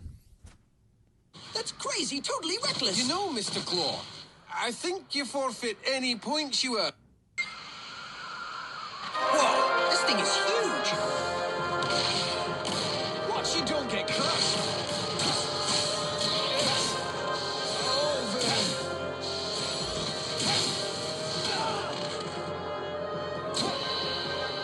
Hang on, his foot armor's off. I get it now.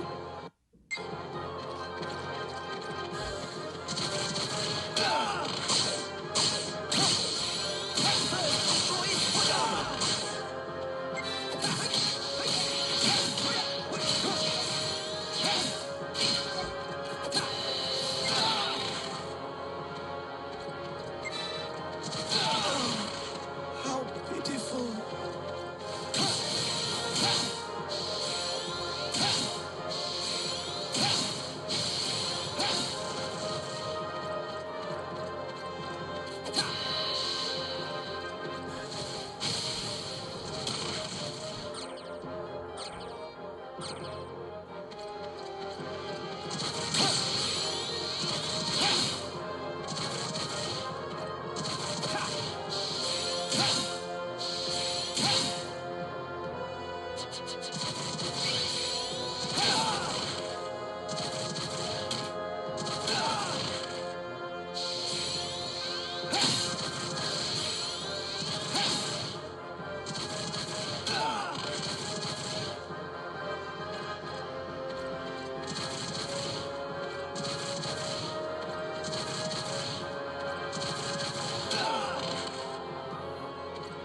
It's looking...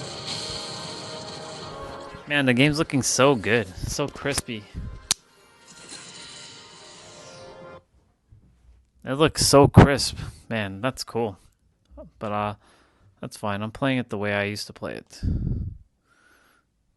Alright. I will be back shortly. I don't know what to have y'all watch.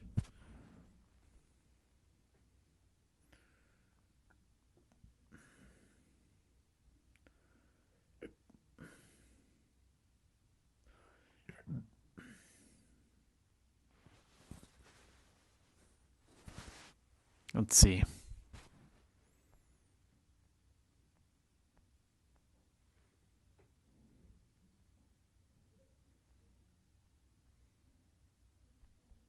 What?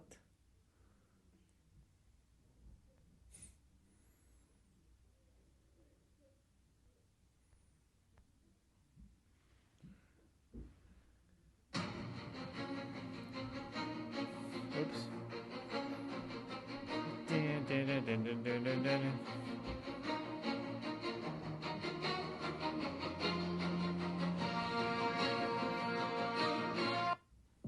Right, Milky Way. Almost all of them are spinning. Listen to this. The rotation. Right now, somewhere in the dark above your head, 100 million black holes are drifting invisibly through the Milky Way. Almost all of them are spinning. the rotation of 1 million miles of burning plasma did not disappear when the star died. It survived the collapse. It compressed. It accelerated. And hidden inside every single one of those spinning giants, the math insists there is a door. A doorway made of pure gravity, suspended in the absolute dark. It has been there since the first stars in our galaxy collapsed. It is there right now, and no human, no probe, no fragment of light has ever made it through. For 60 years, ever since a mathematician named Roy Kerr solved the exact equations for a spinning giant, the numbers have quietly described an opening, a gateway to somewhere else, waiting at the exact center of the dark. But there is a catch. The architecture of this doorway is so profoundly strange, so completely hostile to human logic, that physicists have spent decades arguing if reality would actually allow it to exist. And the universe, it turns out, may have engineered a weapon to make sure we never find out. A door hidden inside every black hole, guarded by an executioner made of light. Let's begin.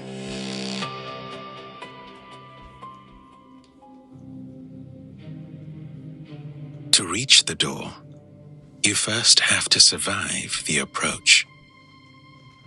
We tend to imagine the vacuum of space as an empty room, a static, silent stage where planets and stars simply exist. But space is a physical medium. It can be warped, and it can be dragged. When a giant star dies and collapses into a spinning abyss, the friction of its immense gravity grips the fabric of reality. As the black hole spins, it pulls space itself along with it. Millions of miles before you ever reach the event horizon, long before you touch the absolute dark, you cross an invisible boundary. The ergosphere. It is a region where the rotational pull of the black hole is so incredibly violent that remaining stationary becomes a mathematical impossibility. Think about the terrifying physics of that statement. If you were in a ship drifting toward this boundary, you might try to fire your engines to stop, to hold your position in the void and simply look down at the shadow. But the moment you cross into the ergosphere, your engines are meaningless. Space itself is being dragged around the giant faster than you can possibly fly. To hold your position, to simply stand still with respect to the outside universe, you would have to move faster than the speed of light just to fight the current. And the universe strictly forbids that. Inside this boundary, the future only flows in one direction, with the rotation. You are completely stripped of your autonomy. You are forced into the whirlpool, swept around the equator of the giant, spiraling closer and closer to the crushing dark.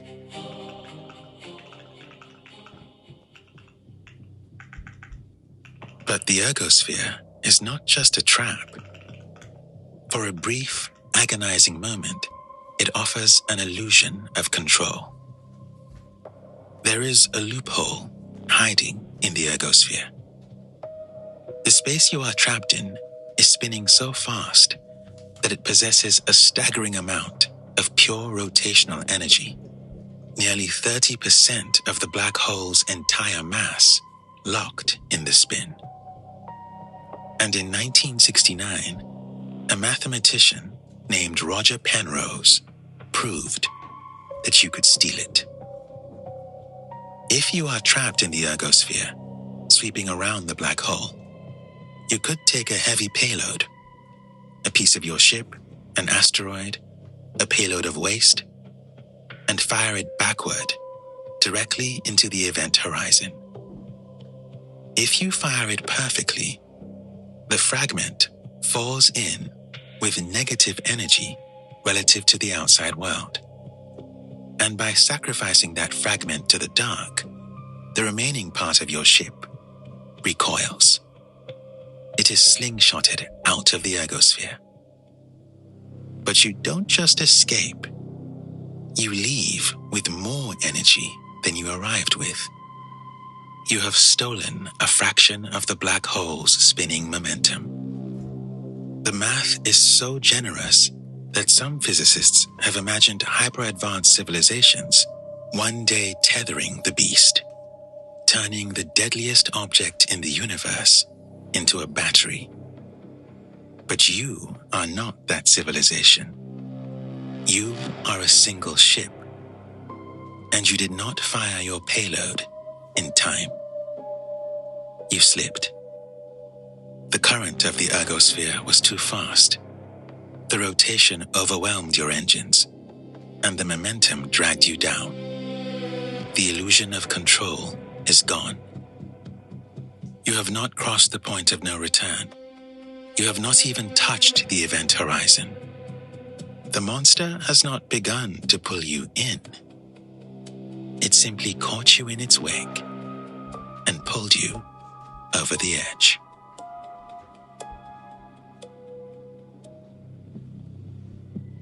You cross the outer event horizon, the boundary of no return. We tell ourselves that the abyss is a wall. You cross the horizon, you fall, and eventually, you end. In a normal, stationary black hole, this is exactly where your fate is sealed. Space itself is flowing inward faster than light, dragging you down to the crushed dot at the center. But inside a spinning black hole, the pristine equations of the Kerr solution dictate a different architecture. The centrifugal force pushing outward fights the gravity pulling inward. And deep inside the dark, they reach a stalemate. This creates a second boundary, an inner horizon. The Cauchy horizon. To grasp the sheer psychological terror of the space between these two horizons, you have to understand what happens to your ship's controls. When you crossed the outer event horizon, space and time physically swapped places. Moving toward the center of the black hole is no longer a direction in space. It is a direction in time. It becomes your inevitable future. If you panic and turn your ship around, pointing your thrusters directly at the exit you just fell through, it does nothing. You fire the engines at maximum burn. You feel the G-force pushing you into your seat. You are expending massive amounts of energy to fly up and away from the center. But you are not fighting gravity. You are fighting time. Firing your engines up inside the event horizon is the physical equivalent of trying to travel into yesterday. It is a mathematical impossibility.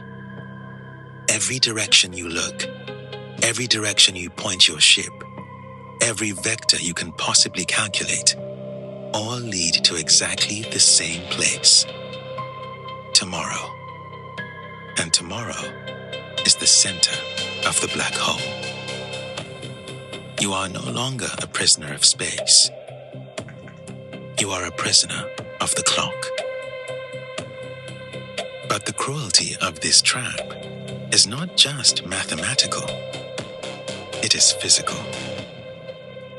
If the black hole you fell into is a supermassive giant, a monster the size of Ton 618, or the anomaly at the center of the Phoenix cluster, the space between the outer event horizon and the inner Cauchy horizon is not a narrow gap.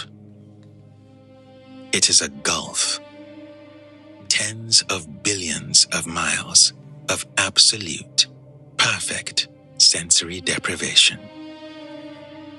You are being carried inward at a terrifying fraction of the speed of light. But because the scale of the interior is so unfathomably vast, there is no sudden impact. There is no wind. There is no friction. There is no sound. Outside the hull of your ship, it is pitch black. Depending on the size of the giant, crossing this silent, empty corridor could take days or weeks.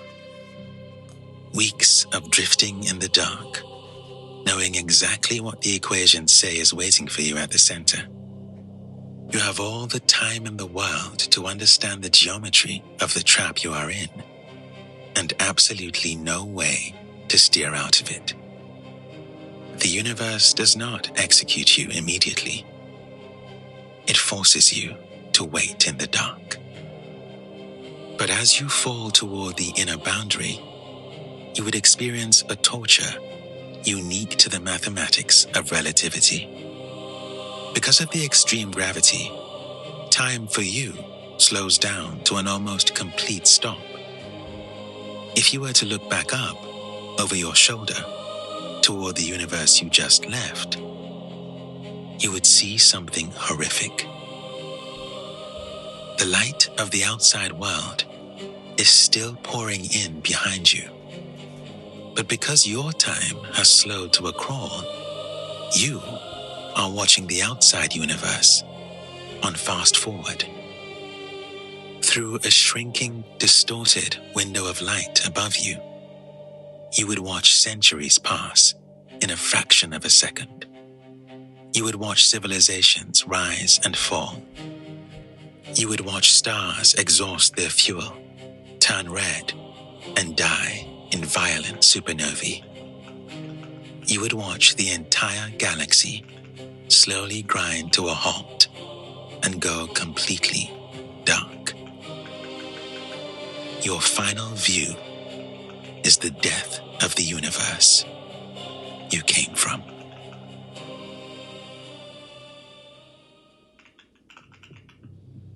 Below you is the center, and what you are falling toward is not a wall. It is not even an object. It is a one-dimensional curve in the geometry of space-time, a ring of zero thickness, made of nothing, a pure mathematical scar in the fabric of the universe.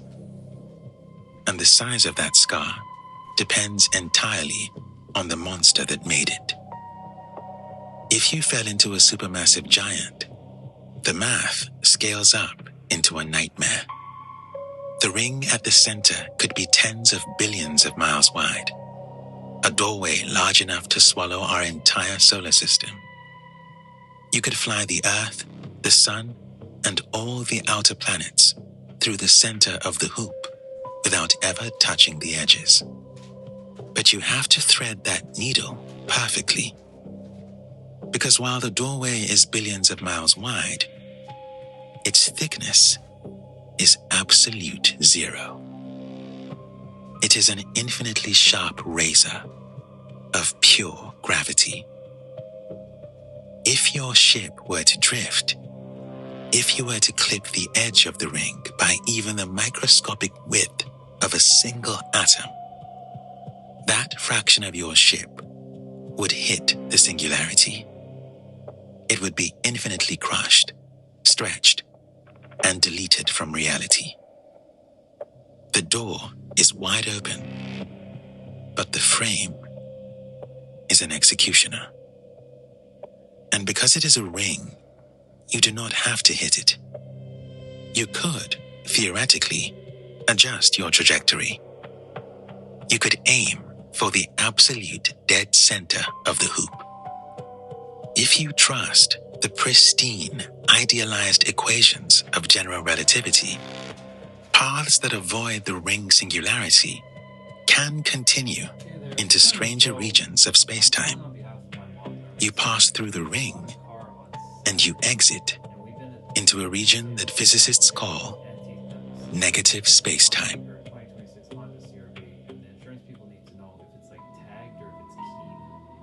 The reality of negative space-time is far more unsettling than a simple bridge to another world.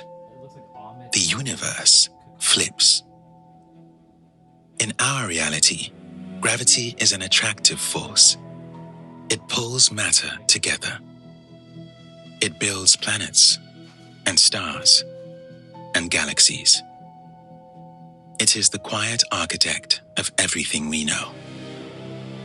In negative space-time, the math dictates that gravity becomes repulsive. You would not float peacefully into a new, quiet void. You would be aggressively, violently expelled. The moment you cross the threshold, the repulsive gravity would blast you outward like a cannon shot. Some theoretical physicists believe this is what a white hole is. The exit wound of a spinning black hole, constantly vomiting matter and light into a completely different universe. An explosive, blinding fountain of physics, rejecting everything that falls through the dark. A cosmic escape hatch, hidden at the bottom of the deadliest gravity well in the universe. But it is not just an exit from our space. It is an exit from our logic.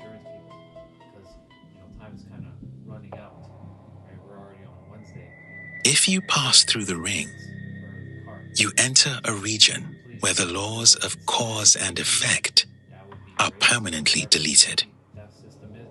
Physics calls them closed time-like curves. In our observed universe, time is a straight line. The past happens. It causes the present, which causes the future. Action, then consequence. But inside the negative space-time of the exact Kerr solution, time loops back on itself.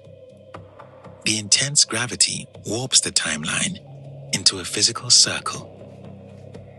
If you were to fly your ship in a wide arc around the other side of the ring, you would not just be traveling through space, you would be traveling through time. You could fly a complete circle, arrive exactly where you started, and look out your window to see your own ship arriving for the very first time. You could meet yourself. You could stop yourself from entering the ring. It is a nightmare with no exit, a place where history has no meaning, where the future can cause the past, where every action loops back on itself in inescapable infinite paradox. The doorway does not just lead to another universe, it leads to the death of consequence. That is what the pristine mathematics of the exact solution promise. But real black holes are not pristine. And the universe has built a weapon to make sure you never reach the door.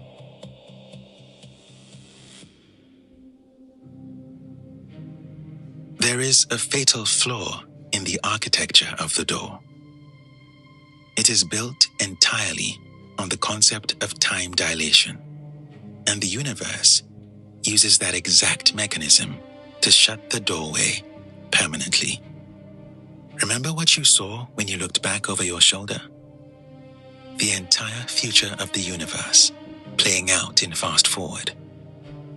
But light carries energy, and radiation carries mass. If the entire future timeline of the universe is playing out in the seconds it takes you to fall, that means the entire future light of the universe is falling in directly behind you. Millions of years of starlight, billions of years of cosmic microwave background radiation, the dying gasps of 1 trillion stars. And because your time has almost completely stopped, all of that light and radiation catches up to you at the exact same instant. It piles up at the inner boundary, the Cauchy horizon. Physicists call it the infinite blue shift, or mass inflation.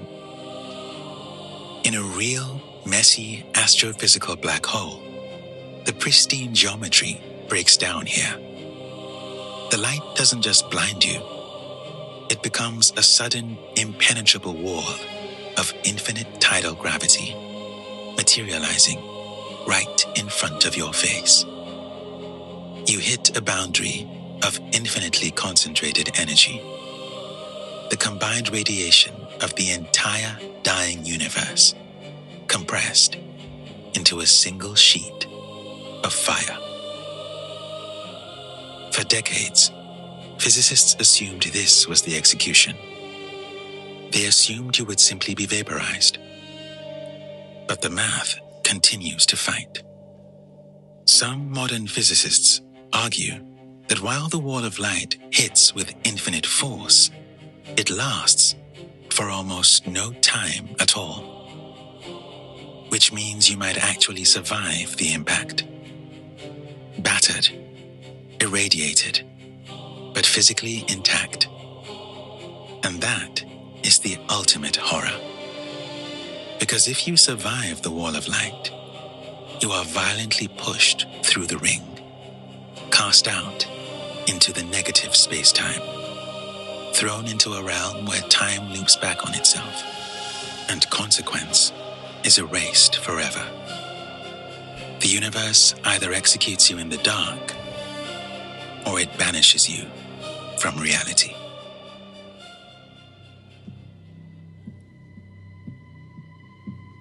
We spend our lives looking up at the night sky, hoping to find a way out. We look for wormholes and warp drives and theoretical bridges across the dark. We want the universe to be something we can conquer, something we can navigate. And the cruelest irony of physics is that the math insists the bridges exist. There are 100 million black holes in the Milky Way alone. Almost all of them are spinning. Almost all of them contain rings of crushed gravity. 100 million doorways hiding in the dark, leading to strange, impossible realities where time bends in circles and consequence does not exist. But the laws of reality, the brutal mechanisms of mass inflation and collapsing horizons, have sealed them shut. They are the ultimate cosmic trap, a promise of a way out, guarded by a wall of light, made from the death of the cosmos itself. The doors are out there, but the universe will never let us leave.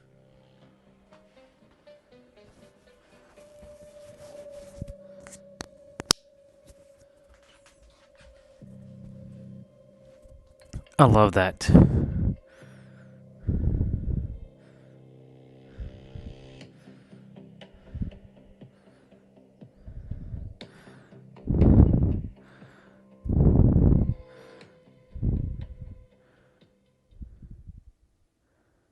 That was awesome. We think we are standing still. You sit in a chair. I think Mom's getting some information. You feel the ground beneath you, and you trust that you are stationary. The human brain is wired to ignore the motion of the machinery we live on. But you are not still. The Earth is spinning at roughly 1,000 miles an hour. It is orbiting the Sun at 67,000 miles an hour. And the Sun is dragging our entire planetary system. Yeah. The guy said the email that he sent me is 3-page. The last page, he have the stuff on it. So he said that that's the email you sent to them. They sent me the email. Why couldn't he just tell you what it was? It's something. It's a Honda something that whatever. So he said that they would understand that. Can he not just say tagged or keyed? That's all we need to know. It's just one word. We don't need to have all this back and forth. All he needed to do is say, the system has XYZ, and all I have to do is type to her, XYZ is the system. That's it. Well, he said they should be able to understand and get that. I don't care it doesn't matter about that, because they don't understand anything. It's better to keep things simple, because how are they going to know if someone knows? That's like making an assumption. That's why I wanted to know, is it tagged or keyed? So if he can tell me exactly the word for word, exactly what it is, I can just email her what it is. It saves me so much time. Humans do not know how to do things efficiently here. This is what I'm telling you. So anyways, the email that I sent her yesterday, hold on. He said it's 3-page that he sent. One was his bill of sale, the other one was the lender, and the other one, the last one. Can you open up the email?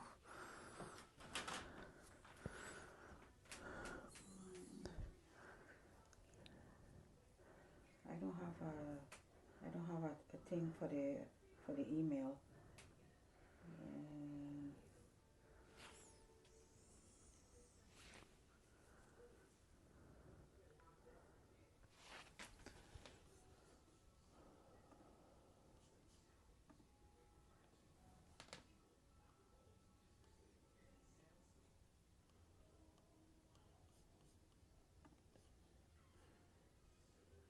I don't understand this thing here, so.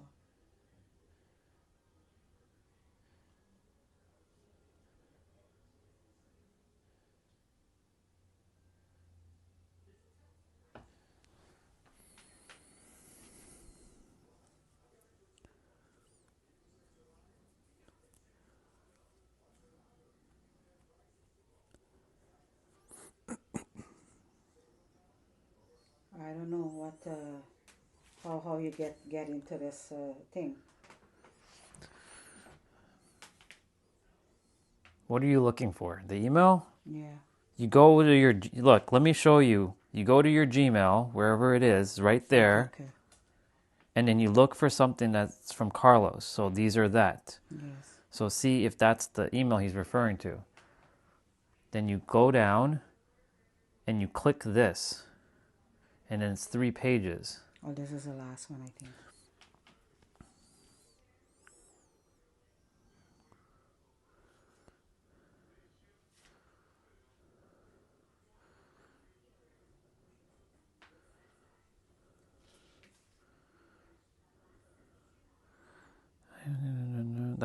I sent that one yesterday, yeah.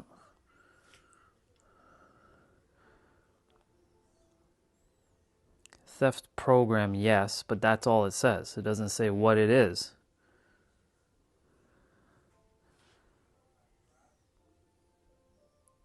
Appearance protection, vehicle class standard, road hazard protection, owner comfort program, none. Yeah, it just says theft recovery program, yes.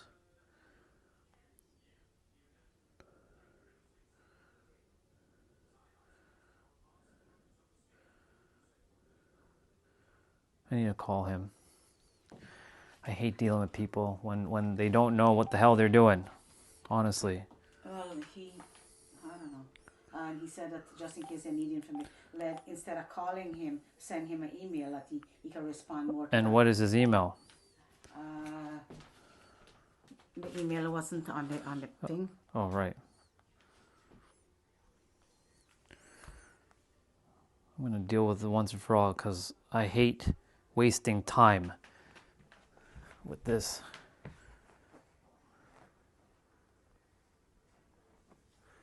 Feel like I'm doing work again.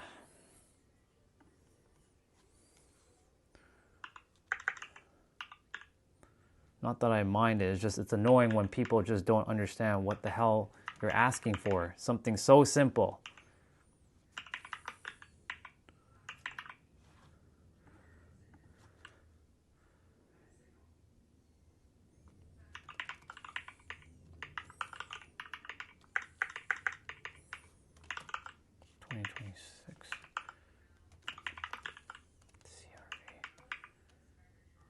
Anti-theft.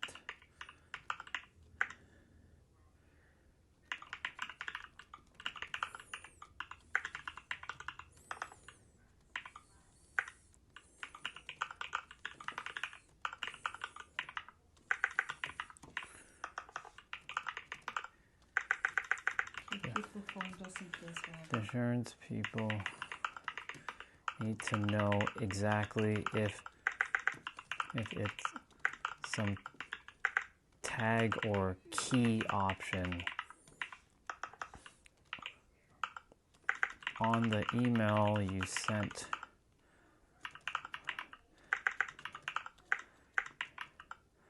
It just says anti-theft.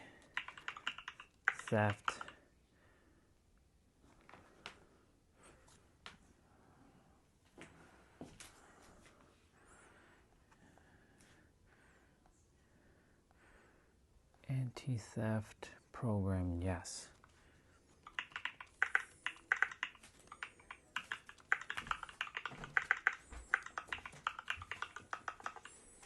That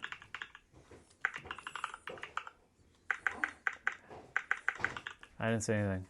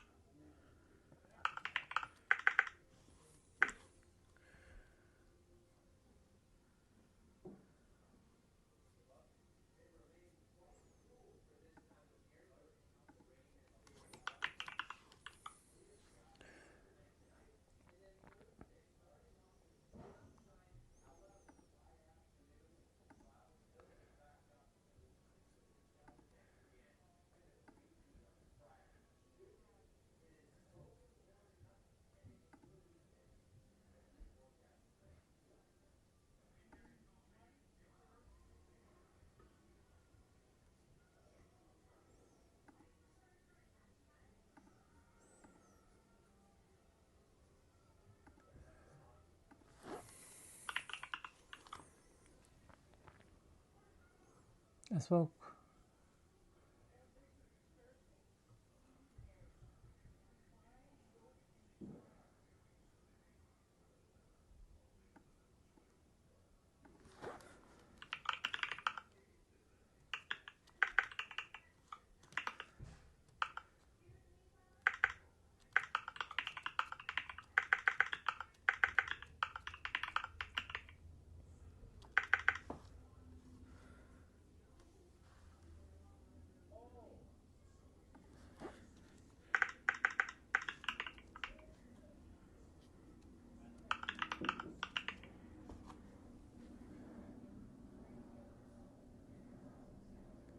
That's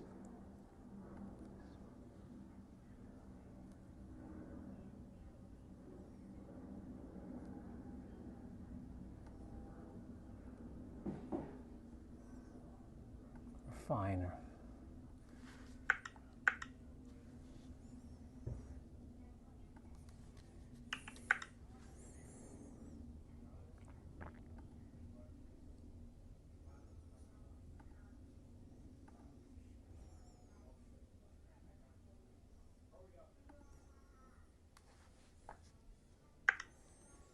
On the email.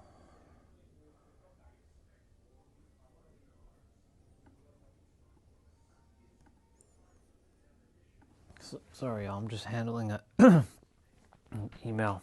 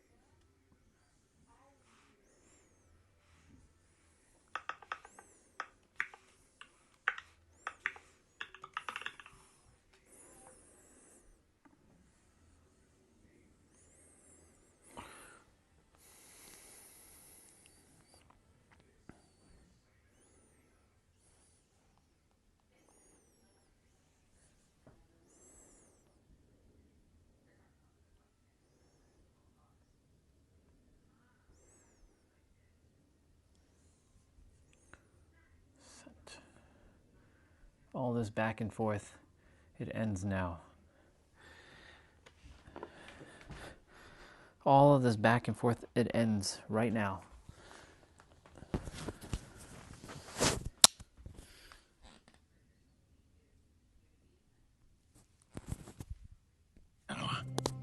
And the sun is dragging our entire planetary system around the center of the Milky Way at 500,000 miles an hour.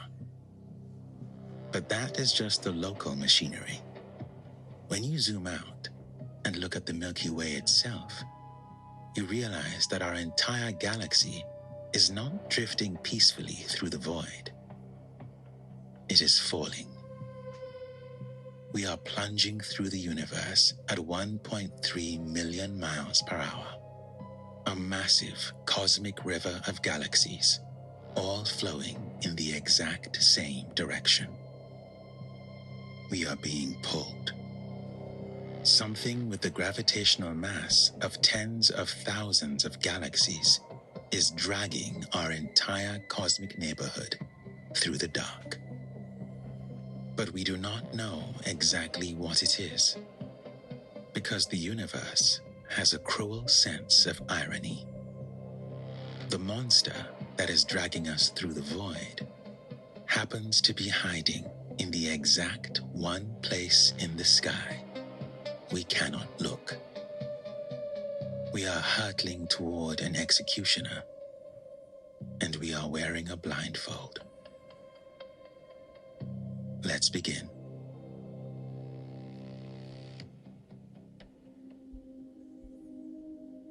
To understand the sheer horror of a galaxy in freefall, you first have to understand how we know we are moving. In space, speed is relative. If you are floating in an absolute void with no stars, you cannot tell if you are moving at 1,000,000 miles an hour or sitting perfectly still. You need a reference point, a background to measure yourself against. For the Milky Way, that reference point is the oldest light in reality, the cosmic microwave background. 380,000 years after the Big Bang, the universe cooled just enough for the first light to travel through space. That ancient radiation is still out there. It permeates every single inch of the cosmos. It is the glowing wallpaper of the universe, sitting at a uniform temperature of roughly 2.7 degrees above absolute zero. Because it is everywhere, it acts as a universal speedometer. In the 1970s, astronomers began measuring this background radiation with extreme precision, and they noticed a distortion. The radiation wasn't perfectly even. In one half of the sky, the microwave background was slightly warmer. The light waves were compressed, shifted toward the blue end of the spectrum. In the opposite half of the sky, the background was slightly cooler. The light waves were stretched, shifted toward the red. It is the Doppler effect playing out on the largest canvas in existence. When a police siren speeds toward you, the sound waves compress and the pitch goes up. When it speeds away, the sound waves stretch and the pitch goes down. The universe is doing exactly the same thing. We are slamming into the ancient light of the Big Bang in one direction and leaving it behind in the other. The math is undeniable. The Milky Way, the Andromeda Galaxy, and the dozens of smaller dwarf galaxies that make up our local group are not expanding outward evenly. We are engaged in a synchronized, violent plunge. We are falling at 600 kilometers every single second, 1.3 million miles per hour, straight toward a coordinate in the southern sky, near the constellation Centaurus.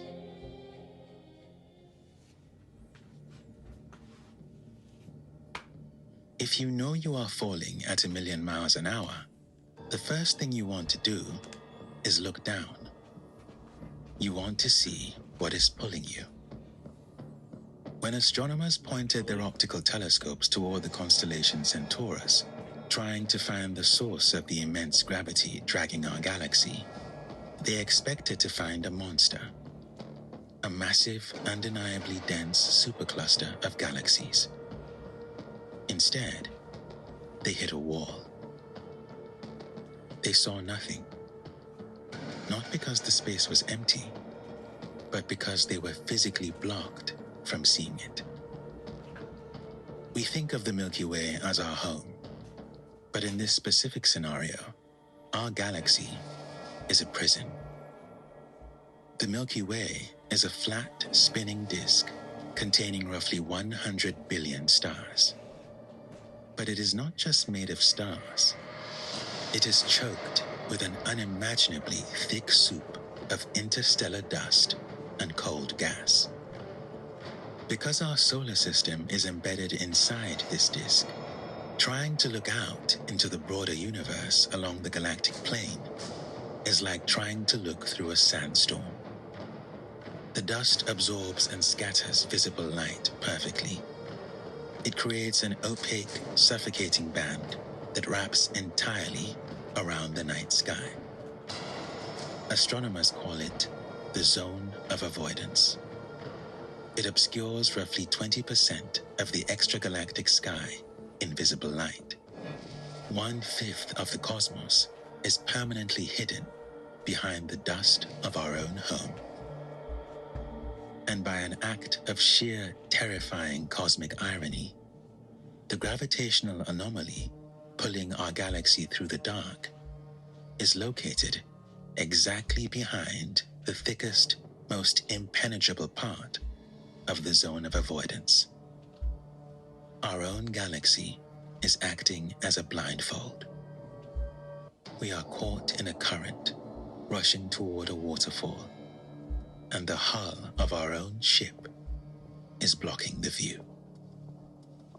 For decades, the anomaly was simply a ghost in the math.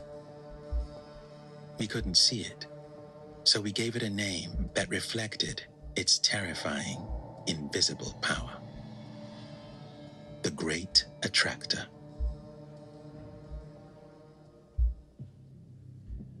But human curiosity does not tolerate a blindfold. If optical light could not pierce the sandstorm of the Milky Way, astronomers knew they had to change how they navigated the sky. They had to stop looking and start listening. They turned to radio astronomy. Specifically, they began listening for the 21-centimeter line, a very specific frequency of radiation emitted by cold, neutral hydrogen gas. Radio waves do not care about interstellar dust. They slice through the dense, suffocating clouds of the galactic plane, as if they aren't even there.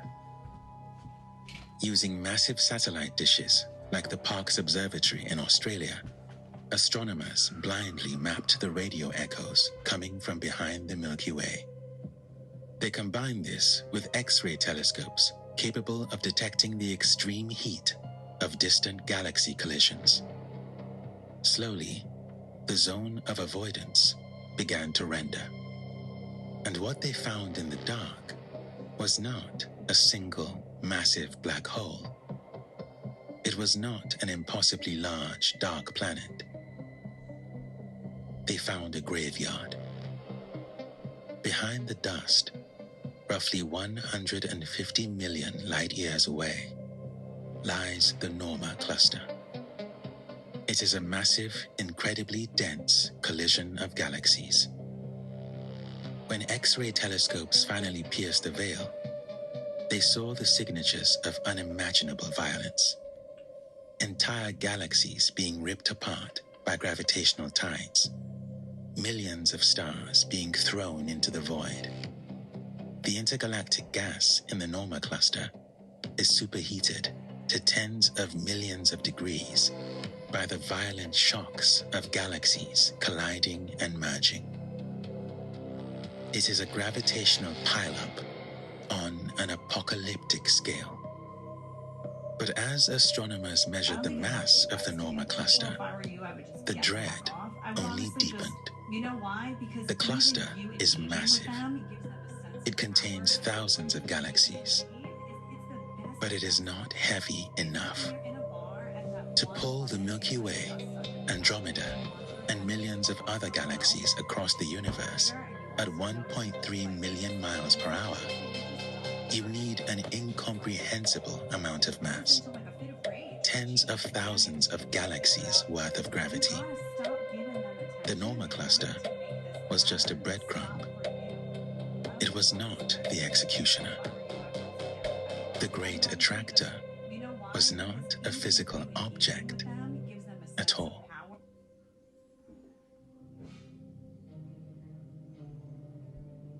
To understand what the Great Attractor actually is, you have to stop looking at galaxies as individual islands and start looking at them as water flowing down a mountain. In 2014, a team of astrophysicists mapped the velocities of 8,000 galaxies in our cosmic neighborhood. They didn't just map where the galaxies were, they mapped the specific direction they were falling. They realized that the universe is structured like a watershed. If a drop of rain falls on a mountain range, gravity dictates its path. Drops that fall on one side of a ridge flow down into one specific valley. Drops that fall on the other side flow into a different valley. When they mapped the currents of the cosmos, the blindfold finally fell away. They discovered that the Milky Way is not an independent structure. We are just a single drop of water on the very edge of a massive cosmic watershed. They named it Laniakea, Hawaiian for the immense heaven. Laniakea is a supercluster, a sprawling, branching web of 100,000 galaxies, containing the mass of 100 quadrillion suns, and it is 500 million light years across. We are not falling toward a single heavy object. We are caught in the gravitational current of Laniakea. The Great Attractor is simply the bottom of the valley. It is the gravitational focal point where all the dark matter, gas, and galaxies in our supercluster are destined to pool together. We are sliding down the threads of a spider web, drawn inevitably toward the densest knot in the center.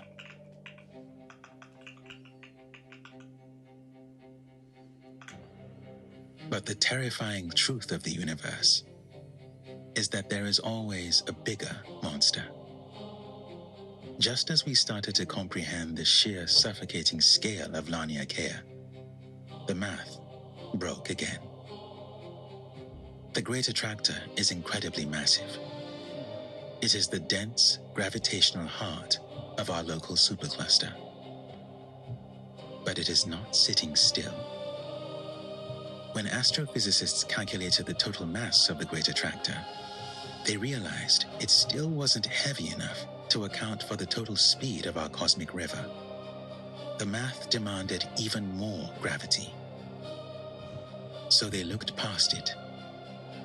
Hundreds of millions of light years behind the Great Attractor, hiding even deeper in the dark, they found the Shapley supercluster.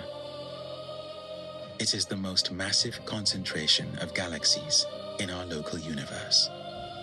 A towering gravitational behemoth containing the mass of 10,000 Milky Ways. The Great Attractor is not the bottom of the valley. It is just a ledge. Our entire Laniakea supercluster, all 100,000 galaxies, including the Great Attractor itself, is being dragged toward Shapley. The executioner that is pulling us through the dark is, in reality, just another victim being pulled toward a larger abyss. We are caught in the wake of giants, being dragged by strings that are held by even larger puppets.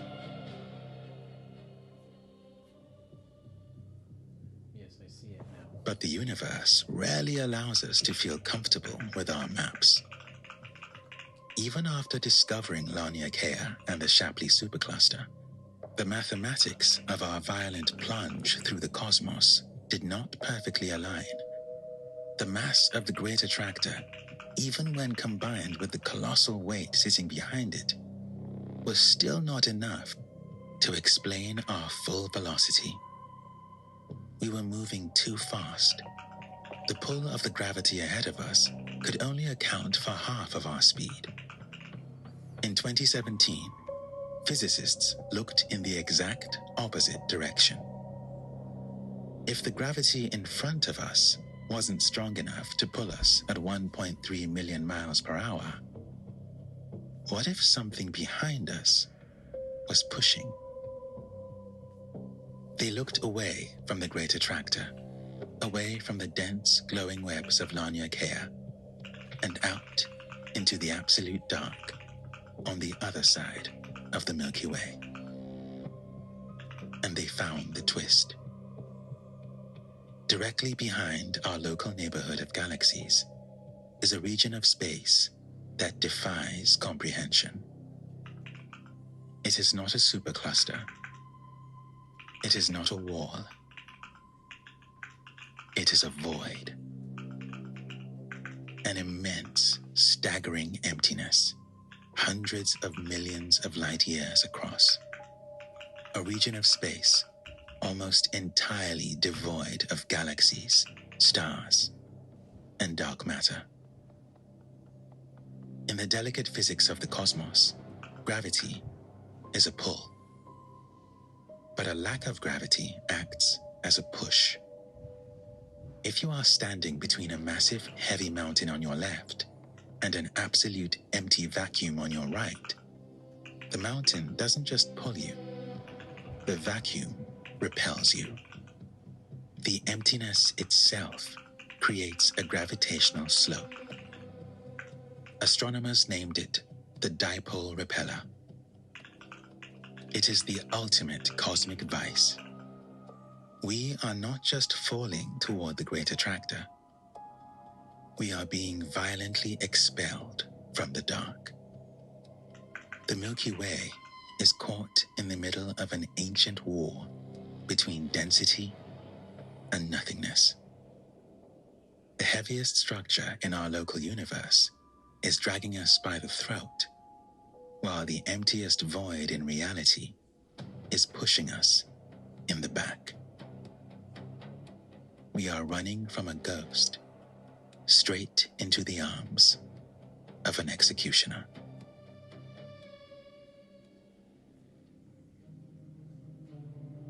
So, what happens when we finally arrive? What happens when the Milky Way, after falling through the dark for tens of billions of years, finally reaches the center of the great attractor?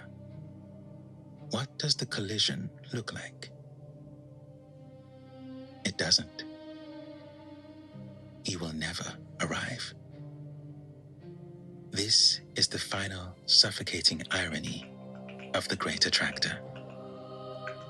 We are falling at 1.3 million miles per hour, but the universe is not a static room. The very fabric of space is expanding, driven by the relentless, invisible pressure of dark energy. And dark energy is accelerating. At the local level, gravity wins. The Milky Way will eventually collide with Andromeda. We will merge into a single, massive elliptical galaxy. But over the vast, crushing distances of Larnia Kea, gravity is losing the war. The Great Attractor is roughly 150 million light years away. At that distance, the expansion of space is happening faster than our physical plunge through the universe. Imagine running on a treadmill. You are sprinting forward as fast as you can, moving at 1,000,000 miles an hour. But the belt beneath your feet is accelerating in the opposite direction. No matter how fast you run, the destination is physically moving away from you. We are hurtling toward the great attractor, but dark energy is injecting new, empty space between us and our destination, faster than we can cross it. We will never hit the bottom of the valley. In the deep, unimaginably distant future, the expansion of the universe will become so violent that it will physically tear the Larnia Kea supercluster apart. The dark matter webbing will snap. The cosmic river will run dry. The great attractor will recede into the absolute dark, pushed over the cosmic horizon by the expansion of space. until the light from its galaxies can no longer reach us. The dipole repeller will expand until it consumes everything behind us. The Milky Way will be stranded, an isolated, lonely island in a freezing, rapidly expanding void. We spent decades terrified of the monster hiding behind the dust of our own galaxy. We were terrified of the collision. But the truth is far more tragic. The universe isn't going to let us crash. It is just going to pull the floor away and leave us falling in the dark, entirely alone.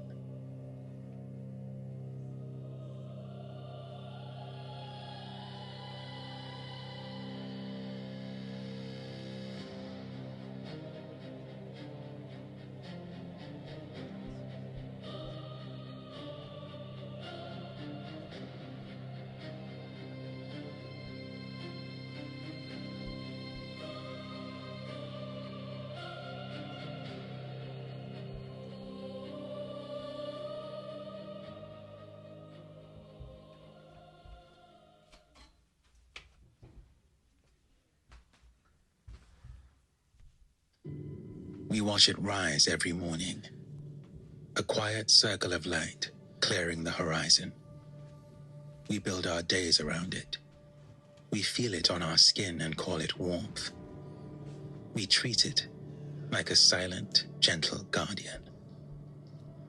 But the silence is a lie, a mercy granted to us only by the vacuum of space. The sun isn't a fire. It isn't quiet. It is a continuous, roaring nuclear detonation.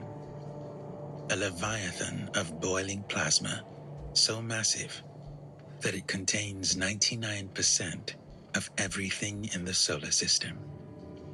If the space between us could carry sound, the sun would not be silent. It would be deafening. A physical, crushing roar you would feel in your ribs every second of your life. We aren't just orbiting a star. We are trapped in the blast radius of a monster. Let's begin.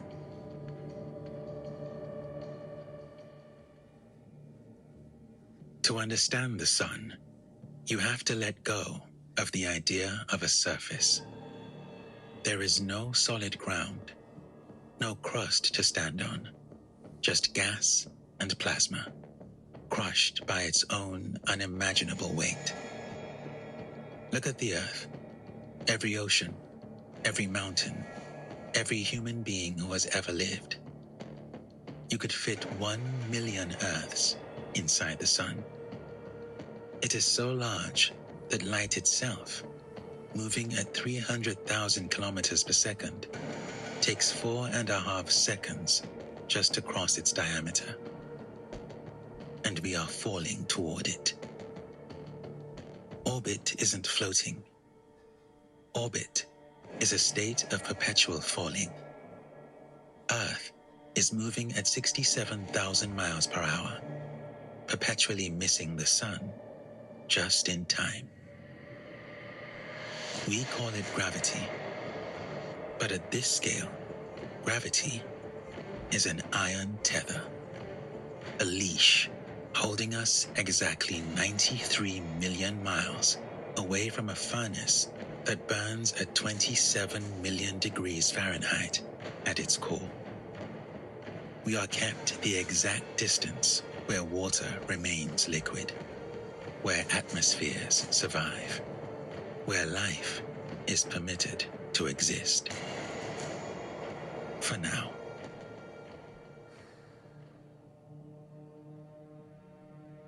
The sunlight hitting your face today is ancient. It wasn't made this morning. When those protons finally fuse in the core, they release a burst of energy. A photon is born. But it can't just leave. The interior of the sun is so dense that the photon immediately collides with another atom. It bounces. It gets absorbed and re-emitted, pushed in a random direction, over and over again. A chaotic, violent walk through a prison of boiling plasma. It takes that single photon hundreds of thousands of years just to fight its way from the core to the surface. Think about that. The light warming the Earth today is ancient history. It was forged in a younger solar system, fighting its way out of the dark, crushing interior of the star across epochs of time. It spent hundreds of thousands of years trapped inside the monster. And then, once it finally broke the surface, it took just 8 minutes to cross the silent void to reach your eyes. But light is not the only thing forged in the core. When those protons fuse, they create something else. A ghost particle, a neutrino. Unlike the photon, the neutrino has almost no mass. It does not interact with the boiling plasma. It does not bounce. It does not get trapped. The moment it is born, it shoots outward at nearly the speed of light. It takes the photon hundreds of thousands of years to escape the sun. It takes the neutrino 2 seconds. And then it crosses the void. Right now, as you listen to this, the sun is flooding the solar system with them. Hold up your hand. In the next second, roughly 100 trillion solar neutrinos will pass through your body. They are passing through the roof of your house, through the crust of the Earth, through the solid iron core of the planet, and out the other side, as if the Earth does not exist.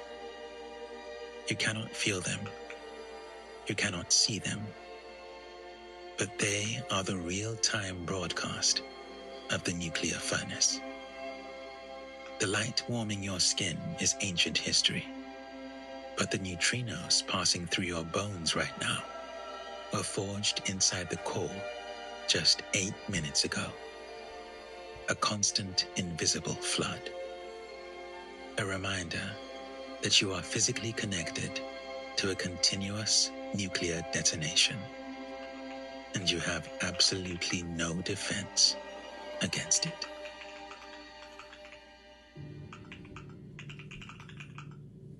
Look closely at the surface of the sun, and the illusion of a smooth, glowing orb vanishes entirely.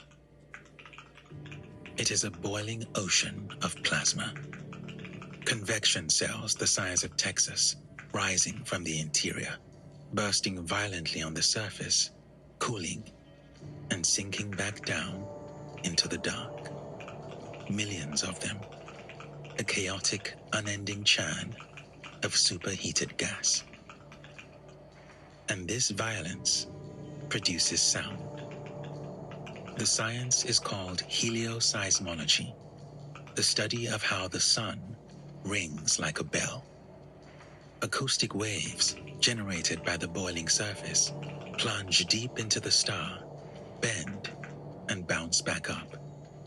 1 billion megatons of force vibrating through the plasma, creating a rhythmic, low-frequency throbbing. The sun is screaming. The only reason we survive it is the vacuum of space. Sound requires a medium. Air, water, something to travel through. Space is empty. It is a perfect cosmic silencer. If space were filled with breathable air, the sound of the sun would be deafening.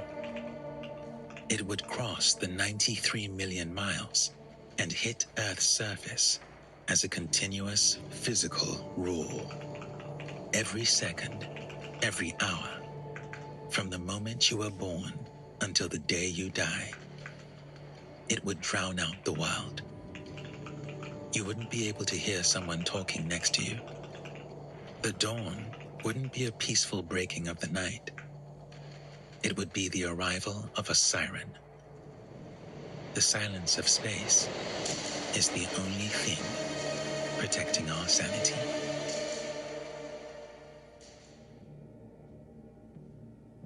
But sound isn't the only thing the sun throws into the void. The sun is a magnetic nightmare. Its rotation is uneven. The equator spins faster than the poles. This tears and twists its magnetic field lines, winding them tighter and tighter until they reach a breaking point. And then they snap. When a magnetic field line snaps, it releases a coronal mass ejection, a CME. Billions of tons of electrically charged superheated plasma blasted out into the solar system at millions of miles per hour. A cosmic shotgun. Earth is constantly in the crosshairs. When those blasts hit us, they carry enough energy to cripple the modern world, to blind our satellites, to shatter our communications, and melt the global power grid. The only reason we are shielded from the worst of it is because Earth has its own defense. An invisible armor generated by the spinning molten iron core deep beneath our feet. Our magnetic field catches the brunt of the solar plasma, deflecting it around the planet and funneling a fraction of it to the poles. We see this violent planetary defense mechanism, and we call it beautiful. We call it the Aurora Borealis. But the shield is fragile. In 1859, a massive solar storm hit the Earth. The Carrington event. It overwhelmed the magnetic shield. Telegraph wires sparked and caught fire. Operators were shocked. Auroras were seen as far south as the Caribbean. In 1859, humanity ran on steam and coal. We barely noticed. If an extreme event of that magnitude hit us today, it could trigger widespread catastrophic blackouts. The electrical foundation of the modern world could be erased in a matter of hours. We are sitting next to a loaded weapon, trusting an invisible shield to hold.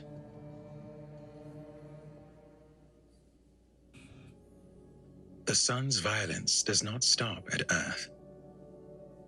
It breathes.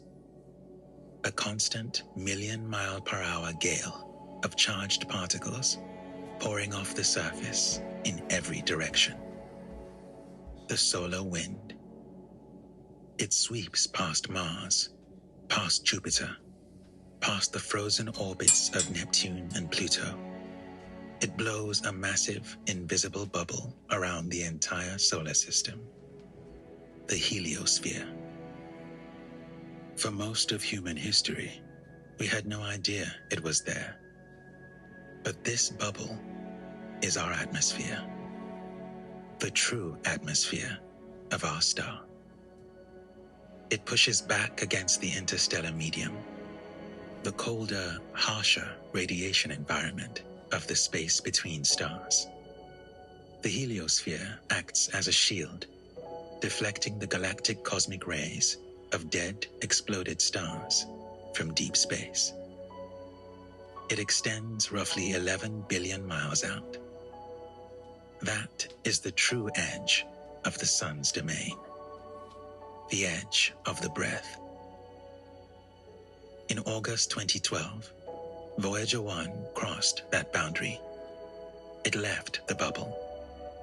It slipped into the silent radiation of interstellar space.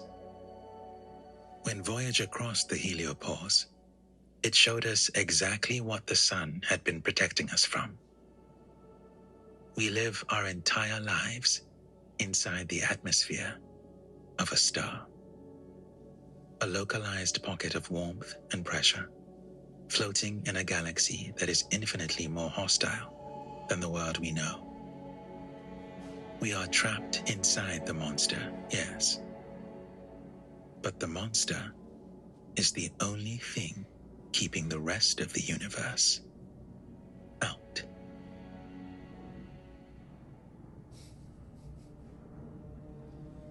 But for all its vastness, the monster is surprisingly fragile. At its very center, the engine is running on a mathematical technicality. Forget the numbers. Think about the physical reality of the core. The entire mass of the sun, 1 million Earths worth of matter, is pressing inward all at once. It is crushing the center so violently that boiling gas is squeezed until it is heavier than solid lead. Now, take that trapped, screaming plasma and heat it to 27 million degrees Fahrenheit. Under that kind of unbearable physical stress, fuel doesn't burn slowly. It detonates.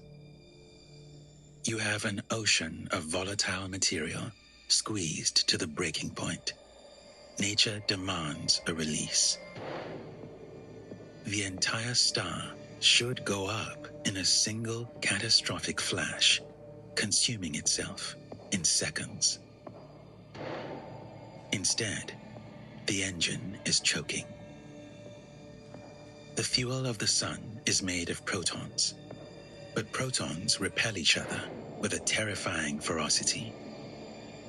Imagine trying to force the same ends of two powerful magnets together, but multiplied by the scale of a star.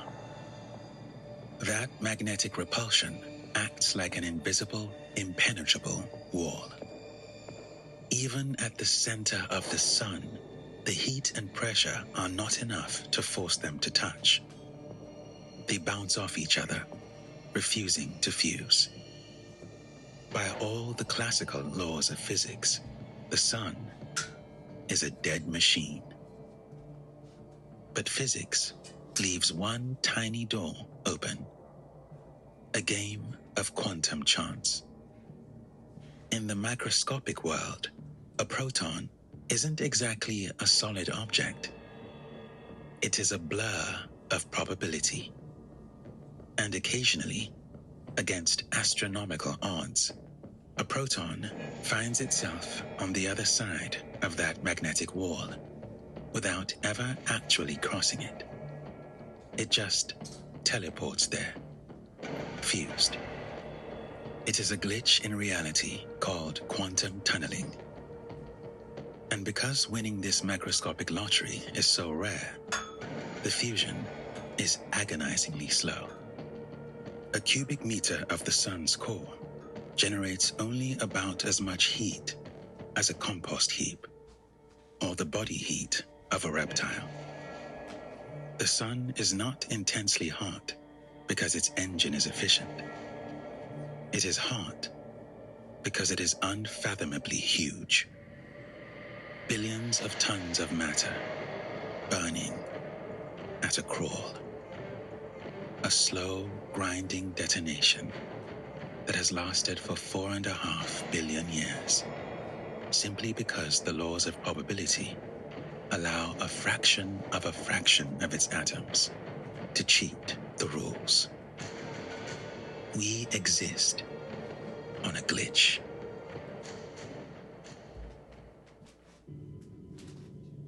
And eventually, that glitch will run out of time. Because the sun is aging. And as it ages, it burns hotter. In roughly 1 billion years, the sun will become 10% more luminous than it is today. 10% doesn't sound like much, but in the delicate balance of our orbit, it is everything. That 10% increase will push Earth past the tipping point. The oceans will begin to evaporate. The atmosphere will trap the heat, creating a runaway greenhouse effect.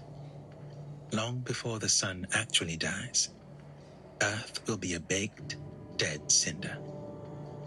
Like Venus, completely hostile to life. 1 billion years, a fraction of the time the Earth has already existed. But the true end comes later. In about 5 billion years, the sun will run out of hydrogen in its core. It will lose its balance. Gravity will crush the core inward, while the outer layers expand outward. The sun will swell into a red giant. It will grow and keep growing. It will swallow the orbit of Mercury. It will swallow the orbit of Venus. The sky of our dead Earth will be filled entirely by a wall of red plasma approaching the horizon. And then it will likely engulf Earth as well. The planet that birthed us, the oceans that held us, the ground where every human lived and died, will be vaporized, dissolved back into the star that gave it life. There will be no evidence we were ever here. The next time you walk outside and feel the warmth on your face, look up at the quiet circle of light in the sky. It is beautiful. It is patient. But it is not your friend. It is a roaring nuclear leviathan, keeping us warm in the dark until the day it finally consumes us.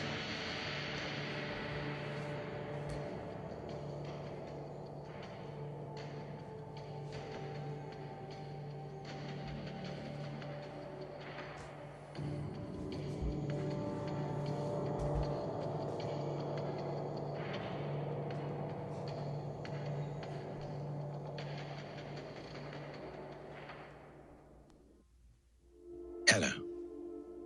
Welcome to the Quiet Observatory.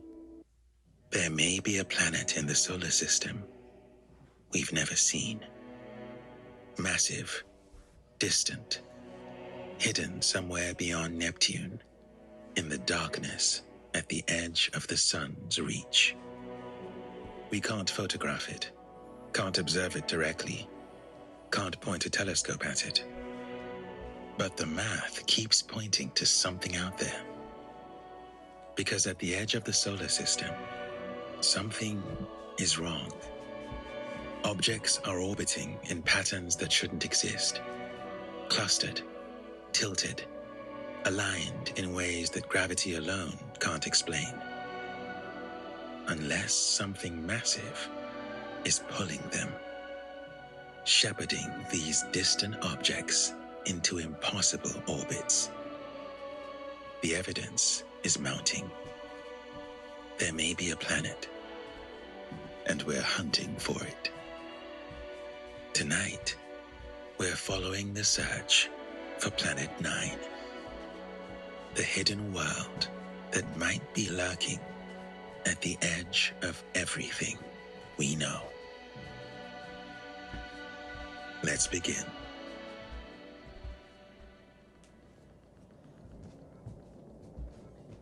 Beyond Neptune, there are worlds. Small worlds, dwarf planets, chunks of ice and rock orbiting in the outer darkness. Most of them stay close, in the Kuiper Belt, the region just beyond Neptune, where Pluto orbits. But some of them don't. Some of them have orbits so extreme, so elongated, that they swing far out into the void, thousands of times farther from the sun than Earth. Out where the sun is just a bright star, where it takes centuries, millennia, to complete a single orbit. These are the extreme trans-Neptunian objects, the distant ones, and they shouldn't exist. Not the way they do. When astronomers started mapping their orbits, they found something impossible. The orbits were aligned, not scattered randomly across the sky, which is what you'd expect, but clustered, pointing in the same direction, as if something was organizing them. And their orbits were tilted relative to the plane of the solar system, pulled out of alignment, warped. This doesn't happen naturally. In a solar system with only the known planets, Mercury, Venus, Earth, Mars, Jupiter, Saturn, Uranus, Neptune, these orbits should be random. But they weren't. They were grouped, shepherded, as if something massive, something invisible, was pulling on them. And the odds of this happening by chance? They calculated it. Less than 1 in 15,000. That's their calculation, and it depends on how complete our census really is. Something was out there. Something we'd never seen.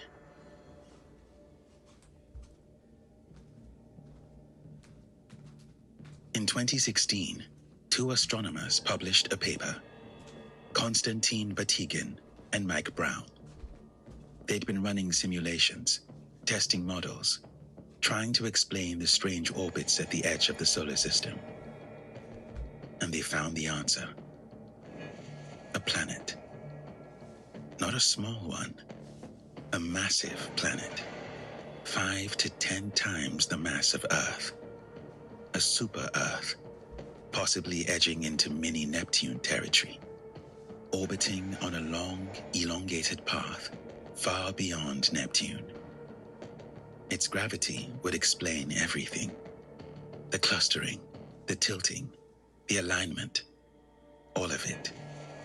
If the planet was there, if it existed, it would shepherd the distant objects, bend their orbits, pull them into the patterns we were seeing. The simulations worked.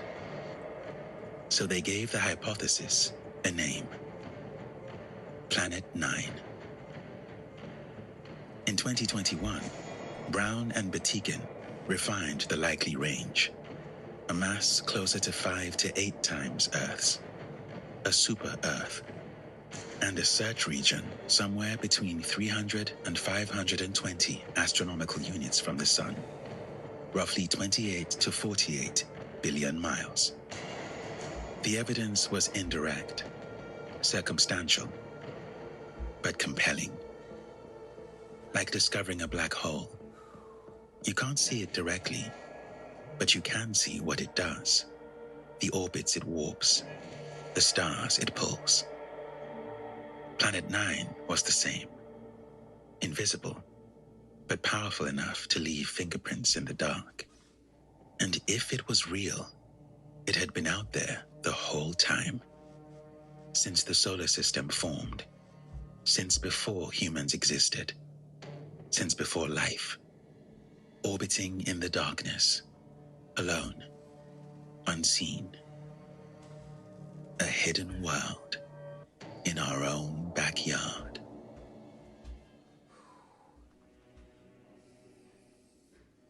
Right now, in Chile, a telescope is watching the sky change.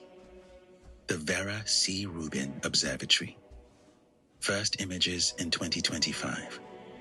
The survey is ramping up now, and it's built to detect motion, transient events, objects that shift over time. Simulations suggest Rubin could discover tens of thousands of new trans-Neptunian objects over the coming years. Many times more than we've ever catalogued. Far more data. Enough to test whether the clustering is real or an illusion created by limited data. Rubin may not give us an instant answer. It won't point to a specific coordinate and say, there. But it could finally tell us whether the outer solar system is being shepherded by something massive, or whether we've been misreading the pattern all along. Multiple teams are watching, waiting. The Subaru telescope in Hawaii continues its deep imaging surveys. Sky surveys compare images taken months apart, looking for faint points of light that moved. All of them searching for the same thing. A faint point of light, moving slowly against the stars. Because that's all Planet 9 would be. A faint point. At 300 to 500 times the distance from Earth to the Sun, maybe farther, it would be receiving almost no sunlight, just a tiny fraction. And the light it reflects back would be incredibly faint, around magnitude 22, maybe 24, depending on where it is and how reflective it is. Far too dim to see with the naked eye, far too dim for most telescopes. You'd need a large telescope, a very sensitive camera, and patience. Because Planet 9 isn't just faint, it's moving. So slowly you'd miss it in a single image.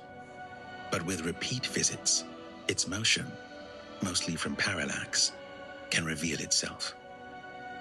You'd need to image the same patch of sky multiple times, compare the images, look for something that shifted, a point of light that moved. But the sky is full of faint points of light. Stars, galaxies, asteroids, millions of them. Most aren't moving, or they're moving in predictable ways. Planet 9 would be different.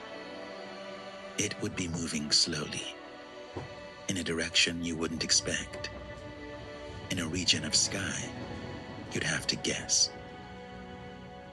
And the search area is enormous. Thousands of square degrees, a huge swathe of the sky. Somewhere in that region, maybe, is a planet. And astronomers are scanning, image by image, night by night, hoping to find it. But here's the thing, they might never find it.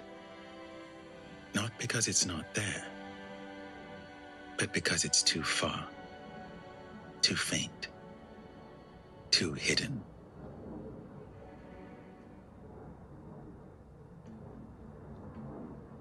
Sometimes the answer is hiding in old data.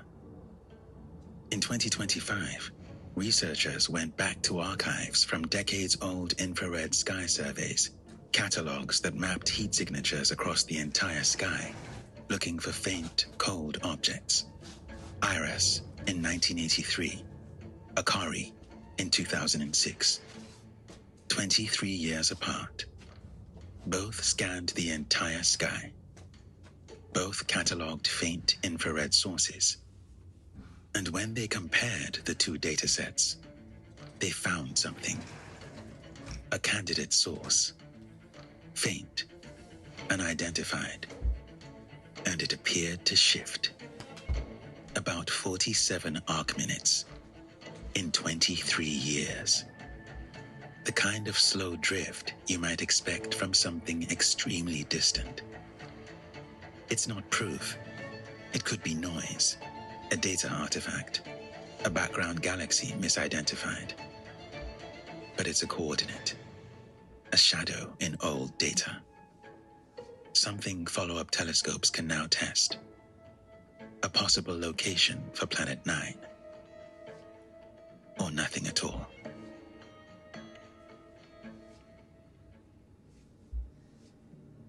If Planet 9 exists, it wasn't always out there. Planets don't form that far from the sun. There's not enough material, not enough gas and dust. So if Planet 9 is real, it formed closer. Probably near where Jupiter and Saturn are now. In the inner solar system, where the other planets formed. Where it belonged. And then, it was thrown out. Ejected. A gravitational encounter with one of the giant planets, Jupiter or Saturn. A close pass. Planet 9 came too close, and the gravity, overwhelming, violent, flung it outward, catastrophically, thrown to the very edge of the solar system, to a distance where the sun's gravity barely holds. This happened early, when the solar system was young, when the planets were still migrating, colliding, settling. Planet 9 never got to settle. It was cast out, exiled before the solar system even finished forming. And it almost escaped entirely, almost broke free of the sun's gravity and drifted into interstellar space. But it didn't. It stayed. Barely. Captured in a distant, elongated orbit, bound to the sun by the thinnest thread of gravity. And it's been out there ever since. Alone. Orbiting slowly. Taking tens of thousands of years, maybe more, to complete a single orbit. While everything else in the solar system moved on. While the giant planets settled into stable orbits. While Earth coalesced from dust and rock. While life appeared in the oceans. Planet 9 was already out there in the darkness. While humans appeared and looked up at the stars, Planet 9 kept orbiting, silent, unseen, forgotten. If it exists, it's a member of the solar system. Technically, gravitationally bound to the sun, part of our system. But it's not part of our world.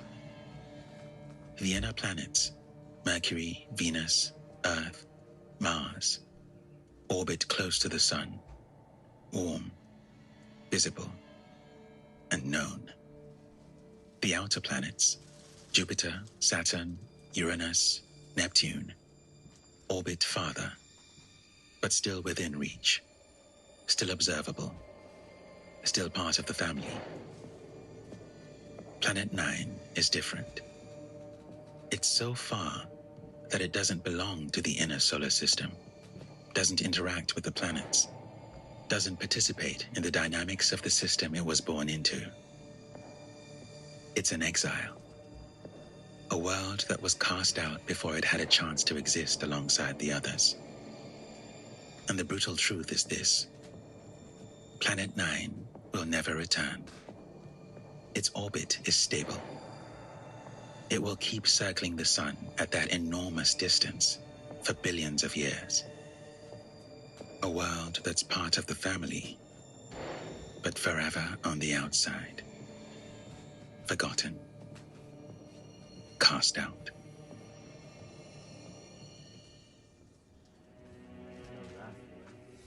Out where Planet 9 might be, the sun is just a star. Not the bright disk that lights the day. Not the warmth on your face. A point of light. Still the brightest in the sky, but too weak to warm anything. At 300 to 500 times the distance from Earth to the Sun, sunlight is hundreds of thousands of times weaker, enough to be a pale, cold glow. Shadows would be faint. If you could somehow stand on Planet 9, you'd see the Sun as a distant, cold star. And around you, darkness. No other planets visible. No moons. No structure. Just stars, scattered across the void. Faint, distant, indifferent.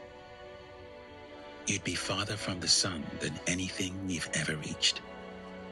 Farther than Voyager has traveled. Farther than the Kuiper Belt. Farther than the scattered disk. You'd be approaching the Oort cloud, the shell of forgotten objects at the edge of the Sun's gravity. But Planet 9 isn't like the Oort cloud objects. The Oort cloud is a graveyard. Trillions of small, frozen fragments, scattered, anonymous. Planet 9 is different. It's a world, a planet, massive enough to be round, massive enough to have gravity, massive enough to matter, but singular, more alone than anything else in the solar system, because at least the Oort cloud objects have each other, scattered through a shell, part of a structure. Planet 9 is singular. One world, cut off from everything, orbiting in isolation. The temperature would be a few degrees above absolute zero. Colder than anything in the inner solar system. Colder than Pluto. Colder than the outer moons of Neptune. If Planet 9 is rocky, its surface would be frozen solid. No atmosphere, no weather, no geological activity. Just ice and rock. Silent. Dead. If it's an ice giant, a smaller version of Neptune or Uranus, it might have an atmosphere. Hydrogen, helium, methane. But frozen, dormant, dark. No storms raging across its surface. No great red spot. No bands of clouds. No lightning. Just a cold, dim sphere, reflecting almost no light. Invisible. And if it exists, it's been like this for billions of years, orbiting in silence, while the inner solar system, everything within a few billion kilometers of the Sun, was full of light, warmth, motion, life. Planet 9 was in the darkness.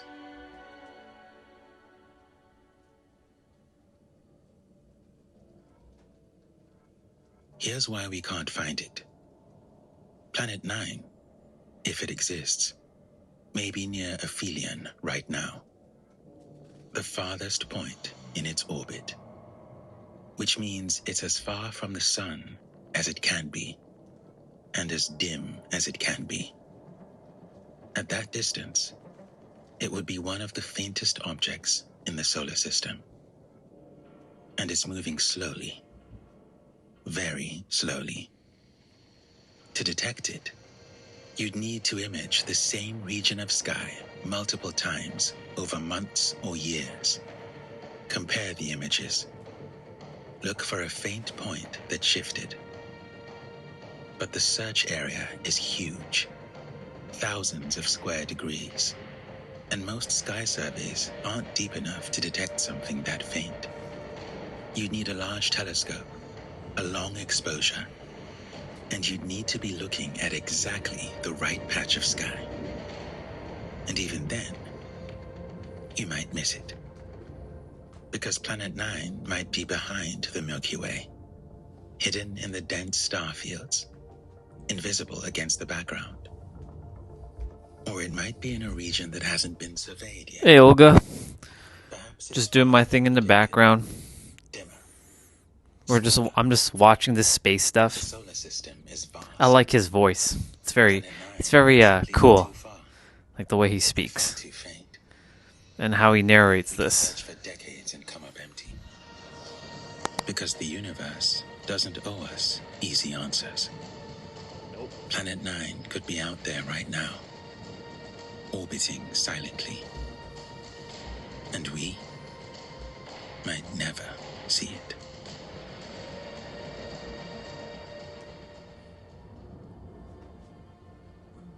And there's another possibility. Planet 9 might not exist. The evidence is compelling, but it's not definitive. In 2025, astronomers confirmed a new extreme trans-Neptunian object, 2023 KQ-14, nicknamed Ammonite.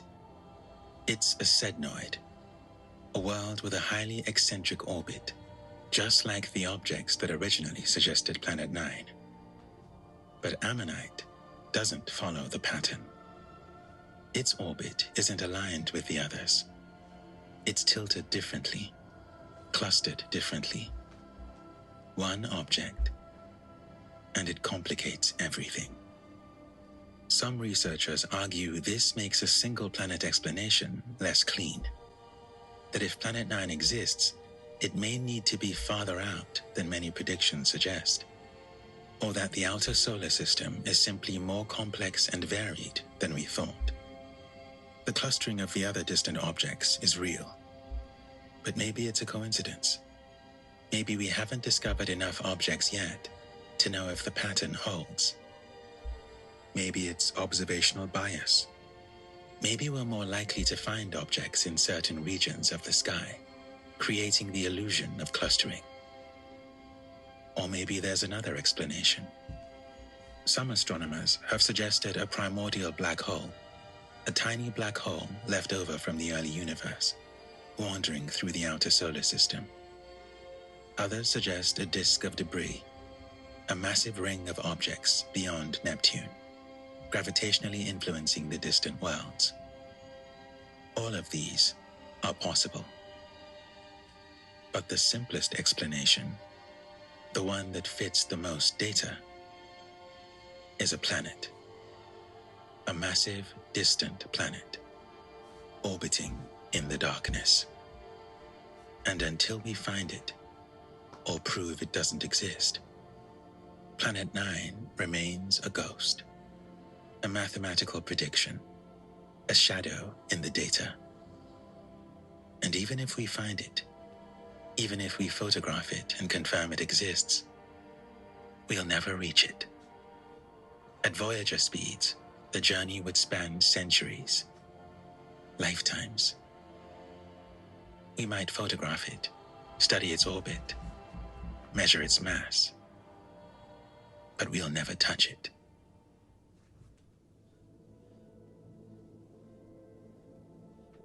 There may be a planet in the solar system we've never seen. Not in another galaxy, not light years away. Here, in our solar system, orbiting our sun. And we don't know if it exists. We've mapped distant galaxies. We've photographed black holes billions of light years away. We've found thousands of planets orbiting other stars. But we can't answer a simple question. How many planets orbit our own sun? 8 or 9?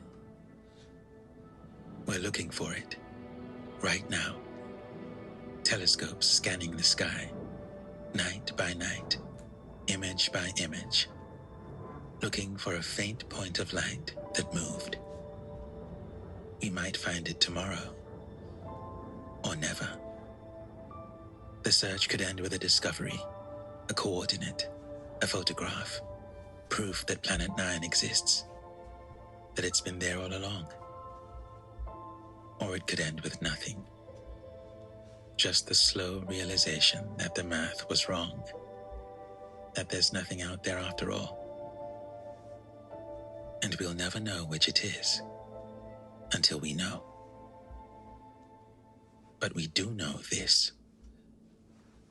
At the edge of the solar system, hidden somewhere beyond Neptune, in the darkness at the edge of the sun's reach, something is wrong. Objects are orbiting in patterns that shouldn't exist.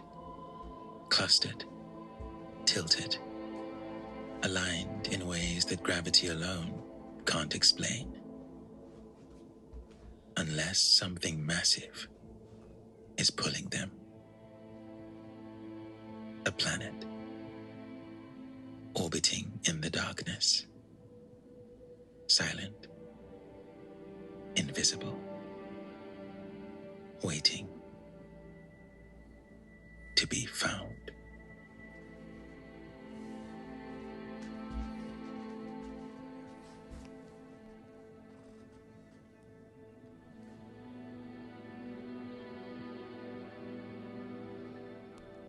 Right now, somewhere in the night sky, there's a galaxy moving toward us. 110 Andromeda. Coming closer.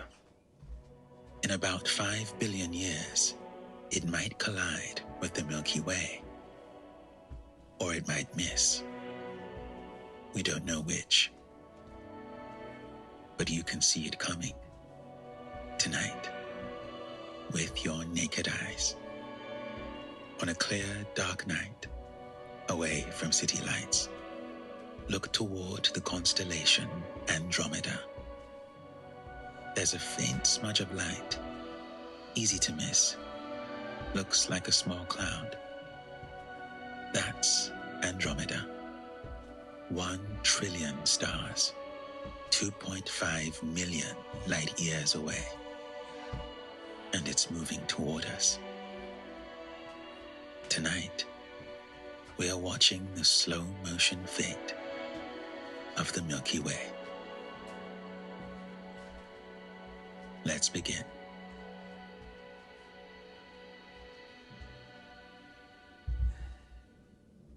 Ancient astronomers noticed the smudge in Andromeda. A small patch of light, faint, permanent. In 964 AD, the Persian astronomer Abdul Rahman al-Sufi described it in his Book of Fixed Stars. He called it a small cloud. In 1612, the German astronomer Simon Marius turned his telescope toward it. He described what he saw as looking like a candle flame seen through horn. Diffuse, glowing, strange. But no one knew what it was. For centuries, astronomers debated. Was it a nebula, a cloud of gas inside the Milky Way? Or was it something farther away? The question wasn't settled until the 1920s. Edwin Hubble used the 100-inch telescope at Mount Wilson Observatory to observe Andromeda. He identified Cepheid variable stars, stars that pulse at predictable intervals. By measuring their brightness and period, he could calculate distance. And the distance was staggering. Andromeda wasn't inside the Milky Way. It was 2.5 million light years away. It wasn't a nebula. It was a galaxy. An entire galaxy, separate from ours. Vast, distant. But there was something else.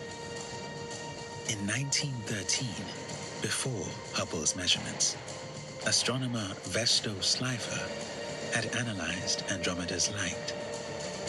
Most galaxies show redshift, Their light stretched toward longer wavelengths because they're moving away from us as the universe expands. But Andromeda showed blue shift. Its light was compressed, shifted toward shorter wavelengths, which meant only one thing. Andromeda was moving toward us, the closest large galaxy to us, and it's coming closer.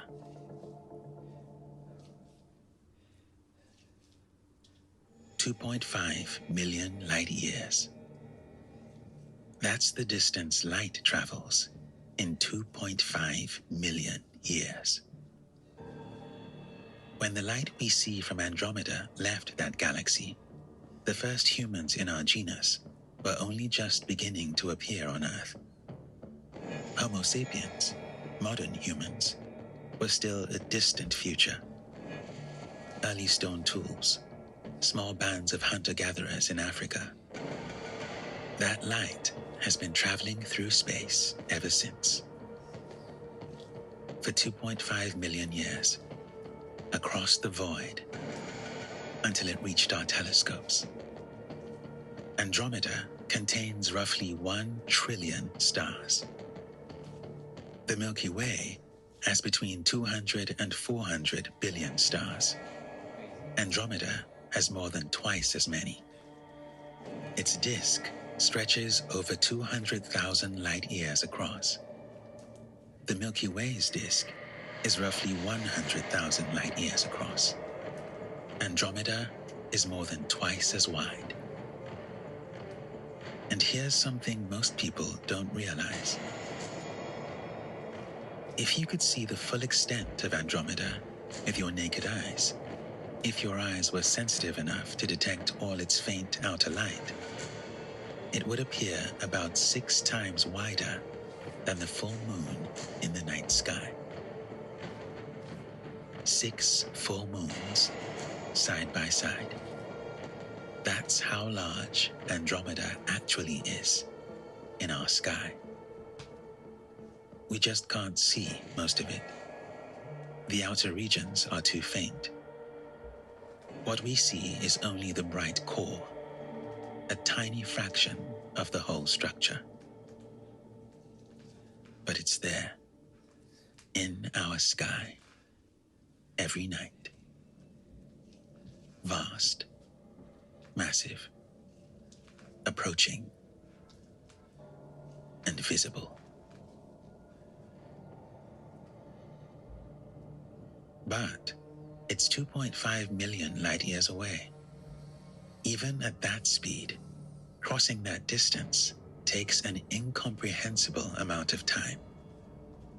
Current predictions place the first close pass, if it happens, in roughly 4 to 5 billion years.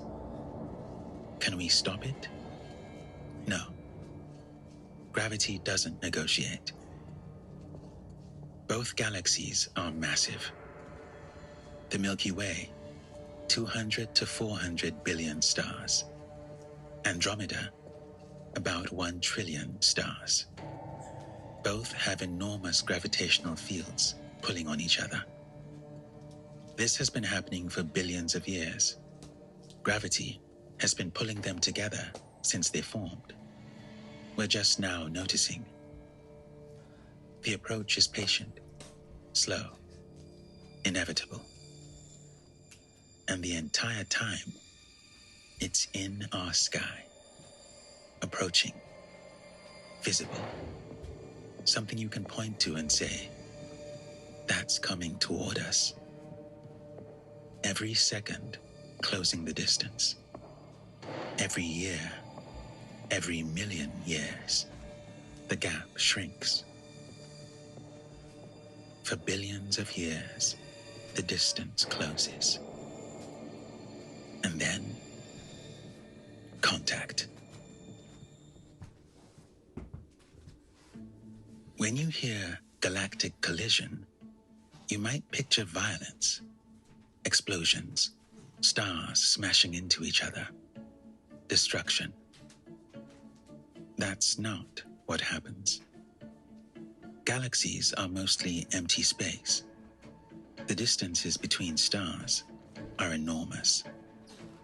The Sun to the nearest star, Proxima Centauri, is 4.2 light years, mostly void. If Andromeda and the Milky Way collide, most stars will pass through the gaps between other stars. The chance of any two stars actually colliding? Nearly zero. But that doesn't mean nothing happens.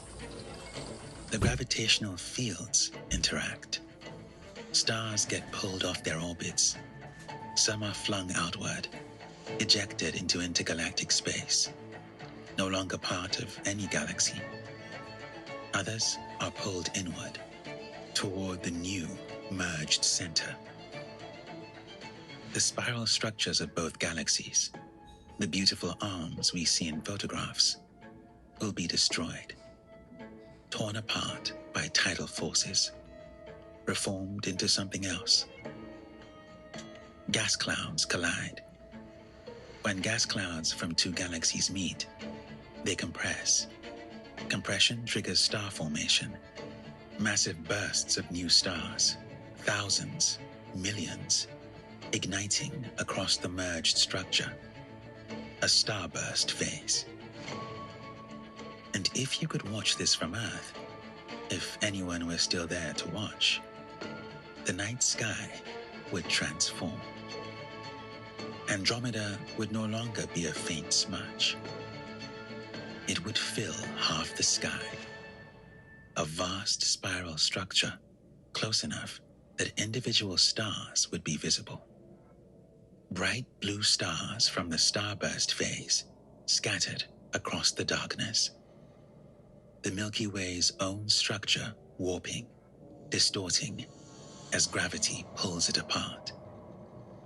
Two galaxies interpenetrating, streams of stars flowing between them, the sky ablaze with new light. Spectacular and terrifying. And the process isn't quick.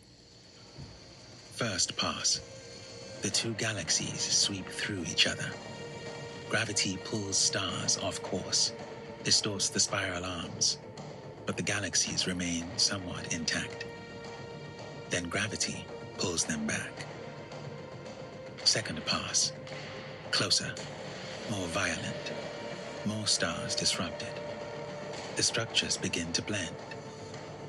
Third pass, fourth pass, over and over, the galaxies swing through each other, each time coming closer, losing more structure, merging more completely. The entire process takes about 2 billion years, from first contact to final merger. And what emerges isn't the Milky Way anymore. And it isn't Andromeda. It's something new.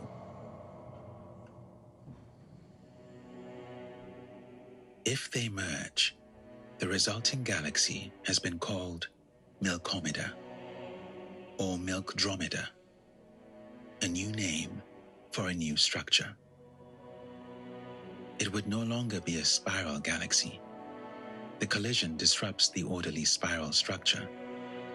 What forms instead is an elliptical galaxy, a vast, roughly spherical or oval cloud of stars, larger than either the Milky Way or Andromeda were alone.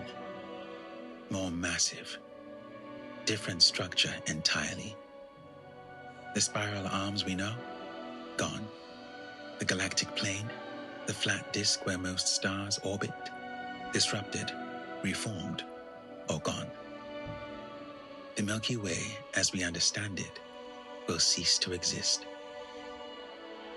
And at the center of this new galaxy, something else happens. Sagittarius A star, the supermassive black hole at the center of the Milky Way, has a mass of about 4 million suns.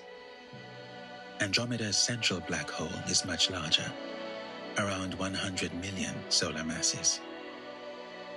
When the galaxies merge, the black holes don't immediately collide. At first, they're separated by thousands of light years. But gravity pulls them together. They begin to orbit each other, a binary system. Two supermassive black holes spiraling inward. As they orbit, they lose energy to gravitational waves, ripples in space-time itself. The orbits decay, shrink. The black holes get closer. And as they get closer, they orbit faster. This death spiral takes millions of years. But eventually, they're orbiting at a significant fraction of the speed of light. Relativistic speeds, enormous masses, warping space-time violently. And then they merge. When two supermassive black holes merge, for a brief instant, the power carried away by gravitational waves can exceed the combined light of all the stars in the observable universe. More power than 100 million galaxies, released as ripples in space-time, detectable across the universe. The merged black hole, roughly 100 million solar masses, will ring like a struck bell as it settles into its new shape. The ring down, the final stage, and then it's still. The new center of Milkomeda. And the stars? Most will survive, scattered into new orbits, different positions, different neighborhoods. Some stars will be flung out entirely, rogue stars, drifting through the void between galaxies. But most remain gravitationally bound to the new merged structure. Our sun? It will probably survive. But it will be in a completely different part of the galaxy. Different neighbors, different sky, different everything. The Milky Way, our home for billions of years, will cease to exist, replaced by something we'd barely recognize. The close encounter, whatever form it takes, happens in roughly 4 to 5 billion years. The sun is about 4.6 billion years old now. It has roughly 5 billion years of stable life remaining before it begins to die, expanding into a red giant, eventually shedding its outer layers. So the encounter happens before the sun dies, while the sun is still shining, while Earth, if it still exists, is still orbiting. During a collision, Earth would likely survive. Star collisions are extremely rare.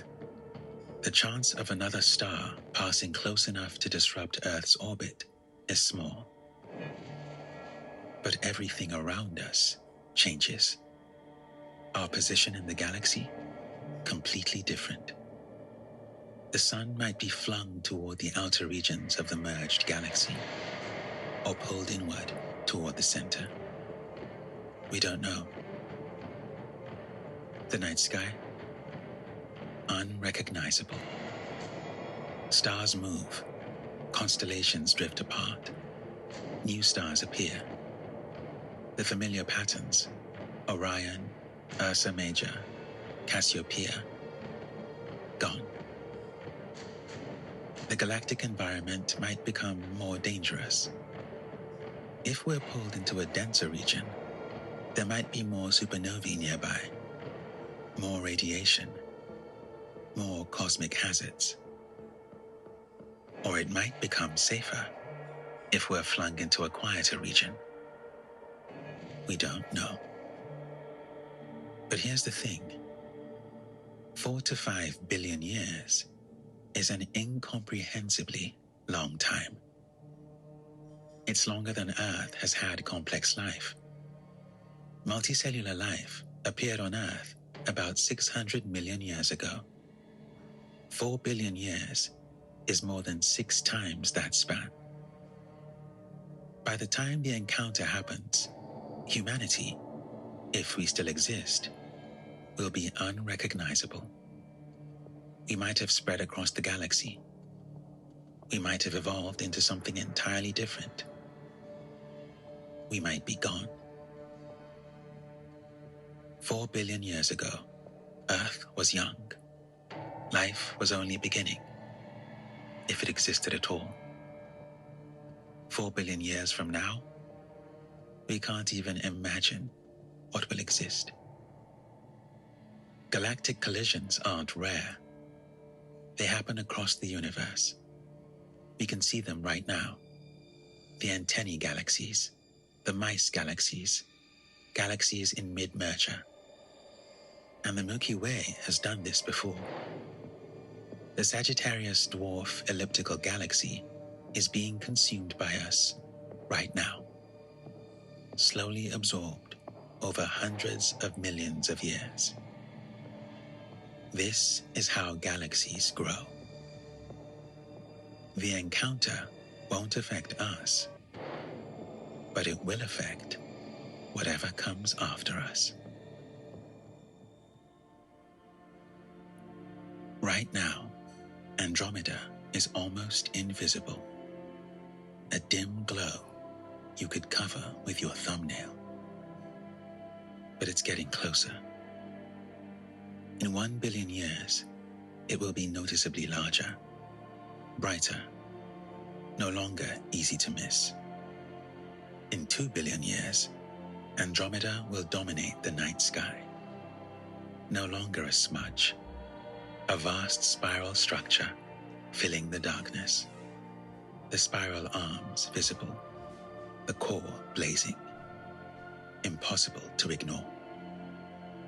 In 3 billion years, it will stretch across half the sky. Individual stars in Andromeda visible from Earth. 2 galaxies side by side in the heavens.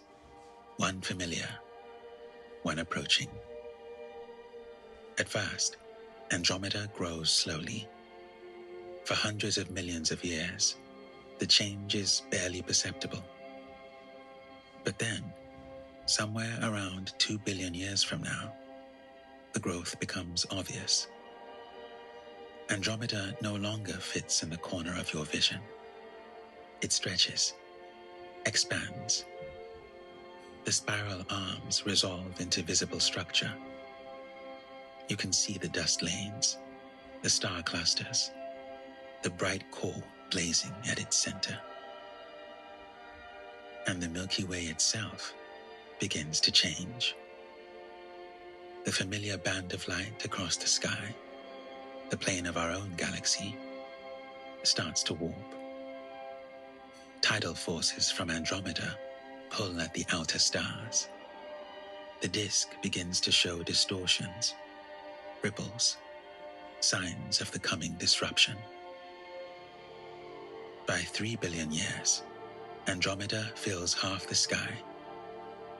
When you look up at night, you're not looking at distant space anymore. You're looking at another galaxy, right there, close enough to see individual stars, millions of them. The blue-white light of young stars in Andromeda's spiral arms. The reddish glow of older stars in its core. All of it visible. All of it approaching. Constellations that existed for billions of years begin to drift apart as the gravitational fields interact. The sky your ancestors knew becomes unrecognizable, and Andromeda keeps growing. Every night, slightly larger. Every century, more dominant. Every generation watching it grow, knowing something is coming. unable to do anything but witness.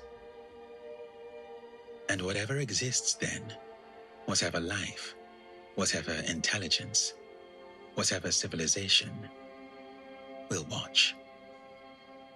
For billions of years, generation after generation, will look up and see Andromeda growing larger, century after century, millennium after millennium, unable to stop it, unable to escape, only able to watch as it comes closer. And in 4 to 5 billion years, contact. The structures begin to interact, stars streaming between galaxies. The sky transforms as gravity reshapes everything.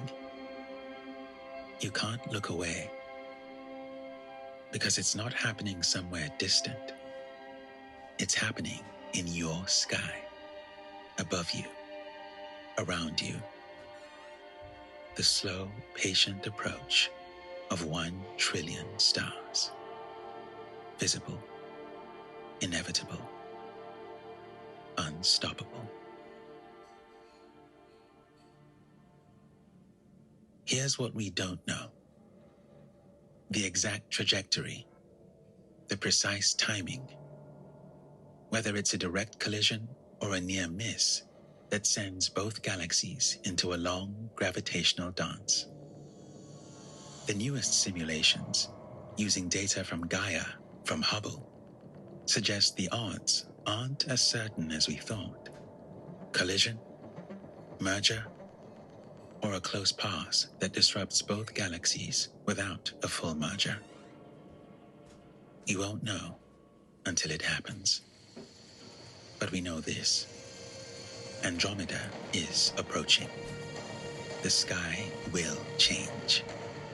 The Milky Way will be transformed. Whether by collision or by gravitational chaos, home will not remain home. The uncertainty doesn't change the stakes. It just means we're watching a story whose ending we can't predict.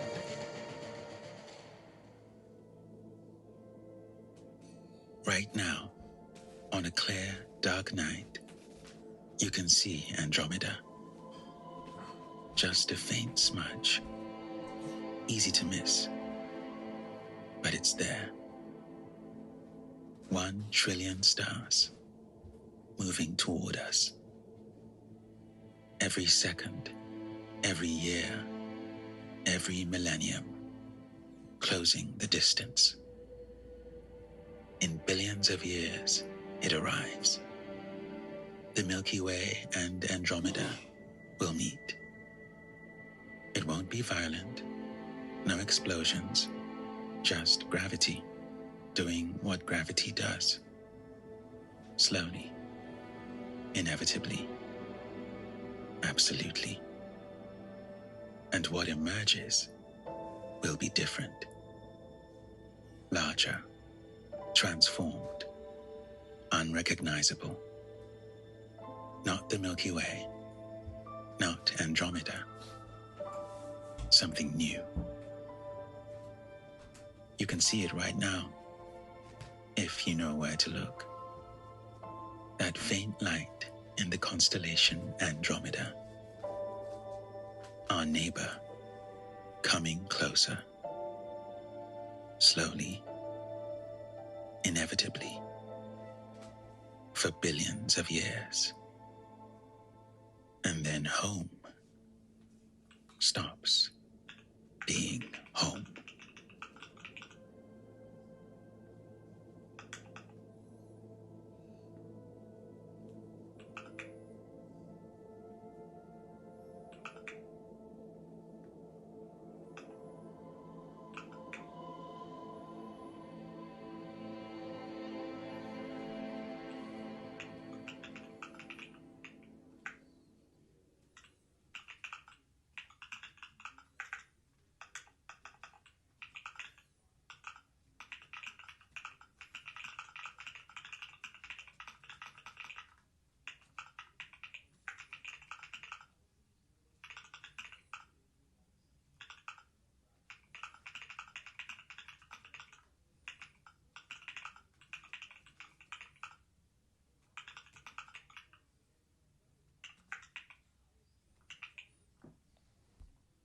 You're moving right now, 230 kilometers per second, around something 26,000 light years away.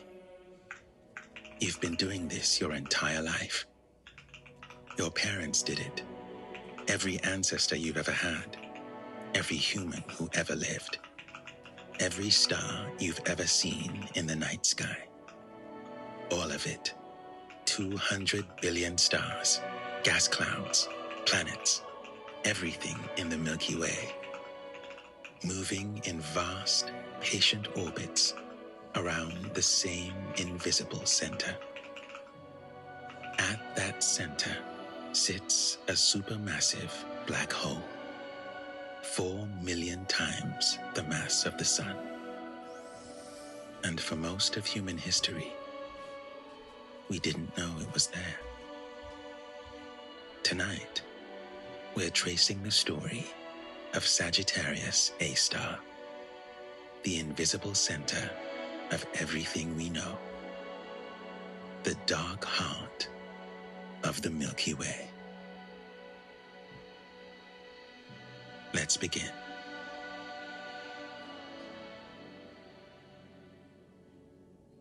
For thousands of years, people looked up and saw the Milky Way as a band of light stretched across the sky. Faint, diffuse, beautiful, but just light. By the early 1900s, we understood what it was.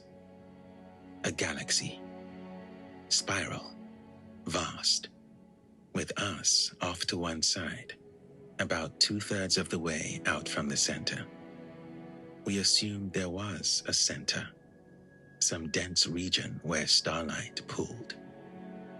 But we thought it was just more stars, closer together, brighter, nothing special.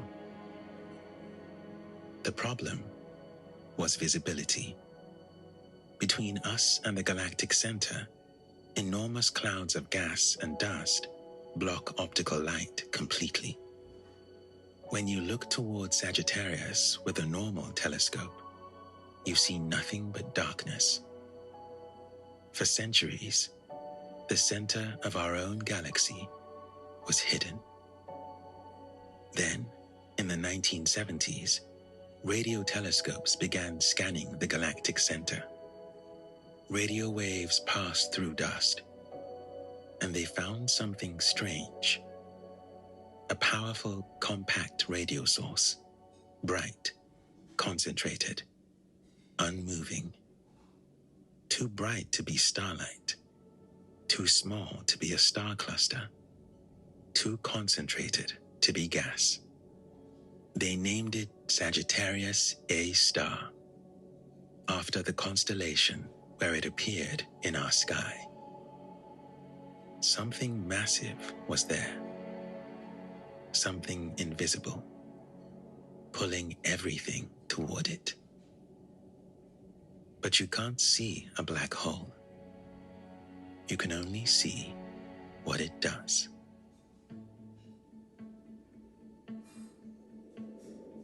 In the 1990s, two teams of astronomers began one of the most patient experiments in the history of science. Keck Observatory in Hawaii, the Very Large Telescope in Chile, both aimed at the same patch of sky, the galactic center. Using infrared cameras, watching in wavelengths our eyes can't see, they tracked individual stars near Sagittarius A star. Not hundreds of stars, a few dozen. Year after year, image after image, watching them move. And the stars moved fast. Not the slow drift you'd expect from distant objects. These stars were whipping around something invisible, like planets around a sun, but far more extreme. Tight orbits, elliptical, violent. One star became the key, a blue-white star, unremarkable except for where it was and how it moved. The teams called it S2, and S2's orbit would prove everything.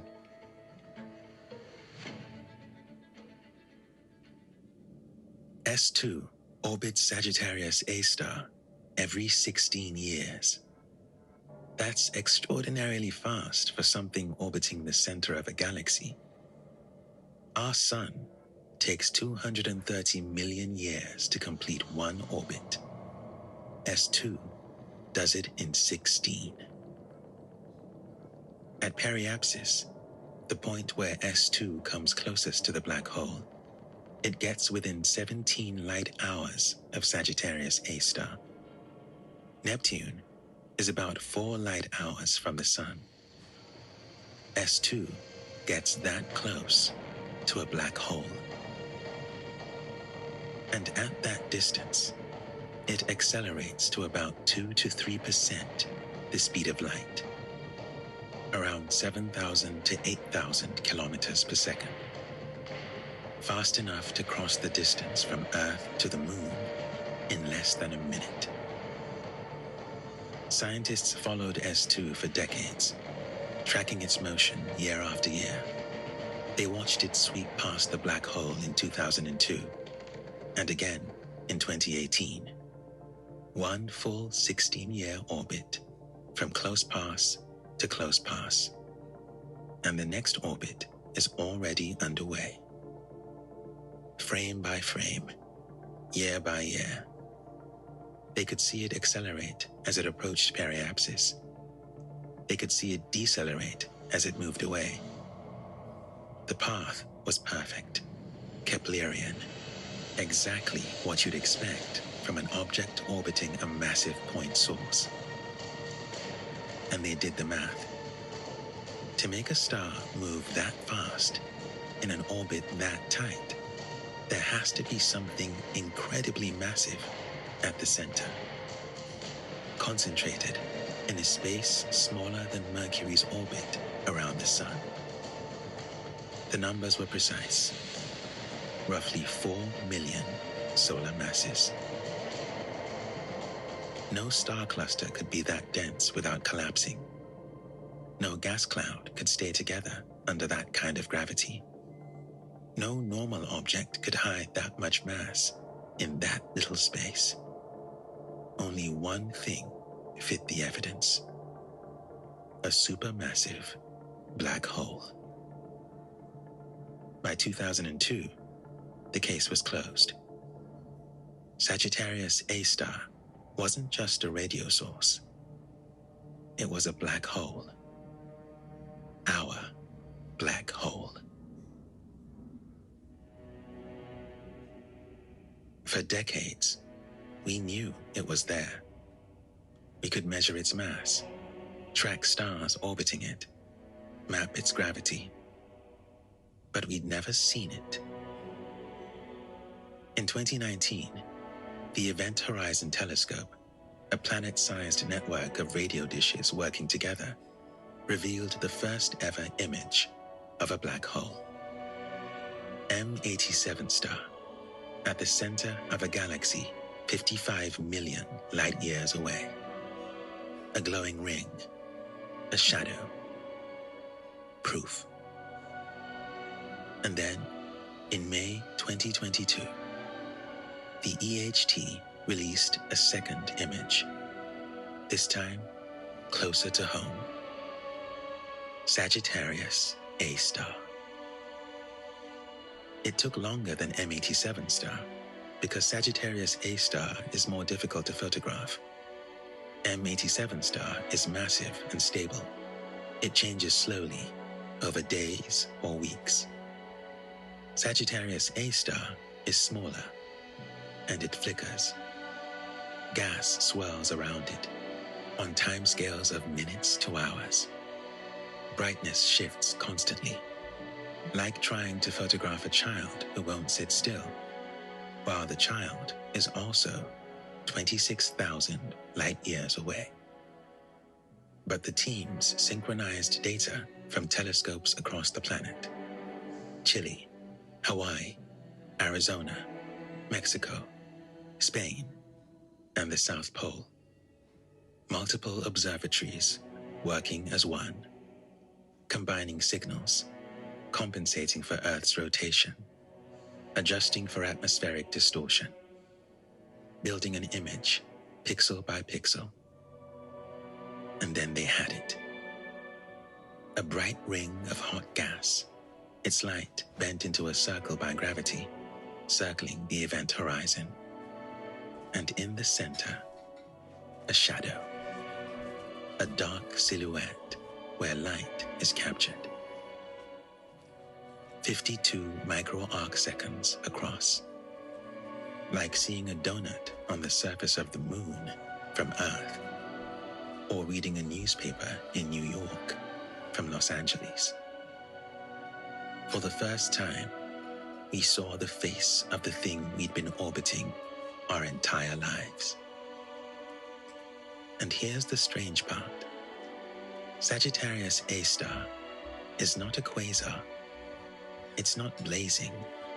It's not devouring stars every night.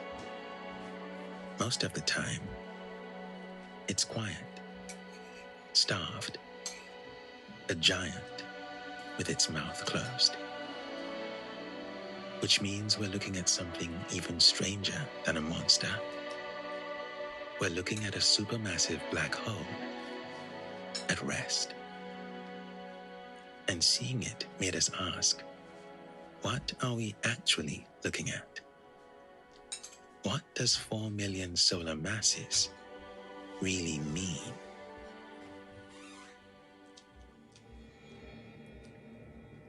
$4 million solar masses. That's 4 million stars like our sun, compressed into a singularity. Let's put that in context. If you could somehow compress our sun, this 1.4 million kilometer wide ball of fusion that gives life to Earth, into a black hole, it would have an event horizon about 6 kilometers across. A tiny sphere. Now imagine doing that 4 million times and crushing all of it into a single point. That's Sagittarius A star. The event horizon of Sagittarius A star is about 24 million kilometers across, roughly 17 suns laid side by side. Light, moving at 300 kilometers per second, crosses that diameter in about 80 seconds, a minute and 20. That's the boundary, the point of no return. And it's worth saying out loud, the event horizon isn't a surface. It's not a shell. It's a line in space where escape stops being a direction. Inside it, our everyday ideas break. Not because the black hole is made of darkness, but because gravity is so extreme that even light can't climb back out. And deeper still, our equations predict a singularity, a place where the math stops making sense and physics runs out of language.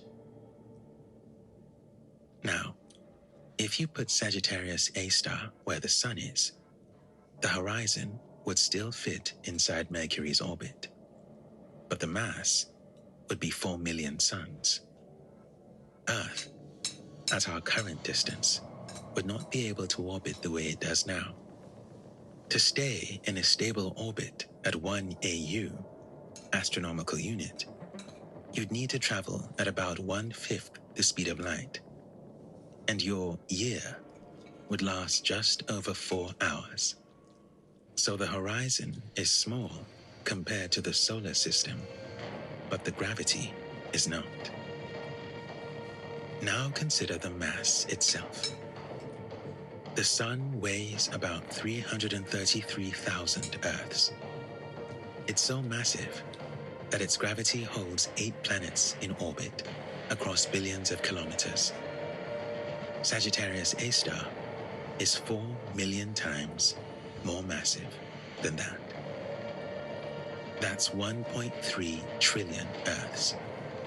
1,300 billion Earths. If you somehow lined up planet-sized objects, each one as massive as Earth, you'd need 1.3 trillion of them to equal Sagittarius A star's mass. Lined up edge to edge, that chain would run to the nearest star and back about 200 times. Let's compare it to other black holes. Sagittarius A star, 4 million solar masses. M87 star, the black hole photographed in 2019, 6.5 billion solar masses.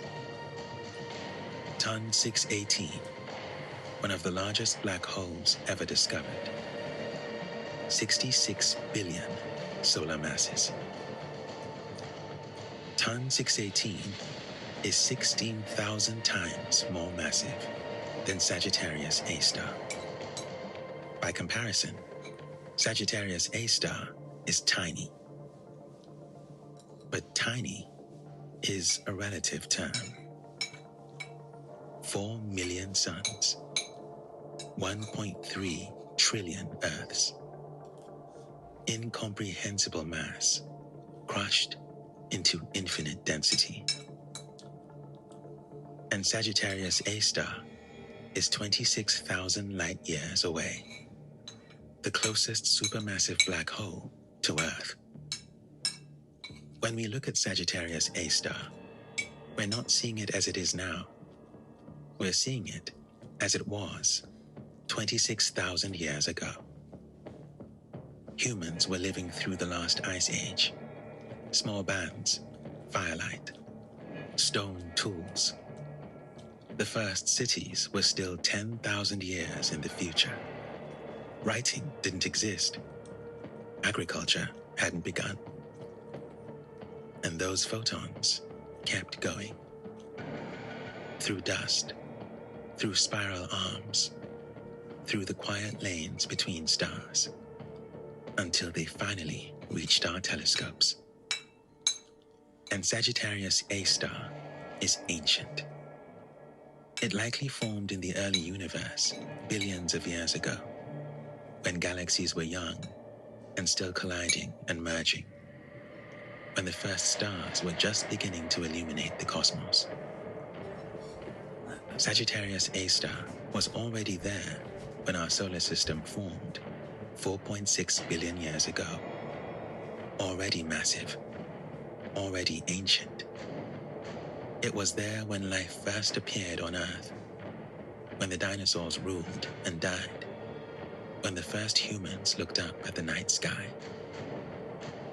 It will still be there long after the sun dies, long after Earth is gone, long after every star we can see has burned out or drifted away into the expanding void. And it's been doing the same thing the entire time. Pulling, holding, anchoring.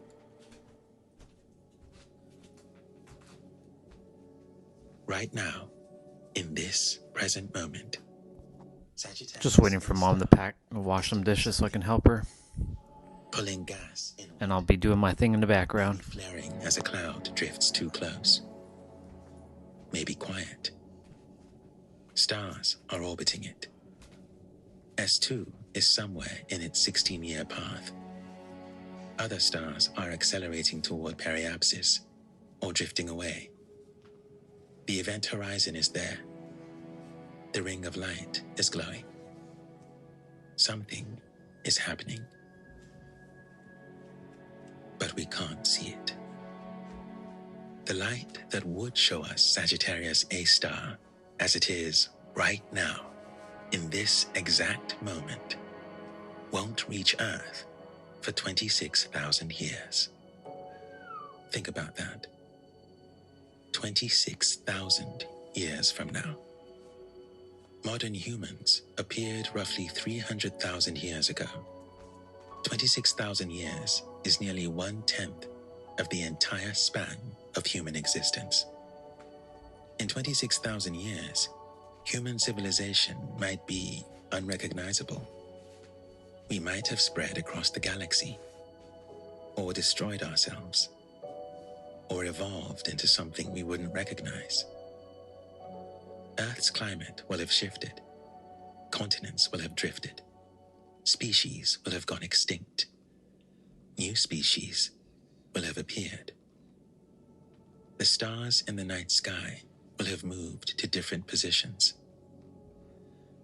And only then, 26,000 years from now, will the light from today's Sagittarius A star finally arrive. Only then will observers, if there are any, see what Sagittarius A star looked like in the year 2026. We're always watching the past, never the present. The black hole we photographed in 2022, that was Sagittarius A star as it existed 26,000 years ago. S2's orbit that we've been tracking since the 1990s. We're watching events that happened 26,000 years before we saw them. Everything we know about Sagittarius A star, every measurement, every observation, every image, is ancient history. And there's no way around it. Light has a speed limit. Information has a speed limit. We are separated from Sagittarius A star, not just by distance, but by time itself. A 26,000-year gulf we can never cross. What is Sagittarius A star like right now? We can't know. Not for 26,000 years. All we have is the past. Always the past. But the past is enough to tell us what Sagittarius A star does. Sagittarius A star doesn't hold the entire Milky Way together by itself. The galaxy is bound by all of its mass, stars, gas, and dark matter added together. But Sagittarius A star rules the inner heart of it. Near the core, its gravity dominates. It sets the rhythm of the closest stars. It anchors the very center we measure everything from. And in that sense, quietly, relentlessly, it is the dark landmark at the center of home. We orbit at 230 kilometers per second, fast enough to circle the Earth in about 3 minutes. But the galactic center is so far away that one complete orbit takes about 230 million years. Think about that. The last time our solar system was in this position in its orbit, dinosaurs hadn't appeared yet. The next time we come back around to this spot, 230 million years from now, Earth might be unrecognizable or gone. Stars closer to Sagittarius A star orbit faster. S2 completes an orbit in 16 years. S62, another tracked star, has been reported to have one of the shortest known orbits, just 9.9 years, screaming around the black hole at nearly 10% the speed of light at periapsis. Farther out, stars take thousands of years per orbit. And at the edges of the galaxy, 70,000 or 80,000 light years from the center, stars crawl through their orbits over hundreds of millions of years. Some stars have been circling Sagittarius A star for billions of years. They'll keep circling for billions more. Generations of stars, born and dying, all held in orbit by the same invisible anchor. Sagittarius A star doesn't care. It doesn't hurry. It doesn't rest. It's patient. It's invisible, silent, but absolute. Every star near the core bends to it. Every orbit, every trajectory, every motion, shaped by its gravity. You can't negotiate with it. You can't escape it. We're bound to it. The quiet tyrant at the center of everything.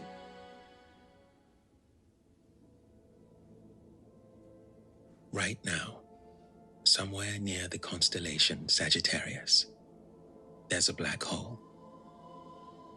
You can't see it with your eyes. You can't point to it in the sky and say, there. But it's there. And you've been circling it your entire life. So have your parents.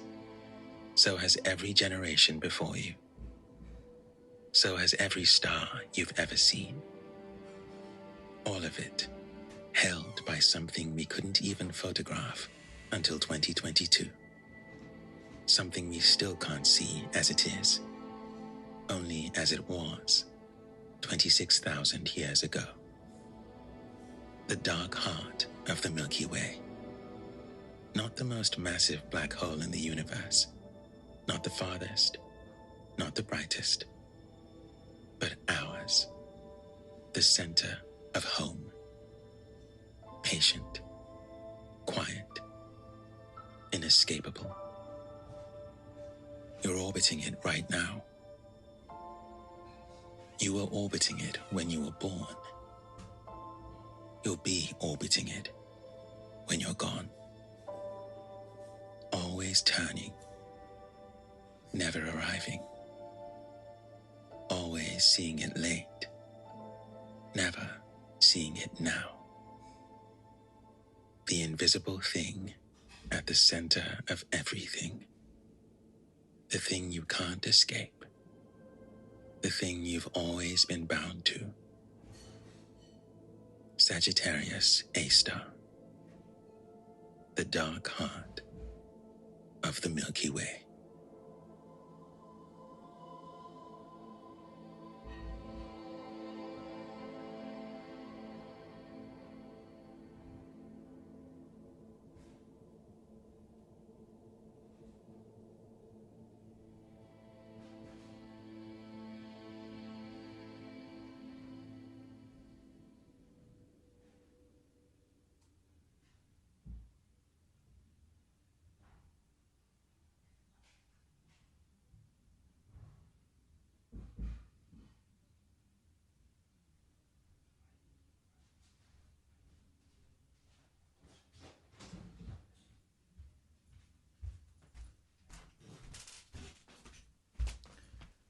Hello. Welcome to the Quiet Observatory. My name is Atta. Tonight, we're approaching the most extreme objects in the universe. Places where gravity is so strong that not even light can escape. Places where the very fabric of space, the Earth, could leave the sun. It isn't anchored to the sun. It's balanced, moving at the right speed to hold an average distance of about 150 million kilometers. Fast enough not to fall inward, slow enough not to drift away. A balance maintained for 4.5 billion years without ever being guaranteed. That balance is the difference between everything we know and absolute darkness, between oceans and ice, between sky and void, between a world where something can live and breathe and look up, and a frozen tomb drifting through the dark between stars. That balance could break. We know this because it has already broken billions of times across billions of worlds that once had what Earth has: a star, a distance, an orbit, a balance, and then lost it, violently, cast out into the darkness with no way back. We call them rogue planets, and they are everywhere.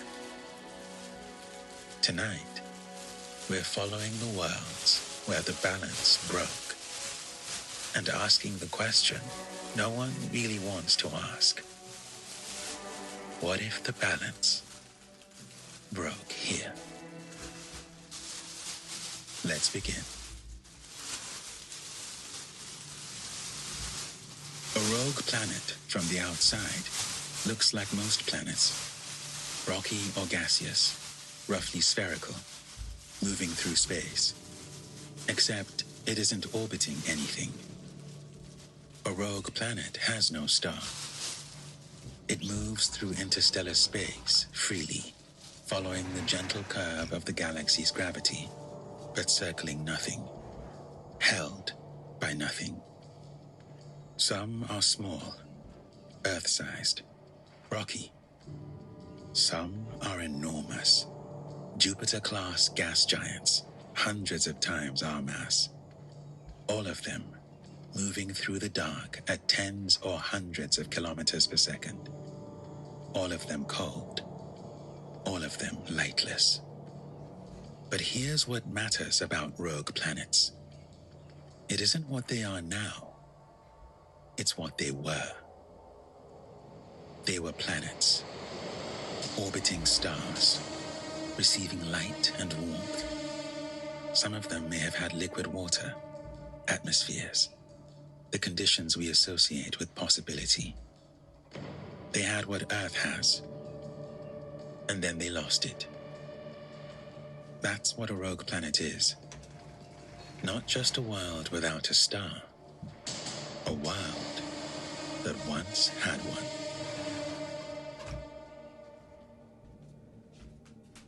Planetary systems are violent when they're young. Planets don't form in stable orbits. They migrate, they shift, they interact, and sometimes, often, they throw each other out.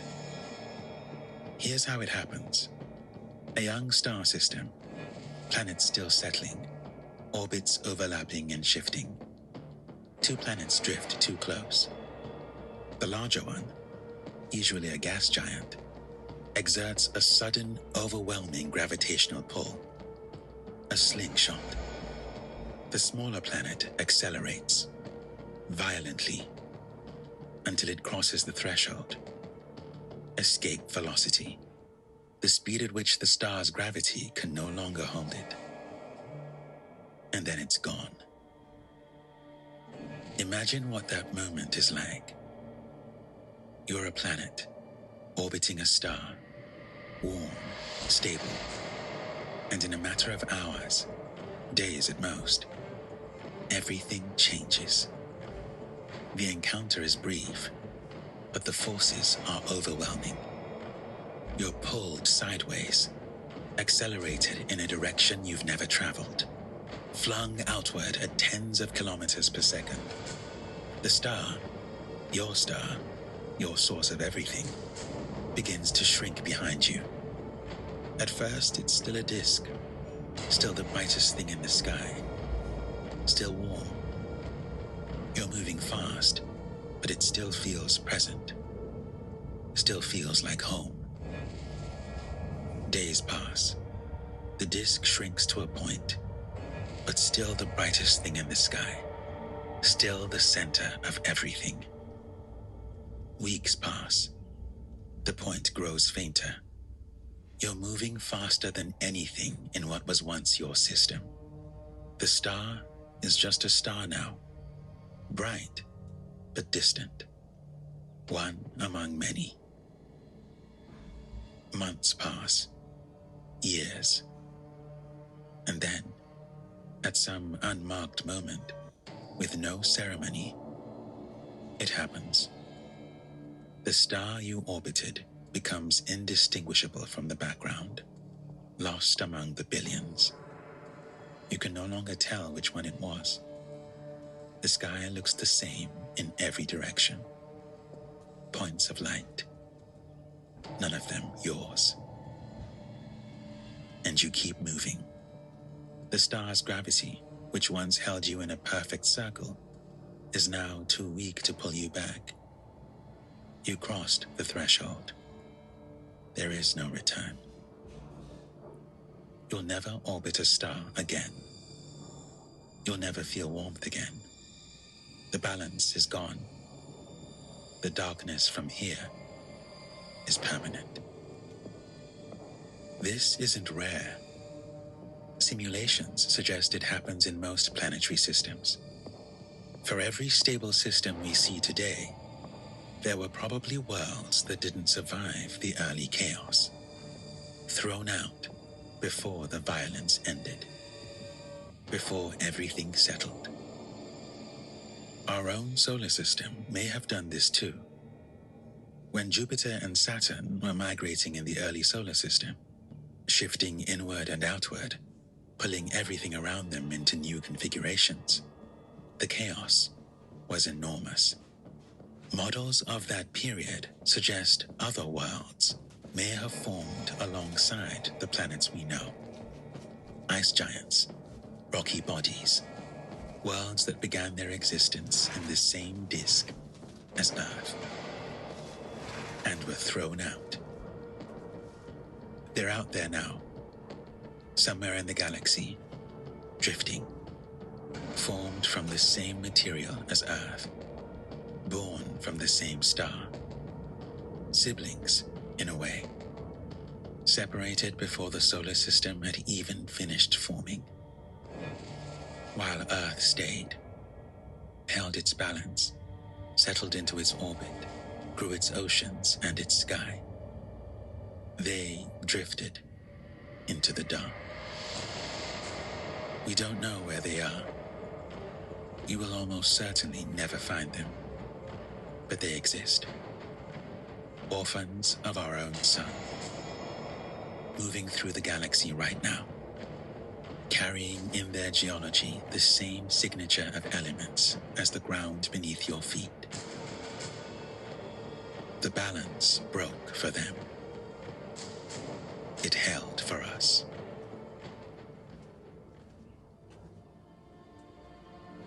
Out in interstellar space, away from any star, a planet becomes something else entirely. The oceans freeze. The surface temperature drops toward a few degrees above absolute zero. Colder than Pluto. Colder than anything in our solar system. The water at the surface crystallizes first. Then the cold works downward. The ice thickens. Meters, tens of meters, eventually kilometers of it, pressing down on what were once open seas, compressing the water beneath into exotic forms of ice we barely have names for. The atmosphere follows. The gases that make up the sky, oxygen, nitrogen, everything that carries sound and scatters light and makes the horizon blue, begins to condense. They cool past the point where gas can remain gas. And they fall. Not as rain, as snow. A silent, surreal snowfall of frozen air. Oxygen crystals drifting down onto a surface already buried in ice. Nitrogen settling in mounds. The pressure dropping as the sky empties. And then the sky itself is gone, diminishing over months until there is simply no atmosphere left. Only ice where the sky used to be. What remains is a world in total silence. No wind, because there is no air to move.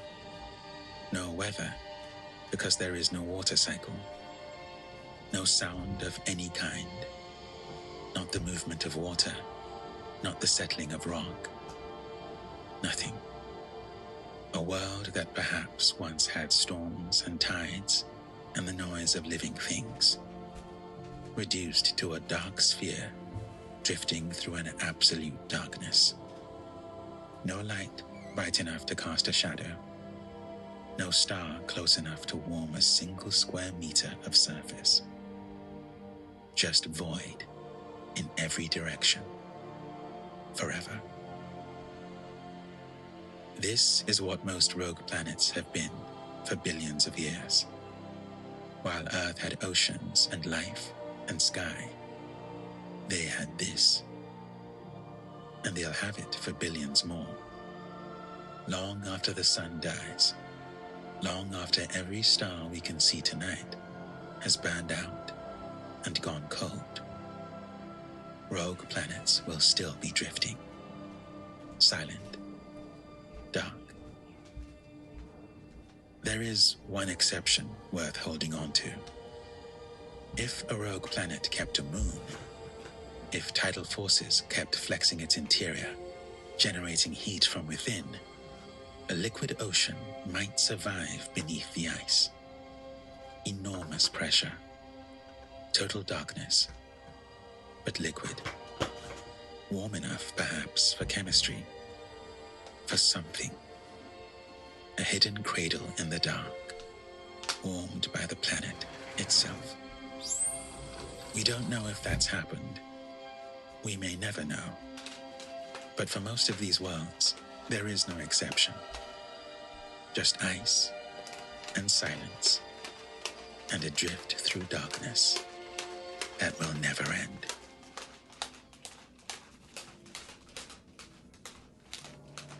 For most of human history, we had no idea these worlds existed.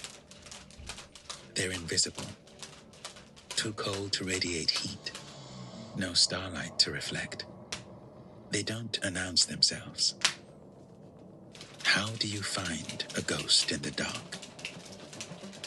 For the young ones, recently ejected, still radiating the heat of their violent birth, we look in infrared.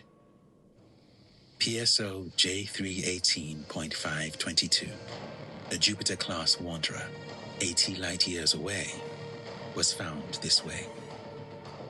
The Euclid mission has already detected newborn outcasts still glowing in the stellar nurseries of Orion. But these are the exceptions. The ancient ones, the billions, are invisible unless they pass directly between us and a distant background star. When they do, their gravity bends that starlight around them. The star brightens, briefly, for hours or days. A flicker. Then nothing. The ghost has passed. This is gravitational microlensing, and it's the only window we have on the true population. In early 2026, we crossed a threshold.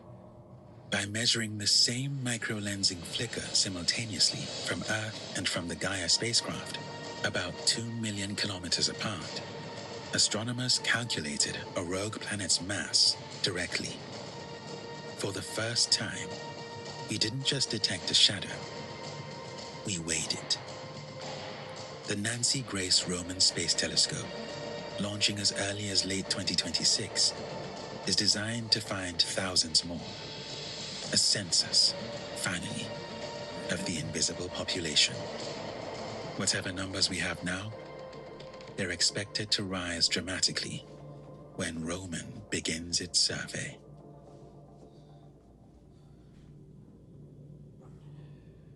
When astronomers first started finding rogue planets, they assumed they were rare.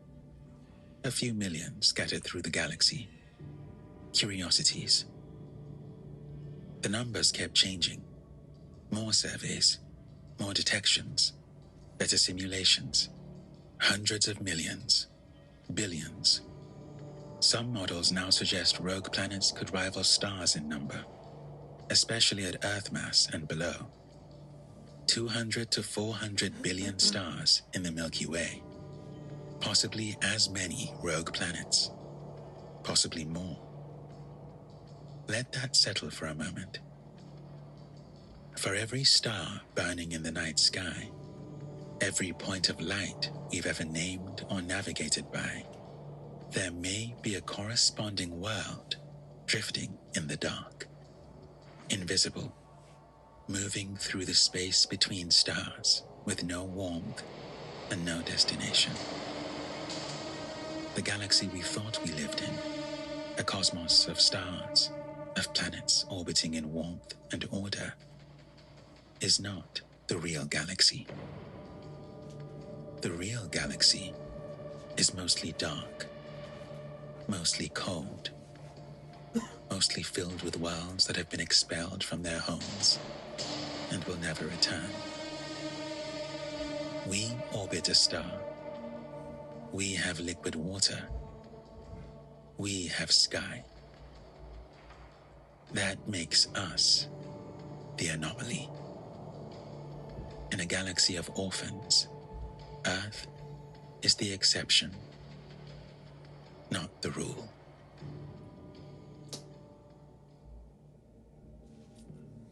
We look at these exiled worlds and feel a distance from them. We're safe. We have a star. We have an orbit. We have about 150 million kilometers of balance that's held for 4.5 billion years.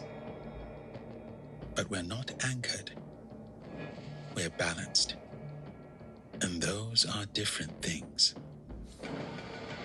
If a rogue object, something the mass of Jupiter, drifted through the inner solar system, the encounter would last days, maybe less. But the gravitational disruption could be enough. Earth's orbit would shift. Its speed would change. And if it crossed the threshold, 42 kilometers per second, the escape velocity from our position in the solar system, it would not come back. Our star would begin to shrink. First a disk, then a point, then just another star among billions, then nothing. The oceans would crust with ice within weeks. The atmosphere would begin to fall within months. Oxygen and nitrogen condensing into snow, settling silently onto a surface already freezing. The sky would disappear. Life would not end all at once. Near geothermal vents in the deep ocean, some things might survive for a while, warmed by the planet's core. But the surface would be unlivable. And eventually, even the interior would cool, and the last warmth would go. Earth would become what billions of other worlds already are. A frozen tomb in the dark, drifting through the galaxy for billions of years, carrying the preserved record of everything that once existed here. Every ocean, every mountain, every creature that ever breathed or moved, perfectly preserved, perfectly silent, forever. This is extraordinarily unlikely. The probability of such an encounter is vanishingly small. But it has happened, billions of times, to worlds that had no reason to expect it either. Worlds that had what we have: the distance, the warmth, the balance, until they didn't.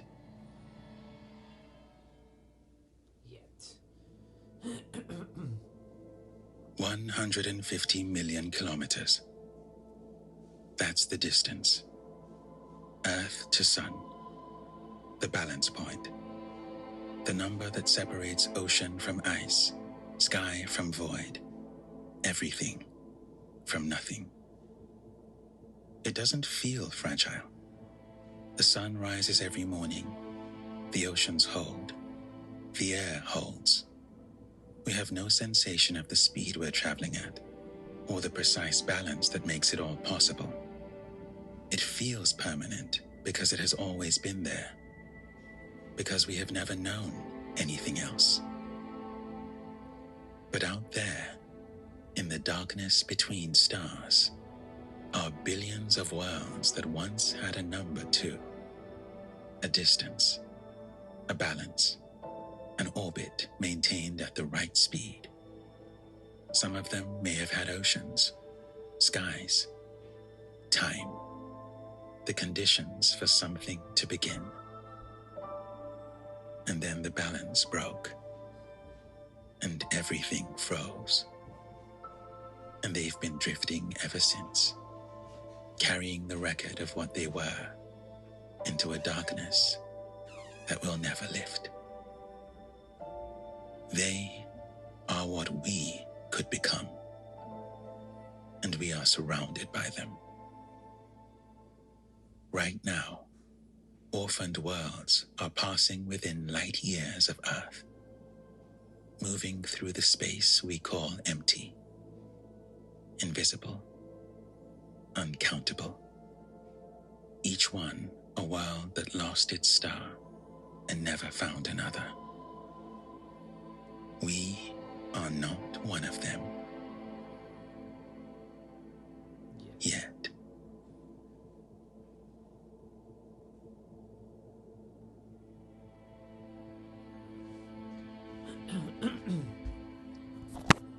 That's pretty nuts.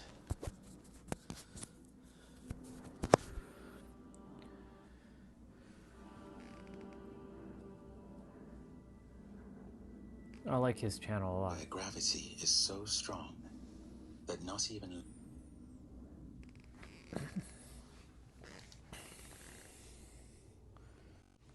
Oops. And here we are. I need to sneeze. Bless me. And here we are, fighting with each other on this planet. I saw something up in the ceiling there just now. It's awesome. The sun is right there. And yet we fight amongst each other. And imagine just an object, like he said, comes drifting to Earth. Your fighting will cease. You will be in awe. And you will be brought to your knees. Because there's nowhere for you to go.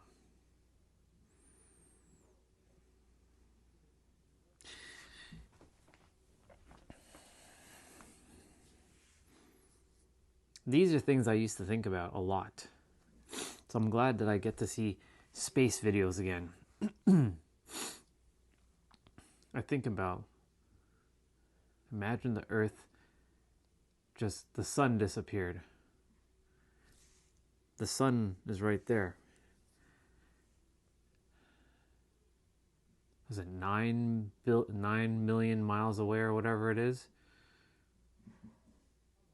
Alexa, how far is the sun from the Earth? The sun is 149.6 million kilometers from Earth. 140 million, 0.996 kilometers from Earth.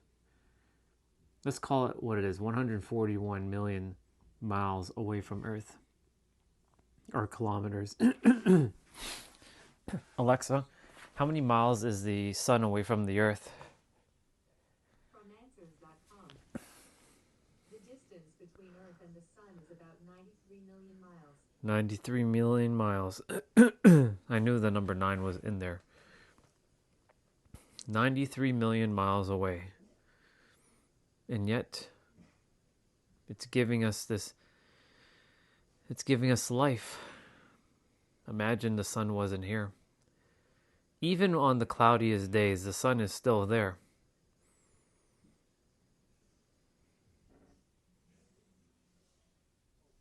But imagine it just disappears. It explodes. We're done. We're finished, all of us. There's nothing you can do. You can have the most amount of money, but your time will be upped. Will be up like this. Excuse me. And what he was mentioning about other planets, that has already happened. Other planets, different star systems that I lived on in different lifetimes, whether you want to entertain that or not, has had a similar fate.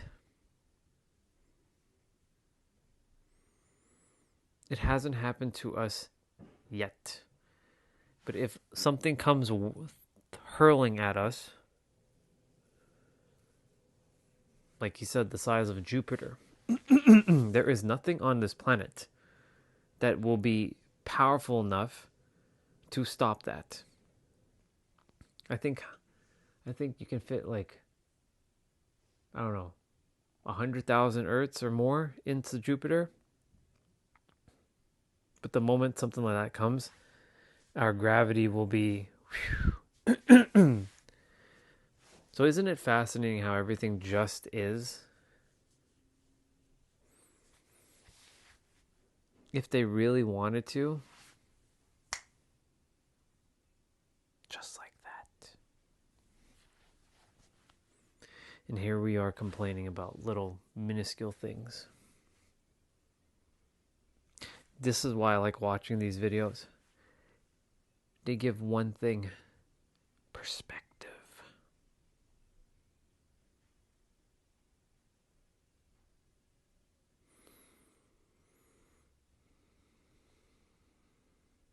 Even when we have winter, we still have the sun to some degree. Yes, it's colder, and that's a that's a beautiful thing about it. For those flat earthers out there,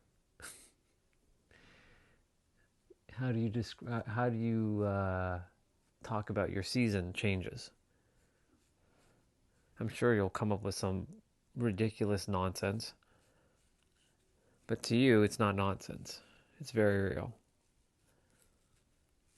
When most people think we live in a flat earth, they are right, but they forgot one aspect. Not in this dimension. In this dimension, it's a sphere. In the fourth and fifth, it's a disc. It's flat. The entire universe, the sun, the solar system, the galaxies, the universe itself is all on a disc.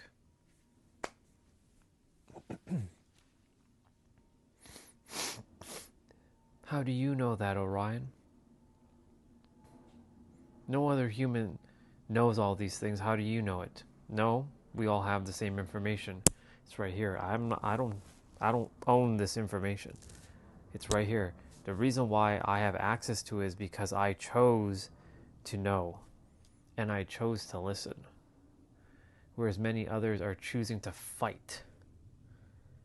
And it's okay to ask questions and be curious, but they're choosing to fight. This person's wrong, that person's wrong, you're wrong, wrong, and my way's right, your way's wrong. It just is. If you truly believe that the earth is flat in the third dimension, then it's flat. But you will create that.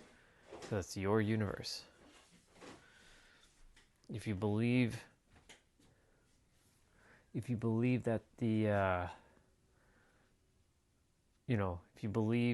that the earth is round in this universe, it's round. If you believe that it's a triangle, it's a triangle. It all comes down to what you choose to believe in the end. And here we are fighting one another for no dumb reason. Well, let me rephrase that. For no reason. For stupid reasons. For dumb reasons. I didn't mean to say no dumb reasons. For dumb reasons. Sometimes the words.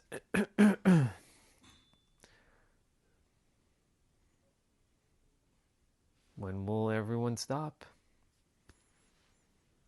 He said it in the video.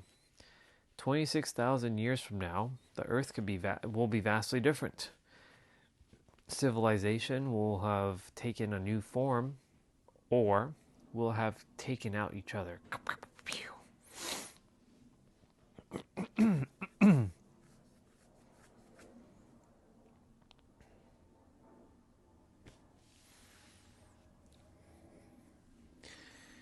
And everyone is worried about bullshit.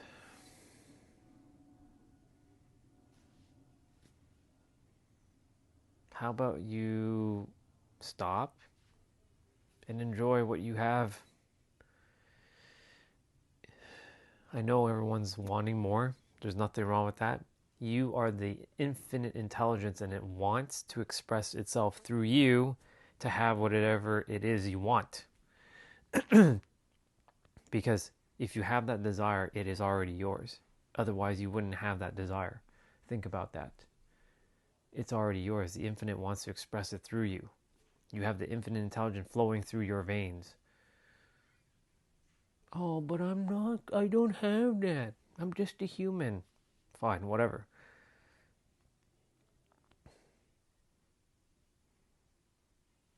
It's okay to want what you want. But stop fighting.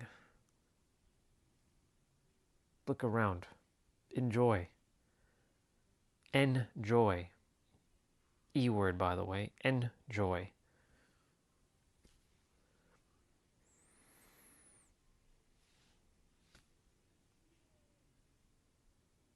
I don't care to be right. Sometimes the character wants to be right, superior. But I tell the character, what are you doing? It just is.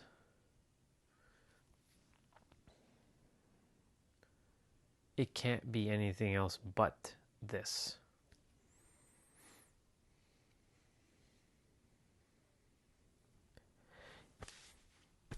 I'm getting the Brock Lesnar tummy. It's okay.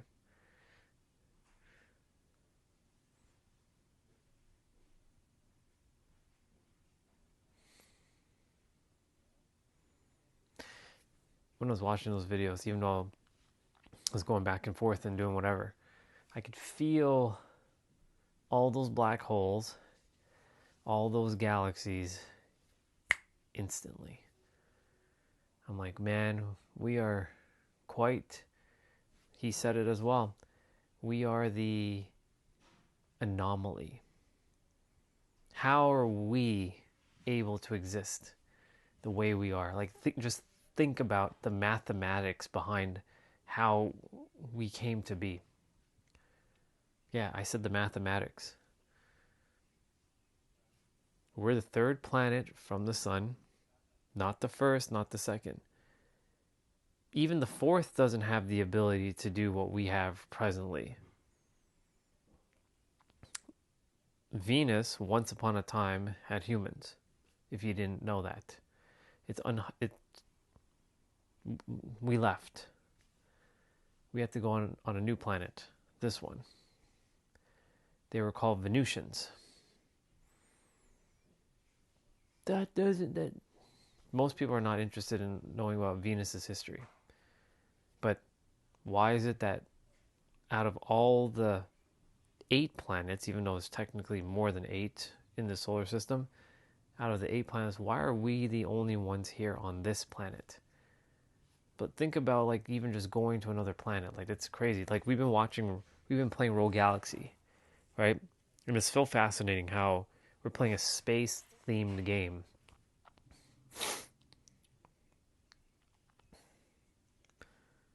and they're going to different planets. They're traveling in a ship. It's quite fascinating.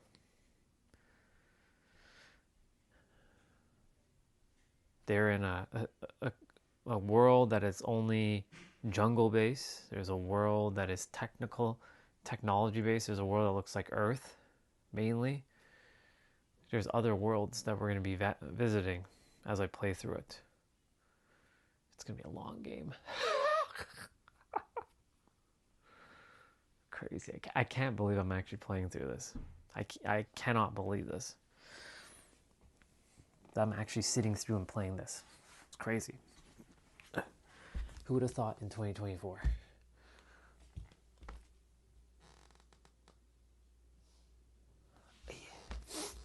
Let's see.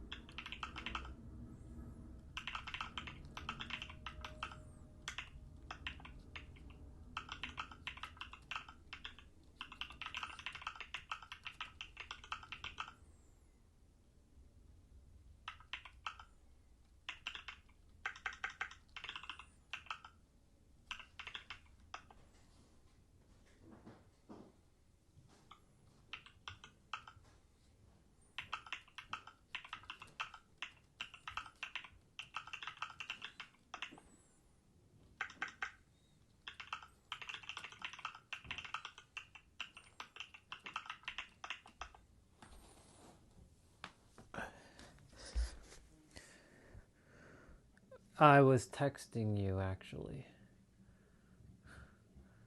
but you're texting me back, so yes. Okay. Sure. Then that works. That works. Yeah, we're good.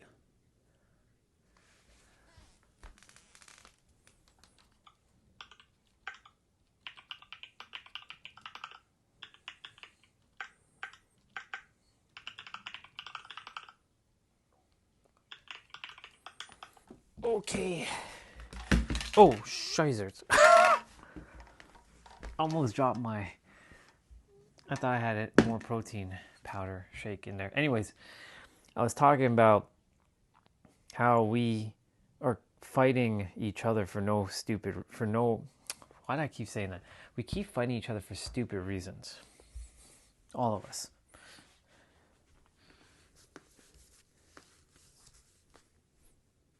I'll just say this. If the sun disappears one day, we're cooked. We're finished. It's done. It's game over. It's a wrap. If an object comes hurling to the earth, it doesn't have to hit us. It just has to be in our gravity field. And it will thrust us out of rotation. We're done. And yet here we are on this minuscule little like microorganism of a planet out of what, trillions of different planets in the observable universe, not to mention what's outside the observable universe. And here we are complaining and whining and bitching and fighting and all this shit with each other. Well, I'm not anymore, but I mean, you know, I still see it. We are so powerful, but at the same time, we're so insignificant. Paradox. In the grand cosmic scale of the universe, like we are, that's why I said we are like 1 in 400 trillion. You're a mathematical miracle. That's a bar, right? Like I would write that down. You're a mathematical equation. Quite literally.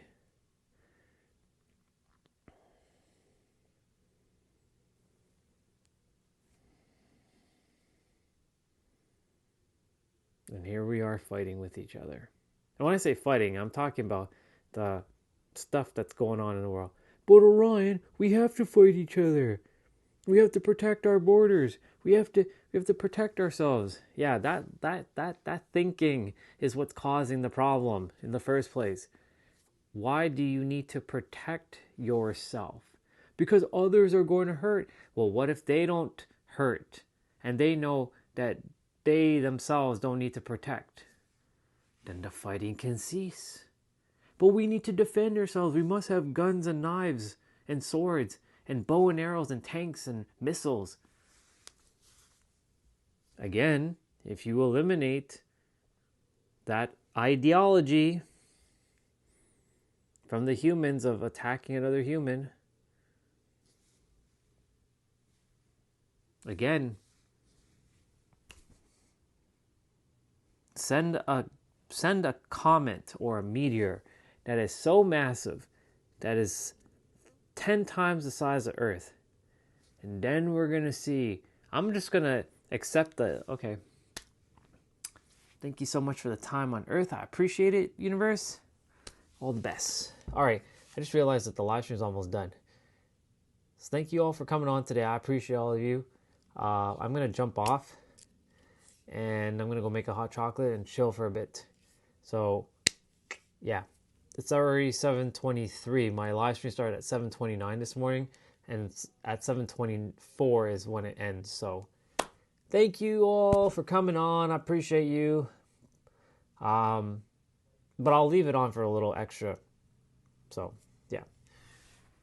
I appreciate everyone. Thank you for coming on. I have one more minute. I'll just say that I have one more minute, but I appreciate all of you. Have yourselves a good night. Tomorrow is active rest day. I think tomorrow I'm going to be naming I'm going to be naming it Gravity. That or well, we'll see. We'll see. It always changes on the dime. Yeah.